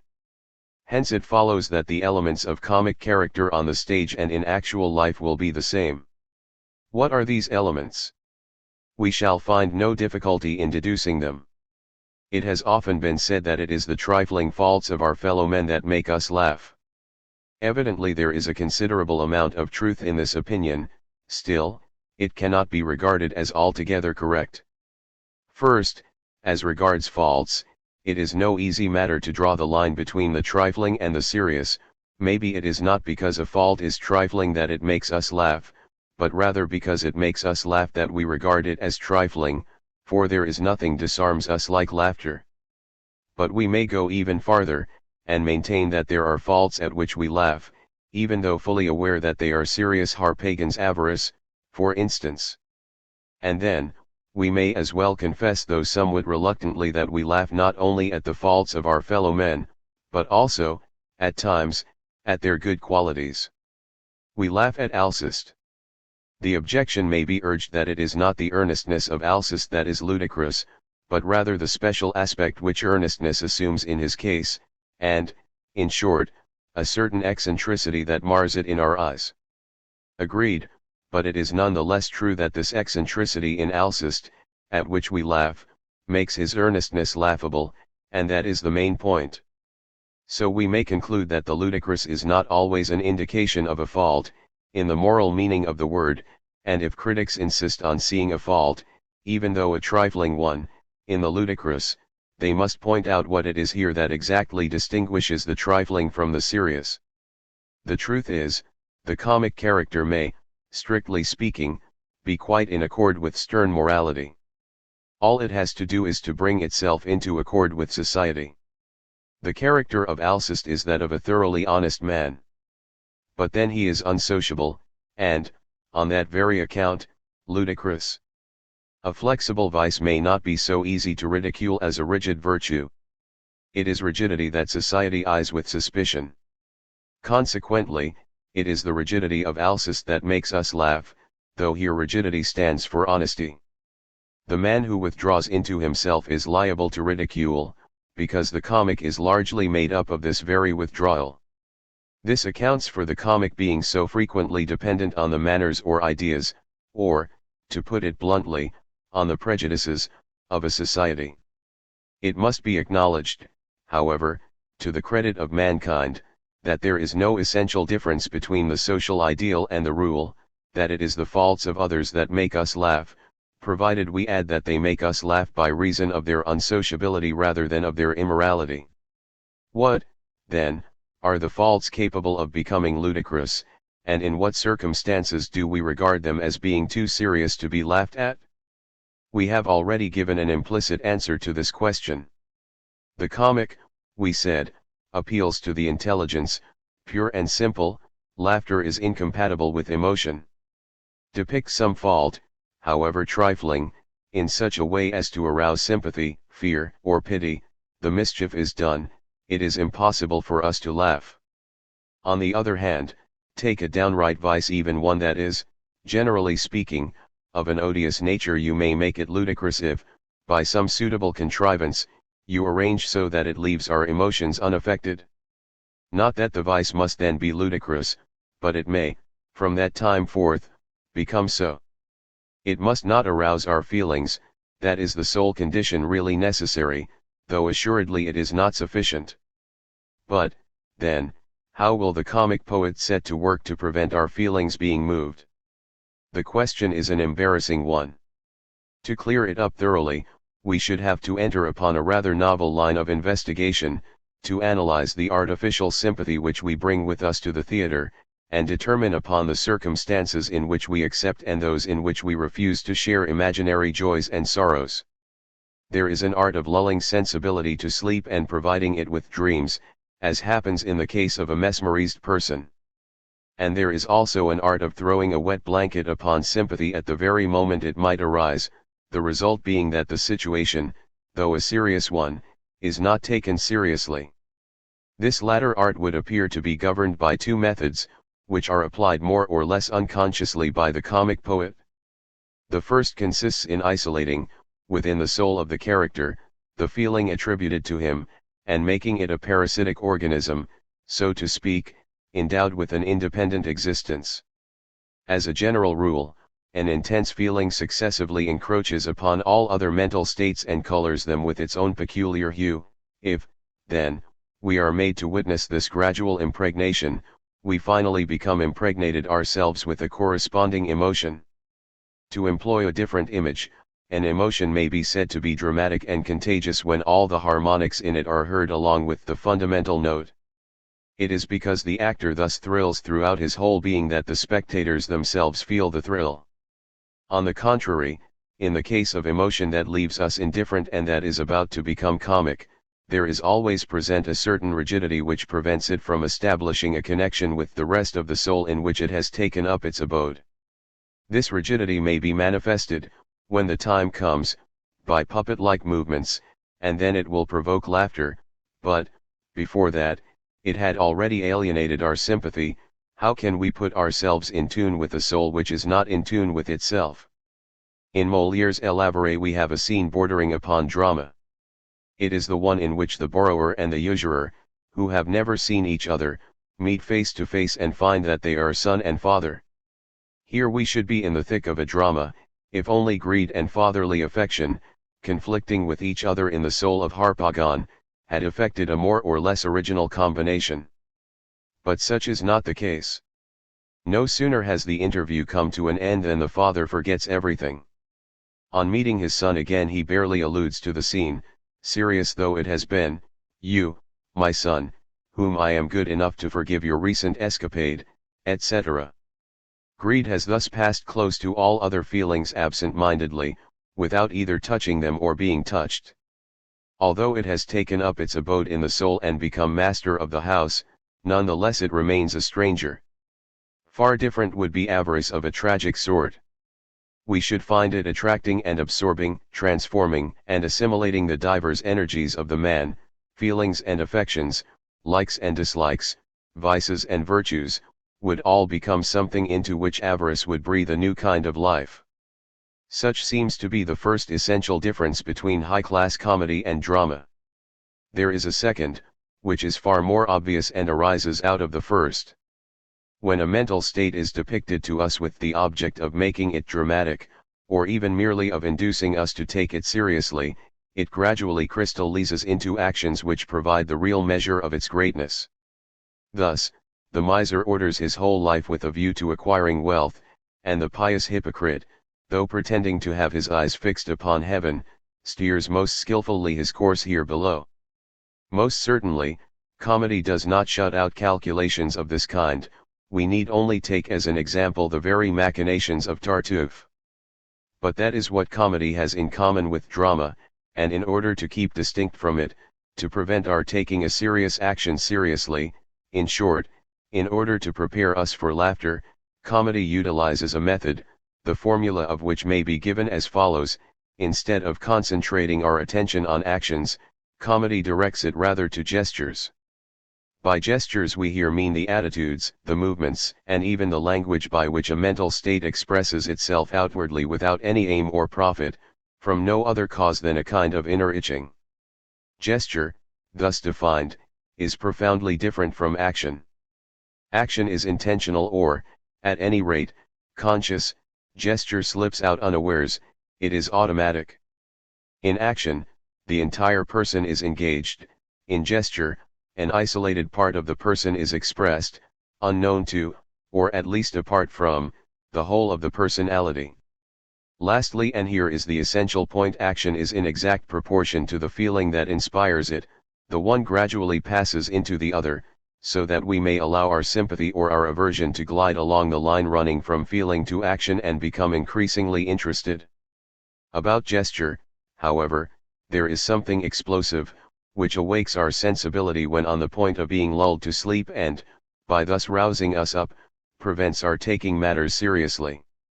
Thus, as soon as our attention is fixed on gesture and not on action, we are in the realm of comedy. Did we merely take his actions into account, Tartuffe would belong to drama. It is only when we take his gestures into consideration that we find him comic. You may remember how he comes onto the stage with the words, "Laurent, lock up my hair shirt and my scourge." He knows Dorine is listening to him, but doubtless he would say the same if she were not there. He enters so thoroughly into the role of a hypocrite that he plays it almost sincerely. In this way, and this way only, can he become comic. Were it not for this material sincerity, were it not for the language and attitudes that his long-standing experience as a hypocrite has transformed into natural gestures, Tartuffe would be simply odious, because we should only think of what is meant and willed in his conduct. And so we see why action is essential in drama, but only accessory in comedy. In a comedy, we feel any other situation might equally well have been chosen for the purpose of introducing the character, he would still have been the same man though the situation were different. But we do not get this impression in a drama. Here characters and situations are welded together, or rather, events form part and parcel with the persons, so that were the drama to tell us a different story, even though the actors kept the same names, we should in reality be dealing with other persons. To sum up, whether a character is good or bad is of little moment, granted he is unsociable, he is capable of becoming comic. We now see that the seriousness of the case is of no importance either, whether serious or trifling, it is still capable of making us laugh, provided that care be taken not to arouse our emotions. Unsociability in the performer and insensibility in the spectator, such, in a word, are the two essential conditions. There is a third, implicit in the other two, which so far it has been the aim of our analysis to bring out. This third condition is automatism. We have pointed it out from the outset of this work, continually drawing attention to the following point: what is essentially laughable is what is done automatically. In a vice, even in a virtue, the comic is that element by which the person unwittingly betrays himself, the involuntary gesture or the unconscious remark. Absent-mindedness is always comical. Indeed, the deeper the absent-mindedness, the higher the comedy. Systematic absent-mindedness, like that of Don Quixote, is the most comical thing imaginable. It is the comic itself, drawn as nearly as possible from its very source. Take any other comic character, however unconscious he may be of what he says or does, he cannot be comical unless there be some aspect of his person of which he is unaware, one side of his nature which he overlooks. On that account alone does he make us laugh. 11 profoundly comic sayings are those artless ones in which some vice reveals itself in all its nakedness. How could it thus expose itself were it capable of seeing itself as it is? It is not uncommon for a comic character to condemn in general terms a certain line of conduct and immediately afterwards afford an example of it himself. For instance, M. Jourdain's teacher of philosophy flying into a passion after inveighing against anger, Wadius taking a poem from his pocket after heaping ridicule on readers of poetry, etc. What is the object of such contradictions except to help us to put our finger on the obliviousness of the characters to their own actions? Inattention to self, and consequently to others, is what we invariably find. And if we look at the matter closely, we see that inattention is here equivalent to what we have called unsociability. The chief cause of rigidity is the neglect to look around and more especially within oneself. How can a man fashion his personality after that of another if he does not first study others as well as himself? Rigidity, automatism, absent-mindedness and unsociability are all inextricably entwined, and all serve as ingredients to the making up of the comic in character. In a word, if we leave on one side, when dealing with human personality, that portion which interests our sensibility or appeals to our feeling, all the rest is capable of becoming comic, and the comic will be proportioned to the rigidity. We formulated this idea at the outset of this work. We have verified it in its main results, and have just applied it to the definition of comedy. Now we must get to closer quarters, and show how it enables us to delimitate the exact position comedy occupies among all the other arts. In one sense it might be said that all character is comic, provided we mean by character the ready-made element in our personality, that mechanical element which resembles a piece of clockwork wound up once for all and capable of working automatically. It is, if you will, that which causes us to imitate ourselves. And it is also, for that very reason, that which enables others to imitate us.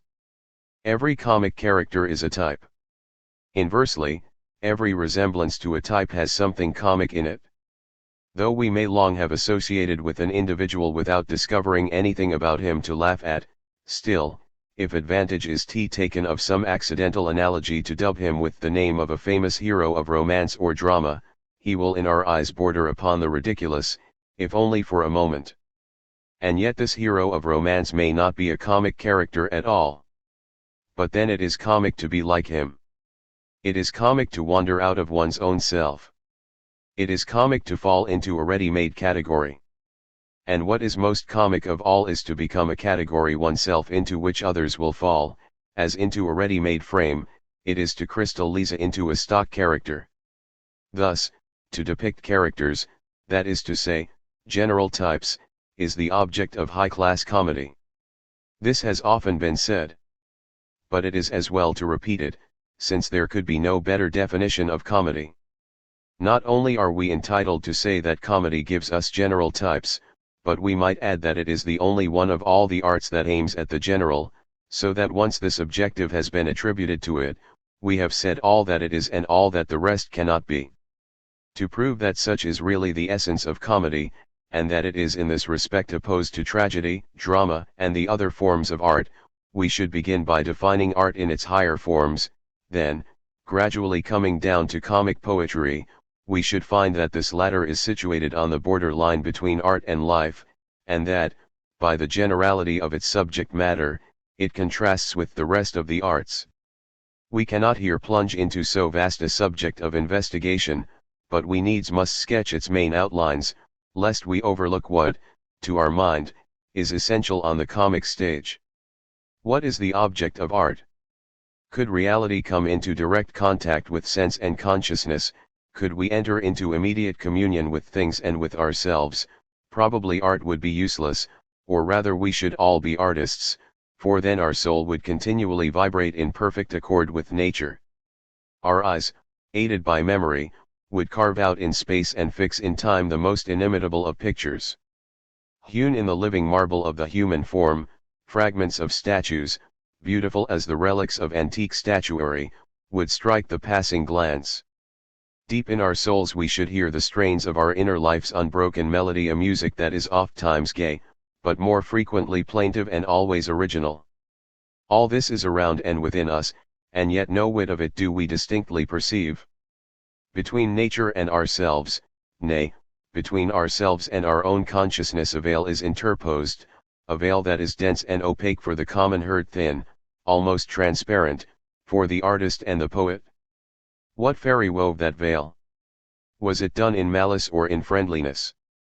We had to live, and life demands that we grasp things in their relations to our own needs. Life is action. Life implies the acceptance only of the utilitarian side of things in order to respond to them by appropriate reactions. All other impressions must be dimmed or else reach us vague and blurred. I look and I think I see, I listen and I think I hear, I examine myself and I think I am reading the very depths of my heart. But what I see and hear of the outer world is purely and simply a selection made by my senses to serve as a light to my conduct. What I know of myself is what comes to the surface, what participates in my actions. My senses and my consciousness, therefore, give me no more than a practical simplification of reality. In the vision they furnish me of myself and of things, the differences that are useless to man are obliterated, the resemblances that are useful to him are emphasized, ways are traced out for me in advance, along which my activity is to travel. These ways are the ways which all mankind has trod before me. Things have been classified with a view to the use I can derive from them. And it is this classification I perceive, far more clearly than the color and the shape of things. Doubtless man is vastly superior to the lower animals in this respect. It is not very likely that the eye of a wolf makes any distinction between a kid and a lamb, both appear to the wolf as the same identical quarry, alike easy to pounce upon, alike good to devour. We, for our part, make a distinction between a goat and a sheep, but can we tell one goat from another, one sheep from another? The individuality of things or of beings escapes us, unless it is materially to our advantage to perceive it. Even when we do take note of it, as when we distinguish one man from another, it is not the individuality itself that the eye grasps, i.e., an entirely original harmony of forms and colors, but only one or two features that will make practical recognition easier. In short, we do not see the actual things themselves. In most cases we confine ourselves to reading the labels affixed to them. This tendency, the result of need, has become even more pronounced under the influence of speech, for words with the exception of proper nouns all denote genera. The word, which only takes note of the most ordinary function and commonplace aspect of the thing, intervenes between it and ourselves, and would conceal its form from our eyes, were that form not already masked beneath the necessities that brought the word into existence. Not only external objects, but even our own mental states, are screened from us in their inmost, their personal aspect, in the original life they possess. When we feel love or hatred, when we are gay or sad, is it really the feeling itself that reaches our consciousness with those innumerable fleeting shades of meaning and deep resounding echoes that make it something altogether our own? We should all, were it so, be novelists or poets or musicians. Mostly, however, we perceive nothing but the outward display of our mental state. We catch only the impersonal aspect of our feelings, that aspect which speech has set down once for all because it is almost the same, in the same conditions, for all men. Thus, even in our own individuality escapes our ken. We move amidst generalities and symbols, as within a tilt yard in which our force is effectively pitted against other forces, and fascinated by action, tempted by it, for our own good, onto the field it has selected. We live in a zone midway between things and ourselves, externally to things, externally also to ourselves. From time to time, however, in a fit of absent-mindedness, nature raises up souls that are more detached from life. Not with that intentional, logical, systematical detachment the result of reflection and philosophy, but rather with natural detachment, one innate in the structure of sense or consciousness, which at once reveals itself by a virginal manner, so to speak, of seeing, hearing or thinking. Were this detachment complete, did the soul no longer cleave to action by any of its perceptions, it would be the soul of an artist such as the world has never yet seen. It would excel alike in every art at the same time, or rather, it would fuse them all into one. It would perceive all things in their native purity, the forms, colors, sounds of the physical world as well as the subtlest movements of the inner life. But this is asking too much of nature. Even for such of us as she has made artists, it is by accident, and on one side only, that she has lifted the veil. In one direction only has she forgotten to rivet the perception to the need. And since each direction corresponds to what we call a sense through one of his senses, and through that sense alone, is the artist usually wedded to art. Hence, originally, the diversity of arts. Hence also the speciality of predispositions. This one applies himself to colors and forms, and since he loves color for color and form for form, since he perceives them for their sake and not for his own, it is the inner life of things that he sees appearing through their forms and colors. Little by little he insinuates it into our own perception, baffled though we may be at the outset. For a few moments at least, he diverts us from the prejudices of form and color that come between ourselves and reality. And thus he realizes the loftiest ambition of art, which here consists in revealing to us nature. Others, again, retire within themselves. Beneath the thousand rudimentary actions which are the outward and visible signs of an emotion, behind the commonplace, conventional expression that both reveals and conceals an individual mental state, it is the emotion, the original mood, to which they attain in its undefiled essence. And then, to induce us to make the same effort ourselves, they contrive to make us see something of what they have seen, by rhythmical arrangement of words, which thus become organized and animated with a life of their own. They tell us or rather suggest things that speech was not calculated to express. Others delve yet deeper still. Beneath these joys and sorrows which can, at a pinch, be translated into language, they grasp something that has nothing in common with language, certain rhythms of life and breath that are closer to man than his inmost feelings, being the living law varying with each individual of his enthusiasm and despair, his hopes and regrets. By setting free and emphasizing this music, they force it upon our attention, they compel us, willy-nilly, to fall in with it, like passers-by who join in a dance. And thus they impel us to set in motion, in the depths of our being, some secret chord which was only waiting to thrill. So art, whether it be painting or sculpture, poetry or music, has no other object than to brush aside the utilitarian symbols, the conventional and socially accepted generalities, in short, everything that veils reality from us, in order to bring us face to face with reality itself. It is from a misunderstanding on this point that the dispute between realism and idealism in art has arisen. Art is certainly only a more direct vision of reality. But this purity of perception implies a break with utilitarian convention, an innate and specially localized disinterestedness of sense or consciousness, in short, a certain immateriality of life, which is what has always been called idealism. So that we might say, without in any way playing upon the meaning of the words, that realism is in the work when idealism is in the soul, and that it is only through ideality that we can resume contact with reality. Dramatic art forms no exception to this law. What drama goes forth to discover and brings to light, is a deep-seated reality that is veiled from us, often in our own interests, by the necessities of life. What is this reality? What are these necessities? Poetry always expresses inward states. But amongst these states some arise mainly from contact with our fellow men. They are the most intense as well as the most violent. As contrary electricities attract each other and accumulate between the two plates of the condenser from which the spark will presently flash, so, by simply bringing people together, strong attractions and repulsions take place, followed by an utter loss of balance, in a word, by that electrification of the soul known as passion. Were man to give way to the impulse of his natural feelings, were there neither social nor moral law, these outbursts of violent feeling would be the ordinary rule in life.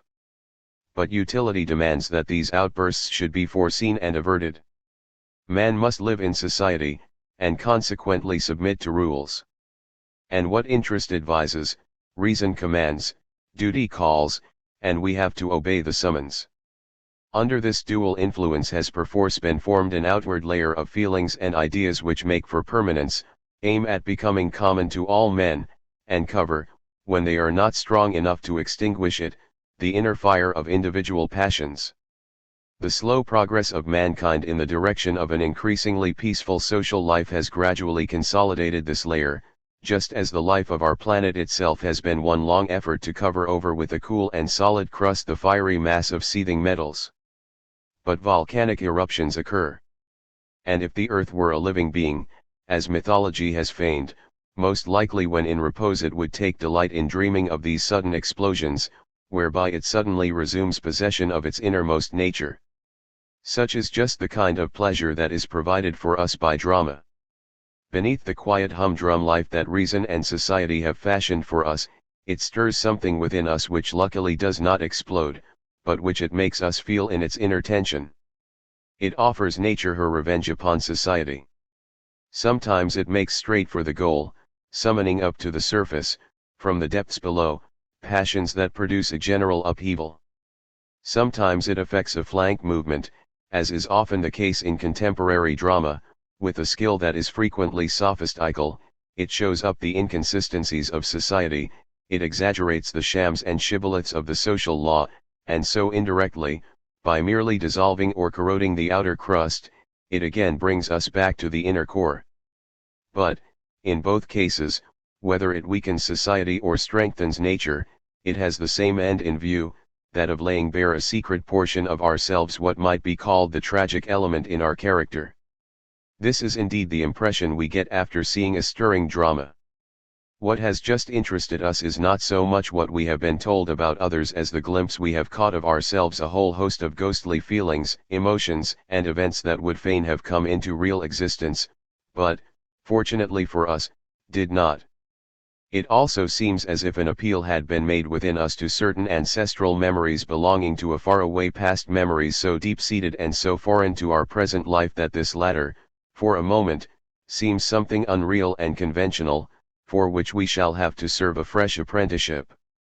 So it is indeed a deeper reality that drama draws up from beneath our superficial and utilitarian attainments, and this art has the same end in view as all the others.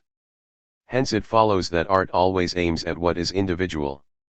What the artist fixes on his canvas is something he has seen at a certain spot, on a certain day, at a certain hour, with a coloring that will never be seen again. What the poet sings of is a certain mood which was his, and his alone, and which will never return. What the dramatist unfolds before us is the life history of a soul, a living tissue of feelings and events, something, in short, which has once happened and can never be repeated. We may, indeed, give general names to these feelings, but they cannot be the same thing in another soul. They are individualist. Thereby, and thereby only, do they belong to art, for generalities, symbols, or even types, form the current coin of our daily perception. How, then, does a misunderstanding on this point arise? The reason lies in the fact that two very different things have been mistaken for each other, the generality of things and that of the opinions we come to regarding them. Because a feeling is generally recognized as true, it does not follow that it is a general feeling. Nothing could be more unique than the character of Hamlet. Though he may resemble other men in some respects, it is clearly not on that account that he interests us most. But he is universally accepted and regarded as a living character. In this sense only is he universally true. The same holds good of all the other products of art. Each of them is unique, and yet, if it bear the stamp of genius, it will come to be accepted by everybody. Why will it be accepted? And if it is unique of its kind, by what sign do we know it to be genuine? Evidently, by the very effort it forces us to make against our predispositions in order to see sincerely. Sincerity is contagious. What the artist has seen we shall probably never see again, or at least never see in exactly the same way, but if he has actually seen it, the attempt he has made to lift the veil compels our imitation. His work is an example which we take as a lesson. And the efficacy of the lesson is the exact standard of the genuineness of the work. Consequently, truth bears within itself a power of conviction, nay, of conversion, which is the sign that enables us to recognize it. The greater the work and the more profound the dimly apprehended truth, the longer may the effect be in coming, but, on the other hand, the more universal will that effect tend to become. So the universality here lies in the effect produced, and not in the cause. Altogether different is the object of comedy. Here it is in the work itself that the generality lies. Comedy depicts characters we have already come across and shall meet with again. It takes note of similarities. It aims at placing types before our eyes. It even creates new types, if necessary. In this respect it forms a contrast to all the other arts. The very titles of certain classical comedies are significant in themselves. Le Misanthrope, l'Avare, le Joueur, le Distirate, etc., are names of whole classes of people, and even when a character comedy has a proper noun as its title, this proper noun is speedily swept away, by the very weight of its contents, into the stream of common nouns. We say a Tartuffe, but we should never say a Phèdre or a Polyeucte. Above all, a tragic poet will never think of grouping around the chief character in his play secondary characters to serve as simplified copies, so to speak, of the former. The hero of a tragedy represents an individuality unique of its kind. It may be possible to imitate him, but then we shall be passing, whether consciously or not, from the tragic to the comic. No one is like him, because he is like no one. But a remarkable instinct, on the contrary, impels the comic poet, once he has elaborated his central character, to cause other characters, displaying the same general traits, to revolve as satellites round him. Many comedies have either a plural noun or some collective term as their title. Les femmes savantes, les précieuses ridicules, le monde oul en s'ennuie, etc., represent so many rallying points on the stage adopted by different groups of characters, all belonging to one identical type. It would be interesting to analyze this tendency in comedy. Maybe dramatists have caught a glimpse of a fact recently brought forward by mental pathology, viz. that cranks of the same kind are drawn, by a secret attraction, to seek each other's company. Without precisely coming within the province of medicine, the comic individual, as we have shown, is in some way absent-minded, and the transition from absent-mindedness to crankiness is continuous. But there is also another reason. If the comic poet's object is to offer us types, that is to say, characters capable of self-repetition, how can he set about it better than by showing us, in each instance, several different copies of the same model? That is just what the naturalist does in order to define a species. he enumerates and describes its main varieties. This essential difference between tragedy and comedy, the former being concerned with individuals and the latter with classes, is revealed in yet another way. It appears in the first draft of the work. From the outset it is manifested by two radically different methods of observation. Though the assertion may seem paradoxical, a study of other men is probably not necessary to the tragic poet.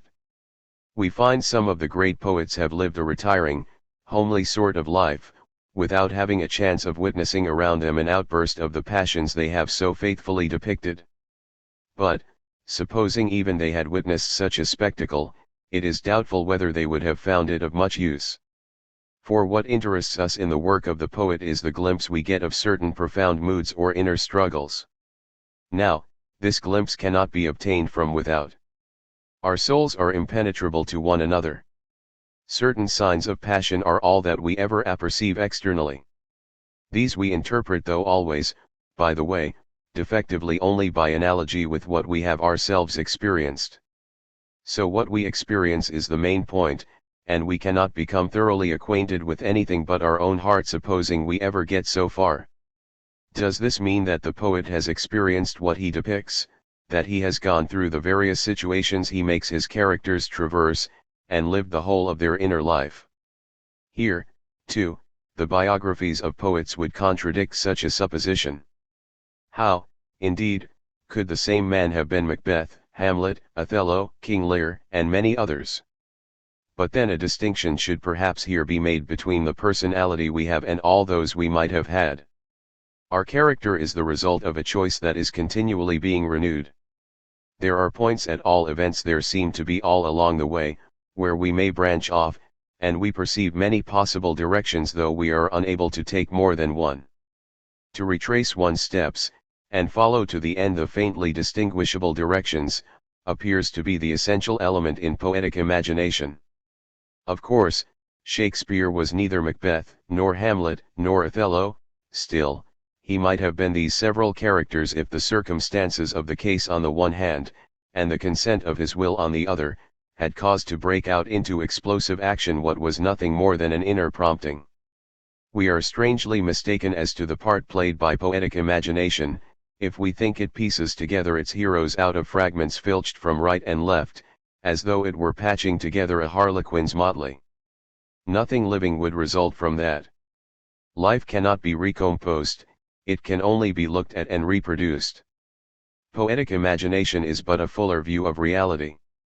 If the characters created by a poet give us the impression of life, it is only because they are the poet himself, multiplication or division of the poet plumbing the depths of his own nature in so powerful an effort of inner observation that he lays hold of the potential in the real, and takes up what nature has left as a mere outline or sketch in his soul in order to make of it a finished work of art. Altogether different is the kind of observation from which comedy springs. It is directed outwards. However interested a dramatist may be in the comic features of human nature, he will hardly go, I imagine, to the extent of trying to discover his own. Besides, he would not find them, for we are never ridiculous except in some point that remains hidden from our own consciousness. It is on others, then, that such observation must perforce be practiced. But it will, for this very reason, assume a character of generality that it cannot have when we apply it to ourselves. Settling on the surface, it will not be more than skin deep, dealing with persons at the point at which they come into contact and become capable of resembling one another. It will go no farther. Even if it could, it would not desire to do so, for it would have nothing to gain in the process. To penetrate too far into the personality, to couple the outer effect with causes that are too deep-seated, would mean to endanger and in the end to sacrifice all that was laughable in the effect. In order that we may be tempted to laugh at it, we must localize its cause in some intermediate region of the soul. Consequently, the effect must appear to us as an average effect, as expressing an average of mankind. And, like all averages, this one is obtained by bringing together scattered data, by comparing analogous cases and extracting their essence, in short by a process of abstraction and generalization similar to that which the physicist brings to bear upon facts with the object of grouping them under laws. In a word, method and object are here of the same nature as in the inductive sciences, in that observation is always external and the result always general. And so we come back, by a roundabout way, to the double conclusion we reached in the course of our investigations. On the one hand, a person is never ridiculous except through some mental attribute resembling absent-mindedness, through something that lives upon him without forming part of his organism, after the fashion of a parasite.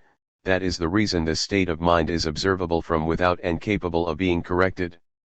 But, on the other hand, just because laughter aims at correcting, it is expedient that the correction should reach as great a number of persons as possible.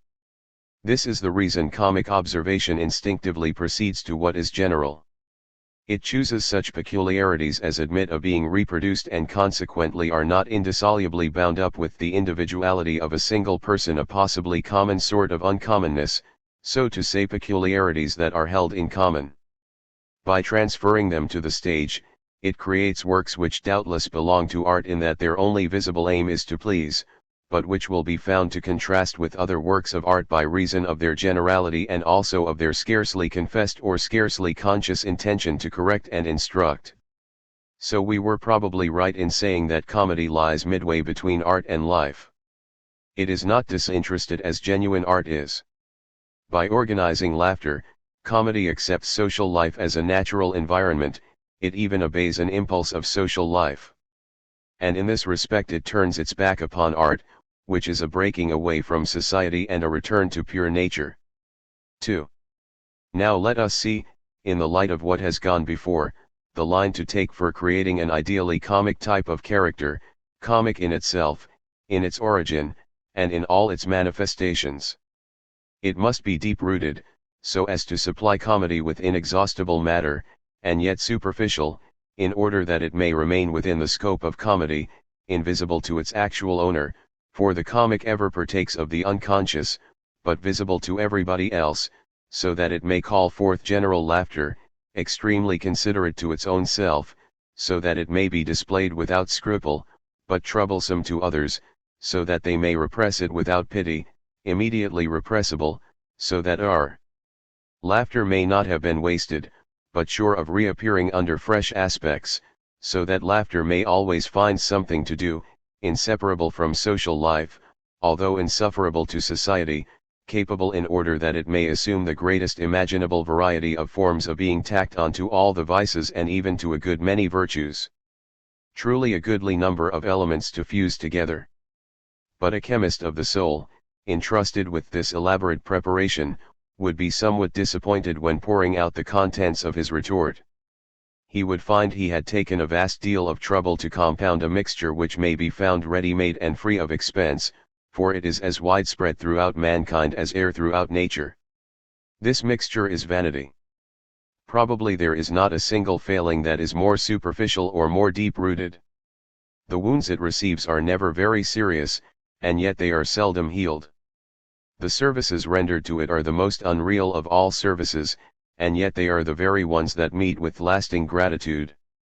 It is scarcely a vice, and yet all the vices are drawn into its orbit and, in proportion as they become more refined and artificial, tend to be nothing more than a means of satisfying it. The outcome of social life, since it is an admiration of ourselves based on the admiration we think we are inspiring in others, it is even more natural, more universally innate than egoism, for egoism may be conquered by nature, whereas only by reflection do we get the better of vanity. It does not seem, indeed, as if men were ever born modest, unless we dub with the name of modesty a sort of purely physical bashfulness, which is nearer to pride than is generally supposed. True modesty can be nothing but a meditation on vanity. It springs from the sight of others' mistakes and the dread of being similarly deceived. It is a sort of scientific cautiousness with respect to what we shall say and think of ourselves. It is made up of improvements and after-touches. In short, it is an acquired virtue. It is no easy matter to define the point at which the anxiety to become modest may be distinguished from the dread of becoming ridiculous. But surely, At the outset, this dread and this anxiety are one and the same thing. A complete investigation into the illusions of vanity, and into the ridicule that clings to them, would cast a strange light upon the whole theory of laughter. We should find laughter performing, with mathematical regularity, one of its main functions, that of bringing back to complete self-consciousness a certain self-admiration which is almost automatic, and thus obtaining the greatest possible sociability of characters. We should see that vanity, though it is a natural product of social life, is an inconvenience to society, just as certain slight poisons, continually secreted by the human organism, would destroy it in the long run, if they were not neutralized by other secretions. Laughter is unceasingly doing work of this kind.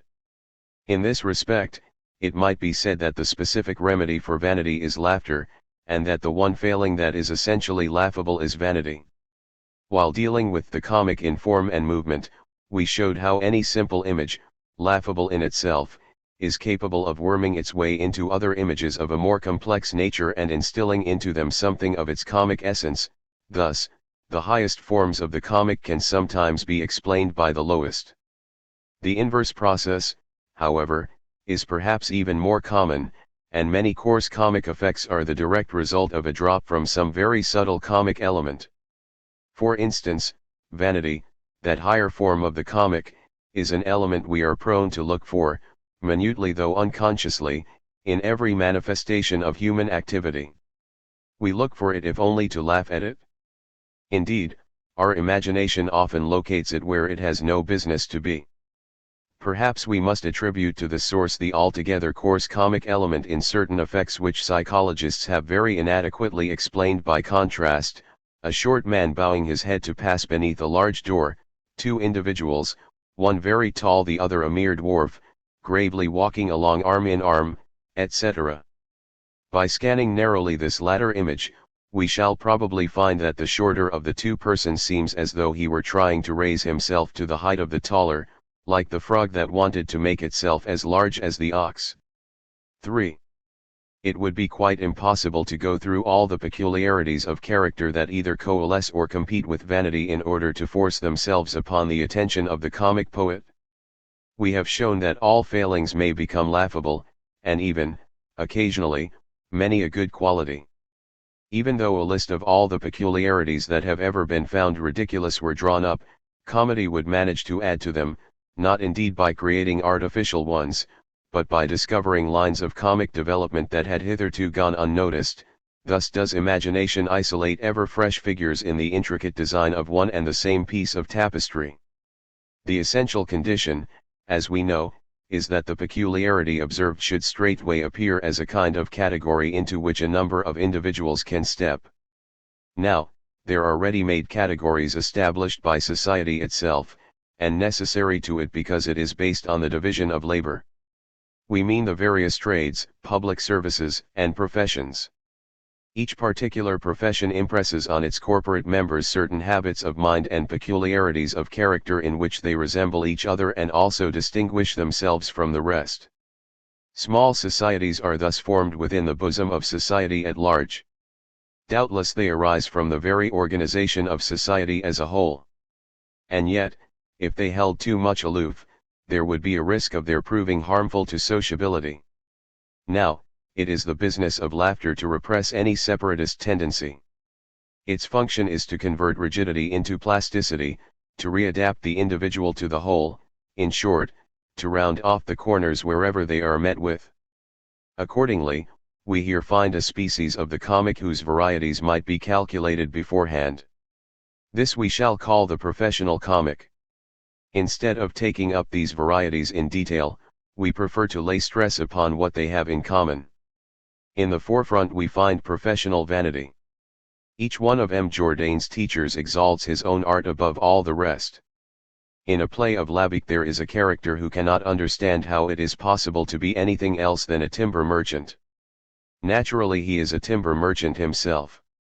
Note that vanity here tends to merge into solemnity, in proportion to the degree of quackery there is in the profession under consideration. For it is a remarkable fact that the more questionable an art, science, or occupation is, the more those who practice it are inclined to regard themselves as invested with a kind of priesthood and to claim that all should bow before its mysteries. Useful professions are clearly meant for the public, but those whose utility is more dubious can only justify their existence by assuming that the public is meant for them. Now, this is just the illusion that lies at the root of solemnity. Almost everything comic in Molière's Doctors comes from this source. They treat the patient as though he had been made for the doctors, and nature herself as an appendage to medicine. Another form of this comic rigidity is what may be called professional callousness. The comic character is so tightly jammed into the rigid frame of his functions that he has no room to move or to be moved like other men. Only call to mind the answer Isabelle receives from Perrin Dandin, the judge, when she asks him how he can bear to look on when the poor wretches are being tortured. Bah! Cela fait toujours passer un au du. 12. Does not Tartuffe also manifest a sort of professional callousness when he says it is true, by the mouth of Argonne, etje verreis mourir frère, enfant, mir et femme, que jem saucirais autant que de cela. 13. The device most in use, however, for making a profession ludicrous is to confine it, so to say, within the four corners of its own particular jargon. Judge, doctor, and soldier are made to apply the language of law, medicine and strategy to the everyday affairs of life, as though they had become incapable of talking like ordinary people. As a rule, this kind of the ludicrous is rather coarse. It becomes more refined, however, as we have already said, if it reveals some peculiarity of character in addition to a professional habit. We will instance only Regnard's Jouer, who expresses himself with the utmost originality in terms borrowed from gambling, giving his valet the name of Hector, and calling his betrothed Pallas, du nom connu de la dame de pique 14, or Molière's Femme Savante, where the comic element evidently consists largely in the translation of ideas of a scientific nature into terms of feminine sensibility. Epicure me plate, Epicurus is charming, j'aime les tourbillons, I dote on vortices, etc. You have only to read the third act to find that Armand, Philemon, and Belice almost invariably express themselves in this style. Proceeding further in the same direction, we discover that there is also such a thing as a professional logic, i.e. certain ways of reasoning that are customary in certain circles, which are valid for these circles, but untrue for the rest of the public. Now, the contrast between these two kinds of logic, one particular, the other universal, produces comic effects of a special nature, on which we may advantageously dwell at greater length. Here we touch upon a point of some consequence in the theory of laughter. We propose, therefore, to give the question a wider scope and consider it in its most general aspect. 4. Eager as we have been to discover the deep-seated cause of the comic, we have so far had to neglect one of its most striking phenomena. We refer to the logic peculiar to the comic character and the comic group, a strange kind of logic, which, in some cases, may include a good deal of absurdity. Théophile Gautier said that the comic in its extreme form was the logic of the absurd. More than one philosophy of laughter revolves round a like idea. Every comic effect, it is said, implies contradiction in some of its aspects. What makes us laugh is alleged to be the absurd realized in concrete shape, a palpable absurdity, or, again, an apparent absurdity, which we swallow for the moment only to rectify it immediately afterwards, or, better still, something absurd from one point of view though capable of a natural explanation from another, etc. All these theories may contain some portion of the truth, but, in the first place, they apply only to certain rather obvious comic effects, and then, even where they do apply, they evidently take no account of the characteristic element of the laughable, that is, the particular kind of absurdity the comic contains when it does contain something absurd. Is an immediate proof of this desired? You have only to choose one of these definitions and make up effects in accordance with the formula. Twice out of every 3 times there will be nothing laughable in the effect obtained. So we see that absurdity, when met with in the comic, is not absurdity in general. It is an absurdity of a definite kind. It does not create the comic, rather, we might say that the comic infuses into it its own particular essence. It is not a cause, but an effect of a very special kind, which reflects the special nature of its cause. Now, this cause is known to us, consequently we shall have no trouble in understanding the nature of the effect. Assume, when out for a country walk, that you notice on the top of a hill something that bears a faint resemblance to a large motionless body with revolving arms. So far you do not know what it is, but you begin to search amongst your ideas, that is to say, in the present instance, amongst the recollections at your disposal for that recollection which will best fit in with what you see. Almost immediately the image of a windmill comes into your mind. The object before you is a windmill. No matter if, before leaving the house, you have just been reading fairy tales telling of giants with enormous arms, for although common sense consists mainly in being able to remember, it consists even more in being able to forget. Common sense represents the endeavor of a mind continually adapting itself anew and changing ideas when it changes objects. It is the mobility of the intelligence conforming exactly to the mobility of things. It is the moving continuity of our attention to life. But now, let us take Don Quixote setting out for the wars. The romances he has been reading all tell of knights encountering, on the way, giant adversaries. He therefore must needs encounter a giant. This idea of a giant is a privileged recollection which has taken its abode in his mind and lies there in wait, motionless, watching for an opportunity to sally forth and become embodied in a thing. It is bent on entering the material world, and so the very first object he sees bearing the faintest resemblance to a giant is invested with the form of one. Thus Don Quixote sees giants where we see windmills. This is comical, it is also absurd. But is it a mere absurdity, an absurdity of an indefinite kind? It is a very special inversion of common sense. It consists in seeking to mold things on an idea of one's own, instead of molding one's ideas on things, in seeing before us what we are thinking of, instead of thinking of what we see. Good sense would have us leave all our memories in their proper rank and file, then the appropriate memory will every time answer the summons of the situation of the moment and serve only to interpret it. But in Don Quixote, on the contrary, there is one group of memories in command of all the rest and dominating the character itself. Thus it is reality that now has to bow to imagination, its only function being to supply fancy with a body. Once the illusion has been created, Don Quixote develops it logically enough in all its consequences. He proceeds with the certainty and precision of a somnambulist who is acting his dream. Such, then, is the origin of his delusions, and such the particular logic which controls this particular absurdity. Now, is this logic peculiar to Don Quixote? We have shown that the comic character always errs through obstinacy of mind or of disposition, through absent-mindedness, in short, through automatism.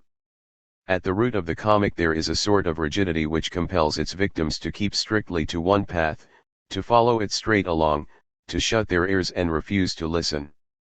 In Molière's plays how many comic scenes can be reduced to this simple type, a character following up his one idea, and continually recurring to it in spite of incessant interruptions. The transition seems to take place imperceptibly from the man who will listen to nothing to the one who will see nothing, and from this latter to the one who sees only what he wants to see.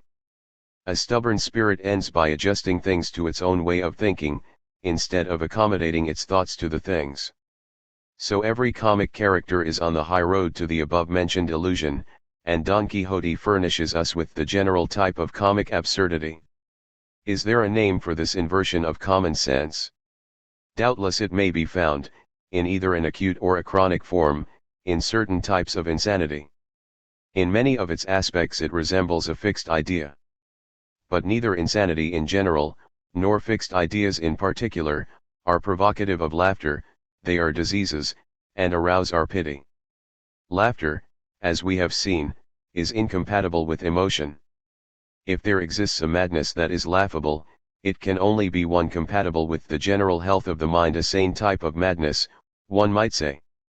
Now, there is a sane state of the mind that resembles madness in every respect, in which we find the same associations of ideas as we do in lunacy, the same peculiar logic as in a fixed idea. This state is that of dreams. So either our analysis is incorrect, or it must be capable of being stated in the following theorem: comic absurdity is of the same nature as that of dreams. The behavior of the intellect in a dream is exactly what we have just been describing. The mind, enamored of itself, now seeks in the outer world nothing more than a pretext for realizing its imaginations. A confused murmur of sounds still reaches the ear, colors enter the field of vision, the senses are not completely shut in. But the dreamer, instead of appealing to the whole of his recollections for the interpretation of what his senses perceive, makes use of what he perceives to give substance to the particular recollection he favors. Thus, according to the mood of the dreamer and the idea that fills his imagination at the time, a gust of wind blowing down the chimney becomes the howl of a wild beast or a tuneful melody. Such is the ordinary mechanism of illusion in dreams. Now, if comic illusion is similar to dream illusion, if the logic of the comic is the logic of dreams, we may expect to discover in the logic of the laughable all the peculiarities of dream logic. Here, again, we shall find an illustration of the law with which we are well acquainted. Given one form of the laughable, other forms that are lacking in the same comic essence become laughable from their outward resemblance to the first. Indeed, it is not difficult to see that any play of ideas may afford us amusement if only it bring back to mind, more or less distinctly, the play of dreamland. We shall first call attention to a certain general relaxation of the rules of reasoning.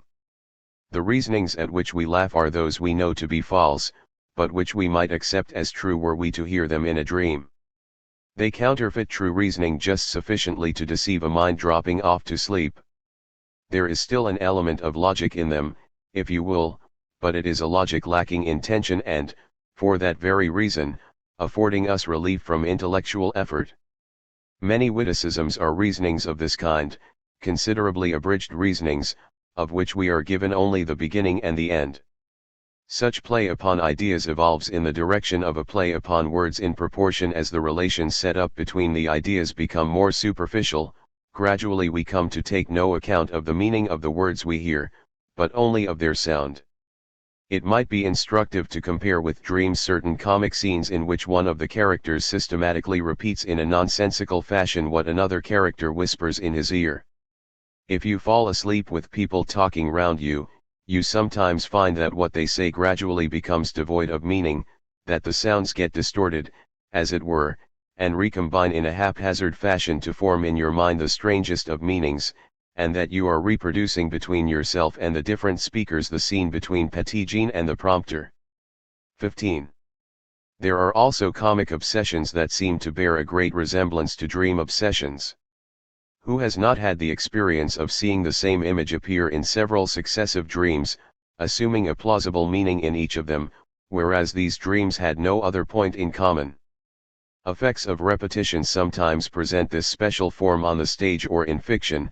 Some of them, in fact, sound as though they belong to a dream. It may be the same with the burden of many a song. It persistently recurs, always unchanged, at the end of every verse, each time with a different meaning. Not infrequently do we notice in dreams a particular crescendo, a weird effect that grows more pronounced as we proceed. The first concession extorted from reason introduces a second, and this one, another of a more serious nature, and so on till the crowning absurdity is reached. Now, this progress towards the absurd produces on the dreamer a very peculiar sensation. Such is probably the experience of the tippler when he feels himself pleasantly drifting into a state of blankness in which neither reason nor propriety has any meaning for him. Now, consider whether some of Molière's plays would not produce the same sensation, for instance, Monsieur de Pourceaugnac, which, after beginning almost reasonably, develops into a sequence of all sorts of absurdities. Consider also the Bourgeois Gentilhomme, where the different characters seem to allow themselves to be caught up in a very whirlwind of madness as the play proceeds. If it is possible to find a man more completely mad, I will go and publish it in Rome. This sentence, which warns us that the play is over, rouses us from the increasingly extravagant dream into which, along with M. Jourdain, we have been sinking. But, above all, there is a special madness that is peculiar to dreams. There are certain special contradictions so natural to the imagination of a dreamer, and so absurd to the reason of a man wide awake, that it would be impossible to give a full and correct idea of their nature to anyone who had not experienced them. We allude to the strange fusion that a dream often effects between two persons who henceforth form only one and yet remain distinct. Generally one of these is the dreamer himself. He feels he has not ceased to be what he is, yet he has become someone else. He is himself, and not himself. He hears himself speak and sees himself act, but he feels that some other he has borrowed his body and stolen his voice. Or perhaps he is conscious of speaking and acting as usual, but he speaks of himself as a stranger with whom he has nothing in common. He has stepped out of his own self. Does it not seem as though we found this same extraordinary confusion in many a comic scene? I am not speaking of Amphitryon, in which play the confusion is perhaps suggested to the mind of the spectator, though the bulk of the comic effect proceeds rather from what we have already called a reciprocal interference of two series. I am speaking of the extravagant and comic reasonings in which we really meet with this confusion in its pure form, though it requires some looking into to pick it out. For instance, listen to Mark Twain's replies to the reporter who called to interview him. Question: Isn't that a brother of yours? Answer: Oh. Yes, yes, yes. Now you remind me of it, that was a brother of mine. That's William Bill we called him. Poor old Bill. Q. Why? Is he dead, then? A. Well, I suppose so. We never could tell. There was a great mystery about it. Q. That is sad, very sad. He disappeared, then? A. Well, yes, in a sort of general way. We buried him. Q. Buried him. Buried him, without knowing whether he was dead or not. A. Oh no. Not that. He was dead enough. Q. Well, I confess that I can't understand this. If you buried him, and you knew he was dead, eh? No. No. We only thought he was. Q. Oh, I see. He came to life again? A. I bet he didn't. Q. Well, I never heard anything like this. Somebody was dead. Somebody was buried. Now, where was the mystery? A. That's just it. That's it exactly. You see, we were twins defunct and we got mixed in the bathtub when we were only 2 weeks old, and one of us was drowned. But we didn't know which. Some think it was Bill. Some think it was me. Q. Well, that is remarkable. What do you think? A. Goodness knows. I would give whole worlds to know. This solemn, this awful tragedy has cast a gloom over my whole life. But I will tell you a secret now, which I have never revealed to any creature before. One of us had a peculiar mark, a large mole on the back of his left hand. That was me. That child was the one that was drowned. Etc., etc. A close examination will show us that the absurdity of this dialogue is by no means an absurdity of an ordinary type. It would disappear were not the speaker himself one of the twins in the story. It results entirely from the fact that Mark Twain asserts he is one of these twins, whilst all the time he talks as though he were a third person who tells the tale. In many of our dreams we adopt exactly the same method. V. Regarded from this latter point of view, the comic seems to show itself in a form somewhat different from the one we lately attributed to it. Up to this point, we have regarded laughter as first and foremost a means of correction. If you take the series of comic varieties and isolate the predominant types at long intervals, you will find that all the intervening varieties borrow their comic quality from their resemblance to these types, and that the types themselves are so many models of impertinence with regard to society. To these impertinences society retorts by laughter, an even greater impertinence. So evidently there is nothing very benevolent in laughter. It seems rather inclined to return evil for evil. But this is not what we are immediately struck by in our first impression of the laughable. The comic character is often one with whom, to begin with, our mind, or rather our body, sympathizes.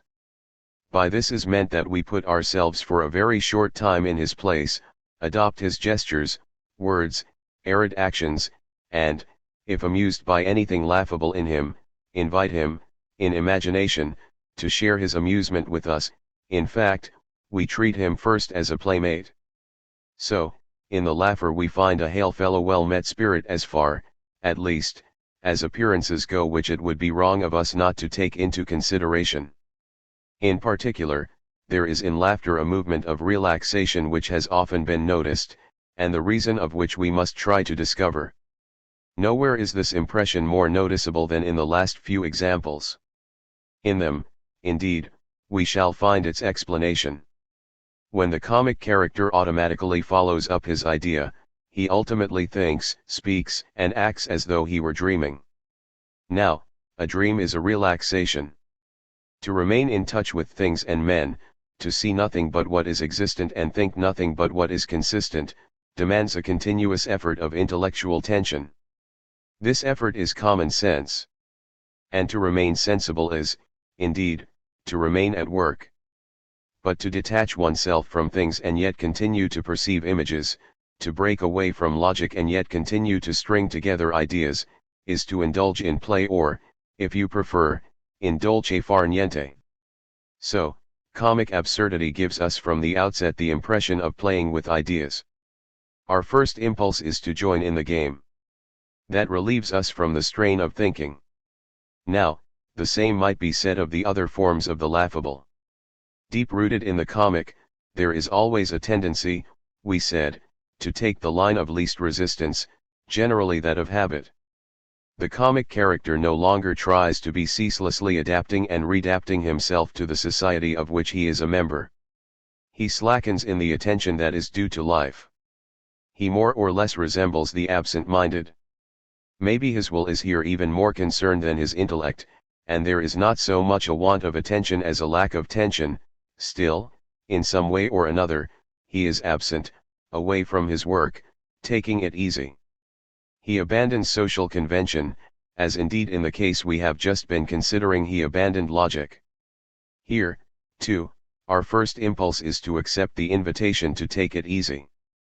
For a short time, at all events, we join in the game. And that relieves us from the strain of living. But we rest only for a short time. The sympathy that is capable of entering into the impression of the comic is a very fleeting one. It also comes from a lapse in attention. Thus, a stern father may at times forget himself and join in some prank his child is playing, only to check himself at once in order to correct it. Laughter is, above all, a corrective. Being intended to humiliate, it must make a painful impression on the person against whom it is directed. By laughter, society avenges itself for the liberties taken with it. It would fail in its object if it bore the stamp of sympathy or kindness.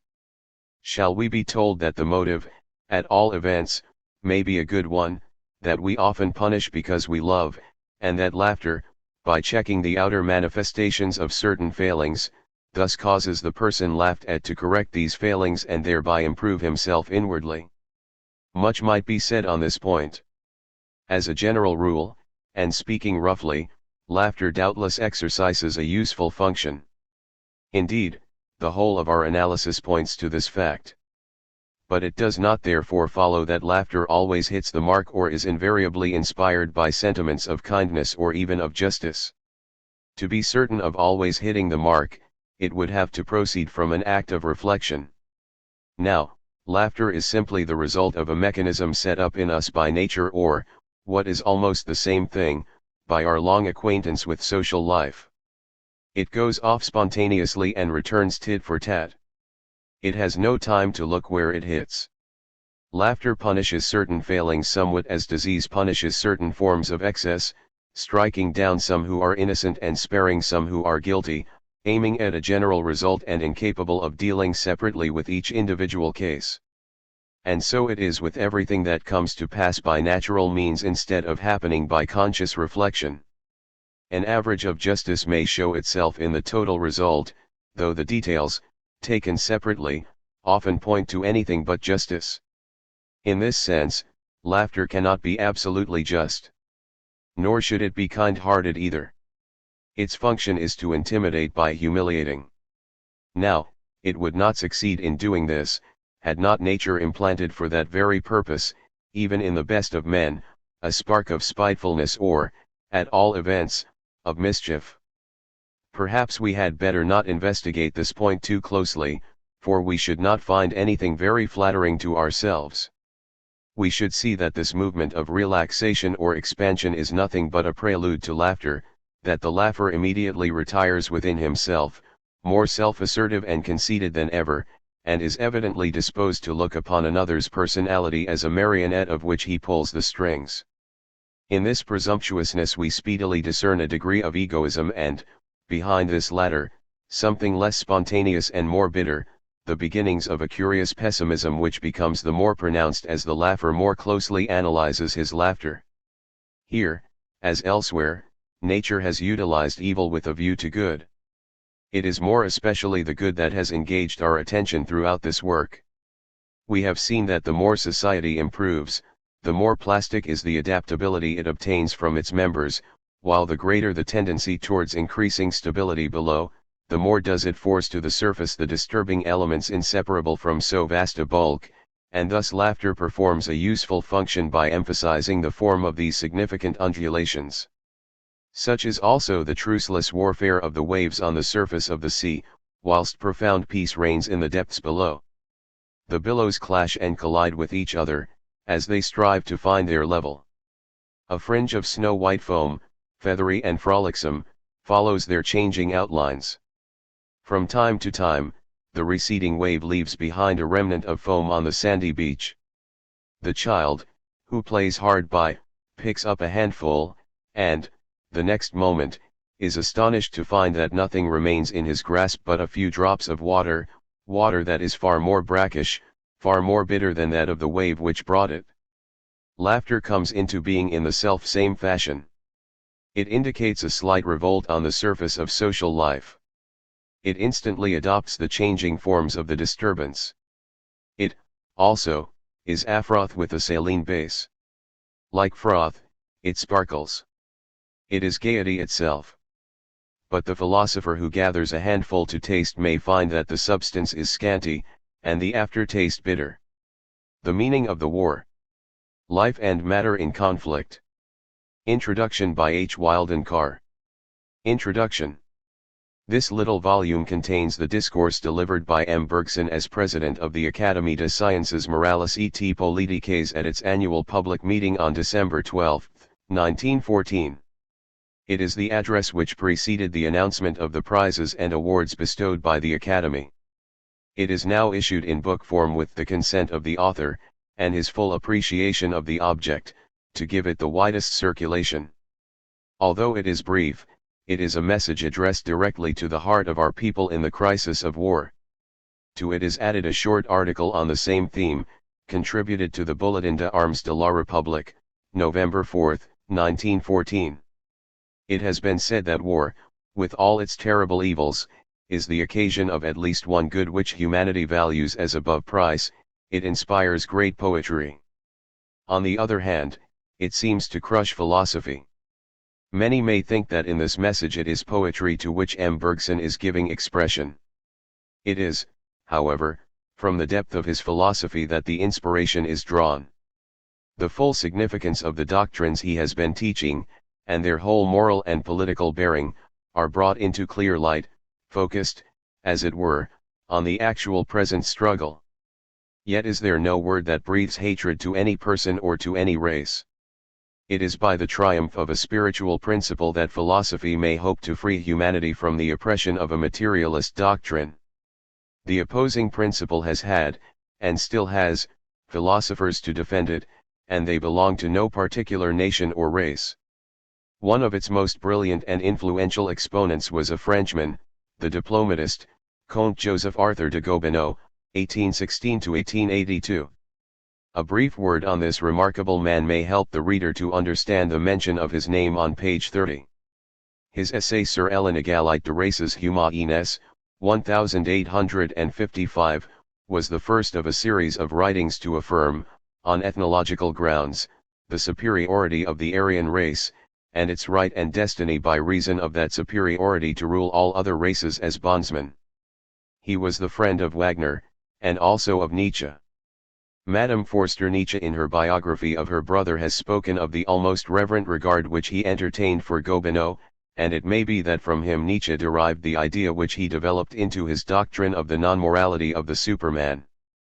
Were the discourse of M. Bergson no more than the utterance of a philosopher stirred by deep patriotic feeling to uphold his country's cause and denounce his country's foes, then, however eloquent its appeal, it would have no significance or value beyond its present power to inspire courage in the hearts of his comrades. And it would not differ from equally earnest appeals which other philosophers have addressed to the world on behalf of their fellow countrymen. It has a much deeper meaning. It is no mere indictment of modern Germany's rulers or people. It goes to the very heart of the problem of the future of humanity. Shall the splendid material progress which has marked the scientific achievement of the last century be the forging of a sword to destroy the freedom which life has won with it from matter? As these words are written, the conflict is raging, and the decision seems still far off. Death is striking down the young in all the nations, and among them many on whom our highest hopes were founded. But whatever be the price of victory, so writes M. Bergson to me, it will not have been too dearly bought if humanity is finally delivered from the nightmare which weighs on it. H. Wilden Carr. London, May 1915. LFE and matter at war. Comprendre et ne pas s'indigner, this has been said to be the last word of philosophy.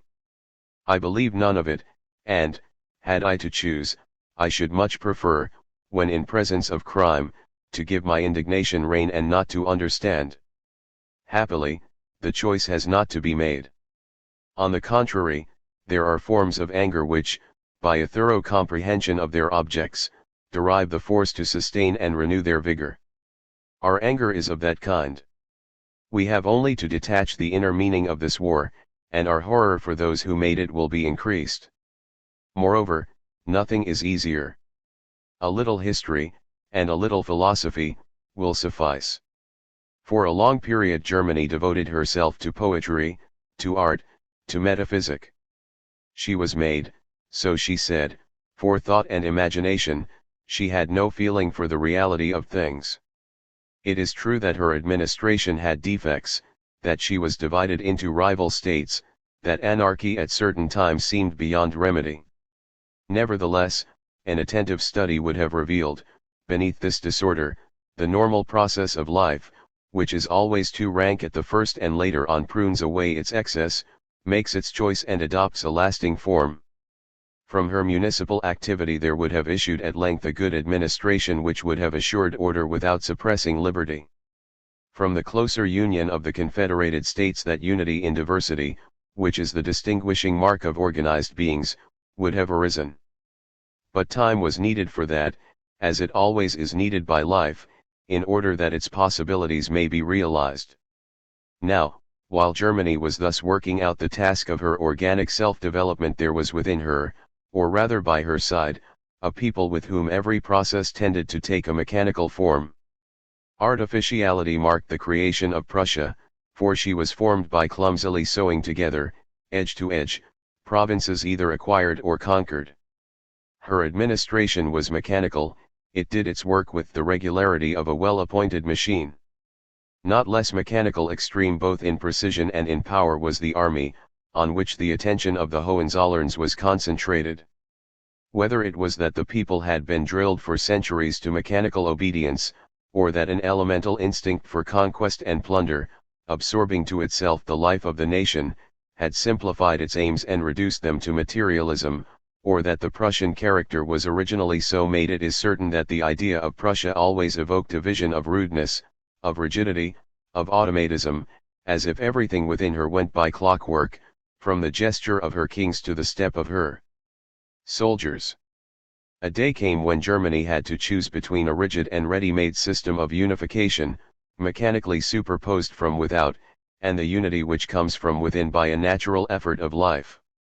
At the same time the choice was offered her between an administrative mechanism, into which she would merely have to fit herself a complete order, doubtless, but poverty-stricken, like everything else that is artificial, and that richer and more flexible order which the wills of men, when freely associated, evolve of themselves. How would she choose? There was a man on the spot in whom the methods of Prussia were incarnate, a genius, I admit, but an evil genius, for he was devoid of scruple, devoid of faith, devoid of pity, and devoid of soul. He had just removed the only obstacle which could spoil his plan, he had got rid of Austria. He said to himself, "We are going to make Germany take over, along with Prussian centralization and discipline, all our ambitions and all our appetites. If she hesitates, if the Confederate peoples do not arrive of their own accord at this common resolution, I know how to compel them, I will cause a breath of hatred to pass over them, all alike. I will launch them against a common enemy, an enemy we have hoodwinked and waylaid, and whom we shall try to catch unarmed. Then when the hour of triumph shall sound, I will rise up, from Germany, in her intoxication, I will snatch a covenant, which, like that of Faust with Mephistopheles, she has signed with her blood, and by which she also, like Faust, has traded her soul away for the good things of earth." He did as he had said. The covenant was made. But, to ensure that it would never be broken, Germany must be made to feel, for ever and ever, the necessity of the armor in which she was imprisoned. Bismarck took his measures accordingly. Among the confidences which fell from his lips and were gathered up by his intimates is this revealing word: "We took nothing from Austria after Sadowa because we wanted to be able one day to be reconciled with her." So, then, in taking Alsace and a part of Lorraine, his idea was that no reconciliation with the French would be possible. He intended that the German people should believe itself in permanent danger of war, that the new empire should remain armed to the teeth, and that Germany, instead of dissolving Prussian militarism into her own life, should reinforce it by militarizing herself. She reinforced it, and day by day the machine grew in complexity and power. But in the process it yielded automatically a result very different from that which its constructors had foreseen. It is the story of the witch who, by a magic incantation, had won the consent of her broomstick to go to the river and fill her buckets. Having no formula ready to check the work, she watched her cave fill with water until she was drowned. The Prussian army had been organized, brought to perfection, tended with love by the kings of Prussia, in order that it might serve their lust of conquest. To take possession of neighbors' territory was then the sole aim. Territory was almost the whole of the national wealth. But with the 19th century there was a new departure. The idea peculiar to that century of diverting science to the satisfaction of men's material wants evoked a development of industry, and consequently of commerce, so extraordinary that the old conception of wealth was completely overthrown. Not more than 50 years were needed to bring about this transformation. On the morrow of the War of 1870 a nation expressly made for appropriating the good things of this world had no alternative but to become industrial and commercial. Not on that account, however, would she change the essential principle of her action. On the contrary, she had but to utilize her habits of discipline, method, tenacity, minute care, precise information and, we may add, of impertinence and spying to which she owed the growth of her military power. She would thus equip herself with industry and commerce not less formidable than her army, and able to march, on their part also, in military order. From that time onwards these two were seen going forward together, advancing at an even pace and reciprocally supporting each other. Industry, which had answered the appeal of the spirit of conquest, on one side, on the other, the army, in which that spirit was incarnate, with the navy, which had just been added to the forces of the army. Industry was free to develop in all directions, but, from the first, war was the end in view. In enormous factories, such as the world had never seen, tens of thousands of workmen toiled in casting great guns, while by their side, in workshops and laboratories, every invention which the disinterested genius of neighboring peoples had been able to achieve was immediately captured, bent from its intended use, and converted into an engine of war. Reciprocally, the army and navy which owed their growth to the increasing wealth of the nation, repaid the debt by placing their services at the disposal of this wealth. They undertook to open roads for commerce and outlets for industry. But through this very combination the movement imposed on Prussia by her kings, and on Germany by Prussia, was bound to swerve from its course, whilst gathering speed and flinging itself forward. Sooner or later it was bound to escape from all control and become a plunge into the abyss. For, even though the spirit of conquest knows no limit in itself, it must limit its ambitions as long as the question is simply that of seizing a neighbor's territory. To constitute their kingdom, kings of Prussia had been obliged to undertake a long series of wars. Whether the name of the spoiler be Frederick or William, not more than 1 or 2 provinces can be annexed at a time. To take more is to weaken oneself. But suppose that the same insatiable thirst for conquest enters into the new form of wealth, what follows? Boundless ambition, which till then had spread out the coming of its gains over indefinite time, since each one of them would be worth only a definite portion of space, will now leap all at once to an object boundless as itself. Rights will be set up on every point of the globe where raw material for industry, refitting stations for ships, concessions for capitalists, or outlets for production are seen to exist. In fact, the policy which had served Prussia so well passed at a bound from the most calculating prudence to the wildest temerity. Bismarck, whose common sense put some restraint on the logic of his principles, was still averse to colonial enterprises. He said that all the affairs of the East were not worth the bones of one Pomeranian grenadier. But Germany, retaining Bismarck's former impulse, went straight on and rushed forward along the lines of least resistance to east and west. On the one side lay the route to the Orient, on the other the empire of the sea.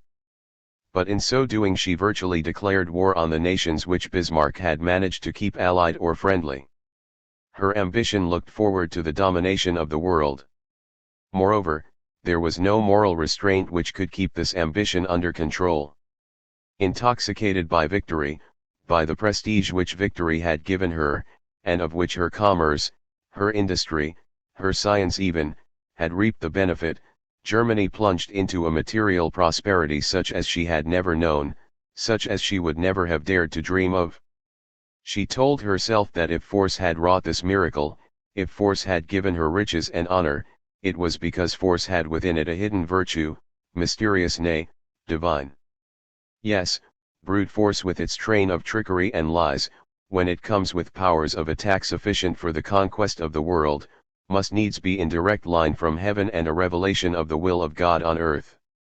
The people to whom this power of attack had come were the elect, a chosen race by whose side the others are races of bondmen. To such a race nothing is forbidden that may help in establishing its dominion. Let none speak to it of inviolable right. Right is what is written in a treaty is what registers the will of a conqueror, that is, the direction of his force for the time being. Force, then, and right are the same thing, and if force is pleased to take a new direction, the old right becomes ancient history and the treaty, which backed it with a solemn undertaking, no more than a scrap of paper. Thus Germany, struck with wonder in presence of her victories, of the brute force which had been their means, of the material prosperity which was the outcome, translated her amazement into an idea. And see how, at the call of this idea, 1,000 thoughts, as if awaked from slumber, and shaking off the dust of libraries, came rushing in from every side, thoughts which Germany had suffered to sleep among her poets and philosophers, every one which could lend a seductive or striking form to a conviction already made. Henceforth German imperialism had a theory of its own. Taught in schools and universities, it easily molded to itself a nation already broken into passive obedience and having no loftier ideal wherewith to oppose the official doctrine. Many persons have explained the aberrations of German policy as due to that theory. For my part, I see in it nothing more than a philosophy doomed to translate into ideas what was, in its essence, insatiable ambition and will perverted by pride. The doctrine is an effect rather than a cause, and should the day come when Germany, conscious of her moral humiliation, shall say, to excuse herself, that she had trusted herself too much to certain theories, that an error of judgment is not a crime, it will then be necessary to remind her that her philosophy was simply a translation into intellectual terms of her brutality, her appetites, and her vices. So, too, in most cases, doctrines are the means by which nations and individuals seek to explain what they are and what they do. Germany, having finally become a predatory nation, invokes Hegel as witness, just as a Germany enamored of moral beauty would have declared herself faithful to Kant, just as a sentimental Germany would have found her tutelary genius in Jacobi or Schopenhauer. Had she leaned in any other direction and been unable to find at home the philosophy she needed, she would have procured it from abroad. Thus when she wished to convince herself that predestined races exist, she took from France, that she might hoist him into celebrity, a writer whom we have not read, Gobineau. None the less is it true that perverse ambition, once erected into theory, feels more at ease in working itself out to the end. A part of the responsibility will then be thrown upon logic. If the German race is the elect, it will be the only race which has an unconditional right to live, the others will be tolerated races, and this toleration will be precisely what is called the state of peace. Let war come, the annihilation of the enemy will be the end Germany has to pursue. She will not strike at combatants only, she will massacre women, children, old men, she will pillage and burn. The ideal will be to destroy towns, villages, the whole population. Such is the conclusion of the theory. Now we come to its aim and true principle. As long as war was no more than a means to the settlement of a dispute between two nations, the conflict was localized to the two armies involved. More and more of useless violence was eliminated, innocent populations were kept outside the quarrel. Thus little by little a code of war was drawn up. From the first, however, the Prussian army, organized as it was for conquest, did not take kindly to this law. But from the time when Prussian militarism, now turned into German militarism, had become one with industrialism, it was the enemy's industry, his commerce, the sources of his wealth itself, as well as his military power, which war must now make the end in view. His factories must be destroyed that his competition may be suppressed. Moreover, that he may be impoverished once and for all and the aggressor enriched, his towns must be put to ransom, pillaged, and burned. Above all must the war be short, not only in order that the economic life of Germany might not suffer too much, but further, and chiefly, because her military power lacked that consciousness of a right superior to force by which she could sustain and recuperate her energies. Her moral force, being only the pride which comes from material force, would be exposed to the same vicissitudes as this latter, in proportion as the one was being expended the other would be used up. Time for moral force to become used up must not be given. The machine must deliver its blow all at once. And this it could do by terrorizing the population, and so paralysing the nation. To achieve that end, no scruple must be suffered to embarrass the play of its wheels. Hence a system of atrocities prepared in advance, a system as sagaciously put together as the machine itself. Such is the explanation of the spectacle before us. Scientific barbarism, systematic barbarism, are phrases we have heard. Yes, barbarism reinforced by the capture of civilization. Throughout the course of the history we have been following there is, as it were, the continuous clang of militarism and industrialism, of machinery and mechanism, of debased moral materialism. Many years hence, when the reaction of the past shall have left only the grand outline in view, this perhaps is how a philosopher will speak of it. He will say that the idea, peculiar to the 19th century, of employing science in the satisfaction of our material wants had given a wholly unforeseen extension to the mechanical arts and had equipped man in less than 50 years with more tools than he had made during the thousands of years he had lived on the earth. Each new machine being for man a new organ, an artificial organ which merely prolongs the natural organs, his body became suddenly and prodigiously increased in size, without his soul being able at the same time to dilate to the dimensions of his new body. From this disproportion there issued the problems, moral, social, international, which most of the nations endeavored to solve by filling up the soulless void in the body politic by creating more liberty, more fraternity, more justice than the world had ever seen. Now, while mankind labored at this task of spiritualization, inferior powers, I was going to say infernal powers, plotted an inverse experience for mankind. What would happen if the mechanical forces, which science had brought to a state of readiness for the service of man, should themselves take possession of man in order to make his nature material as their own?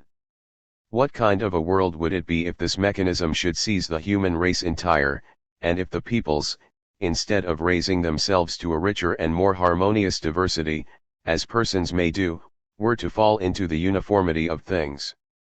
What kind of a society would that be which should mechanically obey a word of command mechanically transmitted, which should rule its science and its conscience in accordance therewith, and which should lose, along with the sense of justice, the power to discern between truth and falsehood?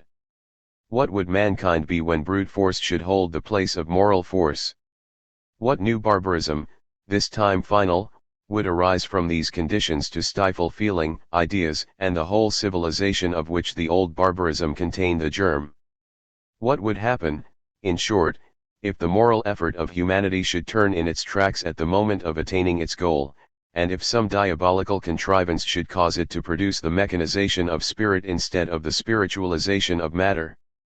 There was a people predestined to try the experiment. Prussia had been militarized by her kings, Germany had been militarized by Prussia, a powerful nation was on the spot marching forward in mechanical order. Administration and military mechanism were only waiting to make alliance with industrial mechanism. The combination once made, a formidable machine would come into existence.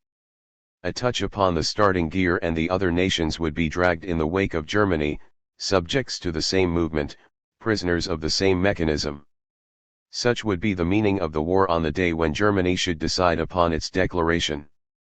She decided, he will continue, but the result was very different from what had been predicted.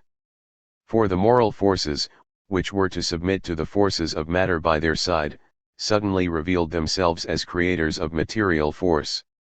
A simple idea, the heroic conception which a small people had formed of its honor, enabled it to make head against a powerful empire. At the cry of outraged justice we saw, moreover, in a nation which till then had trusted in its fleet, 1 million, 2 millions of soldiers suddenly rise from the earth. A yet greater miracle, in a nation thought to be mortally divided against itself, all became brothers in the space of a day. From that moment the issue of the conflict was not open to doubt. On the one side, there was force spread out on the surface, on the other, there was force in the depths. On one side, mechanism, the manufactured article which cannot repair its own injuries, on the other, life, the power of creation which makes and remakes itself at every instant. On one side, that which uses itself up, on the other, that which does not use itself up. Indeed, our philosopher will conclude, the machine did use itself up. For a long time it resisted, then it bent, then it broke. Alas! It had crushed under it a multitude of our children, and over the fate of this young life, which was so naturally and purely heroic, our tears will continue to fall. An implacable law decrees that spirit must encounter the resistance of matter, that life cannot advance without bruising that which lives, and that great moral results are purchased by much blood and by many tears. But this time the sacrifice was to be rich in fruit as it had been rich in beauty. That the powers of death might be matched against life in one supreme combat, destiny had gathered them all at a single point. And behold how death was conquered, how humanity was saved by material suffering from the moral downfall which would have been its end, while the peoples, joyful in their desolation, raised on high the song of deliverance from the depths of ruin and of grief. The force which wastes and that which does not waste. The issue of the struggle is not doubtful. Germany will succumb.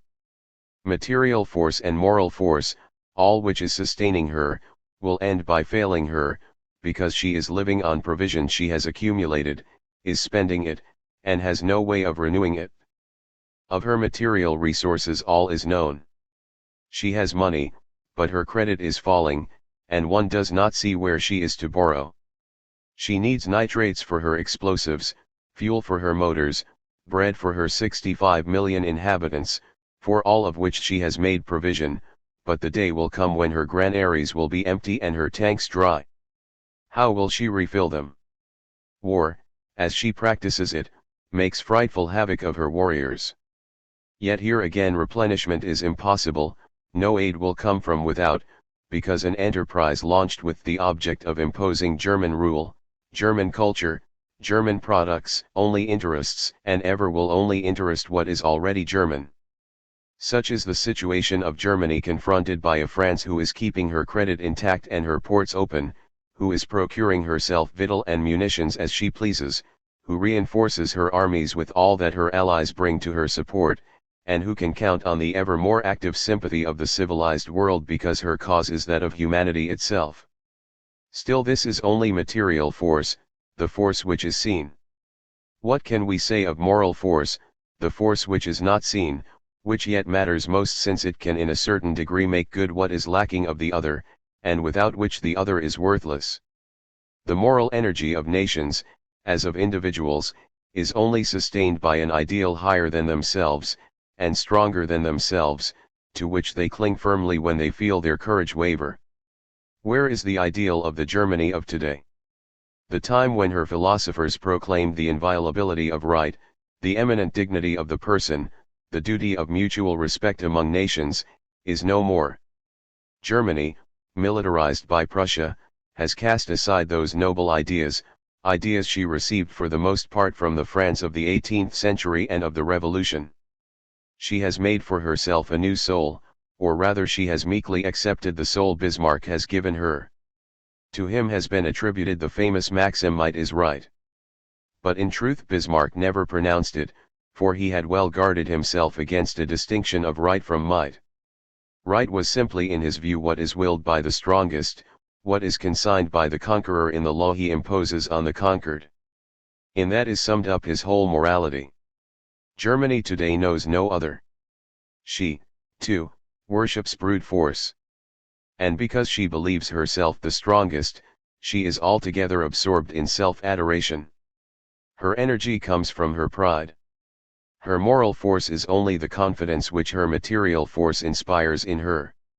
And this means that in this respect she is living on reserves without means of replenishment. Even before England had commenced to blockade her coasts she had blockaded herself morally, in isolating herself from every ideal capable of giving her new life. So she will see her forces waste and her courage at the same time. But the energy of our soldiers is drawn from something which does not waste, from an ideal of justice and freedom. Time has no hold on us. To the force which feeds only on its own brutality we are opposing that which seeks outside and above itself a principle of life and renovation. Whilst the one is gradually spending itself, the other is continually remaking itself. The one is already wavering, the other abides unshaken. Have no fear, our force will slay theirs.